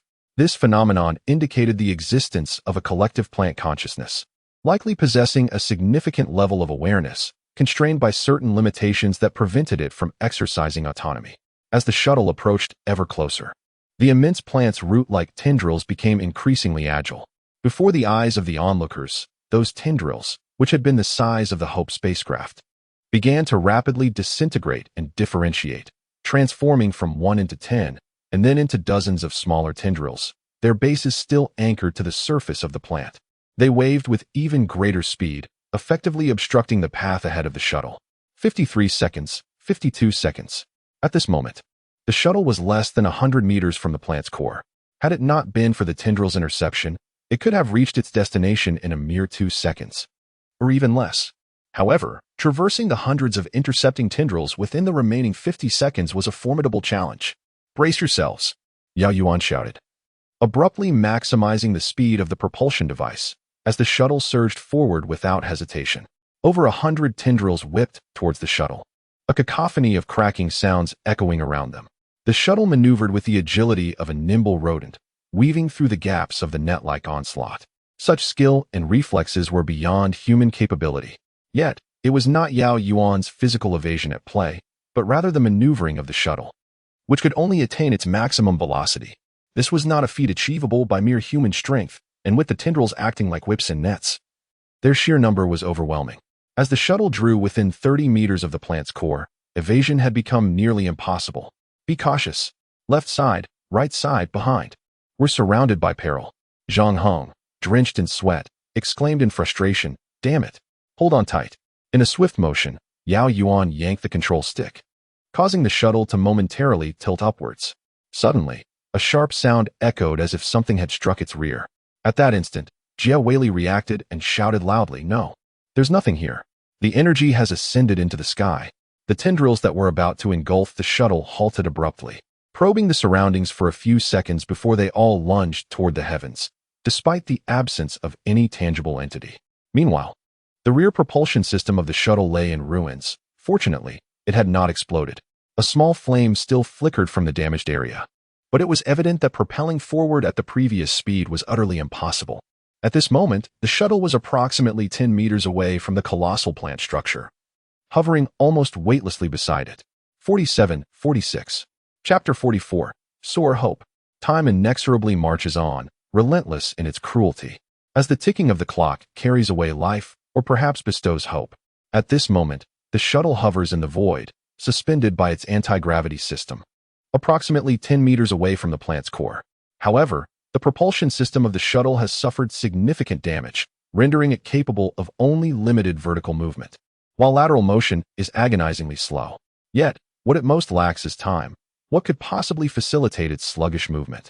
Yao Yuan sat in silence for but a fleeting moment before springing to his feet, darting towards the hatch with urgency. He shouted to the two others, commanding them to maintain the stability of the shuttle. "You need not pilot it. Simply ensure its steadiness." Outside the shuttle, Yao Yuan leaped a distance of nearly 8 meters, then glided downward, drawing ever closer to the plant's exterior. The safety line, crafted for use in the cosmos, was incredibly resilient, extending nearly 100 meters in length. At last, after a descent of over 50 meters, he made contact with the outer wall of the plant's core. In the present moment, Yao Yuan, with unwavering resolve, raised his paratrooper knife and plunged it directly into the core of the plant. With a resounding rip, the force of descent dragged him down nearly 10 meters, the tremendous power almost causing him to lose grip on the knife. Nevertheless, he managed to halt his fall. Without a moment's hesitation, he extracted the knife from the plant's exterior. In that fleeting instant, he noticed with astonishment that the sharp tip of the knife had been devoured and vanished. Thus, one of his hands penetrated the gash created in the plant's body, while the other swiftly removed the cover of a black box. Inside the box lay 3 substantial syringes. Yet he could not retrieve them with just one hand. Yao Yuan was compelled to embed a significant portion of his body into the plant's interior to maintain his precarious stance. He then withdrew his hand, but in doing so, the portion of his spacesuit was entirely consumed. However, this proved advantageous, as the spacesuit had hindered him from accurately handling delicate objects. Yao Yuan felt no fear. Instead, he found himself enveloped in an eerie silence. A profound clarity enveloped him, an acute awareness of the plant's sentient presence surrounding him, as if whispers guided his every action, granting him a premonition of impending danger mere fractions of a second away. This extraordinary array of sensations crystallized within him, rendering him unerringly composed, akin to a machine. All negative emotions, fear, apprehension, hope, vanished without a trace. He found himself half embedded within the crevices of the plant's main body, having nearly squeezed himself inside. Suddenly, the hand not encased in the spacesuit grasped a syringe and forcefully plunged it into the exterior of the plant.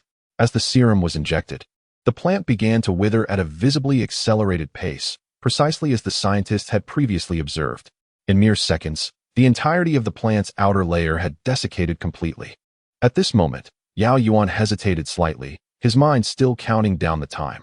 However, witnessing the enormity of the plant and the rapid decay of its exterior, which was now shedding parts, he gritted his teeth and, to his astonishment, propelled himself headlong into the heart of the plant. He allowed the vegetation to consume the exterior of his spacesuit, clenching the 2 syringes tightly in his hands as he thrust himself deeper into the plant's interior. Damn it!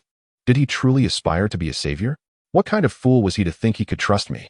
Javelin's eyes burned a fierce red as he bellowed. Charging towards the cabin. Zhang Heng, prepare for ascent. We will elevate the shuttle shortly. Amidst the shouts, Javelin secured another safety line to his suit's harness, casting a momentary glance at the shuttle's exterior. Damn it! Trust me, indeed. With a resounding shout, Jiawei leaped out of the shuttle. On the other end, Yao Yuan, nearly holding his breath and closing his eyes, pushed forward with fervor, unaware of where he was headed. Suddenly, he felt a solid object pressing against him, approximately the size of a basketball, contrasting sharply with the soft texture of the plant body. At that moment, an idea sparked in his mind.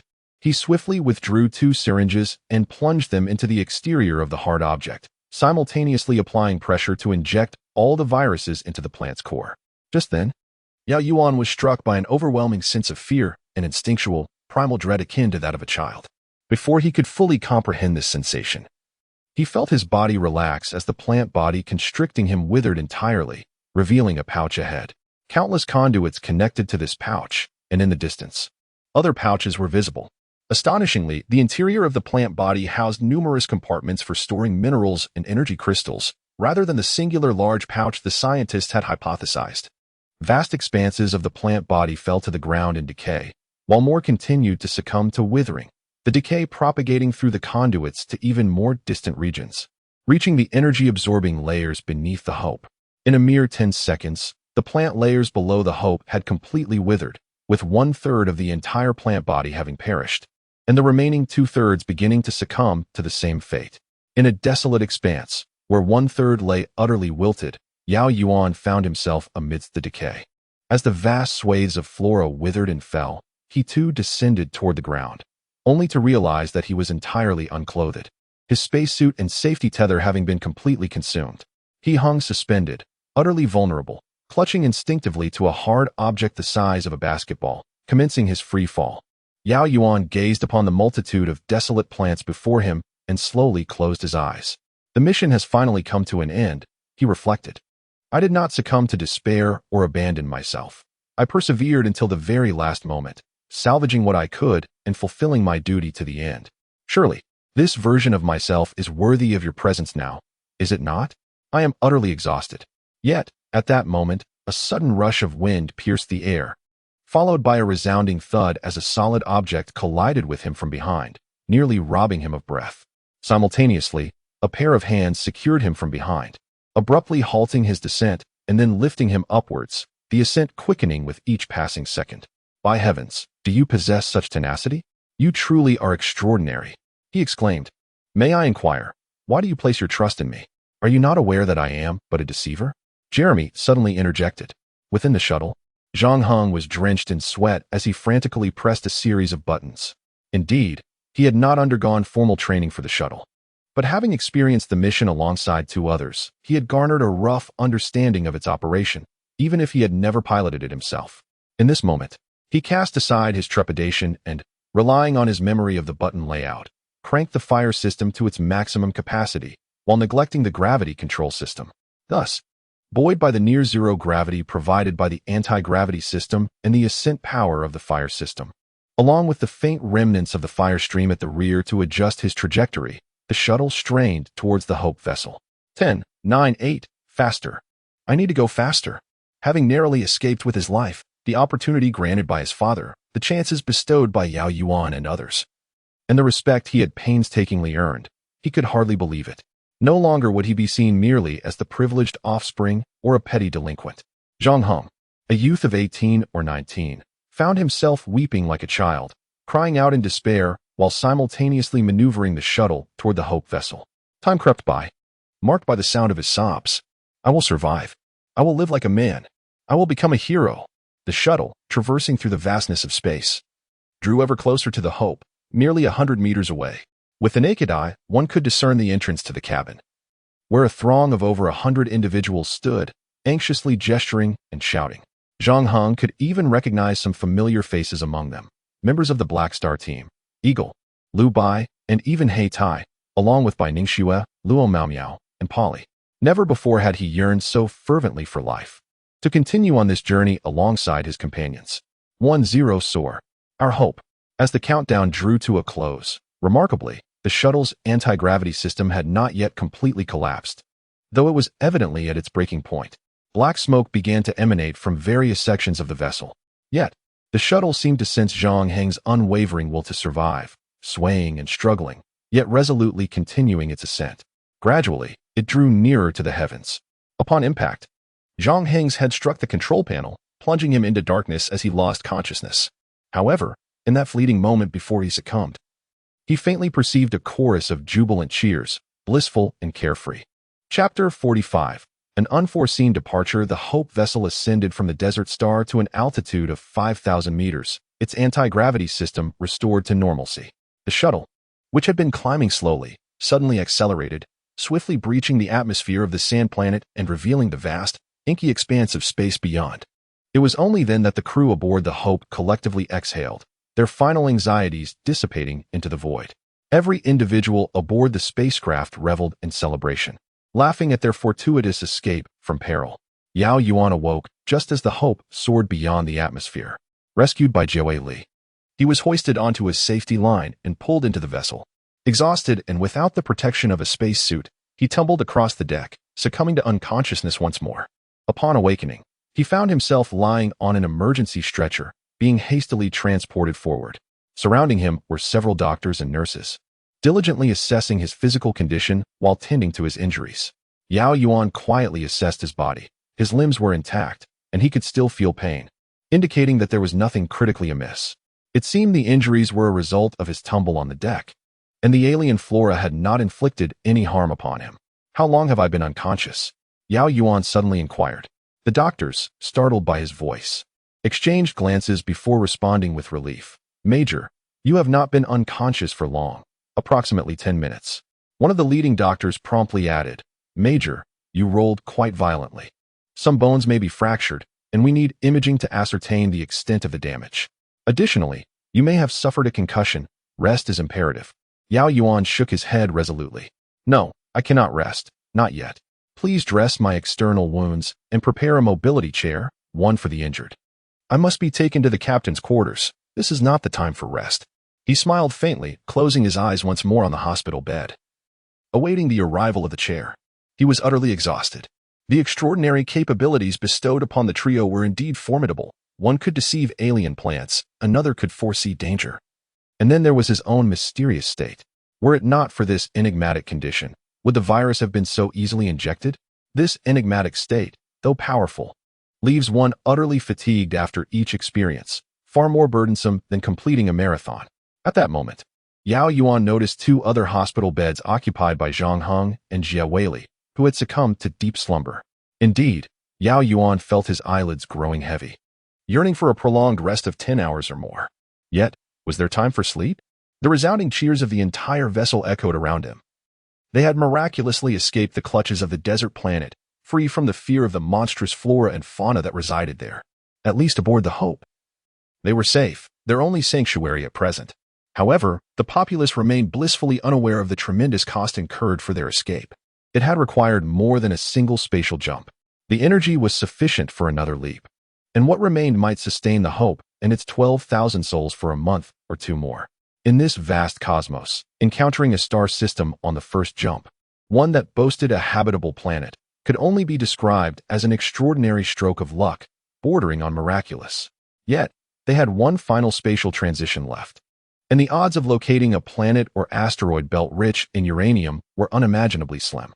Thus, Yao Yuan needed to ascertain the remaining energy of the Hope immediately and consult with the scientists to explore ways to extract minerals and energy from the desert planet's flora to replenish their resources.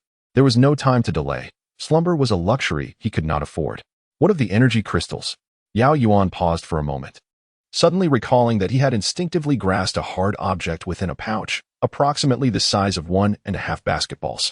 Initially, he assumed it was merely a mineral, only to discover it was, in fact, an energy crystal.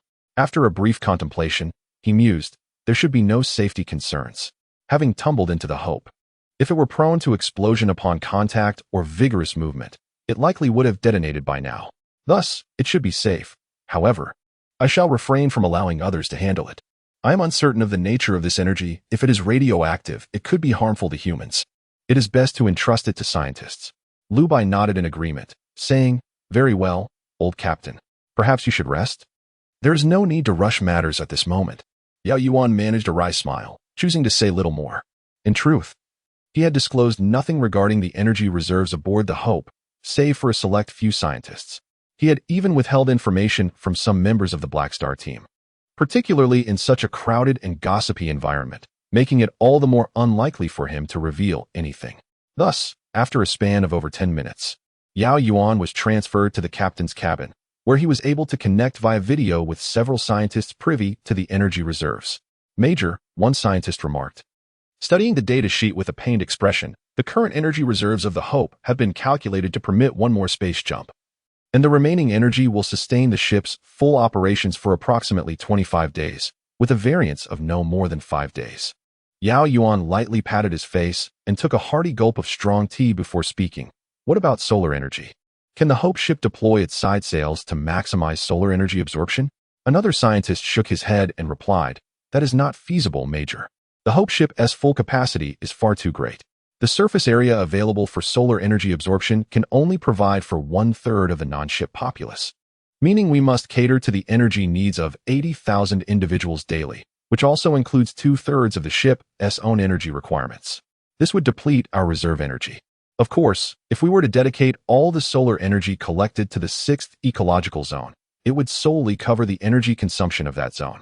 In fact, the solar energy the Hope ship can harness was specifically designated for the additional energy demands of the ecological zone. Is that so? Yao Yuan felt a growing weight in his heart. After a moment of contemplation, he inquired, what about the desert planet? The primary vegetation has been eradicated. Can we not land there once more to search for radioactive minerals, or perhaps sift through the remnants of the vegetation for the radioactive minerals it absorbed? The expressions of the dozen or so scientists on the video suddenly grew grim, and one of them remarked, I fear that may not be possible, Major. In truth, we suspect that we may have only eradicated one of the plant entities. One of them? Yao Yuan was taken aback and urgently asked, What do you mean? The scientist immediately addressed the experimenter behind him, and in an instant, a projection materialized. He gestured towards it, saying, "Major, please observe this scaled-down representation of the entire planet. Here lies the location where the Hope is set to land." In fact, while the Hope is colossal, it remains insignificant when compared to the entirety of this planet. Our stay on this desert planet was brief, yet we were swiftly drained of energy by the alien flora, indicating that the main body of this plant is not far from our position. By estimating the size of this plant, we can deduce that unless our luck is exceedingly unfortunate, landing directly upon the main body of such an alien plant, there should be over 40 of these plant entities dispersed uniformly beneath the surface of the desert planet. This arrangement would allow for complete coverage of the desert expanse, and we have merely encountered one of them. As Yao Yuan gazed at the projection, which illustrated the dimensions of the Hope, the alien flora, and the desert planet itself, it became evident that if there were only one plant entity on this desert planet, the likelihood of landing directly atop it would be less than 1 in 40. Since the size of the plant entity cannot encompass the entire desert planet, even when fully extended, its tendrils could at most cover only a quarter of the desert's surface. In other words, the most plausible scenario is that there exist other plant entities on this planet, situated in different locations. Therefore, Major, based on our calculations, when the Hope descends once more, it is highly likely that we will encounter another plant entity approaching us. This time, a mere absorption of energy could spell our complete demise, leaving us without even a final opportunity for spatial transition. Consequently, our discussion has led us to the conclusion that we must refrain from descending. We should steer clear of this desert planet. The scientist, too, bore a grave expression as he spoke. Yao Yuan, biting his teeth, found himself at a loss for words for quite some time. Finally, he let out a heavy sigh, stating, "I comprehend now. We cannot gamble the fate of 120,000 lives on a venture, although utilizing spatial transition is itself a risk. This planet is unequivocally not destined for us. Our technology is incapable of claiming it, whether it be the alien flora or those extraterrestrial monstrosities.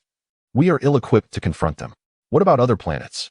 What of the other celestial bodies within this star system? Surely, calculations and explorations must have yielded results by now." Yao Yuan clung to his final glimmer of hope as he inquired. At this moment, another astronomer spoke up, saying, "Major, we have detected 6 planets in the system, 3 of which are terrestrial and 3 are gas giants. Regrettably, the nearest terrestrial planet requires a month of travel, while the gas giant that is somewhat closer necessitates a journey of 4 months. An even more distant gas giant lies 7 months away, and the 2 remaining terrestrial planets are so far that they are nearly on the periphery of this stellar system, akin to Neptune and Pluto in relation to Earth. Or even farther, the time required for us to reach them exceeds a year. Aside from spatial leap technology, our spacefaring capabilities remain bound by our own technological standards." As the voice faded, Yao Yuan finally succumbed to slumber. The others silently regarded the Major, the current autocrat of the Hope, who had saved 12,000 lives on 2 occasions, once on Earth and once here. Every individual, including the Europeans and Americans, looked upon him with reverence.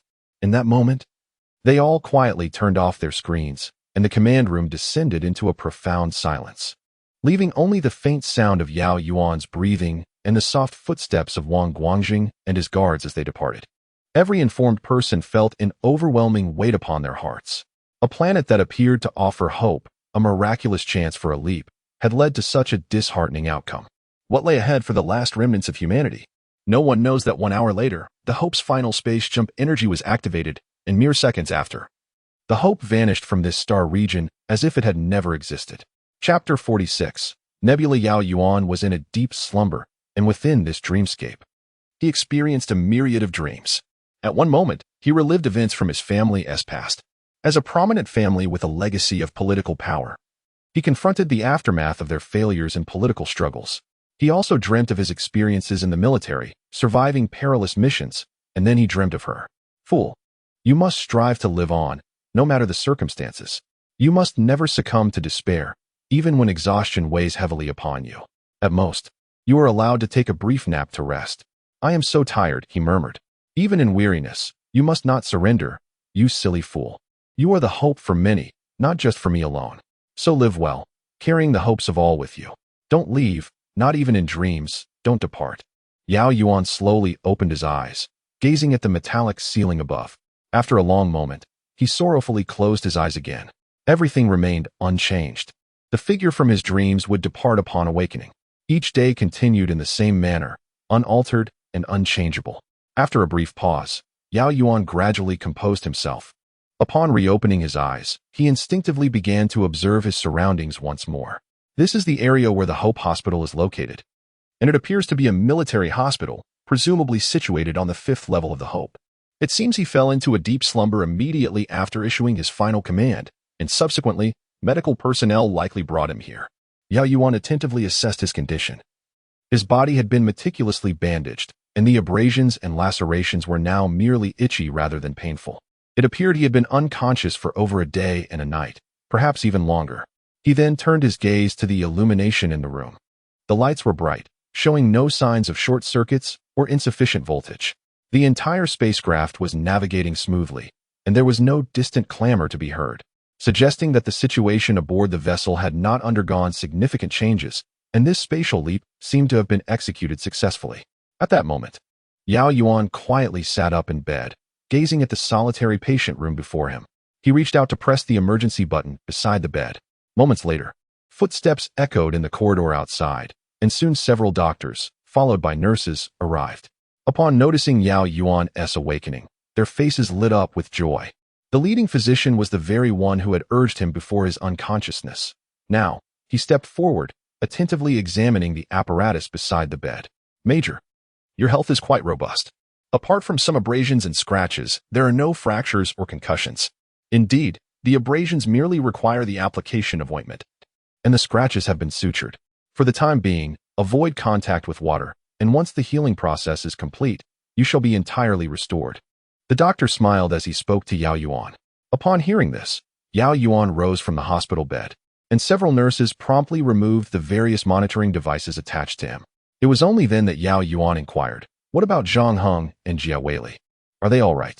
The leading doctor grasped Yao Yuan's hand and replied, "No, Major, it is we who owe our gratitude to you. We are thankful for the heroic deeds of you three. Were it not for your bravery, we might have perished on that desolate planet. You three represent the last remnants of humanity and our final hope. You are all heroes." Yao Yuan said little more, giving the doctor a reassuring pat on the hand before stepping out of the room. Outside, 2 soldiers adorned with Black Star insignias awaited him. As Yao Yuan emerged, they saluted him and stood at attention, adopting the standard military stance. Soon, Yao Yuan boarded an electric vehicle heading towards the captain's quarters, during which he inquired of the 2 soldiers about the duration of his unconsciousness. "You have been in a coma for a day and 2 nights, approximately 36 hours. We are the 5th squad of guard personnel," one soldier promptly replied. 36 hours? What transpired during my unconsciousness? What circumstances have arisen from this spatial leap? To what location have we arrived? Are we amidst the cosmic void? Are there any celestial bodies or asteroid belts within our navigable reach? Yao Yuan posed a series of inquiries, and as he approached the final question, his heart began to race uncontrollably. This last query would ultimately determine the fate of over 120,000 lives and the potential cessation of human civilization itself. The expressions of the 2 soldiers grew increasingly peculiar as they struggled to find the appropriate words. At that moment, the electric vehicle had already exited the community surrounding the hospital, entering a spacious thoroughfare. One side of the passage featured an aerospace glass window, offering a glimpse of the vast expanse outside. Yao Yuan found himself irresistibly drawn to the view beyond the glass, a boundless starry cosmos, tinged with a faint, dim blue luminescence. In the distance, sporadic blue glimmers flickered into existence and then vanished. Is this truly the cosmos? Why is there no darkness of space? Why is it merely an endless, muted blue? Where exactly are we? Most of the scientists here specialize in physics and astronomy, led by the esteemed British astrophysicist, Alan. After contemplating Yao Yuan's questions for an extended moment, he finally responded, "No, we are still within the normal universe. There is nothing extraordinary about traversing dimensions. Furthermore, how could humanity possibly exist in 4-dimensional or 2-dimensional spaces? What I mean to convey is that spatial leap will not transport us to another dimension. We remain within the confines of normal cosmic space, devoid of any gaseous celestial bodies. In fact, after our extensive exploration and discussions, alongside various data comparisons, We harbor considerable doubts about our current location being amidst a nebula. Nebula? Yao Yuan murmured, furrowing his brow. Ever since discovering the Hope, he had self-studied a plethora of knowledge regarding cosmic phenomena, encompassing both observed and unobserved celestial entities, such as the infamous neutron stars responsible for Earth's potential demise, white dwarfs, and red giants, not to mention the exceedingly violent supernovae and black holes that would inevitably spell destruction upon encountering the Hope. He had also perused various descriptions concerning nebulae, yet found himself perplexed. That cannot be right. Nebulae are supposed to be exceedingly sparse. It is merely our considerable distance from the various nebulae in the universe that renders them seemingly luminous or defined. When engulfed within one, it should not appear as an endless void filled with vibrant colors, should it? To be precise, nebulae possess immense volumes, some extending over dozens of light-years. Being within one should not diverge significantly from typical cosmic surroundings. In fact, certain regions of a nebula might resemble a vacuum more closely. Yao Yuan inquired with a sense of curiosity. The expressions of the scientists were indeed peculiar. After a considerable pause, a young woman at the back of the line stepped forward. She was Polly, an experimental student from the physics department. Yao Yuan observed her approach, and, in a soft voice, she articulated, "Indeed, a normal nebula, as you, Major, have described, is such that if one were to find oneself within it, witnessing such a state would be utterly impossible. The rarity of that nebula surpasses even the vacuum conditions we have engineered in our laboratory. However, the current situation defies explanation by any other theoretical framework. We cannot exist in alternate dimensions. We cannot reside within a gaseous planet. We cannot transcend the entirety of the universe, nor can we inhabit some bizarre realm. Thus, when all impossibilities are eliminated, the remaining possibility, no matter how extraordinary, stands as the singular answer." By the conclusion of her statement, Polly spoke with unwavering conviction. Yao Yuan squinted at Polly, pondering her words, and after a lengthy silence, he finally inquired, "Very well, then, enlighten me as to what this singular answer is." Polly nodded, her expression still icy as she spoke. "The only plausible answer is that this nebula is condensing to form a new stellar system, and it may have already birthed a protostar. This nebula belongs to the category of reflection nebulae, emitting a blue luminescence, indicating the presence of a nearby star. Unlike emission nebulae that radiate red light, this is a condensed nebula, or rather, a collection of nebular material. We find ourselves in a locale on the verge of giving rise to, or perhaps having already witnessed the birth of, a new stellar system. The vast expanse of material before us serves as the cradle for this stellar formation." Chapter 47, Rumination. Nebulae in the cosmos are not particularly rare, being far more common than neutron stars or supernovae. They represent a type of cosmic interstellar matter that diffuses extensively, with large nebulae often extending over dozens of light-years. To illustrate, the boundaries of our solar system remain inadequately explored. Consider the position of Pluto as an example. It is merely a journey of 9 hours at the speed of light. Yet what of a light-year? Traveling at the speed of light for an entire year? Large nebulae often permeate spans of several tens of light-years. Such dimensions can be described as a despairing abyss for humanity. With the current technological capabilities of space travel, traversing distances of dozens of light-years would require tens of thousands, if not hundreds of thousands, of years, an unfathomably lengthy duration, eclipsing the entire span of human civilization. When Yao Yuan learned that the Hope was engulfed in a nebula, his expression instantly darkened with profound concern. The current predicament of the Hope, not merely within dozens of light-years of nebular material, but even within a few light-years, or a fraction thereof, spelled certain doom. It is crucial to note that the energy reserves aboard the Hope were no longer sufficient for another spatial jump. The remaining energy could sustain the ship's operations for merely around 25 days, at best. Efforts could be made to conserve energy by shutting down non-essential lights and closing off certain compartments, thereby minimizing life support systems. However, even with these measures, a portion of energy would still be requisite for propulsion. This constituted a significant energy expenditure. Considering the Hope's travel speed, 30 days would amount to a distance that could scarcely be compared to an ant's minuscule advance on Earth within the vast expanse of a nebula. Have you determined or computed the boundaries of this nebula? Yao Yuan inquired after a long silence. The scientists wore expressions of bitter resignation. Alan was the first to respond. "No, and it is highly unlikely, Major. We can only give you a clear understanding. Despite the presence of spatial jump capabilities and anti-gravity system, And that enigmatic supercommunicator aboard the Hope, it does not imply that humanity has attained such advanced levels of technology. Our technological prowess remains firmly rooted in the standards of 21st century Earth, still thousands of years away from truly entering an age of cosmic exploration. Upon the utterance of those words, a profound silence enveloped the conference hall of the captain's quarters. The individuals present were acutely aware of the true circumstances surrounding the Hope. They understood that the vessel could endure for merely another month before depleting its energy reserves, leading to the inevitable demise of all aboard. "Is that so?" murmured Yao Yuan, followed by an extended period of silence, as he grappled with the inability to articulate his thoughts. The atmosphere within the conference room was thick with despair, when suddenly, a young man among the scientists timidly spoke up. "In truth, we still possess a chance." All eyes turned towards the youthful figure. Yao Yuan instantly recognized him. He was the very individual who had first deduced the truth about the extraterrestrial flora during their time on the desert planet. It was he who had initially conceived the principle of environmental mutualism, positing that the alien virus could potentially be lethal to humanity, just as terrestrial viruses might pose a dire threat to extraterrestrial botanical life. Yao Yuan interjected, "I recall you distinctly. Your theories were pivotal in our escape from the desert planet. Might I inquire your name?" The young man, seemingly of mixed Arab and Western descent, paused momentarily before replying. "I am Ivan Muhammad Bishki XXX, Major.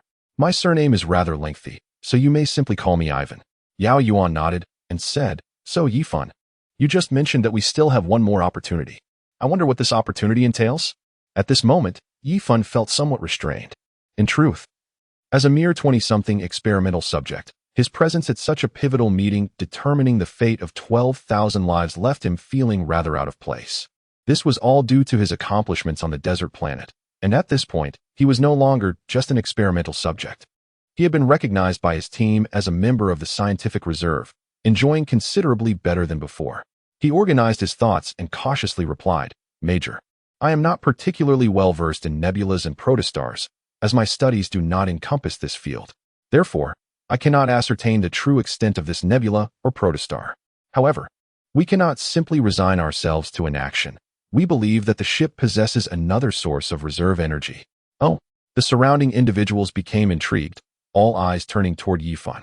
Meanwhile, Yao Yuan felt a stirring in his heart, as if he briefly experienced a moment of silence enveloping him.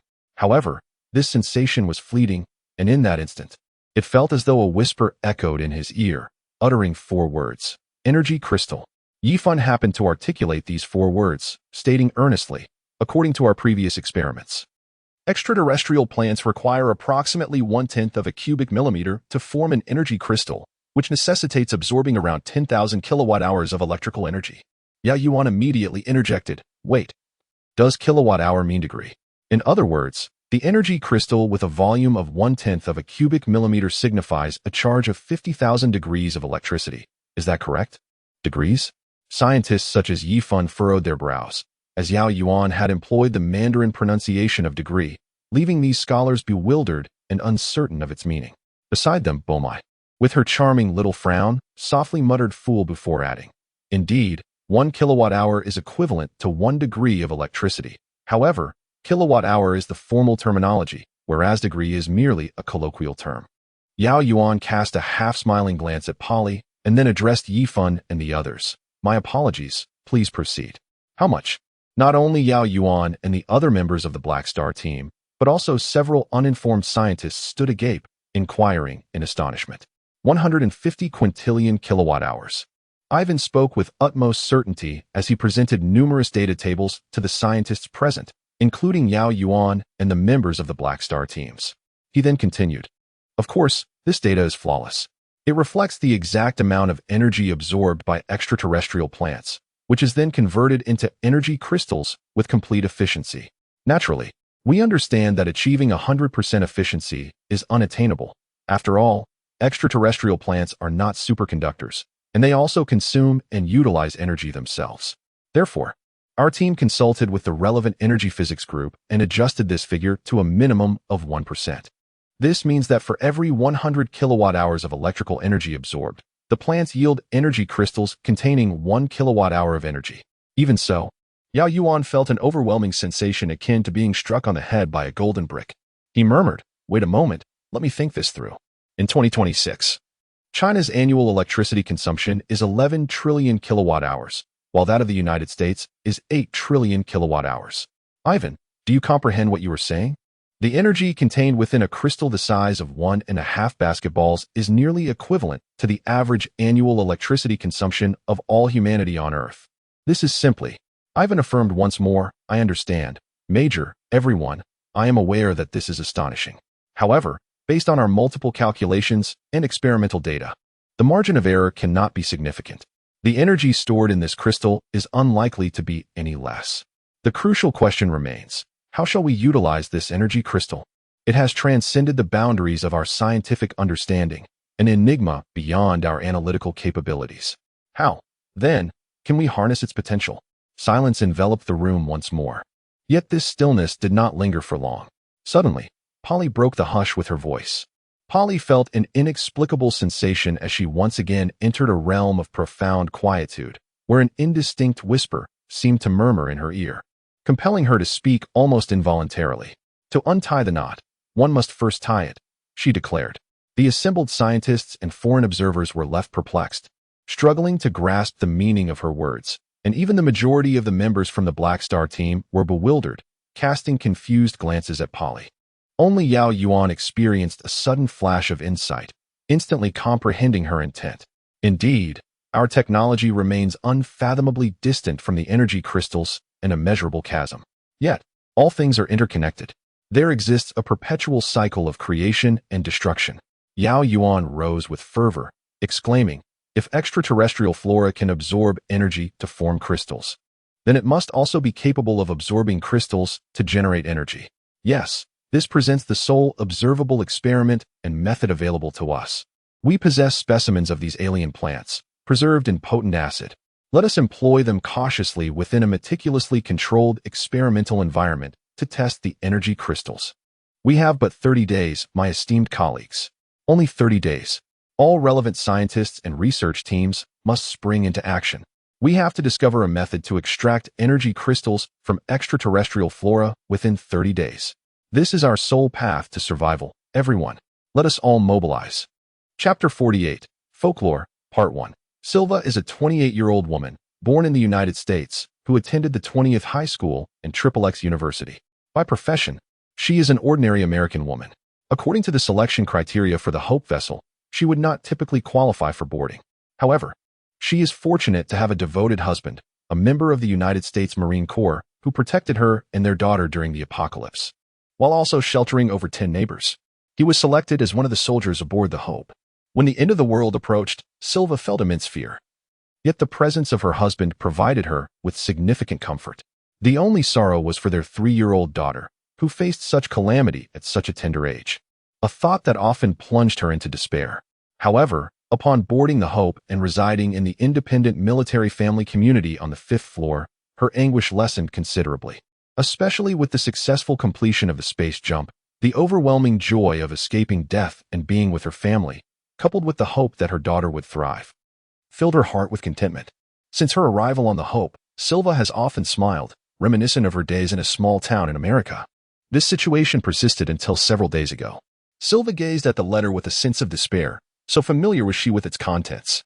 As the wife of a United States Marine, she had witnessed the heart-wrenching scenes of other military families receiving similar notifications of their loved ones' sacrifices.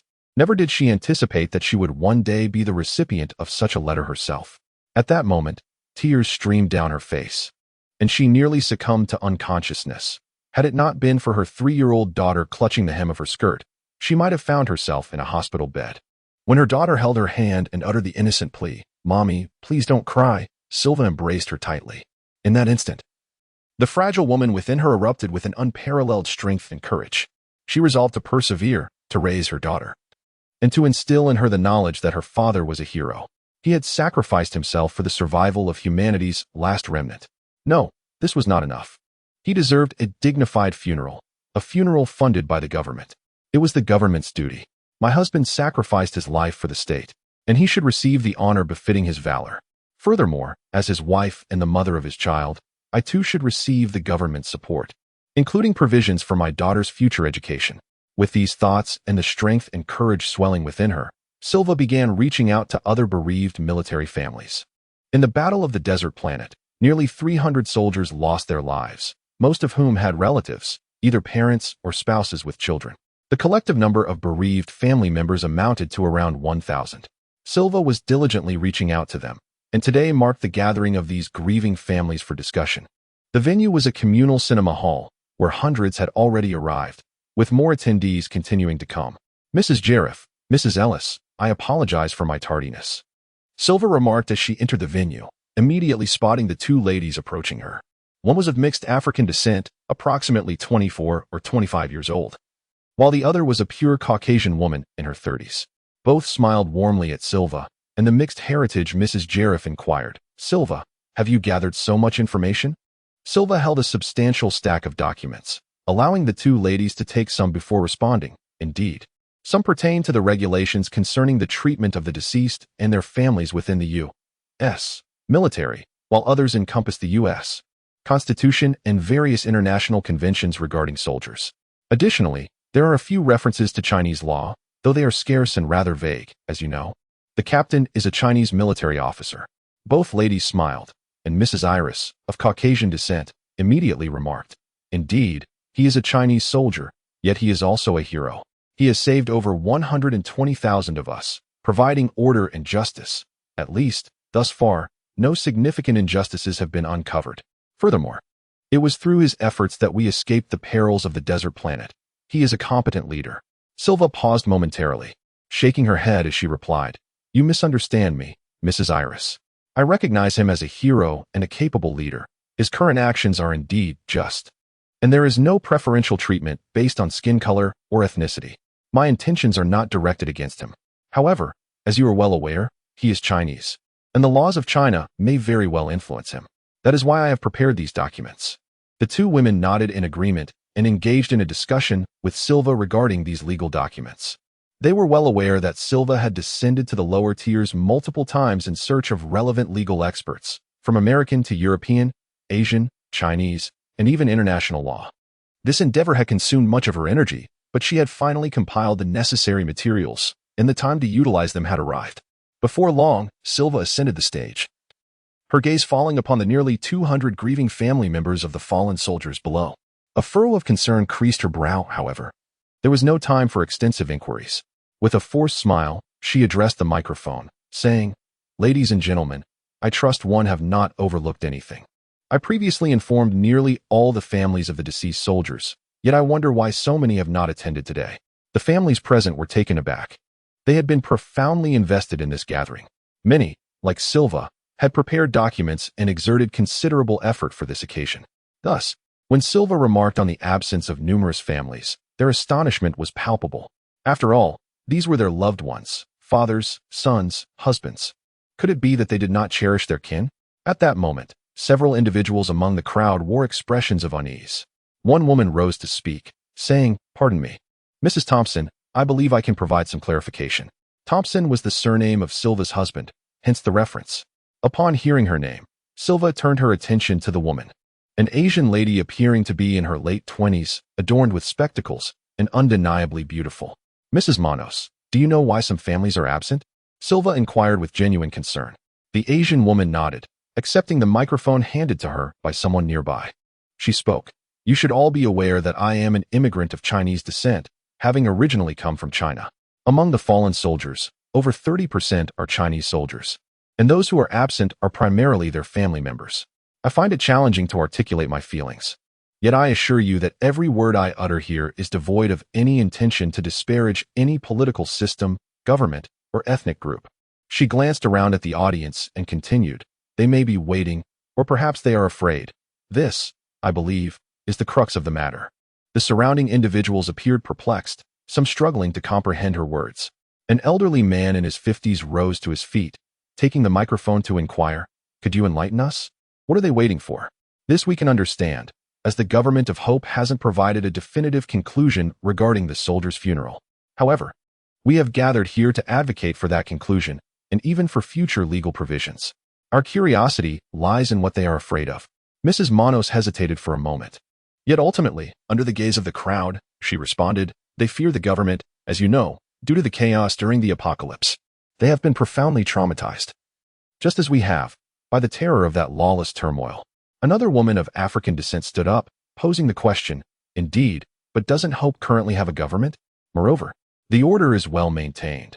In fact, at times, this government exhibits an excessive preoccupation with order to the extent that it nearly encroaches upon civil liberties. Hence, there is no necessity for them to fear the threat of disorder. Mrs. Manos finally gritted her teeth and summoned the courage to speak. What they truly fear is this government, which imposes a stringent order. The current government of Hope is perceived as a dictatorial regime akin to their former society. This matter pertains to military affairs, which, in their previous society, were directly adjudicated by the government, leaving no room for dissent or protest. As a result, they have grown accustomed to this reality. And it is likely that the present Hope is ensnared in a perilous cosmos. They worry that their protests might precipitate dire consequences. They conveyed to me their apprehensions. Noting that they have children to raise and that their current lives are relatively satisfactory, they fear change for this very reason. A ripple of astonishment swept through the crowd, and an elderly man in his 60s rose to his feet, his voice resonating with vigor. Is it conceivable that such a thing could occur? This funeral may well set a precedent for how the Hope government handles similar matters in the future, and among the deceased are our loved ones. How could we possibly refrain from participating? We are not criminals. We are merely safeguarding and exercising our rights. The government cannot take action against us. Indeed, the Major is a paragon of justice and a true hero, undoubtedly capable of fulfilling his duties. We are assisting the government in refining its regulations. How could any grave issues possibly arise? Mrs. Manos, could it be that they have misunderstood something? The individuals from Europe and America are chattering incessantly, and suddenly, the grand entrance bursts open. 2 members of the Black Star team stride in, led by a lieutenant, followed by over a dozen soldiers. Upon the appearance of these military personnel, an eerie silence envelopes the venue. All eyes fixate upon them. The Asian woman, Mrs. Manos, visibly pales with fear, her body quivering slightly. The 2 members of the Black Star team, with Liu Bai at the forefront, advance directly to the stage. He then ascends alone, first offering a smile to Silva before taking the microphone.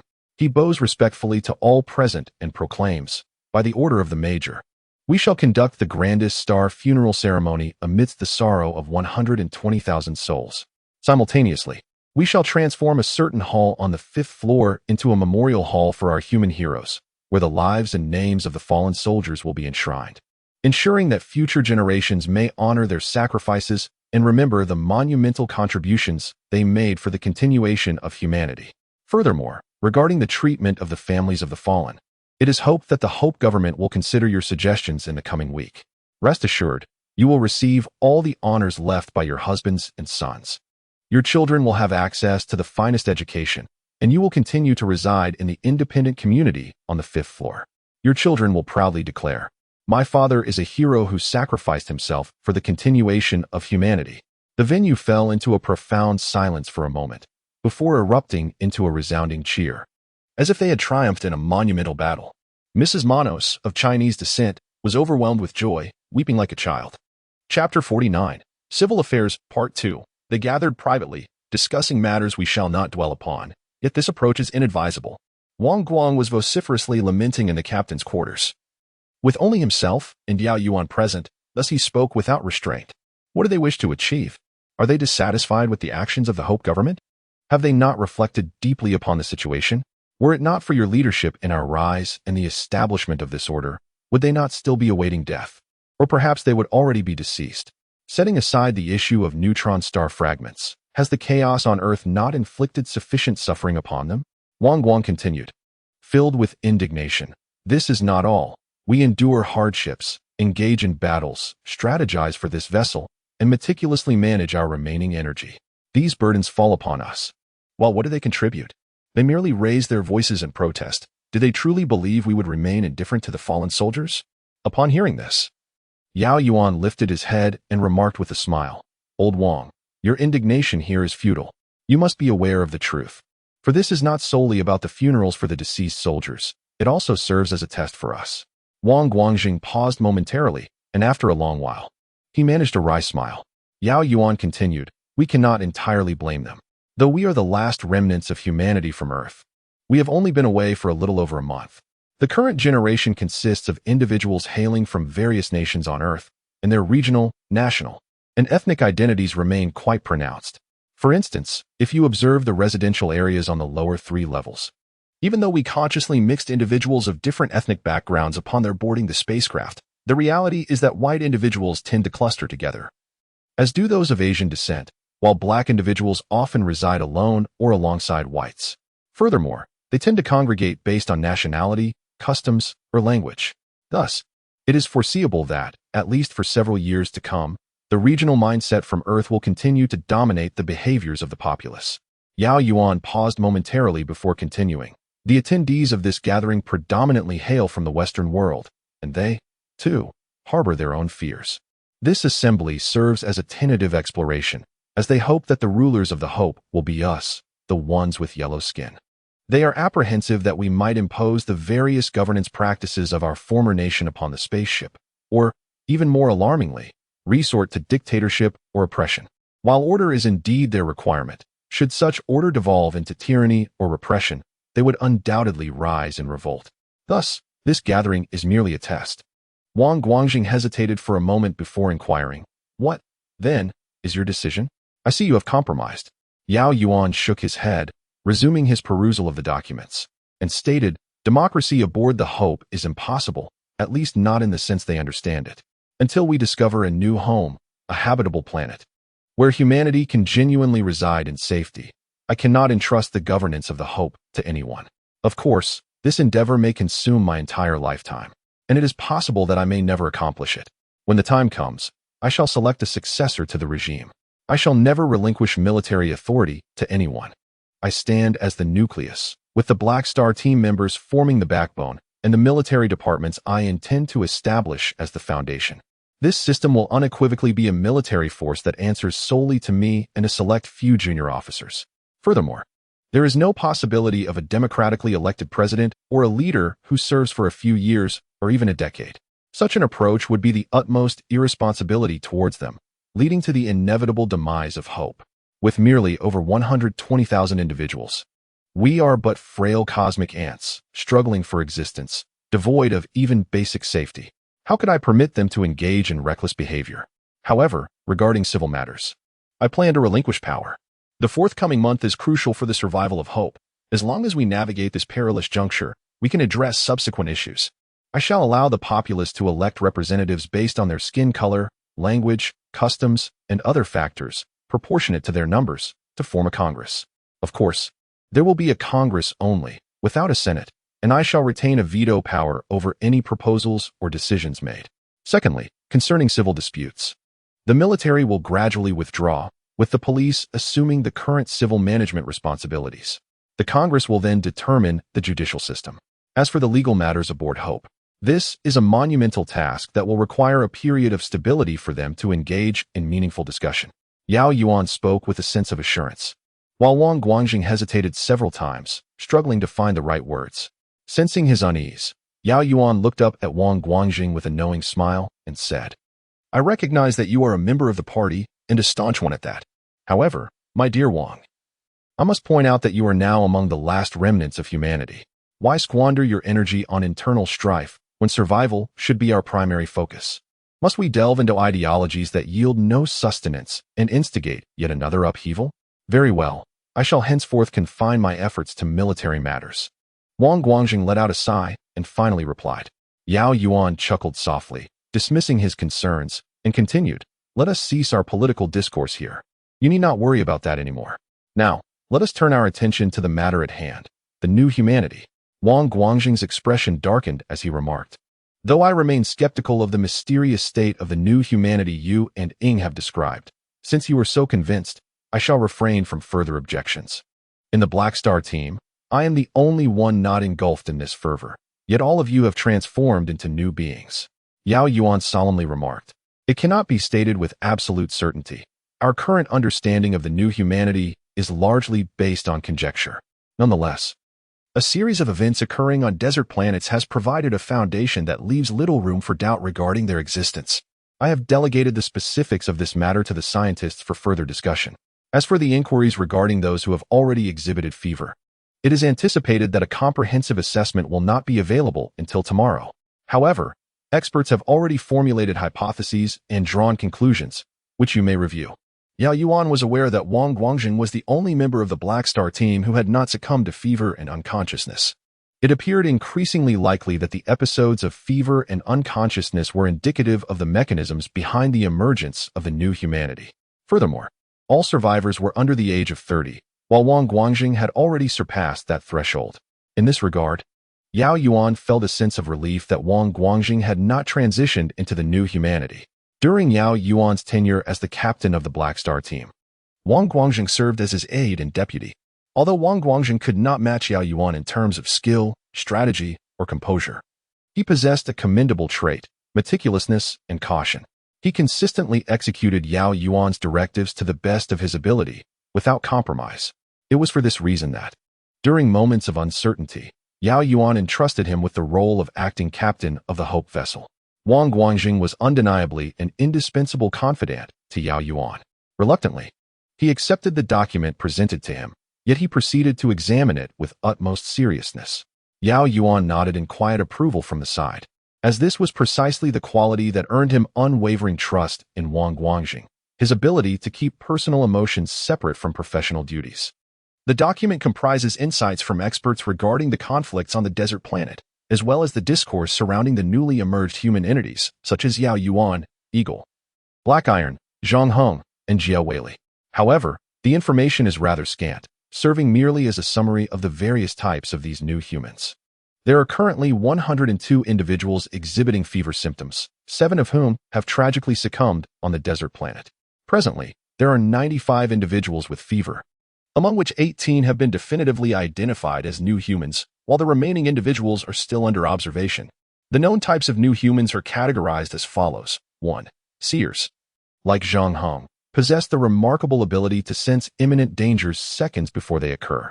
This is a passive attribute, requiring no deliberate entry into a mystical state.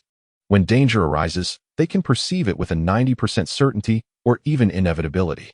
This conclusion is drawn from Zhang Heng's reactions during yesterday's laboratory experiment. 2. Deceivers. Exemplified by Jia Weili, can induce a hypnotic effect on other living beings through their emotional fluctuations. This is an active attribute, necessitating entry into a mystical state for activation. The mechanism for entering this state remains unclear, and it evidently does not correlate with the level of danger. 3. Clairvoyants, such as Lieutenant Ng, possess extraordinary dynamic vision, allowing them to observe all nearby objects with remarkable clarity, even perceiving details visible only under a microscope. This heightened vision directly influences their motor skills, enabling them to achieve exceptional shooting accuracy. This attribute, too, is active and requires entering a mystical state, triggered by the sensation of danger. 4. Whisperers, represented by Polly and Yifan, unexpectedly enter a mystical state while contemplating significant issues or scientific theories. They experience peculiar sounds in their ears, leading them to discover answers to their thoughts. The mechanisms of entry and the nature of their attributes, whether active or passive, remain ambiguous. 5. Omnipotents, such as Major Yao Yuan, embody a unique blend of abilities. Chapter 50, Civil Affairs, Part 3. Inside the tent, Qi Xiaonyao, Lin Xiuqiu, and Wang Dandan engage in lighthearted banter. The 3 individuals are all students at Harbin University of Science and Technology, and it is indeed a remarkable coincidence that they hail from the same city and have enrolled in the same institution. In fact, their families are neighbors, and they have known each other since childhood, forming an extraordinary bond akin to lifelong brothers. When they were still on Earth, the onset of chaos was abrupt, particularly with the dissemination of news regarding the government's disappearance and the confirmation of neutron star debris approaching. Within mere days and nights, the global order unraveled, obliterating the previously concealed societal norms that had continued to persist.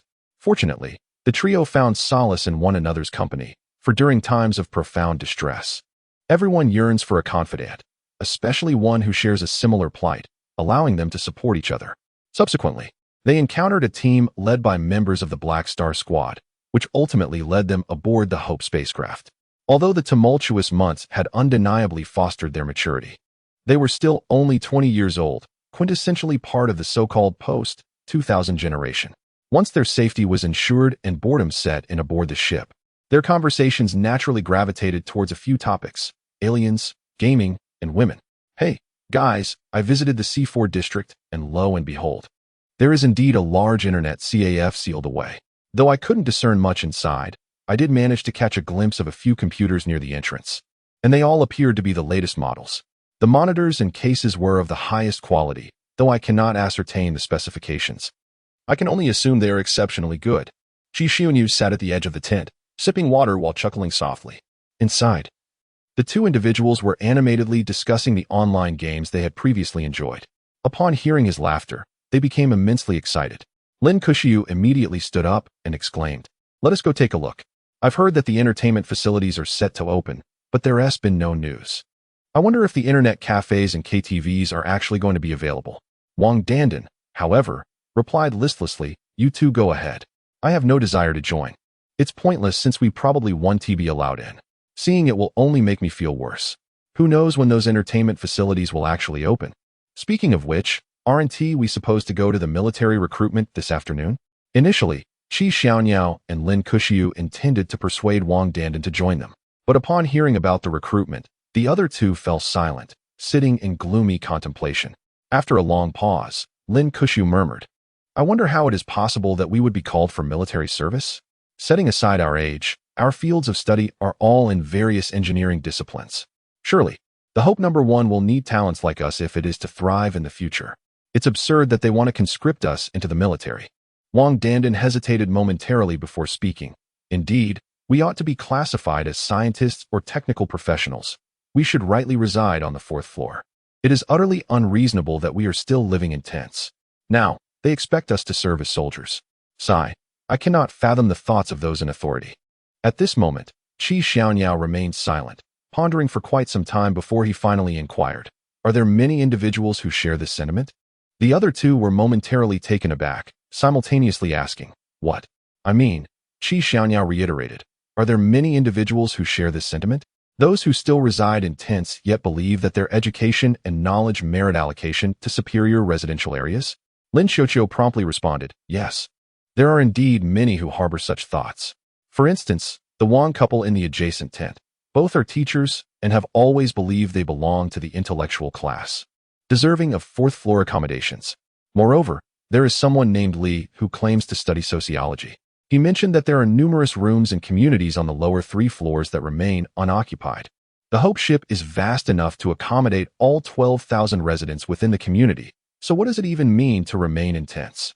Qi Xiaonyao immediately cautioned the two, "Do not join them in their uproar. This matter cannot be trifled with. The Hope ship is genuinely in disarray, and if chaos ensues, it will spell disaster for us all." Lin Xiuqiu and Wang Dandan nodded in agreement. Wang Dandan remarked, "Of course. We are well aware that we must not cause a ruckus. Do you think we are fools? Those who are creating a stir now are merely whispering behind the scenes. Even the Europeans and Americans do not dare to openly take a stand, despite their noisy celebrations and raucous memorials for fallen soldiers. It is merely a way to express their dissatisfaction to their superiors. Do they really believe we are more Na'vi than they are? These tactics are remnants from our ancestors. How many can't see through them?"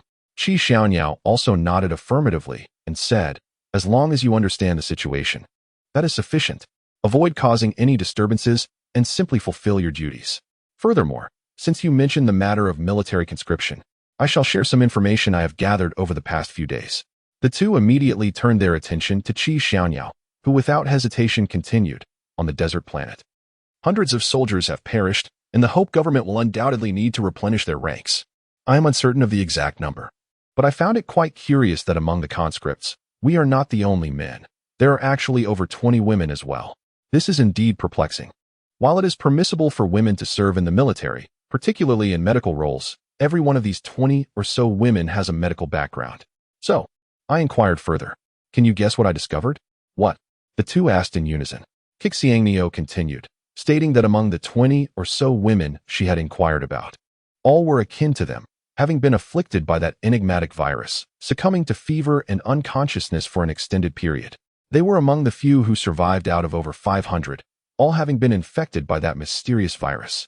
Upon mentioning the enigmatic virus, the expressions of the other two darkened. However, Wang Dandan promptly inquired, "Are you suggesting that those who have been infected by this mysterious virus will be conscripted?"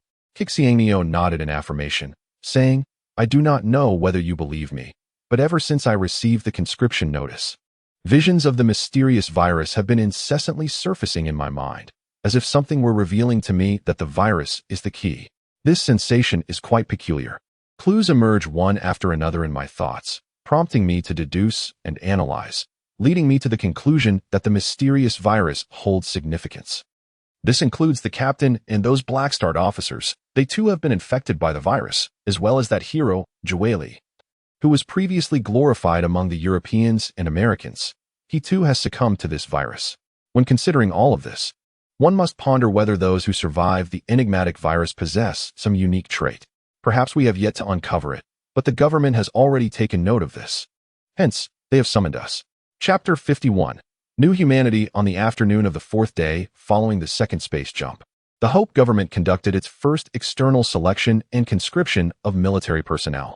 The personnel being summoned are predominantly retired military veterans, alongside some medical professionals, and of course, individuals who have previously been afflicted by the mysterious virus, resulting in fever and unconsciousness.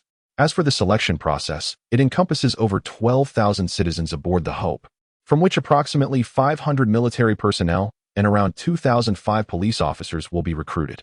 Henceforth, the military and civil affairs shall be distinctly separated, with all civil disputes and societal maintenance entrusted to the police force, while the military will solely engage in extraterrestrial explorations or confront various alien threats. An example of this would be the perilous scenario on the desert planet, which epitomizes the military's true mission. At approximately 2 o'clock in the afternoon, the entrance between the third and fourth levels was already teeming with over 1,000 individuals, with more citizens arriving steadily. By 2:30, the congregation had swelled to 3,000 to 4,000, and given the current trend, it appeared that even more individuals were joining. In fact, among this throng, over 80% were prospective police candidates. The harrowing experience of the battle on the desert planet had served as a stark reminder to humanity that the cosmos is no tranquil realm. It harbors alien monstrosities, bizarre extraterrestrial flora, and potentially even more astonishing phenomena. The universe is vast, and who can predict what future discoveries lie ahead? The prospect of encountering intelligent extraterrestrial beings is not far-fetched, making military service an exceedingly perilous endeavor. In contrast, the treatment of police forces indeed falls significantly short. However, after serving for more than 3 months, officers are allotted a residential unit, complete with a bedroom, kitchen, and bathroom, thus liberating them from the confines of tents. Typically, the police force is tasked with maintaining public order or overseeing communal facilities, such as monitoring public water taps, which inherently poses minimal risk to life. Consequently, over 80% of personnel are inclined to enlist as police officers.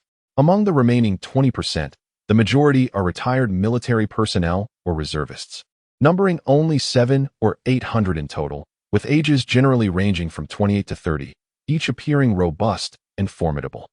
The remuneration for military personnel surpasses that of the police.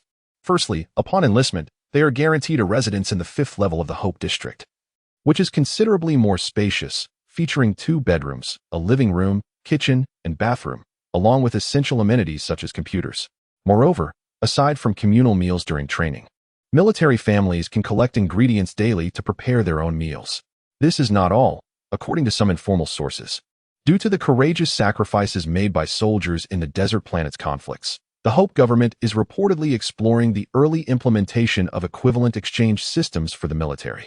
This entails the introduction of monetary compensation based on months of service, allowing soldiers to receive monthly allowances, which they can use to procure essential goods, and beyond mere provisions, even indulge in luxuries such as cigarettes.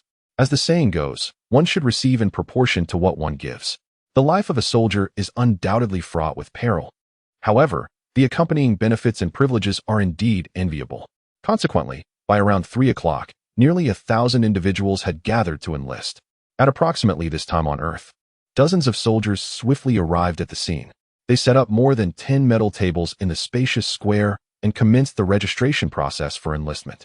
There were 9 registration points for the police force and 6 for the military, resulting in 15 long lines forming in the square as people patiently queued.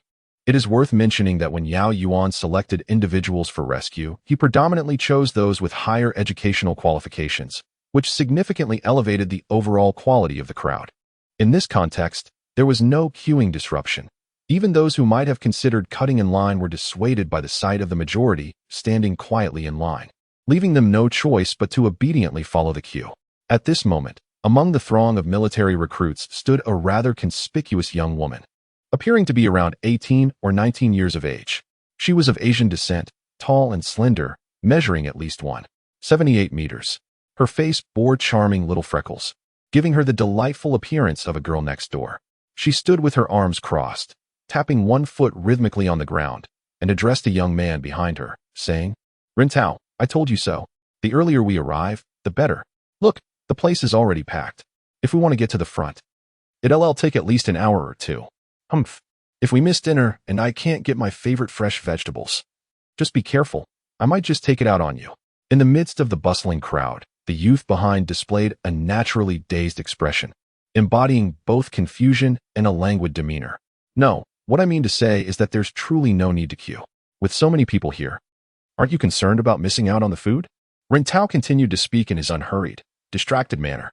Zhou Yu let out a cold snort, her dissatisfaction evident as she retorted, "Do you really think we are standing at the back of the line for no reason? Good heavens, please don't tell me you've forgotten. Who was it that suddenly vanished behind me while we were walking? After a futile search, I eventually found you at the ventilation shaft. I am genuinely curious. Though, how did you manage to climb up there? The passageway, while lower than others, must still be around 4 to 5 meters high. How did you ascend?" As the two young individuals conversed, the people around them regarded them with peculiar glances. The girl, though tall and slender, standing at about 178 centimeters, appeared somewhat more imposing than the boy, who was roughly 170 centimeters tall, looking noticeably shorter by nearly half a head. Moreover, the boy's frail frame hardly suggested he was suited for military service. It seemed more fitting to call them two children eager to experience something new. Yet, as they stood in line, the surrounding crowd was too preoccupied to inquire further. Thus, the pair remained undisturbed in their place, gradually advancing in the queue. After at least an hour had passed, it finally became the girl's turn to register. As Zhou Yu approached the registration desk, she was greeted by a yellow-skinned man and a white-skinned man seated behind it. Upon noticing that Zhou Yu was of Asian descent, the yellow-skinned man burst into laughter and, in Mandarin, remarked, "Little girl, it is generally understood that the military does not enlist women. Are you certain you are here to enlist as a soldier rather than to join the police?" Zhou Yu, feeling indignant, huffed and retorted with an air of arrogance, "Well, I cannot say that I am aware of your policies. It is you who are summoning me. I must say, I am quite curious. I am neither a veteran nor proficient in medical procedures, driving, or handling weaponry. It is rather perplexing that, in principle, you do not recruit women. So why, pray tell, are we two here?" As she spoke, Zhou Yu produced a piece of paper embossed with a red seal from her pocket and slammed it onto the table. "An early enlistment? Does this imply that you are a new breed of humanity?" The yellow-skinned man gazed at her in astonishment. Zhou Yu paused momentarily before inquiring, "What do you mean by new breed of humanity? Are you referring to the so-called new generation? Those children born after 2010? The ones with piercings all over their noses and ears, sporting bizarre hair colors and non-mainstream styles? Surely you jest. Do you intend to recruit such children as soldiers? Humph, that does not inspire confidence in our military's defense." Zhou Yu was momentarily taken aback, her face gradually reddening with barely contained rage. However, after a brief pause, she managed to restrain herself and, in exasperation, said, "Ren Tao, you imbecile, you guessed correctly again. It seems I indeed do not have to wait in line, you fool." Ren Tao has vanished once more. Why again? Ren Shiyue's expression was exceedingly grim, as if ink were about to drip from her countenance. With a sullen demeanor, she scanned the surroundings in search of Ren Tao, yet ultimately, he remained elusive.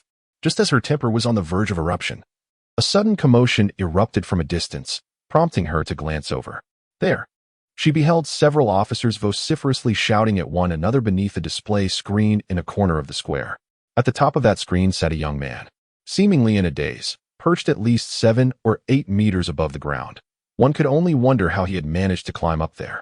After more than 10 minutes, the officers, utilizing a ladder, finally brought Ren Tao down from his lofty perch.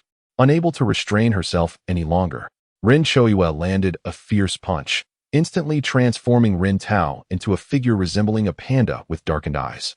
Subsequently, the two, along with a dozen others who had arrived with similar signs, followed an officer as they made their way to the fourth level of the Hope. Along the way, Rin Shoyue curiously whispered to Rin Tao, "How did you know we wouldn't have to queue? Those dozen individuals were all waiting in line." "Shoyue, we might not have been summoned merely as ordinary soldiers," Rin Tao replied.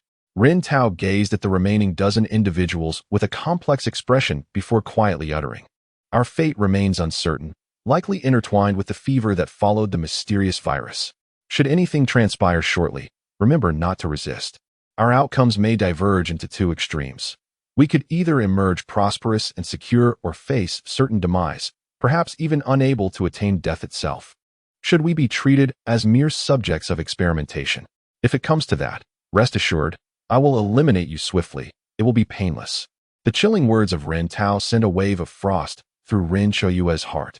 In truth, despite Rin Tao's unassuming stature and his often naive demeanor that rendered him a target for her teasing, he had been, for quite some time, the very brother who shielded her, particularly in the face of the apocalypse, when their parents perished amidst the chaos. It was this man who, through his intellect and cunning, navigated them through perilous situations, ultimately leading them to the Hope.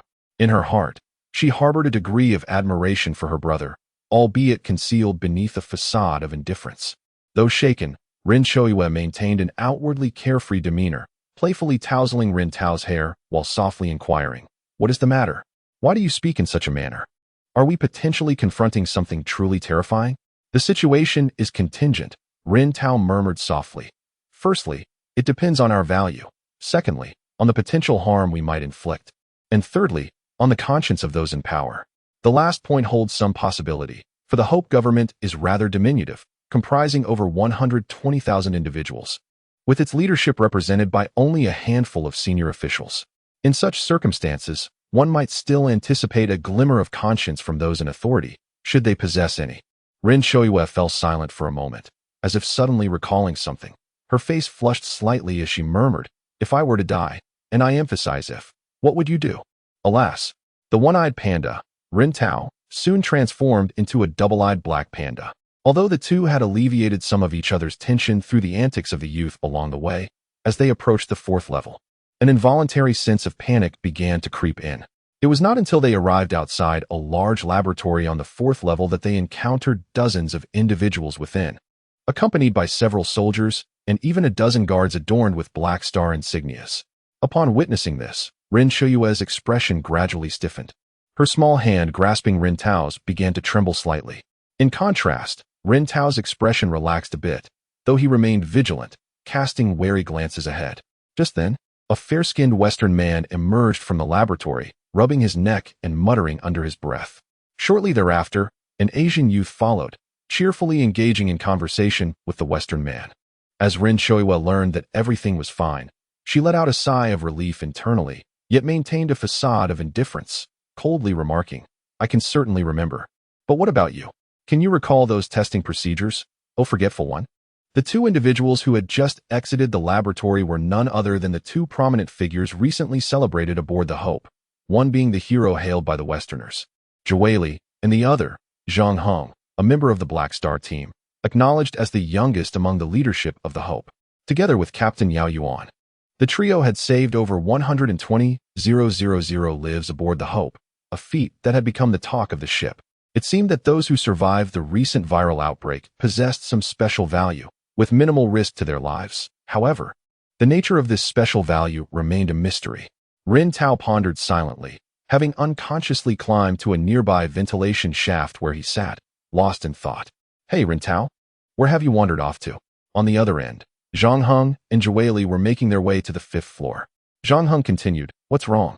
You look rather displeased. Did today's tests fail again?" Zhueli, visibly irritated, twisted his neck and exclaimed, "Those scientists are absolutely mad. Do you know what they did to me? They actually placed me inside a gigantic toilet and spun me around at high speed. Do they think this method will dislodge my brain? I truly cannot comprehend their logic. That is certainly not a flushing toilet. It resembles a centrifuge," Zhang Heng remarked with a bitter smile. "However, I consider myself fortunate, for my new human skills are passive, allowing me to sense danger automatically. Your skills, along with those of Eagle and the others, are far more troublesome. To this day, you have not truly mastered them, rendering them unusable at will. According to those so-called experts, skills that cannot be fully controlled pose significant risks and should not be relied upon as standard abilities. Listening to those experts is a waste, Yao Yuan retorted disdainfully. Whether you believe it or not is inconsequential. I certainly do not. Otherwise, how could Yao Yuan have begun to grasp such skills? You witnessed the experiment yesterday, did you not? In the absence of any danger, he successfully utilized his new human abilities. It is evident that the experts simply have not discovered the proper methods. Their claims are utterly ridiculous. Zhang Heng continued to smile wryly. In truth, the bond between him and Yao Yuan had deepened into a brotherly camaraderie since they had faced life and death together. Their conversations were often casual. Yet, these past few days, Yao Yuan had been in a foul mood, which Zhang Heng was well aware of. However, when he eagerly approached Feng Xiaoqing to invite her to join him on the 5th floor, he was met with a cold shoulder. Feng Xiaoqing refused to even speak with him, completely abandoning the affectionate demeanor she once had, replaced instead by a chillingly indifferent expression. Fraud. Do not let me see you again. This was the only sentence Feng Xiaoqing uttered to him. That night, he consumed an entire month's worth of alcoholic rations, becoming utterly intoxicated. From the following day onward, he adopted an infuriating demeanor, one that seemed to provoke anyone who crossed his path. Zhang Heng was at a loss for how to console him. He could only accompany Yao Yuan with a wry smile as they made their way to the 5th floor. After some time, Yao Yuan suddenly remarked, "You are quite the fortunate one. Which of those 3 beauties did you choose?" To his surprise, Yao Yuan burst into hearty laughter and, with earnestness, said to Zhang Heng, "In China, there is a saying about underestimating oneself. I may not know much, but trust the judgment of a seasoned seducer of hearts. I can swear that while you might not notice it, both Luo Maomiao and Bai Ningxue are definitely interested in you. Just drop a few hints, flirt a little, and indulge in some ambiguity. But let us set aside the rest for now. At least one-on-one, you're absolutely in the game." At that moment, he, Zhang Heng, and dozens of others near the 4th floor laboratory all simultaneously looked up toward a certain direction. Unbidden, they all exclaimed, "Not good, something's wrong." No sooner had the words left their mouths than the entire Hope vessel quaked violently. Those nearest to the epicenter of the tremor were even thrown to the ground. Simultaneously, a piercing alarm blared throughout the Hope vessel, plunging over 100,000 souls into a state of panic.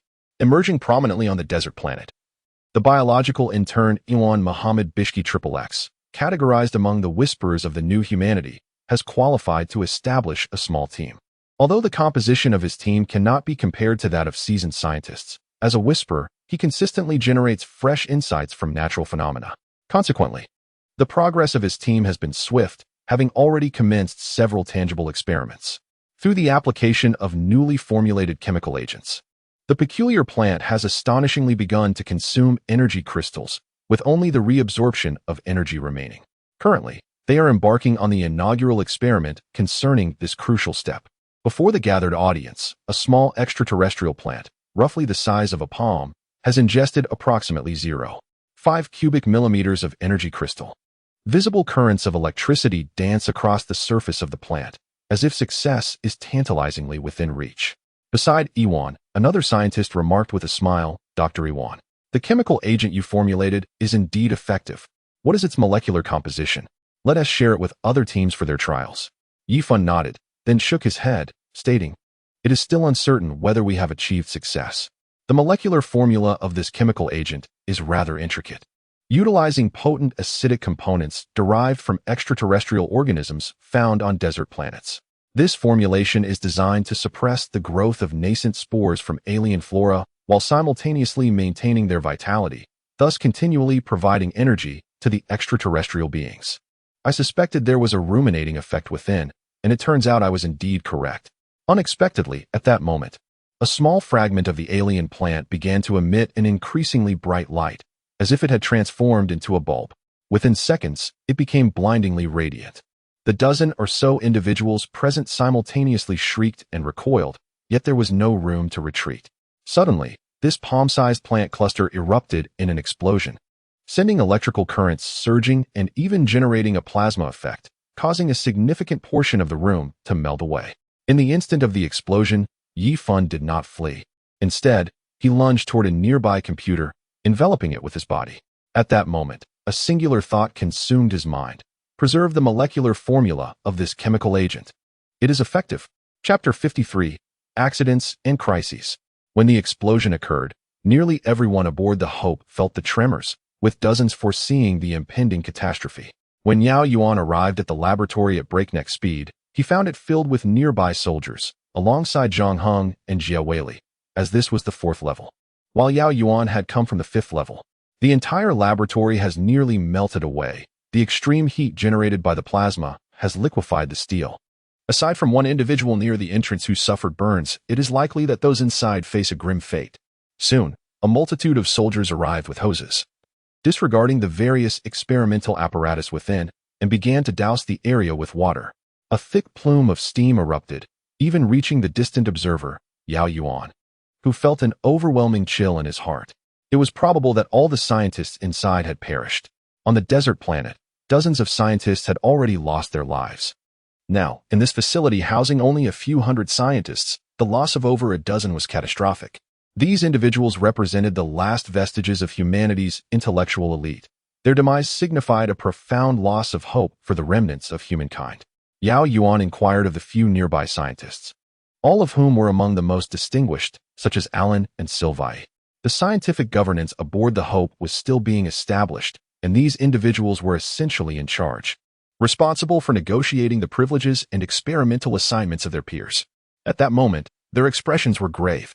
One chemist spoke up, "I recall this research team, indeed." It was led by Ivan, a biochemistry group that was attempting to induce ruminative processes in extraterrestrial flora through biochemical methods. Within the scientific community, there exists a divergence of opinions regarding the method of harnessing energy from extraterrestrial plant-based energy crystallization.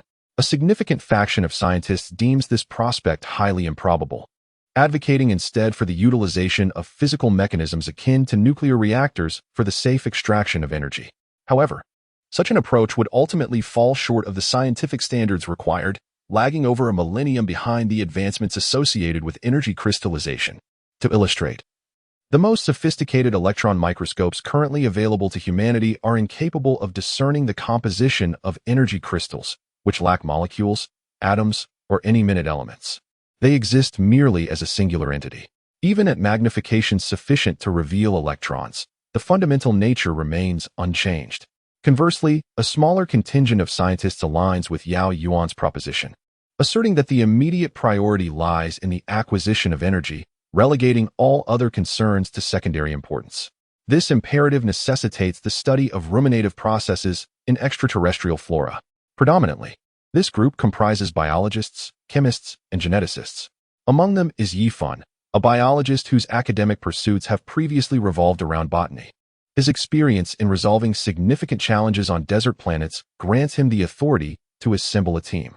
Judging by the recent explosion, it appears that his team has made noteworthy breakthroughs. Yifan. Yao Yuan's expression darkened considerably. He recalled Yifan not only for his remarkable achievements on the desert planet, but also because he is one of the 2 known Whisperers. Among the various categories that have emerged from the new humanity, the Whisperers stand out as the most extraordinary. The other categories, including the solitary deceiver, Jia Weili, can primarily be utilized for combat or disaster prevention, making them exceptionally suited to confront unforeseen circumstances in the cosmos. In stark contrast, the Whisperers do not possess enhanced physical attributes, precognitive abilities, or any traits conducive to combat or adventure.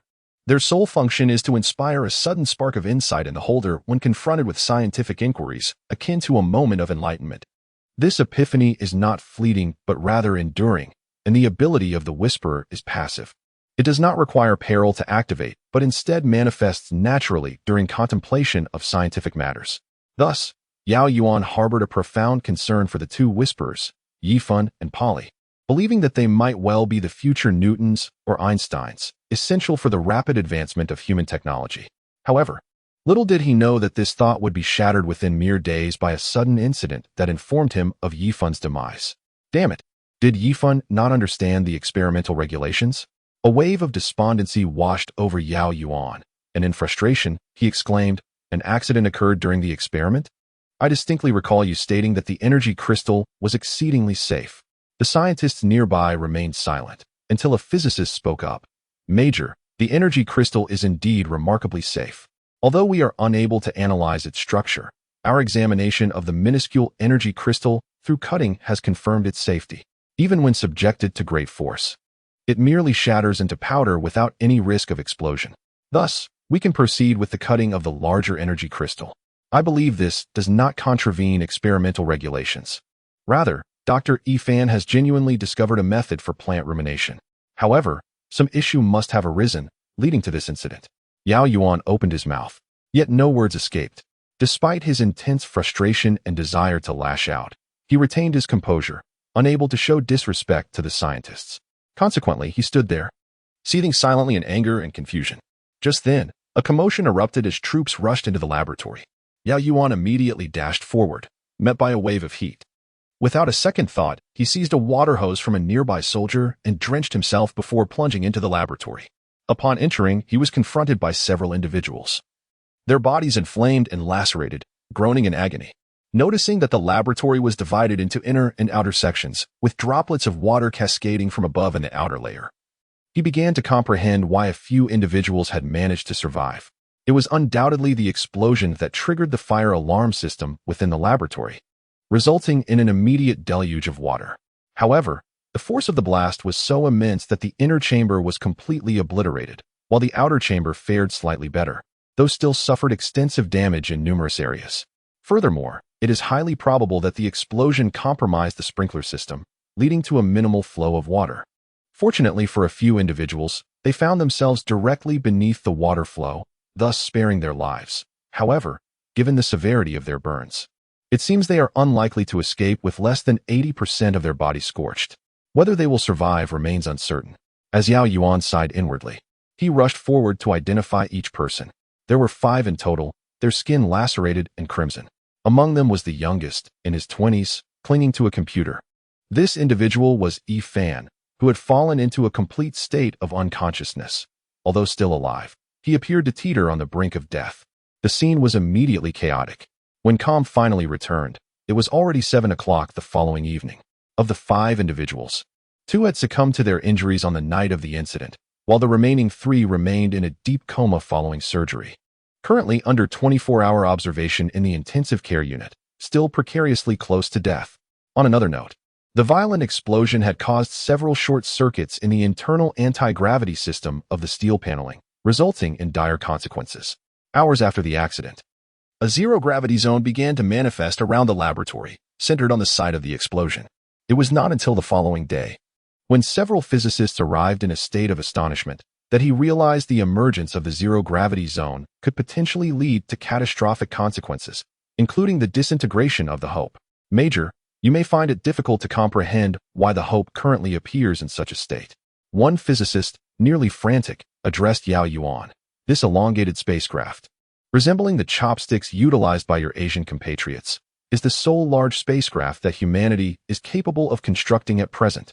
If a spacecraft is excessively large, according to the laws of physics, its immense mass will generate gravitational forces that can induce internal stress and strain, particularly when in proximity to massive celestial bodies such as Earth, where tidal forces come into play. Forces are relative, and thus, this very force will also act upon the spacecraft itself. Major, allow me to illustrate with a simple analogy. A slender 10-meter metal rod will remain unbending in winds of 7 or 8 on the Beaufort scale. However, a similarly slender 10-meter rod made of flour will shatter instantly in such a gale. This is a matter of material hardness. Simply put, metal is considerably more robust than flour. A colossal spacecraft capable of accommodating tens of thousands of individuals, along with abundant life-sustaining resources such as water and liquid air, is, from the perspective of our human metallurgy, hardly more resilient than flour in the vastness of space. Without a gravity-defying system to counteract these forces of pull and strain, we would be unable to escape Earth's grasp, and the Hope would risk fracturing into 2 segments. The elongated, chopstick-like shape of the Hope ship is a design dictated by our current technological capabilities, allowing for the even distribution of countless anti-gravity systems. This configuration enables the internal and external forces to counterbalance uniformly, should the design ascend to more formidable forms. Akin to the majestic space battleships depicted in science fiction, rectangular or spherical, the complexity of force calculations would escalate geometrically. Even the most advanced supercomputers would likely falter under such demands. Thus, in accordance with the varying levels of technological advancement, the elongated, chopstick-like structure is the simplest form, followed by a flattened shape. Akin to a cookie, whether round or square, where the difficulty of calculations increases exponentially. The spherical shape presents yet another leap in complexity, multiplying the challenge by 10 to 100 times. Of course, should our technology reach the level of alien botanical creators, the specific shape would become inconsequential, even allowing for humanoid forms, a realm far beyond human comprehension. Therefore, Major, the extensive 2-decade construction of this vessel, aside from its sheer size, is largely attributed to the meticulous arrangement of each anti-gravity system, ensuring the harmonious counterbalance of internal and external forces. This is one of the key reasons for its prolonged development. However, a zone of zero gravity has emerged within the Hope vessel. Currently, we are untroubled in the cosmos. But once external acceleration manifests, such as when we need to accelerate or turn, or even when we descend onto an alien planet, or approach a celestial body with substantial mass and gravity, such zones of zero gravity could prove fatal. They could very well lead to the complete rupture and collapse of the Hope vessel. Chapter 54, Energy.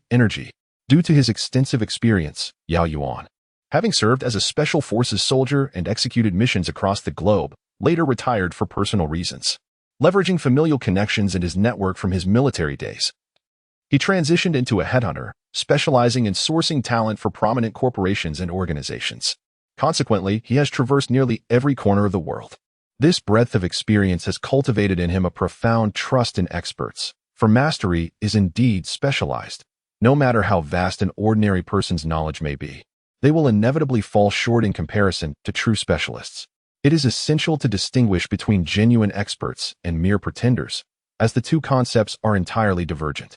Thus, when several renowned scientists from around the world convened to discuss the same issue, he swiftly grasped the urgency of repairing the anti-gravity system in that particular area.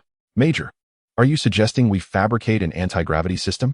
Several scientists looked at Yao Yuan in astonishment. Yao Yuan found himself perplexed as he remarked, "Indeed, the anti-gravity system there is malfunctioning. However, the central computer of the Hope has a comprehensive schematic of the entire spacecraft. If we could reference this diagram to reconstruct the anti-gravity system and install it, wouldn't that resolve the issue?" Several scientists exchanged wry smiles, and one of them replied, "I apologize, Major, perhaps your thinking is still rooted in Earth. I do not intend to be sarcastic. What I mean to convey is, do we currently possess sufficient energy?" Yao Yuan continued to gaze curiously at the scientists. "First, we must dissolve the special steel ingots and then combine and compress them according to the size and model of the anti-gravity system. Additionally, there are several components that require meticulous work, which entails further energy expenditure." At this moment, Yao Yuan began to grasp the situation.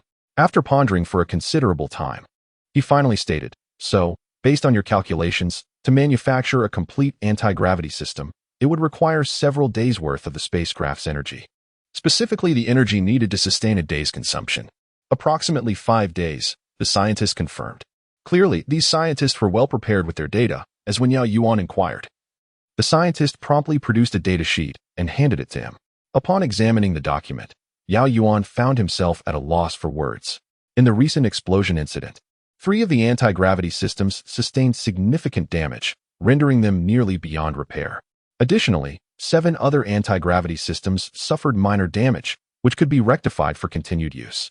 However, the Hope vessel currently lacks sufficient energy, making repairs virtually impossible.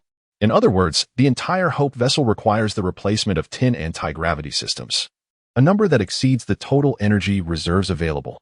I understand now. You intend to dismantle the anti-gravity systems from the hovering airships and install them into the Hope vessel, correct?" Yao Yuan pondered over the data sheet for quite some time before he finally grasped the scientist's intentions. When the Hope vessel departed from Earth, it left behind all heavy equipment such as tanks and aircraft to reduce its weight, taking only around 20 hovering airships equipped with anti-gravity systems and 3 shuttles. Currently, there remains 1 shuttle, albeit in a damaged state, and only 19 hovering airships, all of which are military assets crucial for future landings on terrestrial planets. Each airship holds immense importance, and the scientist's request for 10 in one go undoubtedly encroaches upon military resources. It is no wonder they approached Yao Yuan directly. He is the only one capable of making such a decisive resolution. Very well, I shall provide you with 10 hovering airships. You may select sufficient technical personnel and engineers, who must expedite the repairs to address the deficit in the anti-gravity systems. Additionally, what are the results of Dr. Yifun's experiments? What caused the explosion? Yao Yuan, not one to hold back, generously provided 10 hovercrafts, and it was only now that he inquired about the ultimate cause of the incident. Subsequently, he successfully synthesized a unique chemical agent, the molecular formula of which remains unknown. It is said that only Ivan Bin possesses this knowledge, as he has stored it within a computer. After this, he paused, and Yao Yuan interjected, questioning whether he had recklessly proceeded with the experiment. Oh, let us set that aside for the moment. What about the molecular formula of the regurgitated chemical agent? Was it not stored in the computer? Once synthesized, you may investigate what precisely was lacking that triggered the cataclysmic explosion. We have already identified the cause of the explosion. At this juncture, another scientist, aged and appearing to be in his 60s or nearing 70, with a bald head and a hooked nose, interjected. Yao Yuan recognized this scientist as the French-American researcher, Allison, renowned for his expertise in new metallic processes, particularly in the realm of superconductors, for which he had once been nominated for a Nobel Prize, though he did not win. It is said that after the discovery of neutron star fragments, the U.S. government attempted to contact him. However, he was then mired in disappointment and anger over his Nobel snub, resulting in offenses against several prominent American scientists, leading to his abandonment by the government. Yet, Yao Yuan later found him and brought him aboard the Hope. With a stern expression, Allison declared, "They are all a bunch of fools." Given the discovery of a chemical agent capable of rumination, how could one possibly conduct an experiment without any preparation? This is nothing short of a reckless endeavor. Yet, Yao Yuan remained composed, treating the scientists with great courtesy and respect, for it is often said that geniuses possess peculiarities. Moreover, each of these scientists was indeed a paragon among the brilliant. With a polite smile, he inquired, "Dr. Allison, might you enlighten me as to the cause of this recent explosion?" However, regarding the rumination, Dr. Allison grew increasingly agitated, his voice rising in volume, exuding a vitality that belied his nearly 70 years. Plants absorb energy and crystallize it, releasing energy from within. Are there any external organs in plants for energy absorption and storage? None. Thus, energy continues to accumulate on the surface of the plant, akin to an unstable explosive device. Once a critical threshold is reached, the entire plant will detonate instantaneously, and that is the root of the accident. To his surprise, this statement elicited wry smiles from several scientists, including Dr. Allison. Yao Yuan was puzzled, casting a bewildered glance at the group, entirely unaware of the reason behind their mirth. Could it be that his assertion was mistaken? Furthermore, the installation of the anti-gravity system also demands a portion of energy. And what if the outcome of this experiment is yet another explosion? Thus, we are utterly incapable of conducting experiments aboard the Hope. For another explosion would spell its total demise. We can only utilize the shuttle, relocating our experimental endeavors beyond the Hope. However, repairing the shuttle necessitates a certain expenditure of energy. Well, Major, even if we were to gamble everything and exhaust all available energy, the fate of everyone aboard the Hope remains sealed in death, as there is no alternative for regurgitation. Therefore, it may be more prudent to take a desperate risk. Yet, there is one critical element. The computer containing the formula for the regurgitation chemical has been destroyed in the explosion. The duration required for its repair is uncertain, and Ivan remains in a state of unconsciousness. We currently have no means to acquire that formula. Furthermore, I have observed some remarks regarding the Great Cosmic Era not being hard science fiction. Have I ever claimed that the Great Cosmic Era is hard science fiction? This is merely a work of fiction. You may perceive it as you wish. The essence lies in its enjoyment. Does one truly believe that a captivating book loses its allure due to classification? Those who insist on debating whether it is hard or soft science fiction. How tiresome. The crux of a novel is its appeal, regardless of the genre. Chapter 55. Defense Zilloway sat at the dining table, gazing at his beloved spouse, son, daughter-in-law, and granddaughter. This five-member, three-generation family delightedly shared their evening meal, a true embodiment of happiness. Meanwhile, the team of computer, hardware, and software specialists aboard the Hope is diligently toiling away this night to repair the malfunctioning hard drive. Some data has already been recovered, and it is estimated that within a few hours, the task will be entirely completed. However, the energy reserves of the Hope now dwindle to a mere 4 days. In other words, the time left for the Hope is reduced to just 1 day and 1 night. Silhouette quietly savored his steak. Having specifically collected this month's ration of luxuries, which included steak, red wine, cigars, caviar, a pair of lobsters, and an abundance of fruits and vegetables. Admittedly, the meats were frozen, lacking the freshness of live fare, yet the fruits and vegetables were freshly picked from the 6th-level eco-dome, representing the height of opulence aboard the Hope. The sumptuous dinner brought joy to the rest of the family, particularly his granddaughter, who relished the lobster and sipped juice, her expression utterly delightful. "My dear, why are you so cheerful today? Surely, these luxuries must account for a month's worth of rations," Silhouette's spouse inquired. His son, daughter-in-law, and his 10-year-old granddaughter all turned their gaze towards him. Silhouette took a sip of red wine and replied with a smile, "Nothing of great significance. Simply that a research project has finally reached completion, so we are celebrating today. Moreover, the Hope is on the brink of a monetary reform, and as the chief scientist of the physics department, my monthly remuneration is certainly substantial, so indulge without concern." The others breathed a sigh of relief, chuckling as they recounted recent events. However, Yao Yuan was acutely aware of the hardships they had endured on Earth. His family had witnessed the conditions in the lower deck of the Hope, where individuals had been residing in tents for nearly 2 months, devoid of personal kitchens, toilets, or any luxuries, not even a bed. Their meals consisted solely of communal servings. In stark contrast, Yao Yuan's family enjoyed a life of considerable comfort. Even among the scientific community, their living standards were notably high. Initially, they had harbored concerns that the Chinese captain of the Hope might lead to the scientists being undervalued or subjected to peculiar regulations that could diminish their quality of life. Yet, these anxieties had proven entirely unfounded, and they now found themselves exceedingly satisfied with their current circumstances, even exceeding their expectations. "By the way, I encountered Mrs. Silver today. She was there with logistics personnel searching for suitable brands of baby formula. It is truly unfortunate. Her husband sacrificed himself so early, leaving her to raise their daughter alone. However, the government aboard the Hope has managed the situation well, ensuring her welfare has not diminished in the slightest. In fact, it has improved significantly compared to before. With a monthly allocation of 5 cans of high-quality formula, nearly rivaling our own household." At this juncture, Yao Yuan's wife remarked. Unexpectedly, the little girl, Val, piped up, declaring, "No way. Mommy and Grandma are being so unfair. This is all my formula. Humph. I will drink 3 times as much milk every night before bed. You must not share this with others." The little girl, no more than 10 years old, spoke with a sweet, childish voice, and her words instantly elicited laughter from those around her.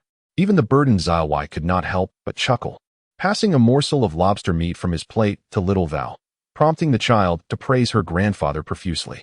"Such bliss must be defended with our very lives. This experiment is of paramount importance, arguably the key to the survival of the Hope vessel. However, it is fraught with peril. Those who embark on this mission may indeed face certain death, unlike Yifan and his companions, who, despite their grievous injuries, were fortunate enough to survive. This endeavor will take place at least a kilometer away from the Hope, and should an explosion occur, the shuttle could be reduced to mere fragments, resulting in inevitable demise."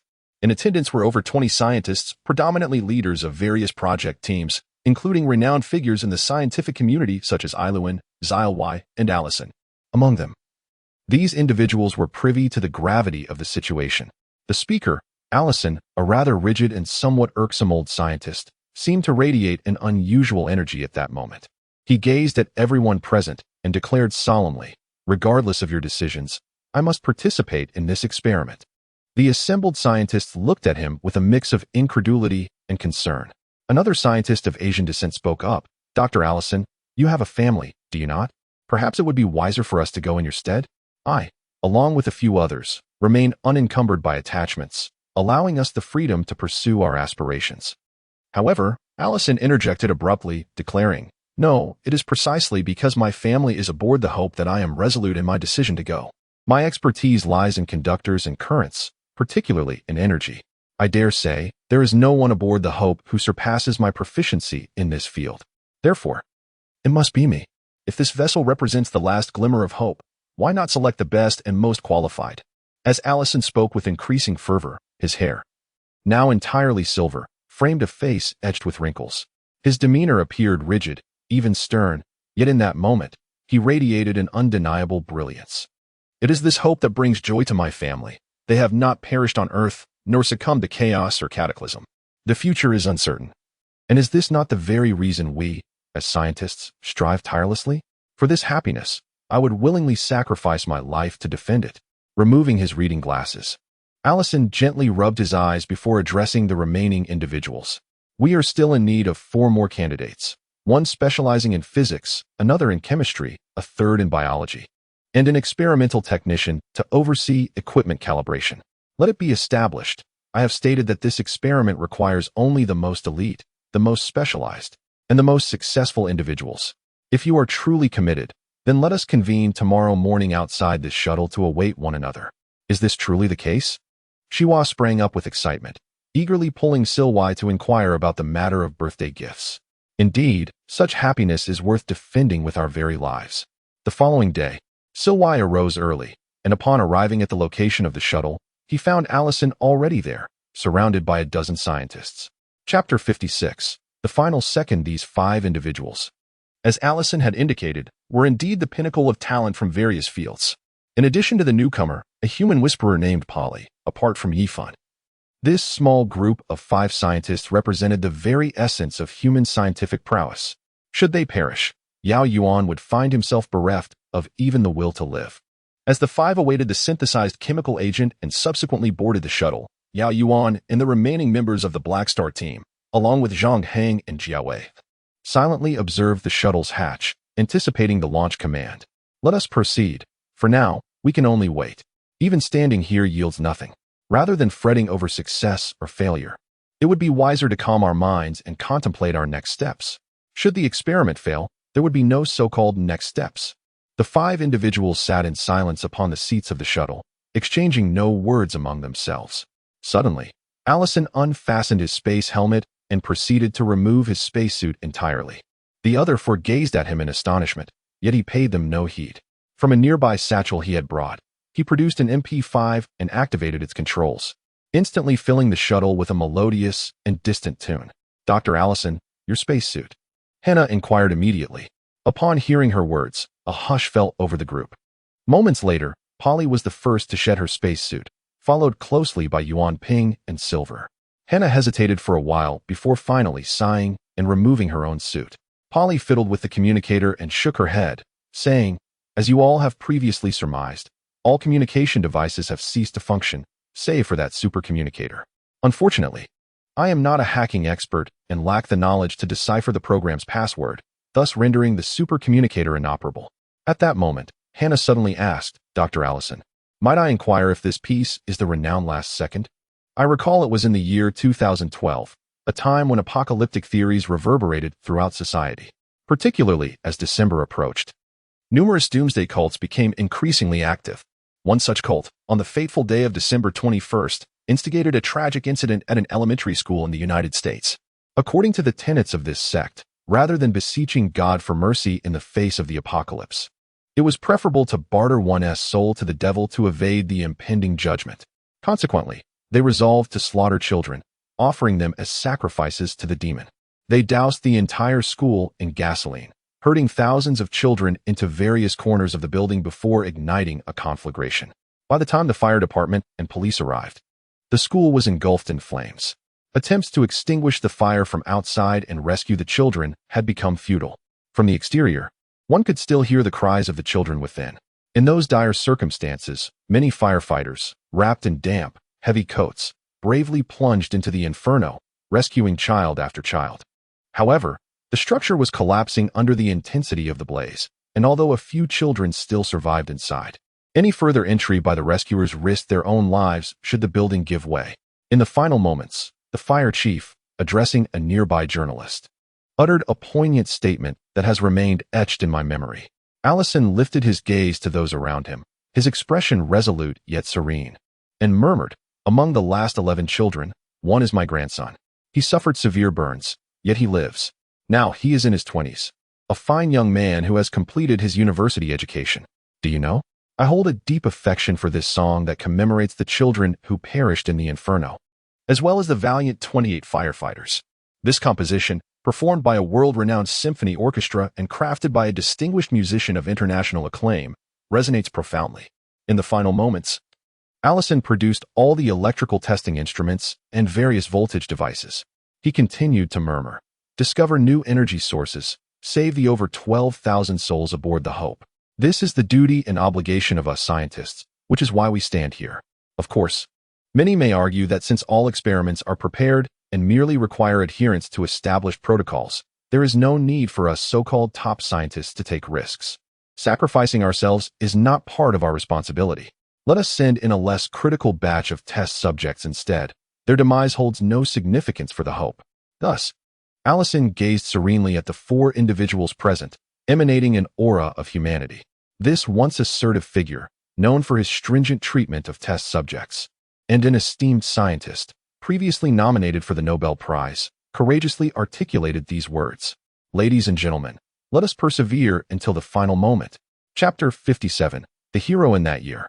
Allison was in his 50s, his hair sprinkled with silver, yet impeccably styled. It was merely grizzled, complemented by his bespoke reading glasses and tailored suit, presenting him more as a prosperous individual than a scientist. Indeed, he was a man of considerable success. The research team he led had developed several new types of metallic conductors, garnering him fame and substantial wealth, with even a potential nomination for the Nobel Prize. Today marked the conclusion of a meeting with government officials, following the successful completion of their recent research project, which had secured him increased discretionary funding for the year. Concurrently, he aimed to remove a few recalcitrant young members from his team, replacing them with familiar, compliant researchers. These objectives were undoubtedly achieved. Success is no mere accident. Those lacking talent and the ability to read the room must endure a few more hardships in society before they can join my esteemed research group. In my team, there is no place for incompetence. As Allison sat in the back of his car, perusing the newspaper, he contemplated these matters, while his driver navigated their way to the elementary school to pick up his grandson, who was still in primary school. Subsequently, Allison witnessed the devastating inferno. He heard words that profoundly resonated within his soul. He beheld his severely burned grandson, miraculously rescued from the flames. He observed the final collapse of the elementary school building, where 28 firefighters never emerged. That day, Allison underwent a transformation. He became increasingly stringent, expelling seasoned researchers from his team who preferred mere flattery, replacing them with a greater number of experimental students. Of course, he maintained his rigorous and exacting standards for these newcomers. He developed a penchant for scrutinizing various research projects, rejecting numerous conductive materials due to a plethora of issues. This newfound disposition led to animosity from officials and peers alike. Even though he produced a wealth of research and received the coveted Nobel nomination he had longed for, his temperament ultimately thwarted his ambitions. In the realm of American science, he was known as the harsh Allison, instilling a sense of fear among many researchers and experimental students. Thus, despite his immense reputation and undeniable expertise, when the American government absconded, he was ultimately left behind. Yet, in this very moment, this universally acknowledged stern figure, imbued with a spirit of self-sacrifice, took the initiative to establish a distinguished 5-member team comprised of the foremost scientists. The experiment swiftly commenced, guided by the chemical formula left by Yifan, with the esteemed chemist Hannah presiding over the synthesis of the agent. It was meticulously divided into 10 equal portions, which were then diluted or concentrated according to varying standards. Meanwhile, the biologist Yuan Ping began preparing the extraterrestrial plant specimens, assisted by Polly and Sylveth. Additionally, there were several energy crystals of varying sizes, already sectioned into smaller portions, the smallest being a delicate energy crystal of 1/100th of a cubic millimeter, followed by crystals of 1/50th, 1/10th, 1/5th, 1 cubic millimeter, and 10 cubic millimeters in size. Among the 4 others, the most renowned was undoubtedly Sylveth. However, the most fitting candidate for this experiment was Yuan Ping, a prominent botanical scientist from China, celebrated worldwide, particularly for his research on the ZH hybrid rice, hailed as one of the most significant agricultural breakthroughs of the past decade. Now, Yuan Ping stood as the leader of this experiment. Ladies and gentlemen, "Let us commence," he proclaimed, taking a deep breath as he gazed upon the glass-encased isolation laboratory. The entire shuttle has been meticulously transformed into a rudimentary laboratory. At the very heart of the shuttle's atrium lies a ring of isolation chambers encased in glass, allowing the scientists outside to manipulate the contents within using mechanical arms or rubber gloves. However, this precaution does little to mitigate the inherent dangers of the experiment. After all, this modest barrier of glass is utterly insufficient to contain the potential chaos of electrical explosions and plasma effects. Should an explosion occur, the fate of the 5 individuals inside would be sealed. Amidst the focused gazes of the other 4, Yuan Ping extracted an alien plant from a container of corrosive acid and proceeded to place it into another glass vessel. The vitality of these extraterrestrial plants is alarmingly robust. The potent acid, capable of dissolving bone, merely serves to suppress their activity. In mere moments, the plants began to writhe, and it is feared that within seconds, once their vitality is restored, they will commence the consumption and decomposition of all materials they encounter. At that moment, Yuan Ping received a chemical agent from Hannah, who extended it through the mechanical arm. This particular formulation is the most diluted of its kind. Simultaneously, Siloe placed a minuscule energy crystal beneath the cluster of alien plants, an almost imperceptible shard, measuring a mere 1/100th of a cubic millimeter. Everything on the isolation experimental platform was magnified on a nearby screen. When the energy crystal was placed beneath the plant and the chemical agent was poured over it, the slight writhing of the plant ceased momentarily. In less than a moment, the plant's movement resumed, but this time its target for consumption was the energy crystal that had been inserted. Meanwhile, Allison watched the current measuring device with wide eyes.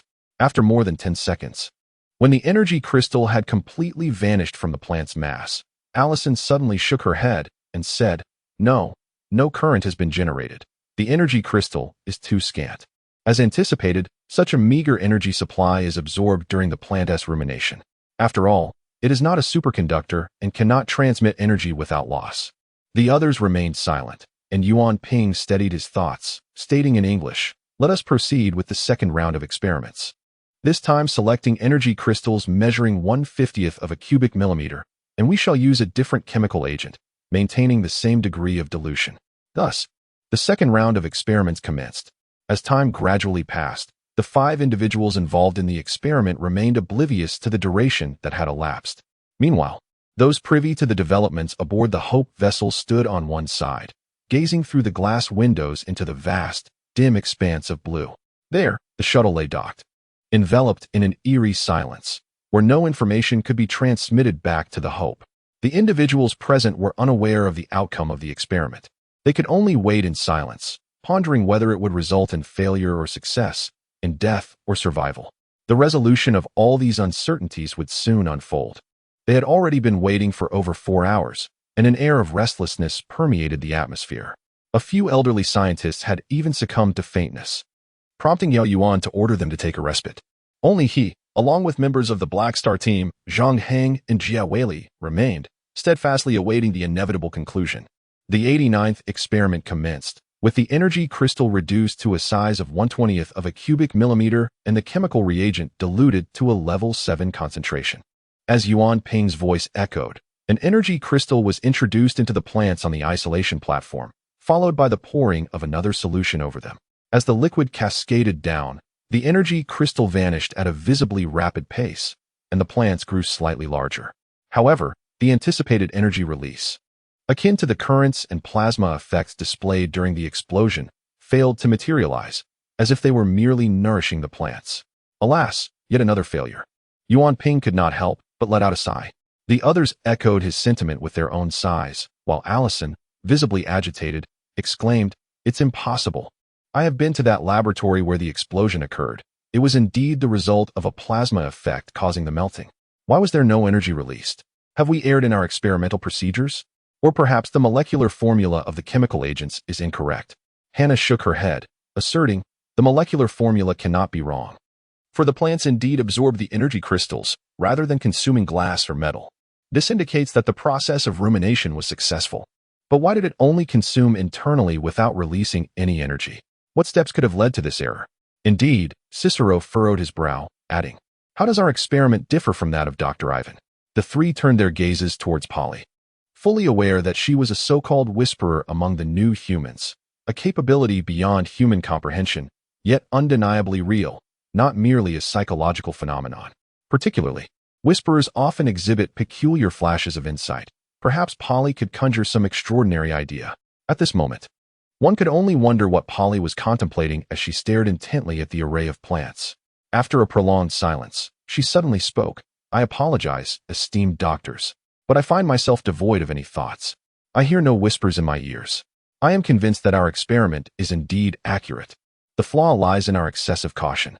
Based on our prior hypotheses, these plants, while ruminating energy, would undoubtedly absorb and consume a portion of it autonomously. The energy crystals we employed, all of which are diminutive particles measuring less than 1/10 of a cubic millimeter, likely provide merely enough energy for the plant's own consumption, leaving no surplus for external release. We have been overly cautious. I propose that for our next experiment, we utilize larger particles of energy crystals." The other 4 individuals exchanged glances, and after a moment of contemplation, Allison erupted into laughter. "Indeed, now that we have resolved to proceed, why should we harbor any fear? I must admit, even I am not free from trepidation," she concurred with Polly's suggestion. The remaining 3, caught in a web of hesitation and contemplation, ultimately assented to this proposal. The experimental procedures swiftly resumed, introducing a 10 cubic millimeter energy crystal, along with the most diluted chemical reagent. The results were astonishing. Allison, brimming with excitement akin to that of a child, shed her earlier demeanor of restraint and poise, almost bursting into joyous exclamations. What a predicament! The 3 individuals flashed into the minds of everyone present, yet they found it nearly impossible to contemplate, for the plant had enveloped the entire energy crystal. Electrical currents flickered chaotically across the surface of the plant, signaling an imminent explosion, should they attempt to forcibly extract the energy crystal. A mere touch could trigger a cataclysmic blast. At that moment, a sudden inspiration struck Polly, accompanied by an indescribable sense of tranquility. Once again, the voice she had longed to hear echoed in her ears. Chemical agents. Dilution. The dilution was insufficient. We must mitigate the plant's rumination effect, as the rumination chemical agent is excessively potent. Yes, strong acid.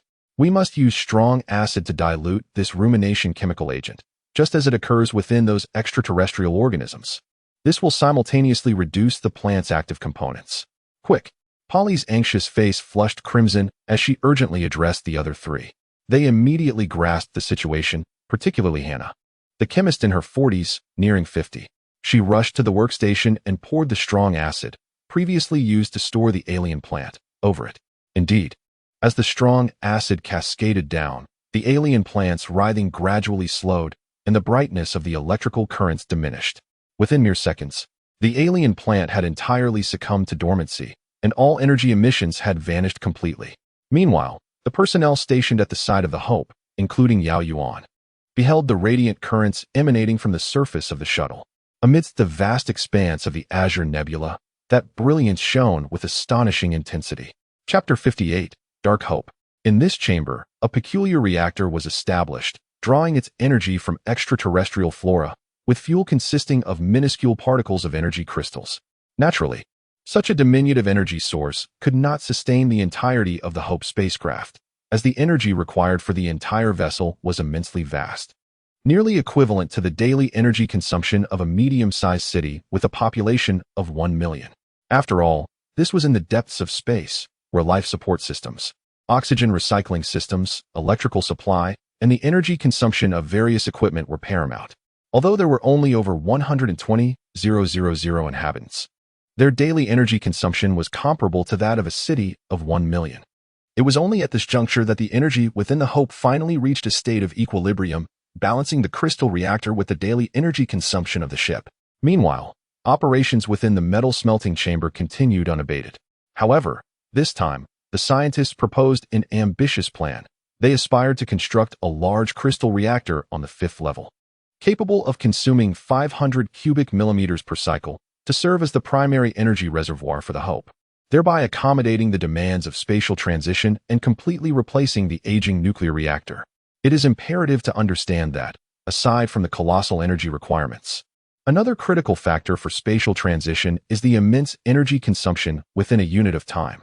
This was precisely why the original Noah 1 met its catastrophic demise, leading to the subsequent transformation of the Hope into a vessel equipped with 3 nuclear reactors.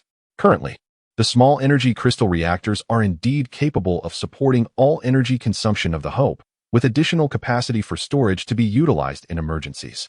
However, these crystal reactors are inadequate for facilitating spatial transition due to the exorbitant energy output required in a unit of time, unless, as posited by the scientists, a large-scale crystal reactor of 500 cubic millimeters is constructed. Consequently, the plans were revised to convert the large crystal reactor into 3 medium-sized crystal reactors of 100 cubic millimeters each. Nevertheless, even this modification falls short of achieving the necessary energy output for spatial transition. In other words, while we can adequately sustain all energy demands of the Hope, we remain incapable of realizing spatial transition. Yao Yuan gazed despondently at the several scientists before him, then shifted his attention to the data file in his hand. This document meticulously delineated the energy output required for spatial transition against what the Hope is currently able to provide, revealing a stark disparity between the two. Unless a large crystal reactor is constructed, the Hope remains truly ensnared within this star domain. The scientists, too, expressed their helplessness. Given the current pace of human scientific advancement, it would take no more than a century to achieve this goal. However, humanity has been compelled to venture into the cosmos, and in this 21st century of scientific advancement, our limitations are glaringly apparent. Even the most fundamental aspects, such as the purity of various metals and solutions, fall short of the stringent requirements of space. For instance, had our technological prowess been slightly more advanced, we could have synthesized potent acids to fabricate large-scale crystal reactors measuring 500 cubic millimeters, or even 1,000 cubic millimeters. At that moment, energy would be in untroubled abundance. Zhao Wai sighed, acknowledging the predicament. Indeed, this is beyond our current technological capabilities. A 500 cubic millimeter crystal reactor is not something we can produce with our existing knowledge. Of course, science is continuously evolving. If we were granted an additional 5 years, or even just 3, dedicated to focused research, we might endeavor to construct such a reactor. Yet, at present, we find ourselves at an impasse. Yao Yuan, fully cognizant of the situation, let out a deep sigh and retrieved another document from his desk, presenting it to Zhao Wai. Upon reviewing its contents, Zhao Wai's expression shifted dramatically, prompting him to pass it to several nearby scientists. Their reactions mirrored his, faces reflecting a mixture of astonishment and concern. Surely you all comprehend the gravity of our circumstances? The reality is that we were forced to flee Earth in search of a sliver of survival amid billions of uncertainties. Frankly, reaching this juncture, discovering alternatives to nuclear energy, is a remarkable stroke of fortune. Yet, what of other essentials? Are we to rely indefinitely on our stored fertilizers? In terms of synthesis, where will the raw materials be sourced? For instance, the crucial reagents for the crystal reactor, along with strong acids, are all stored. Yet what will happen in the long run? Surely, the Hope vessel cannot possess an infinite supply of resources. Moreover, let us not overlook the 2 most fundamental elements, water and oxygen. Although the Hope vessel is equipped with a sophisticated steam and wastewater recycling system, a minuscule portion will inevitably be lost over time, and the same applies to oxygen. Without raw materials, the situation will only exacerbate, leading to a gradual depletion of resources. Yao Yuan scrutinized the various data presented in the documents, his brow furrowed with concern. At present, the energy issue is not a cause for alarm. According to your calculations regarding the output of energy crystals per cubic millimeter, the energy crystals aboard the Hope vessel can sustain us for over a decade. However, regarding material resources, we are looking at a maximum of 3 years. Given the consumption of various supplies, the first to deplete will be fertilizer, as raw materials are required for the production of strong acids and reagents. Subsequently, oxygen and water resources will also be exhausted. Therefore, the calculations provided by the relevant experts indicate that the maximum duration for the Hope vessel to survive in the void is between 3.5 to 4 years. Several scientists remain silent, yet they comprehend these expenditures. Just as humanity has long aspired to create superconductors capable of transmitting electrical energy without loss, the persistent inability to produce a room-temperature superconductor underscores a fundamental truth. All existing conductors incur energy losses. This principle extends to any closed-loop system, whether it pertains to water, oxygen, or other resources, With our current technological capabilities, losses are inevitable. The Hope spacecraft stands as a testament to humanity's pinnacle of technological achievement, with its remarkably minimal losses being an extraordinary stroke of fortune. However, the discovery of Earth-like planets or asteroid clusters would alleviate concerns regarding these losses. If we can locate radioactive materials, nuclear reactors can be reactivated, thereby enabling the operation of space-time transitions. Furthermore, many materials found within asteroids contain oxygen and hydrogen elements. With a sufficient energy investment, water can be synthesized, alongside various elemental materials required for chemical compounds. Thus, energy and matter constitute the lifeline of the Hope spacecraft. As long as these two essentials are secured and barring any significant cosmic disasters, the Hope spacecraft indeed possesses the potential for continuous space-time transitions and survival. After all, the Hope is immense, carrying over 120,000 souls, which inherently ensures the diversity of the human gene pool and satisfies the fundamental needs for reproduction. Moreover, the presence of scholars, scientists, and others, coupled with the vast repository of human knowledge stored within the central computer of the Hope, guarantees the transmission of our knowledge across generations, ensuring that the flame of civilization does not extinguish. Therefore, let us join in prayer. Yao Yuan set aside the document and gazed out of the captain's cabin window, where a dimly lit ocean of azure nebulae unfolded before him. He murmured a silent prayer that this nebula had condensed to its utmost limit, for its extent was indeed quite small, allowing the Hope to traverse this region within 3 years, while ensuring that this area lies within the bounds of a stellar system. Was it not said that the blue light signifies the presence of a nearby star? Let us pray for the sight of darkness, the void of the cosmos. Though black often symbolizes despair and death, in this moment, escaping the confines of this nebula, darkness represents our hope. Chapter 59. Reform and Hope. The crystal reactors number 73 in total, comprising 70 small crystal reactors and 3 medium-sized ones. A workforce of over 3,400 individuals and technicians has been recruited, in addition to daily maintenance and patrols. A portion of these personnel is engaged in round-the-clock surveillance of the crystal reactors, thus, with ample energy supply to the Hope spacecraft. The 6th-tier ecological park can finally be activated to its full capacity. This endeavor necessitates over 5,000 personnel, particularly for the management of carnivorous animals such as cattle and pigs, as well as the maintenance of dairy and egg production, which also requires substantial manpower. Firstly, there are pressing concerns regarding the residential quarters. Since the Hope spacecraft departed from Earth, it has traversed the cosmos for approximately 3 months. During this period, over 120,000 citizens continue to reside in tents, lacking private restrooms or kitchens, and with limited access to sanitation facilities. While bathing is possible, it must be done in communal baths. This situation has imposed a test of endurance upon the populace, resembling a construction simulation game previously played by Yao Yuan, where attracting highly educated, qualified, and knowledgeable individuals necessitates superior living conditions. The over 120,000 inhabitants aboard the Hope spacecraft predominantly comprise such educated and skilled individuals, whose prior lives on Earth were generally comfortable. They may not be classified as wealthy, but they certainly belong to the lower middle class. This observation is not a critique of the impoverished, rather, it underscores a fundamental aspect of survival. Although the circumstances are challenging, they must be accepted. To draw a simple analogy, if humanity could only sustain a population of 100,000, would we select farmers, workers, students, and merchants, or would we opt for engineers, scientists, researchers, and physically robust soldiers from a pool of 6 billion Earth inhabitants? The truth is harsh, however, if it is indeed the answer most conducive to the continuation of human civilization, it must inevitably align with the latter perspective. Yao Yuan has made such a choice, and now he is confronted with a new dilemma. The 12,000 individuals he has selected are predominantly a high-caliber group that has seldom experienced hardship. Once the threat to their lives dissipates, they will inevitably begin to demand treatment commensurate with their status. For instance, the current situation aboard the Hope is such that they no longer wish to reside in tents.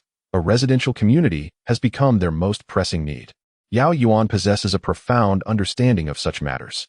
Although he is also of military background, he has spent several years as a headhunter, traversing nearly every corner of the globe, encountering a myriad of individuals, and witnessing the political landscapes of various nations.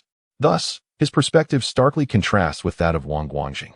whose views are rooted in an older generation's mindset. Wang Guangjing believes that having saved them, and with the hope being humanity's last refuge, it is unreasonable for them to assert any choices.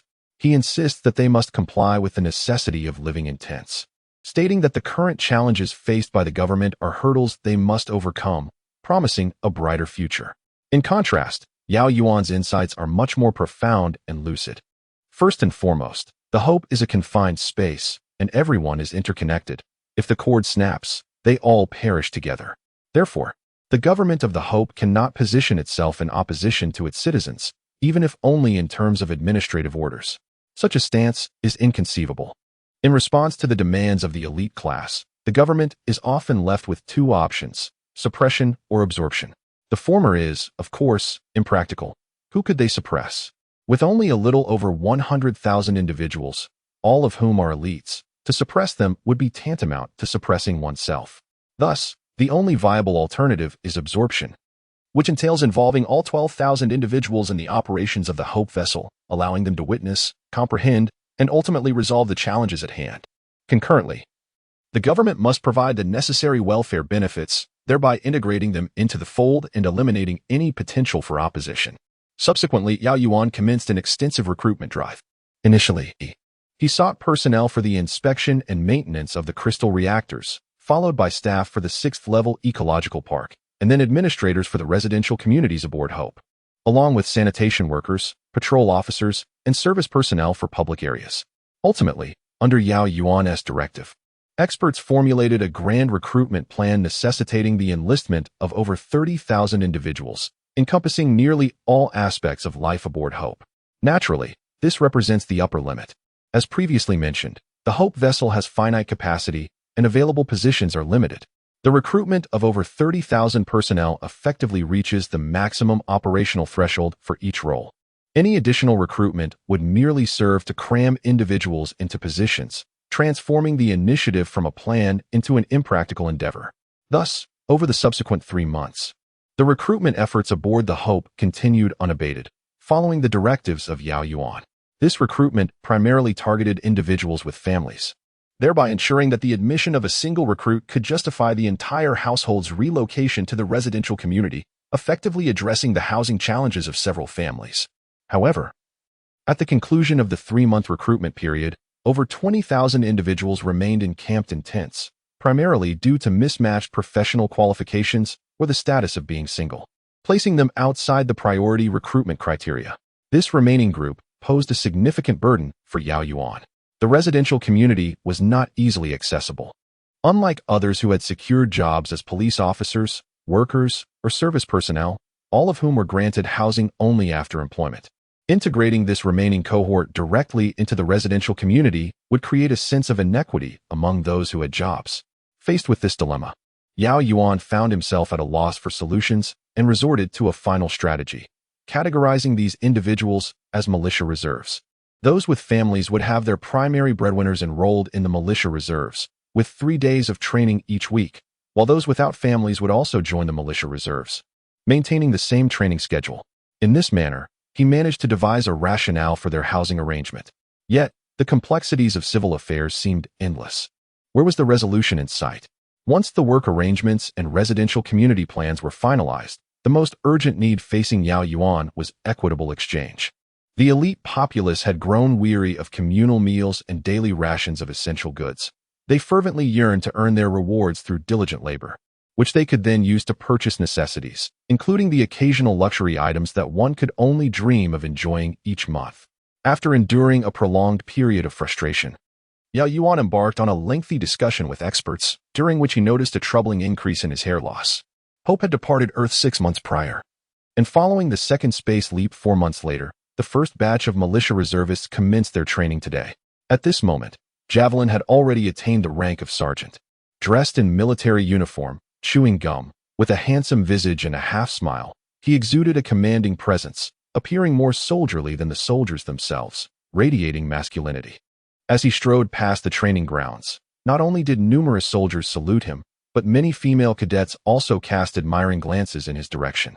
Javelin, however, paid little heed to the attention. He merely returned a few salutes before making his way to the edge of the training field.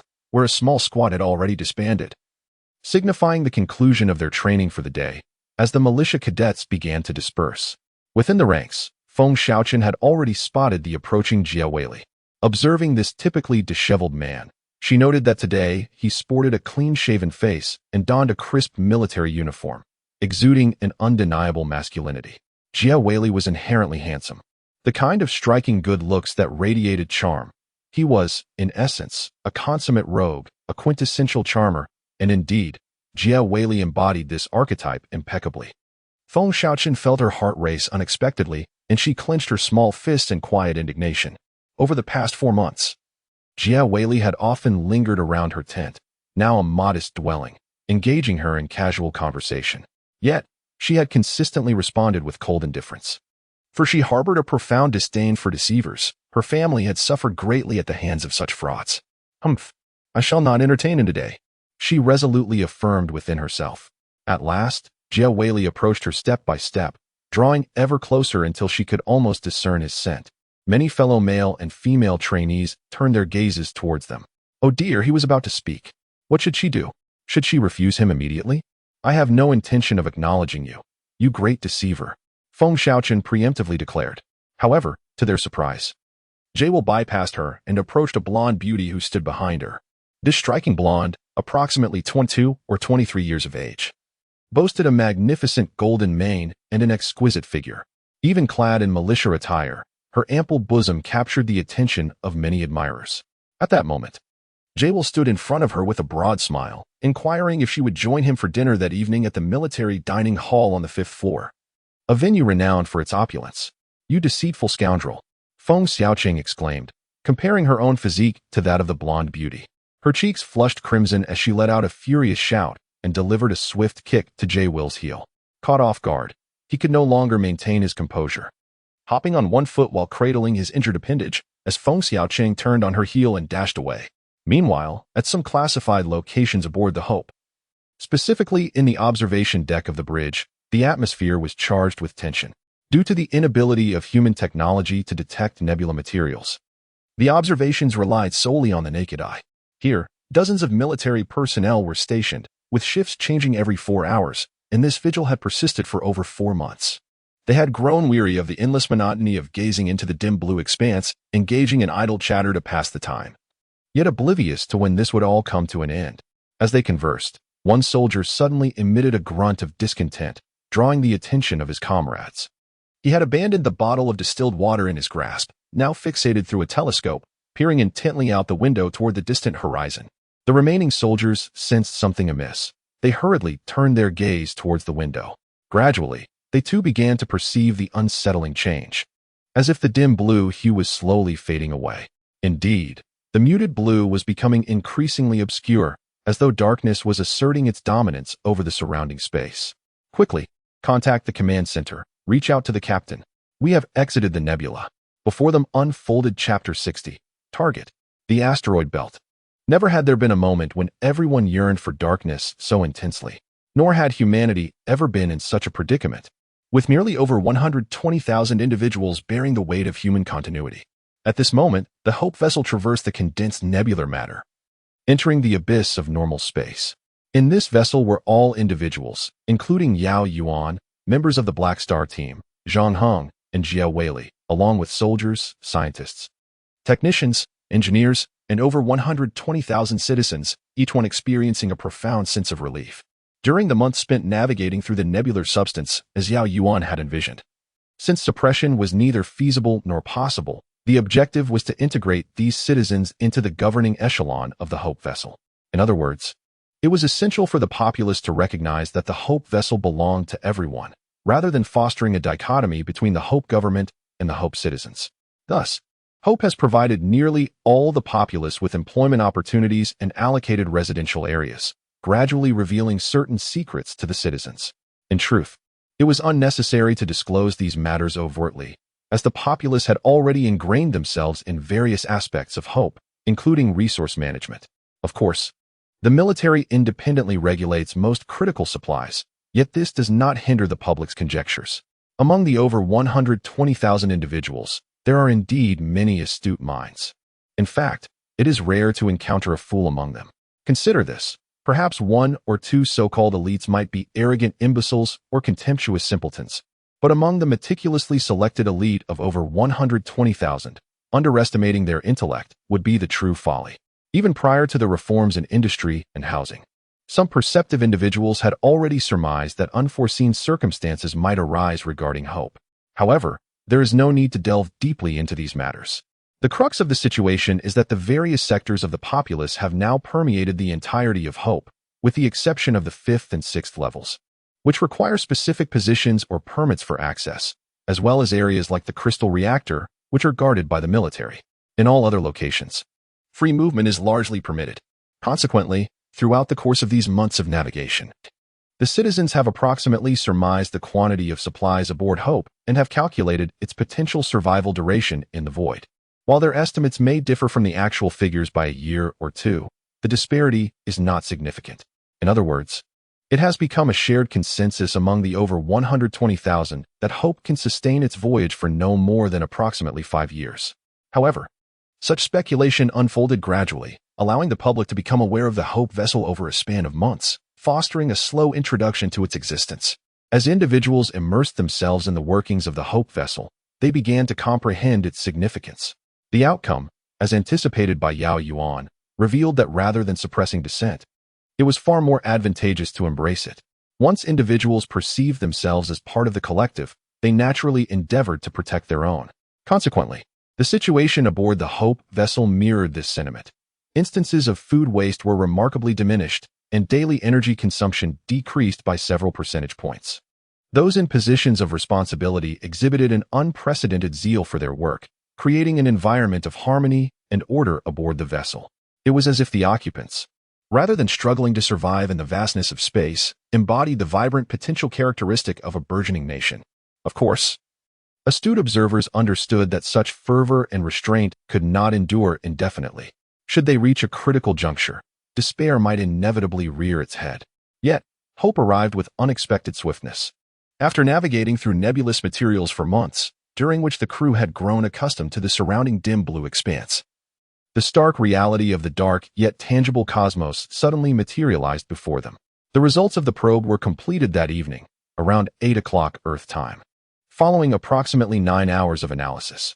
Subsequently, all pertinent information was consolidated in the grand conference room, where Yao Yuan and numerous scientists convened to deliberate.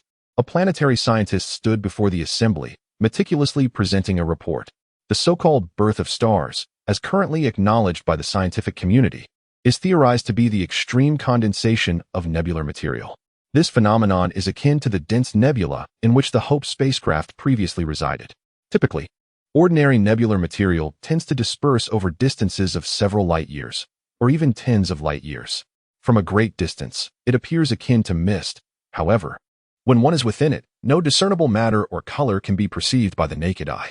In fact, the atomic particle density in a nebula that spans tens of light years is significantly lower than that of a vacuum environment achievable by human technology, thus can be unequivocally regarded as a vacuum. To achieve a state visible to the naked eye, characterized by a faint blue glow, indicates a considerable degree of condensation of the nebular material.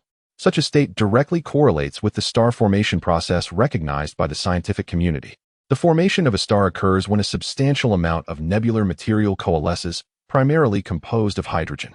As this hydrogen condenses to a certain extent, the overwhelming mass induces gravitational collapse, converting gravitational potential energy into thermal energy. Once the temperature at the core of this protostar reaches approximately 7 million degrees, nuclear fusion commences, gradually elevating the temperature to 10 million degrees.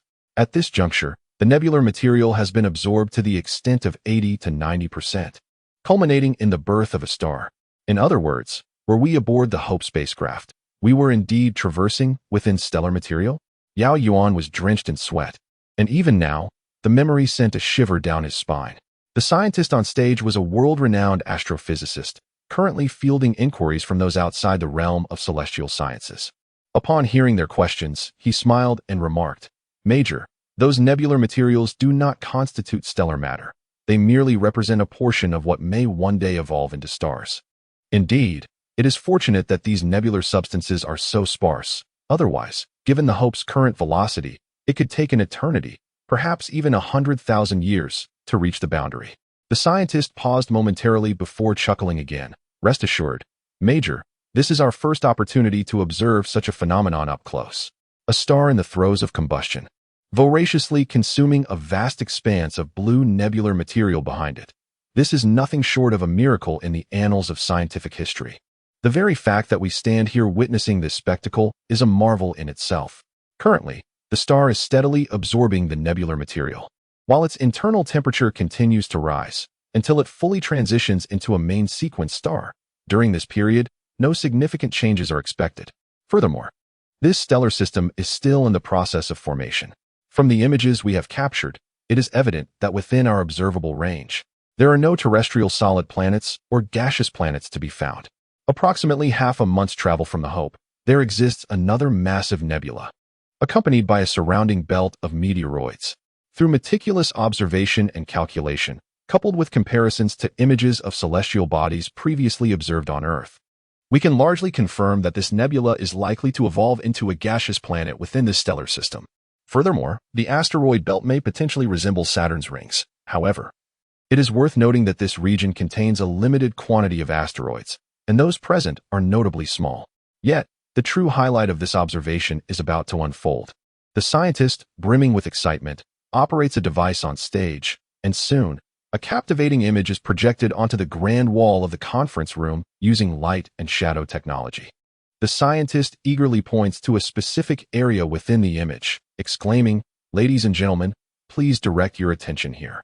I will gradually magnify this section. This is the genuine large asteroid belt, where many asteroids have even fused together. Do you see it? Right here." However, I must urge everyone to take note of one crucial detail. The sheer number of asteroids in that region is staggering, with the largest exceeding the size of the Hope probe by more than tenfold. These asteroids are rich in iron, copper, and various other metals, and they undoubtedly contain a significant amount of radioactive materials, such as uranium or. Moreover, we are witnessing the birth of a nascent star system, a terrestrial planet in the throes of formation, potentially harboring precious minerals that only existed during the dawn of creation, which may vanish with the passage of half-lives. The scientist's final remark resonated deeply with Yao Yuan's thoughts. That vast expanse of terrestrial material lies approximately 2.5 months of space travel away from the Hope probe. Let us venture there. It is a beacon of hope for acquiring abundant resources. Chapter 61. Currency, newspapers, and arrival. All individuals aboard the Hope have secured their residences. Naturally, the accommodations on the lower 3 decks pale in comparison to those on the 4th or 5th levels. Typically, these lower quarters consist of merely a single bedroom and a narrow corridor that may serve as a makeshift living room. However, they do come equipped with a kitchen and a bathroom. Families with 3 or more members, or those with older children, are often allocated 2 bedrooms and a corridor designated as a living area. Yet, among this group, there exists a particularly awkward subset. Approximately 20 to 30,000 individuals find themselves in this predicament, having been unable to secure employment. Consequently, they have been conscripted by the government into the militia reserves. Nonetheless, they have been assigned their own housing, albeit the smallest available, as most of these individuals are single. With the advent of the currency reform, each person's identity card is now capable of storing electronic currency known as human coins. The purchasing power of 1 human coin is approximately equivalent to 1 kilogram of rice or 0.7 kilograms of wheat. For instance, the monthly stipend for those in the militia reserves is a mere 120 human coins. While this amount is sufficient for sustenance, an adult's monthly food consumption, at its highest, amounts to around 50 kilograms, whether rice or wheat. This translates to a cost of merely 50 to 70 human coins. Yet, one cannot subsist solely on rice, can they? Initially, during the allocation phase, one did not perceive the necessity of many items. However, with the recent currency reform allowing for the free purchase of various goods, the essential nature of certain products has become apparent, such as toothpaste and toothbrushes, towels and tissues, salt and monosodium glutamate, as well as an array of vegetables and meats. A monthly sum of 120 human coins is indeed sufficient for an adult's sustenance, yet the notion of indulging in luxury items remains utterly unattainable. Of course, within the ranks of the militia reserves, there do exist families. Not all are single individuals. It is implausible to suggest that a family of 3 could subsist solely on 120 human coins. In this regard, Yao Yuan adheres to the principle of avoiding any form of special treatment. Nonetheless, he advocates for an enhancement of government social welfare programs. For instance, families with children, where one of the 2 adults is unemployed, can benefit from various forms of assistance, including women's welfare funds. Altogether, these assorted benefits can result in a monthly income that often surpasses that of single individuals. Outside the militia reserves, ordinary employment positions, such as cleaners and those in the social services sector, offer monthly salaries ranging from 250 to 300 human coins. This amount constitutes a substantial sum. And when combined with social welfare benefits, it becomes feasible to indulge in luxury items once or twice a month without difficulty. Regarding more advanced positions, this pertains to specialized skills, such as maintenance personnel in various regions or professions like teaching. Their salaries hover around 350 to 400. Progressing upward, we encounter roles such as police officers, technical staff, and engineers, whose salaries are approximately 500. The remuneration for scientists is the highest among the populace. Even the most junior laboratory assistants earn around 500, while researchers receive about 650. As for scientists, depending on their ranking, they generally earn 700 and above, with eminent figures like Yao Yuan and Silwai, the distinguished scientists, typically commanding around 1,200 human currency. In terms of military personnel, the monthly compensation is significantly lower than the public perceives. Ordinary soldiers earn about 200, non-commissioned officers receive 250. Lieutenants earn 300, and even colonels only make 500. Military personnel often benefit more from government welfare. They primarily live collectively, while their families are allocated various supplies by the government each month. However, post-currency reform, luxury goods are no longer part of the distribution. So the human currency earned by military personnel is mostly used for purchasing luxury items. These are the proposals that Yao Yuan, along with numerous professionals and experts, deliberated upon for nearly 3 months. Although this plan appears to some, like Wang Guangjing, to favor the widening gap between the rich and the poor, it has been deemed a catalyst for societal advancement by various scholars from Europe and America. The middle class is evidently prominent, with no excessively exaggerated wealthy elite. While the disparity between the highest and lowest incomes may reach around tenfold, the equilibrium provided by social welfare ensures that this gap does not exceed 5-fold, a stark contrast to the disparities observed globally. Yao Yuan also harbors his own interpretation of the saying, "The world is bustling for profit. People strive for gain." While interests may engender both vice and ugliness, the interests themselves are devoid of inherent good or evil. It is the user who imbues them with virtue or malevolence. At this juncture, as humanity grapples with survival in the cosmos, it is imperative for individuals to unleash their desires and ambitions to compete and progress. How could a lifetime of equal distribution diminish their competitive spirit? On this matter, Yao Yuan leans towards the perspectives of Western scholars, which led to the recent monetary reforms. Where there is demand, there naturally arises pursuit. Yao Yuan eagerly anticipates and awaits. Hey, guys, the internet CAF has opened. It's just 0.5 human currency per hour. I checked it out, and they even have the latest StarCraft 3. What do you say we go and play a game? Qi Xiaonyao, with a half-smoked cigarette in his mouth, addressed Lin Qiuqiu and Wang Dandan, who were seated on a park bench. Wang Dandan, with an energetic demeanor, retorted, "Let us go kill some birds." With 11 days remaining until the end of the month, the prospect of receiving our salaries seems distant. How much do you have left in your account? As for me, every single penny is accounted for, barely sufficient for sustenance. Lin Qiuqiu hesitated, and after a lengthy pause, clenched his teeth and declared, "What is there to fear? We've endured hunger before, so let us go. Today, my treat. Let us, brothers, indulge in an hour of leisure. Damn it, it's been half a year since I last touched a computer. I wouldn't have mentioned it. But now I feel as if computer bugs are crawling all over me." Unexpectedly, Qi Xiaonyao sighed, patted his shoulder, and nestled beside him, saying, Never mind. It was my fault for bringing it up. It was indeed my suggestion that led us to buy cigarettes and beer. And let us not forget the apples. Who knew this would be our first paycheck, granting us the freedom to purchase whatever we desire? It turns out that the 3 of us are all part of the Spend-It-All tribe. Wang Dandan observed the dejected expressions of his companions and sighed in response. I've often pondered this. We are over 90 who have contracted the virus and experienced fever, yet why have only a handful survived? The rest of us have been cast into the militia reserves or relegated to ordinary jobs, while those fortunate few enjoy a happier fate.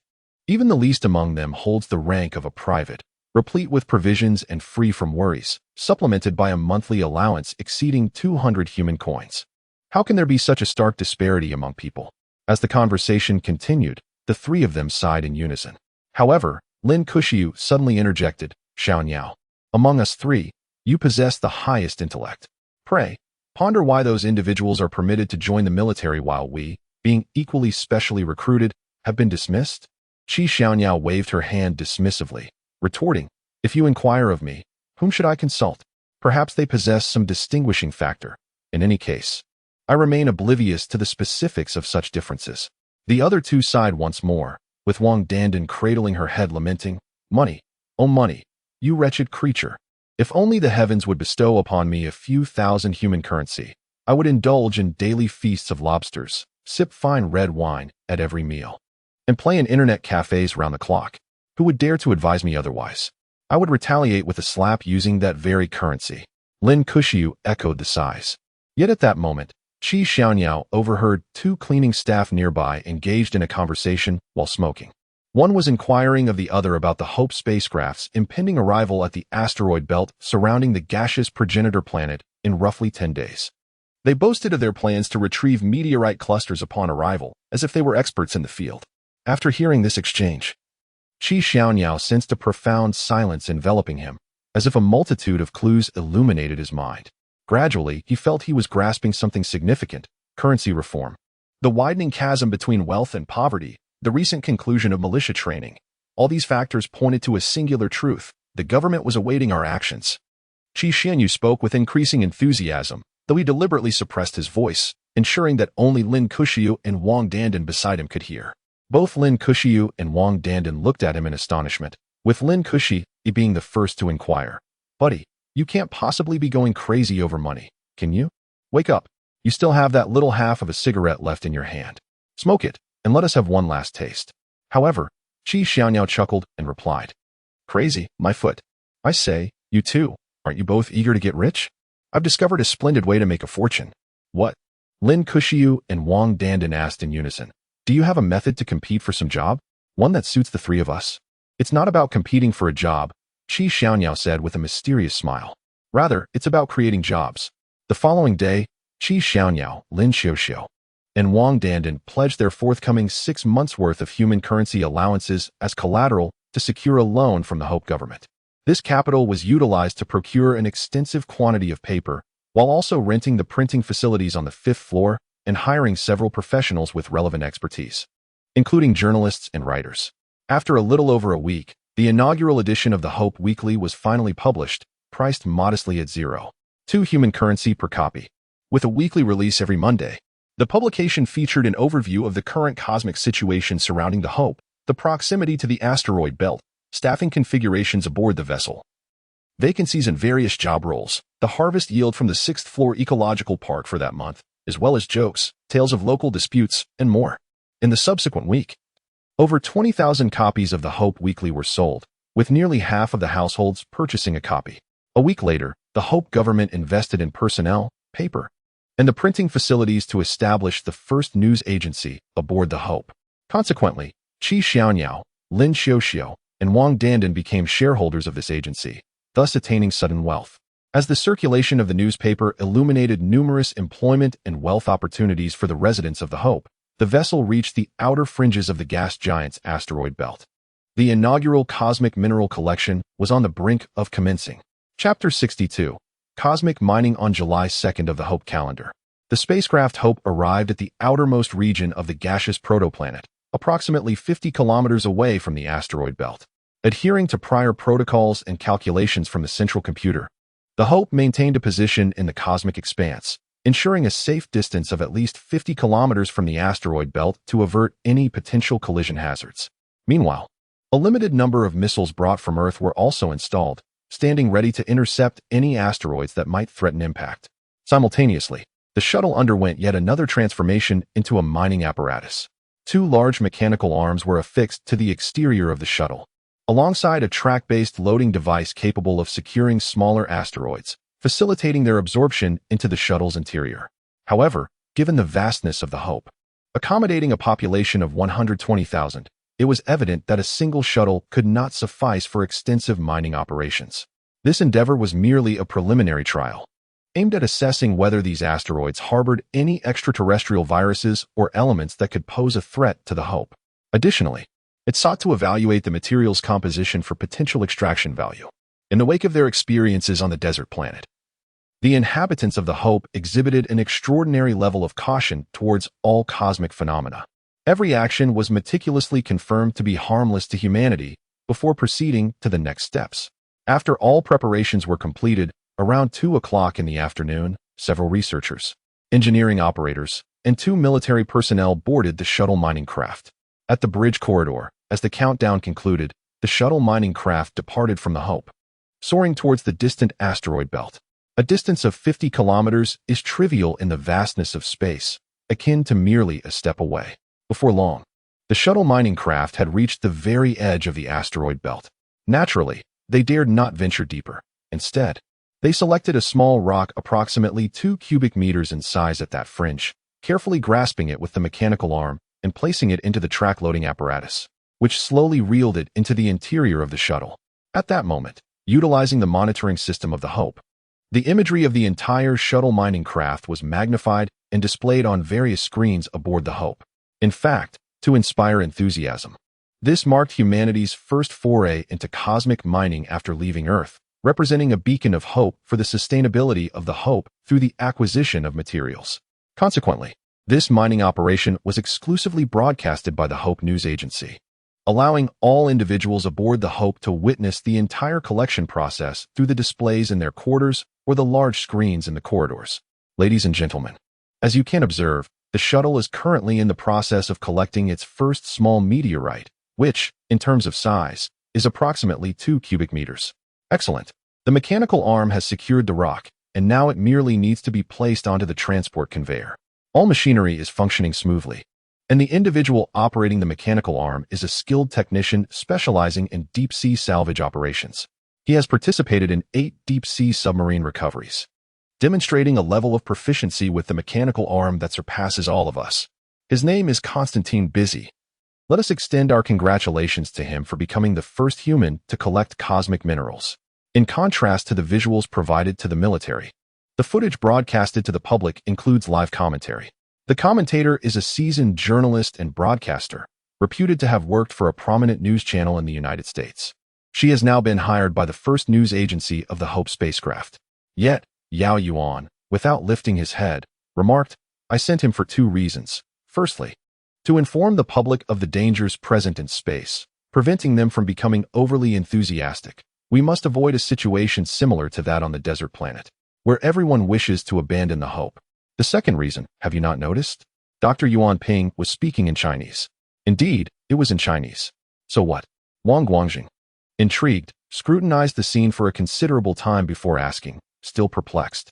It was in Chinese, accompanied by English subtitles. Do you not comprehend?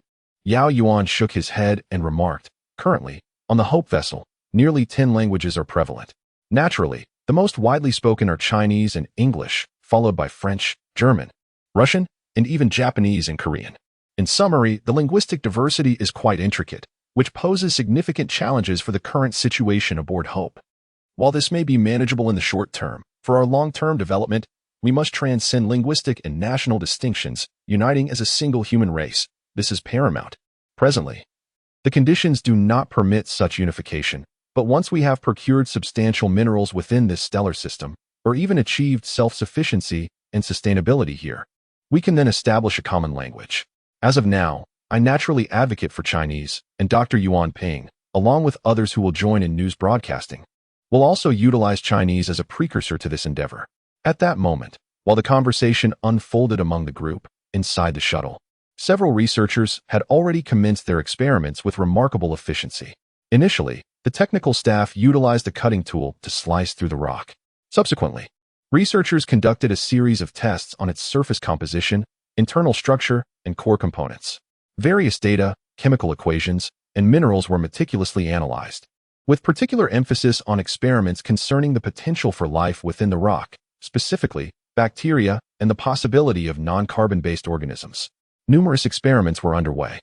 Time progressed slowly in this manner until it reached a little past 4 in the afternoon. The first confirmation revealed that the material contained no trace of any potential carbon-based microorganisms or viruses. The substance within this small meteorite was remarkably complex, comprising various metallic compounds, silica, solid water, and a multitude of non-metallic compounds. Furthermore, they detected minute traces of radioactivity within the meteorite, specifically mineral radioactivity. This indicates that within the asteroid belt, there are indeed large rocky bodies containing radioactive minerals. Upon receiving this news, the scientific community aboard the Hope spacecraft erupted in cheers, as it validated their theoretical assertions.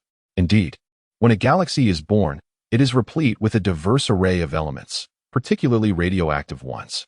Since the half-life of these elements has not yet elapsed, the presence of radioactive minerals is likely more abundant than what has ever been stored on Earth.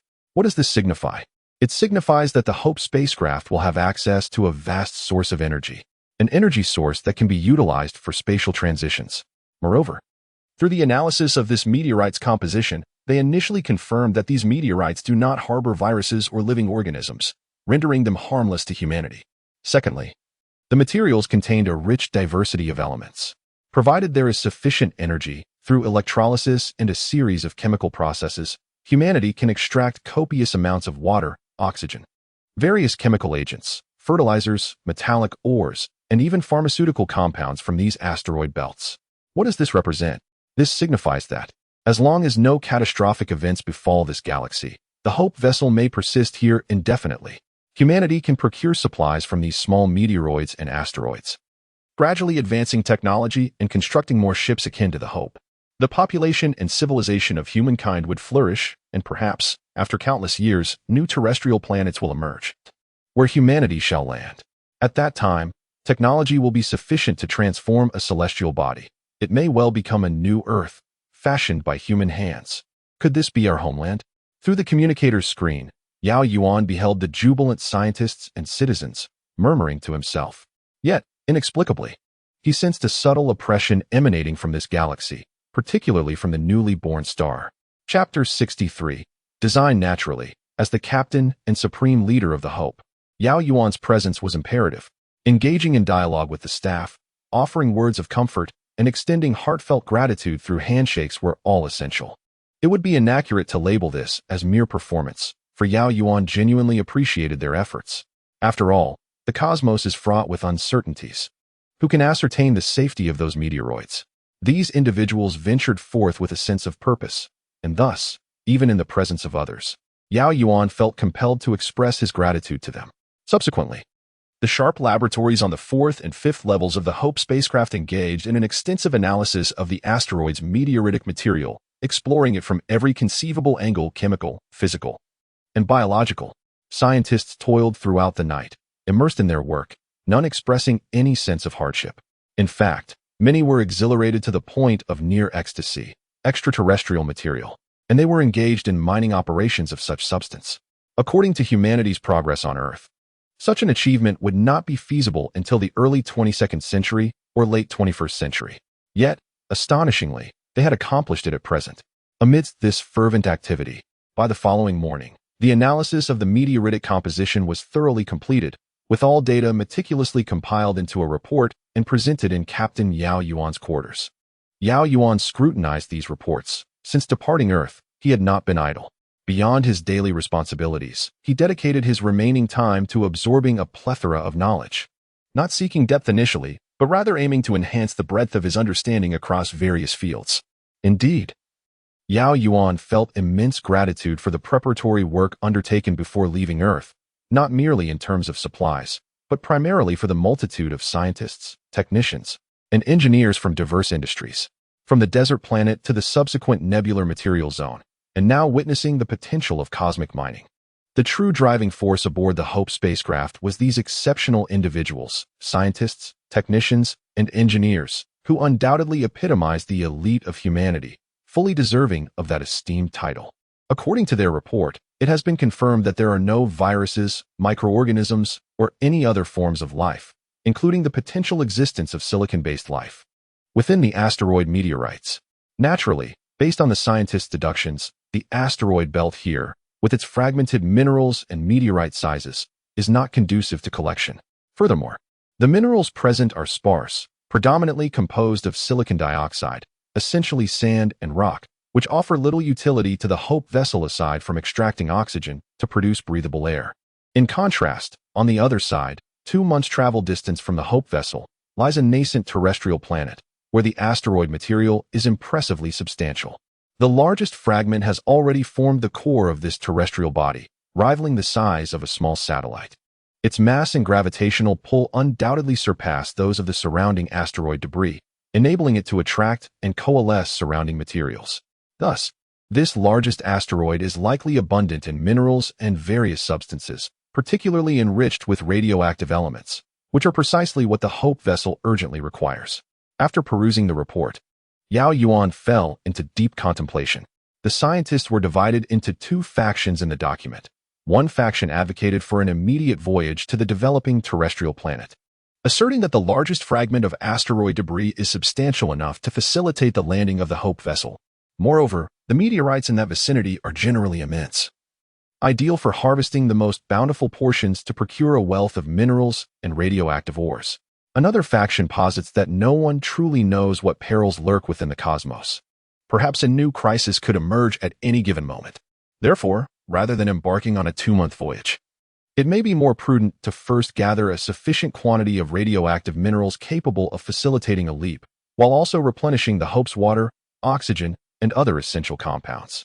At the very least, it is imperative to amass enough radioactive minerals to allow for 2 to 3 jumps before venturing to the terrestrial-like planet for excavation. This, they argue, is the most sensible approach. Both perspectives hold merit. However, the latter, which advocates for the preliminary collection of resources, has garnered the support of over 70% of scientists, including the endorsement of Yao Yuan. Nonetheless, this second viewpoint suffers from a critical flaw. The Hope cannot venture close to the asteroid belt due to the risk posed by random asteroid collisions that could result in stray asteroids impacting the spacecraft. In fact, the current 50-kilometer distance has already prompted warnings from certain scientists, who assert that a range of 100 to 200 kilometers constitutes a safe zone. Consequently, the Hope cannot undertake the task of collection directly. Thus, it is left with no choice but to dispatch smaller vessels, akin to shuttles, for the purpose of gathering resources. However, a critical issue currently looms. The Hope spacecraft possesses but a single shuttle. Even if it were to operate ceaselessly for 24 hours, the endeavor at hand is not merely excavating Earth. It entails the collection of minerals from the cosmos. This process necessitates the careful selection of asteroids and meteorite fragments based on their size and the coloration of their surfaces, which serve as preliminary indicators of their composition. One must strive to choose those rich in minerals, all while contending with the limitations of capacity and various other factors. A solitary shuttle could scarcely sustain the entirety of Hope's consumption. The completion of the collection process could take at least 8 or 9 months, during which a considerable amount of resources would already be depleted. Must one then resort to the first method? To journey to a terrestrial planet, descend upon sizable fragments of asteroids, and then utilize traditional collection techniques? Yao Yuan, troubled, rubbed his temples. As he scrutinized some documents in his hand, he suddenly stumbled upon one authored by Polly. She was the only remaining whisperer aboard Hope, while Yifan still lay in the hospital's intensive care unit. His severe burns would require extensive time to heal, likely until the genetically modified pig had matured. The skin of this genetically engineered pig, cultivated from his own genes, was perfectly suited for transplantation to Yifan. This was a marvel of post-2020 technology, ideally utilized for this purpose. Yao Yuan scrutinized the design proposal outlined in the document. This mining spacecraft was undeniably diminutive, with exceedingly thin walls that rendered it incomparable to a shuttle. The internal apparatus was remarkably simplistic, comprising merely a communication device, a conventional propulsion system and engine, and a life support system for 2 to 3 individuals. It lacked a gravity-defying mechanism and an array of intricate instruments. In truth, this small craft could be more accurately described as a fully enclosed automobile, equipped only with propulsion systems for acceleration and deceleration, alongside a life support system to maintain the oxygen, temperature, and pressure within. Beyond that, it bore little distinction. However, the construction cost of this miniature vessel was exceedingly low, requiring minimal resources and devoid of any high-tech components. According to the data and calculations presented by Polly, the Hope's smelting room, parts room, modification room, and the dedicated technicians and engineers could potentially manufacture 5 to 7 of these vessels daily, with the prospect of increasing to 10 as proficiency improved and future modifications were implemented. If feasible, Yao Yuan was inclined to act upon this thought. A mere few minutes later, he found himself in a laboratory where he observed Polly engrossed in calculations. She was a girl whose expression seldom changed. Strikingly beautiful, yet perpetually unadorned, her hair appearing somewhat disheveled. When Yao Yuan expressed his desire to see a model of the mineral collection spacecraft, Polly simply shrugged and said, "It exploded." "Exploded? What do you mean?" Yao Yuan inquired, perplexed. Yao Yuan observed as the simulated mining spacecraft departed from the Hope, soaring towards the asteroid belt. Midway through its journey, the engine suddenly erupted in sparks, and in an instant, the entire mining vessel exploded in the vastness of space, transforming into a mere burst of light. To his astonishment, as the simulation concluded, a game over screen appeared, leaving Yao Yuan drenched in cold sweat. The engines of the mining spacecraft could not utilize those designed for shuttles due to their differing sizes and energy requirements, necessitating urgent research and specialized manufacturing. Alone, it was impossible for him to resolve the engine issue in a short span of time. Boley spoke with unflinching composure. "Of course, we can manufacture such a miniaturized space propulsion engine with our current technology." Initially overcome with despair and contemplating his departure, Yao Yuan's spirits lifted at her words, and he eagerly inquired, "Really? Is it feasible for us to create such a compact space travel engine?" "Certainly," Boley replied, casting him a sidelong glance. "My design is sound. The challenge lies in the special manufacturing of the engines." Yao Yuan erupted in hearty laughter, playfully patting Boley on the head, prompting her to roll her eyes in response. Unfazed, he continued to chuckle as he exited the laboratory. That afternoon, engineers and scientists from various relevant fields were gathered together. Yao Yuan proposed a plan for a compact mining machine and discussed the progress of the associated engine development. 3 days later, this novel miniature engine was successfully manufactured, and the personnel involved received bonuses ranging from 50 to 100 human currency units. Boley, as the designer, received a direct reward of 250 human currency units. Subsequently, the prototype of the first mining machine was constructed. As Boley glanced at the screen displaying the new transfer notification in her magnetic card, a cold smirk escaped her lips, and she felt a faint throbbing vein on her forehead. "Humph, now that they know my identity, there is no need to deliberately inform me in such a manner. Who do they think I am, a fool? It is they who are the simpletons." Chapter 64. The prototype on the third day, around 3 o'clock in the afternoon, Earth time, the prototype of the cosmic mining machine was completed. It was immediately surrounded by experts in autonomous systems who had been eagerly awaiting its arrival, prompting another round of urgent modifications. By the time all adjustments were finalized, it was approximately 9 o'clock in the evening on Earth. However, there was little nightlife aboard the Hope. The only entertainment available was the few internet CAF computers, which were quite expensive. Most ordinary families could not afford to indulge frequently, and the wealthy were typically preoccupied with either training or research, leaving them little leisure time. Thus, even at 9 o'clock in the evening, the inaugural trial voyage proceeded undeterred. With the control of the operators, the prototype craft ascended from the bridge of the Hope into the cosmos. Although its velocity was modest, the flight remained remarkably smooth. Yao Yuan observed the screen beside him, nodding in approval. "This unmanned system is quite impressive. Even if there were a malfunction with the mining machine, there would be no risk to personnel. Could we not consider equipping each mining machine with autonomous navigation?" After a moment of contemplation, he reflected that the predominant use of unmanned systems on Earth was within the military, particularly with unmanned reconnaissance aircraft. Following that, applications extended to deep-sea operations and hazardous zones. However, it was evident that as environments grew more complex, the utilization of unmanned systems diminished and their failure rates escalated. In fact, given the technological standards of the 21st century, the absence of artificial intelligence left many inadequacies within unmanned systems. At that moment, a skilled operator, notably a current private first class, stepped forward. His resume indicated prior experience operating unmanned reconnaissance drones, proving invaluable at this juncture. On the screen, the prototype craft gradually departed from the Hope, maneuvering deftly in the surrounding space. Despite its slow pace, Its agility was commendable. The navigation personnel could issue commands, prompting the prototype to swiftly alter its course, eliciting smiles of satisfaction from those nearby. Excellent. Increase the power to 70%, one of the experts remarked, nodding in agreement. The operator pressed a button on the control panel, and instantly, the prototype's flame propulsion system surged violently, propelling the experimental craft to speeds multiple times greater than before. However, at this moment, the agility of various maneuvers diminished significantly, and sharp turns resulted in rolling and delays. The entire test flight lasted for an hour, during which Yao Yuan received expert evaluations on the prototype.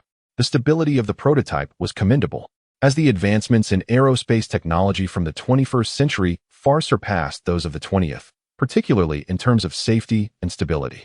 Thus, the prototype's safety and stability posed no significant issues. However, the propulsion system, which was of utmost importance, fell short of expectations. The primary concern was the inability to achieve both agility and speed simultaneously, as the current flame propulsion system utilized by humanity exhibits various shortcomings. This is limited by the present technological capabilities, unless there are further advancements in technology leading to the development of theoretically sound propulsion systems, such as the electromagnet propulsion system that is closest to our current understanding, or even more sophisticated particle propulsion systems. The dream of achieving both agility and speed remains elusive for now. It is precisely for this reason that, following the conclusion of this trial voyage, the pertinent scientists and experts once again engaged in urgent endeavors, subsequently designing the prototype of the mining machine, Model 2. They reduced the power of the propulsion engine, as it had been determined during the trial that such a diminutive mining machine did not require an engine of substantial power. This reduction in power consequently enhanced its maneuverability. Immediately following this, a series of experimental trials ensued.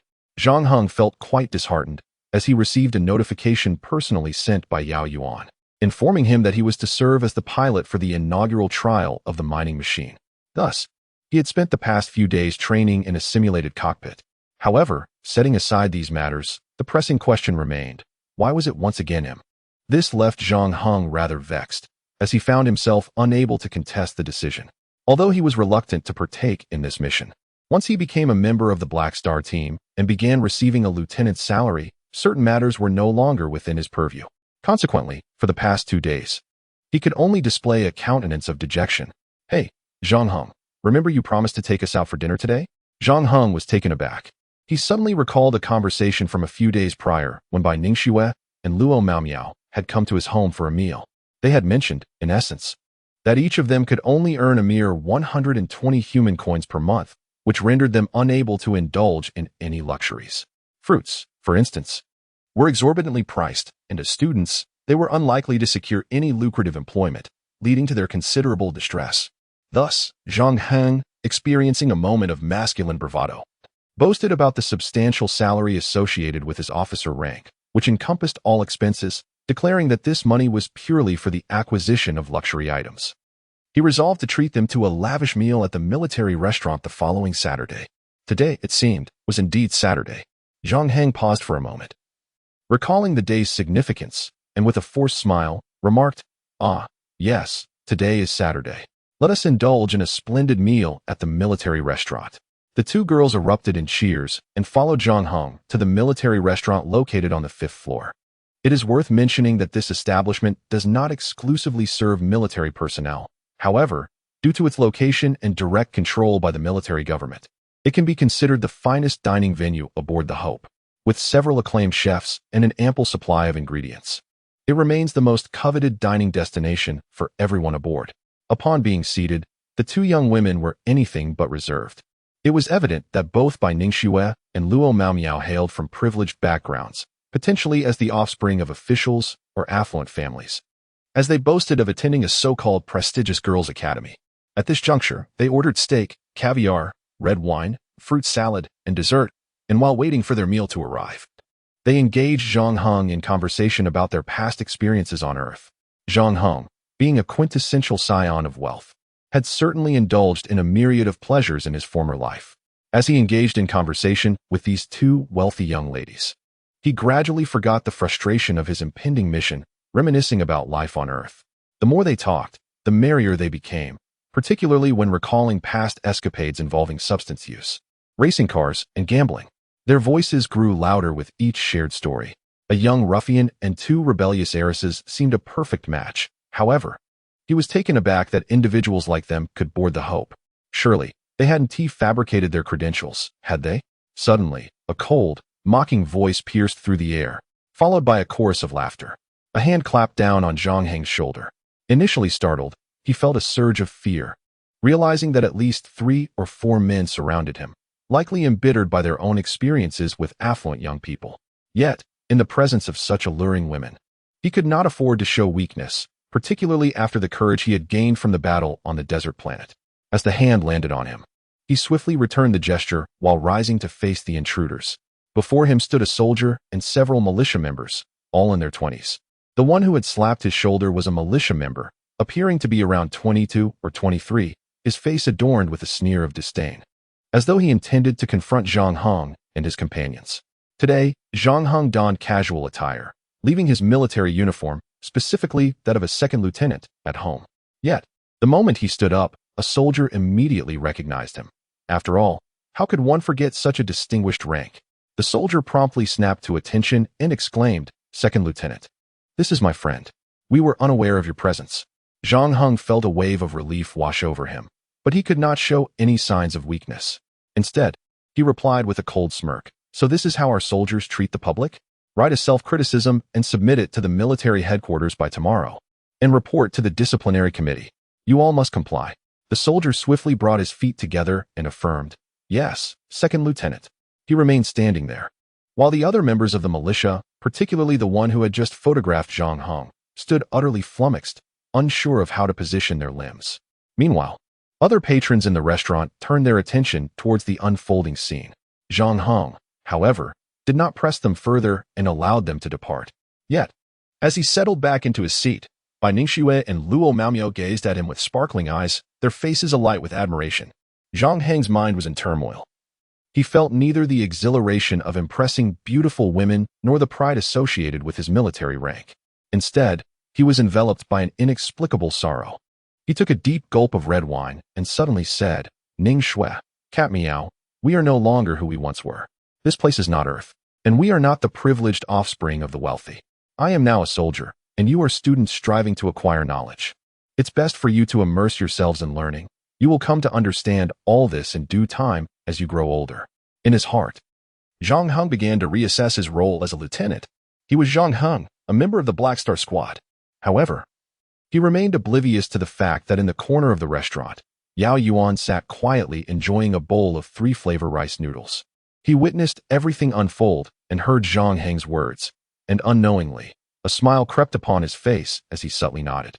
At 10 a.m. on Monday, the first manned trial flight of the mining machine prototype 3 commenced, with the pilot being Zhang Heng, a new breed of human endowed with precognitive abilities.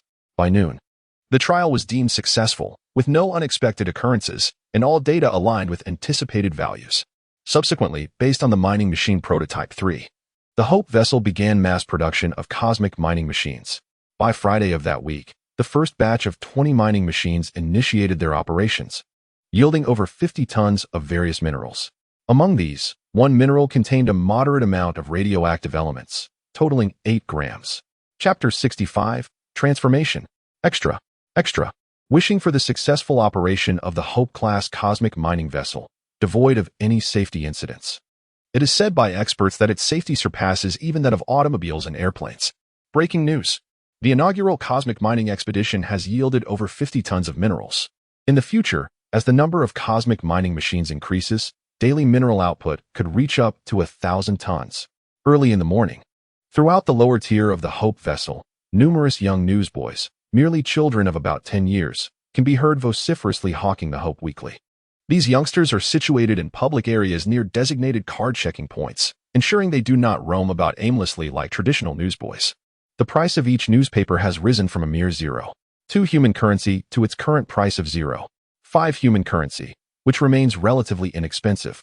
Given that a month consists of 4 to 5 weeks, the total expenditure amounts to around 2 human currency, making it affordable for militia reservists earning a monthly wage of 120 human currency. At this moment, by the roadside, Qi Xiaonyao, Lin Xiuxiu, and Wang Dandan are enjoying fried dough sticks while sipping soy milk, observing the bustling passersby with amused smiles. Lin Xiuxiu speaks first. Indeed, it appears that this week's newspaper sales might surpass 40,000. I was previously concerned that raising the price to 0.5 human currency would drastically diminish sales. But it seems there are no issues. Truly, transferring the majority of shares and management rights to the government, while we merely take dividends from our equity, was an extraordinary decision. Wang Dandan sat quietly beside, consuming food and nodding incessantly without uttering a word. In contrast, Qi Xiaonyao chuckled, saying, "You must understand. We are the pioneers in this venture, reaping the benefits. Yet, these benefits are too hot to handle, beyond our control. This can be regarded as the sole newspaper aboard the Hope, and what does that signify? It is the only bastion of publicity any government, as long as it retains clarity and sovereignty, would never relinquish such a treasure to others. Do you comprehend? Wisdom lies in moderation. Each of us holds a 10% stake in the dividends. Is that not sufficient? Each month, we are talking about hundreds of human dollars. Furthermore, as the population increases and development expands, the dividend rate may decline, yet the returns we receive will only grow."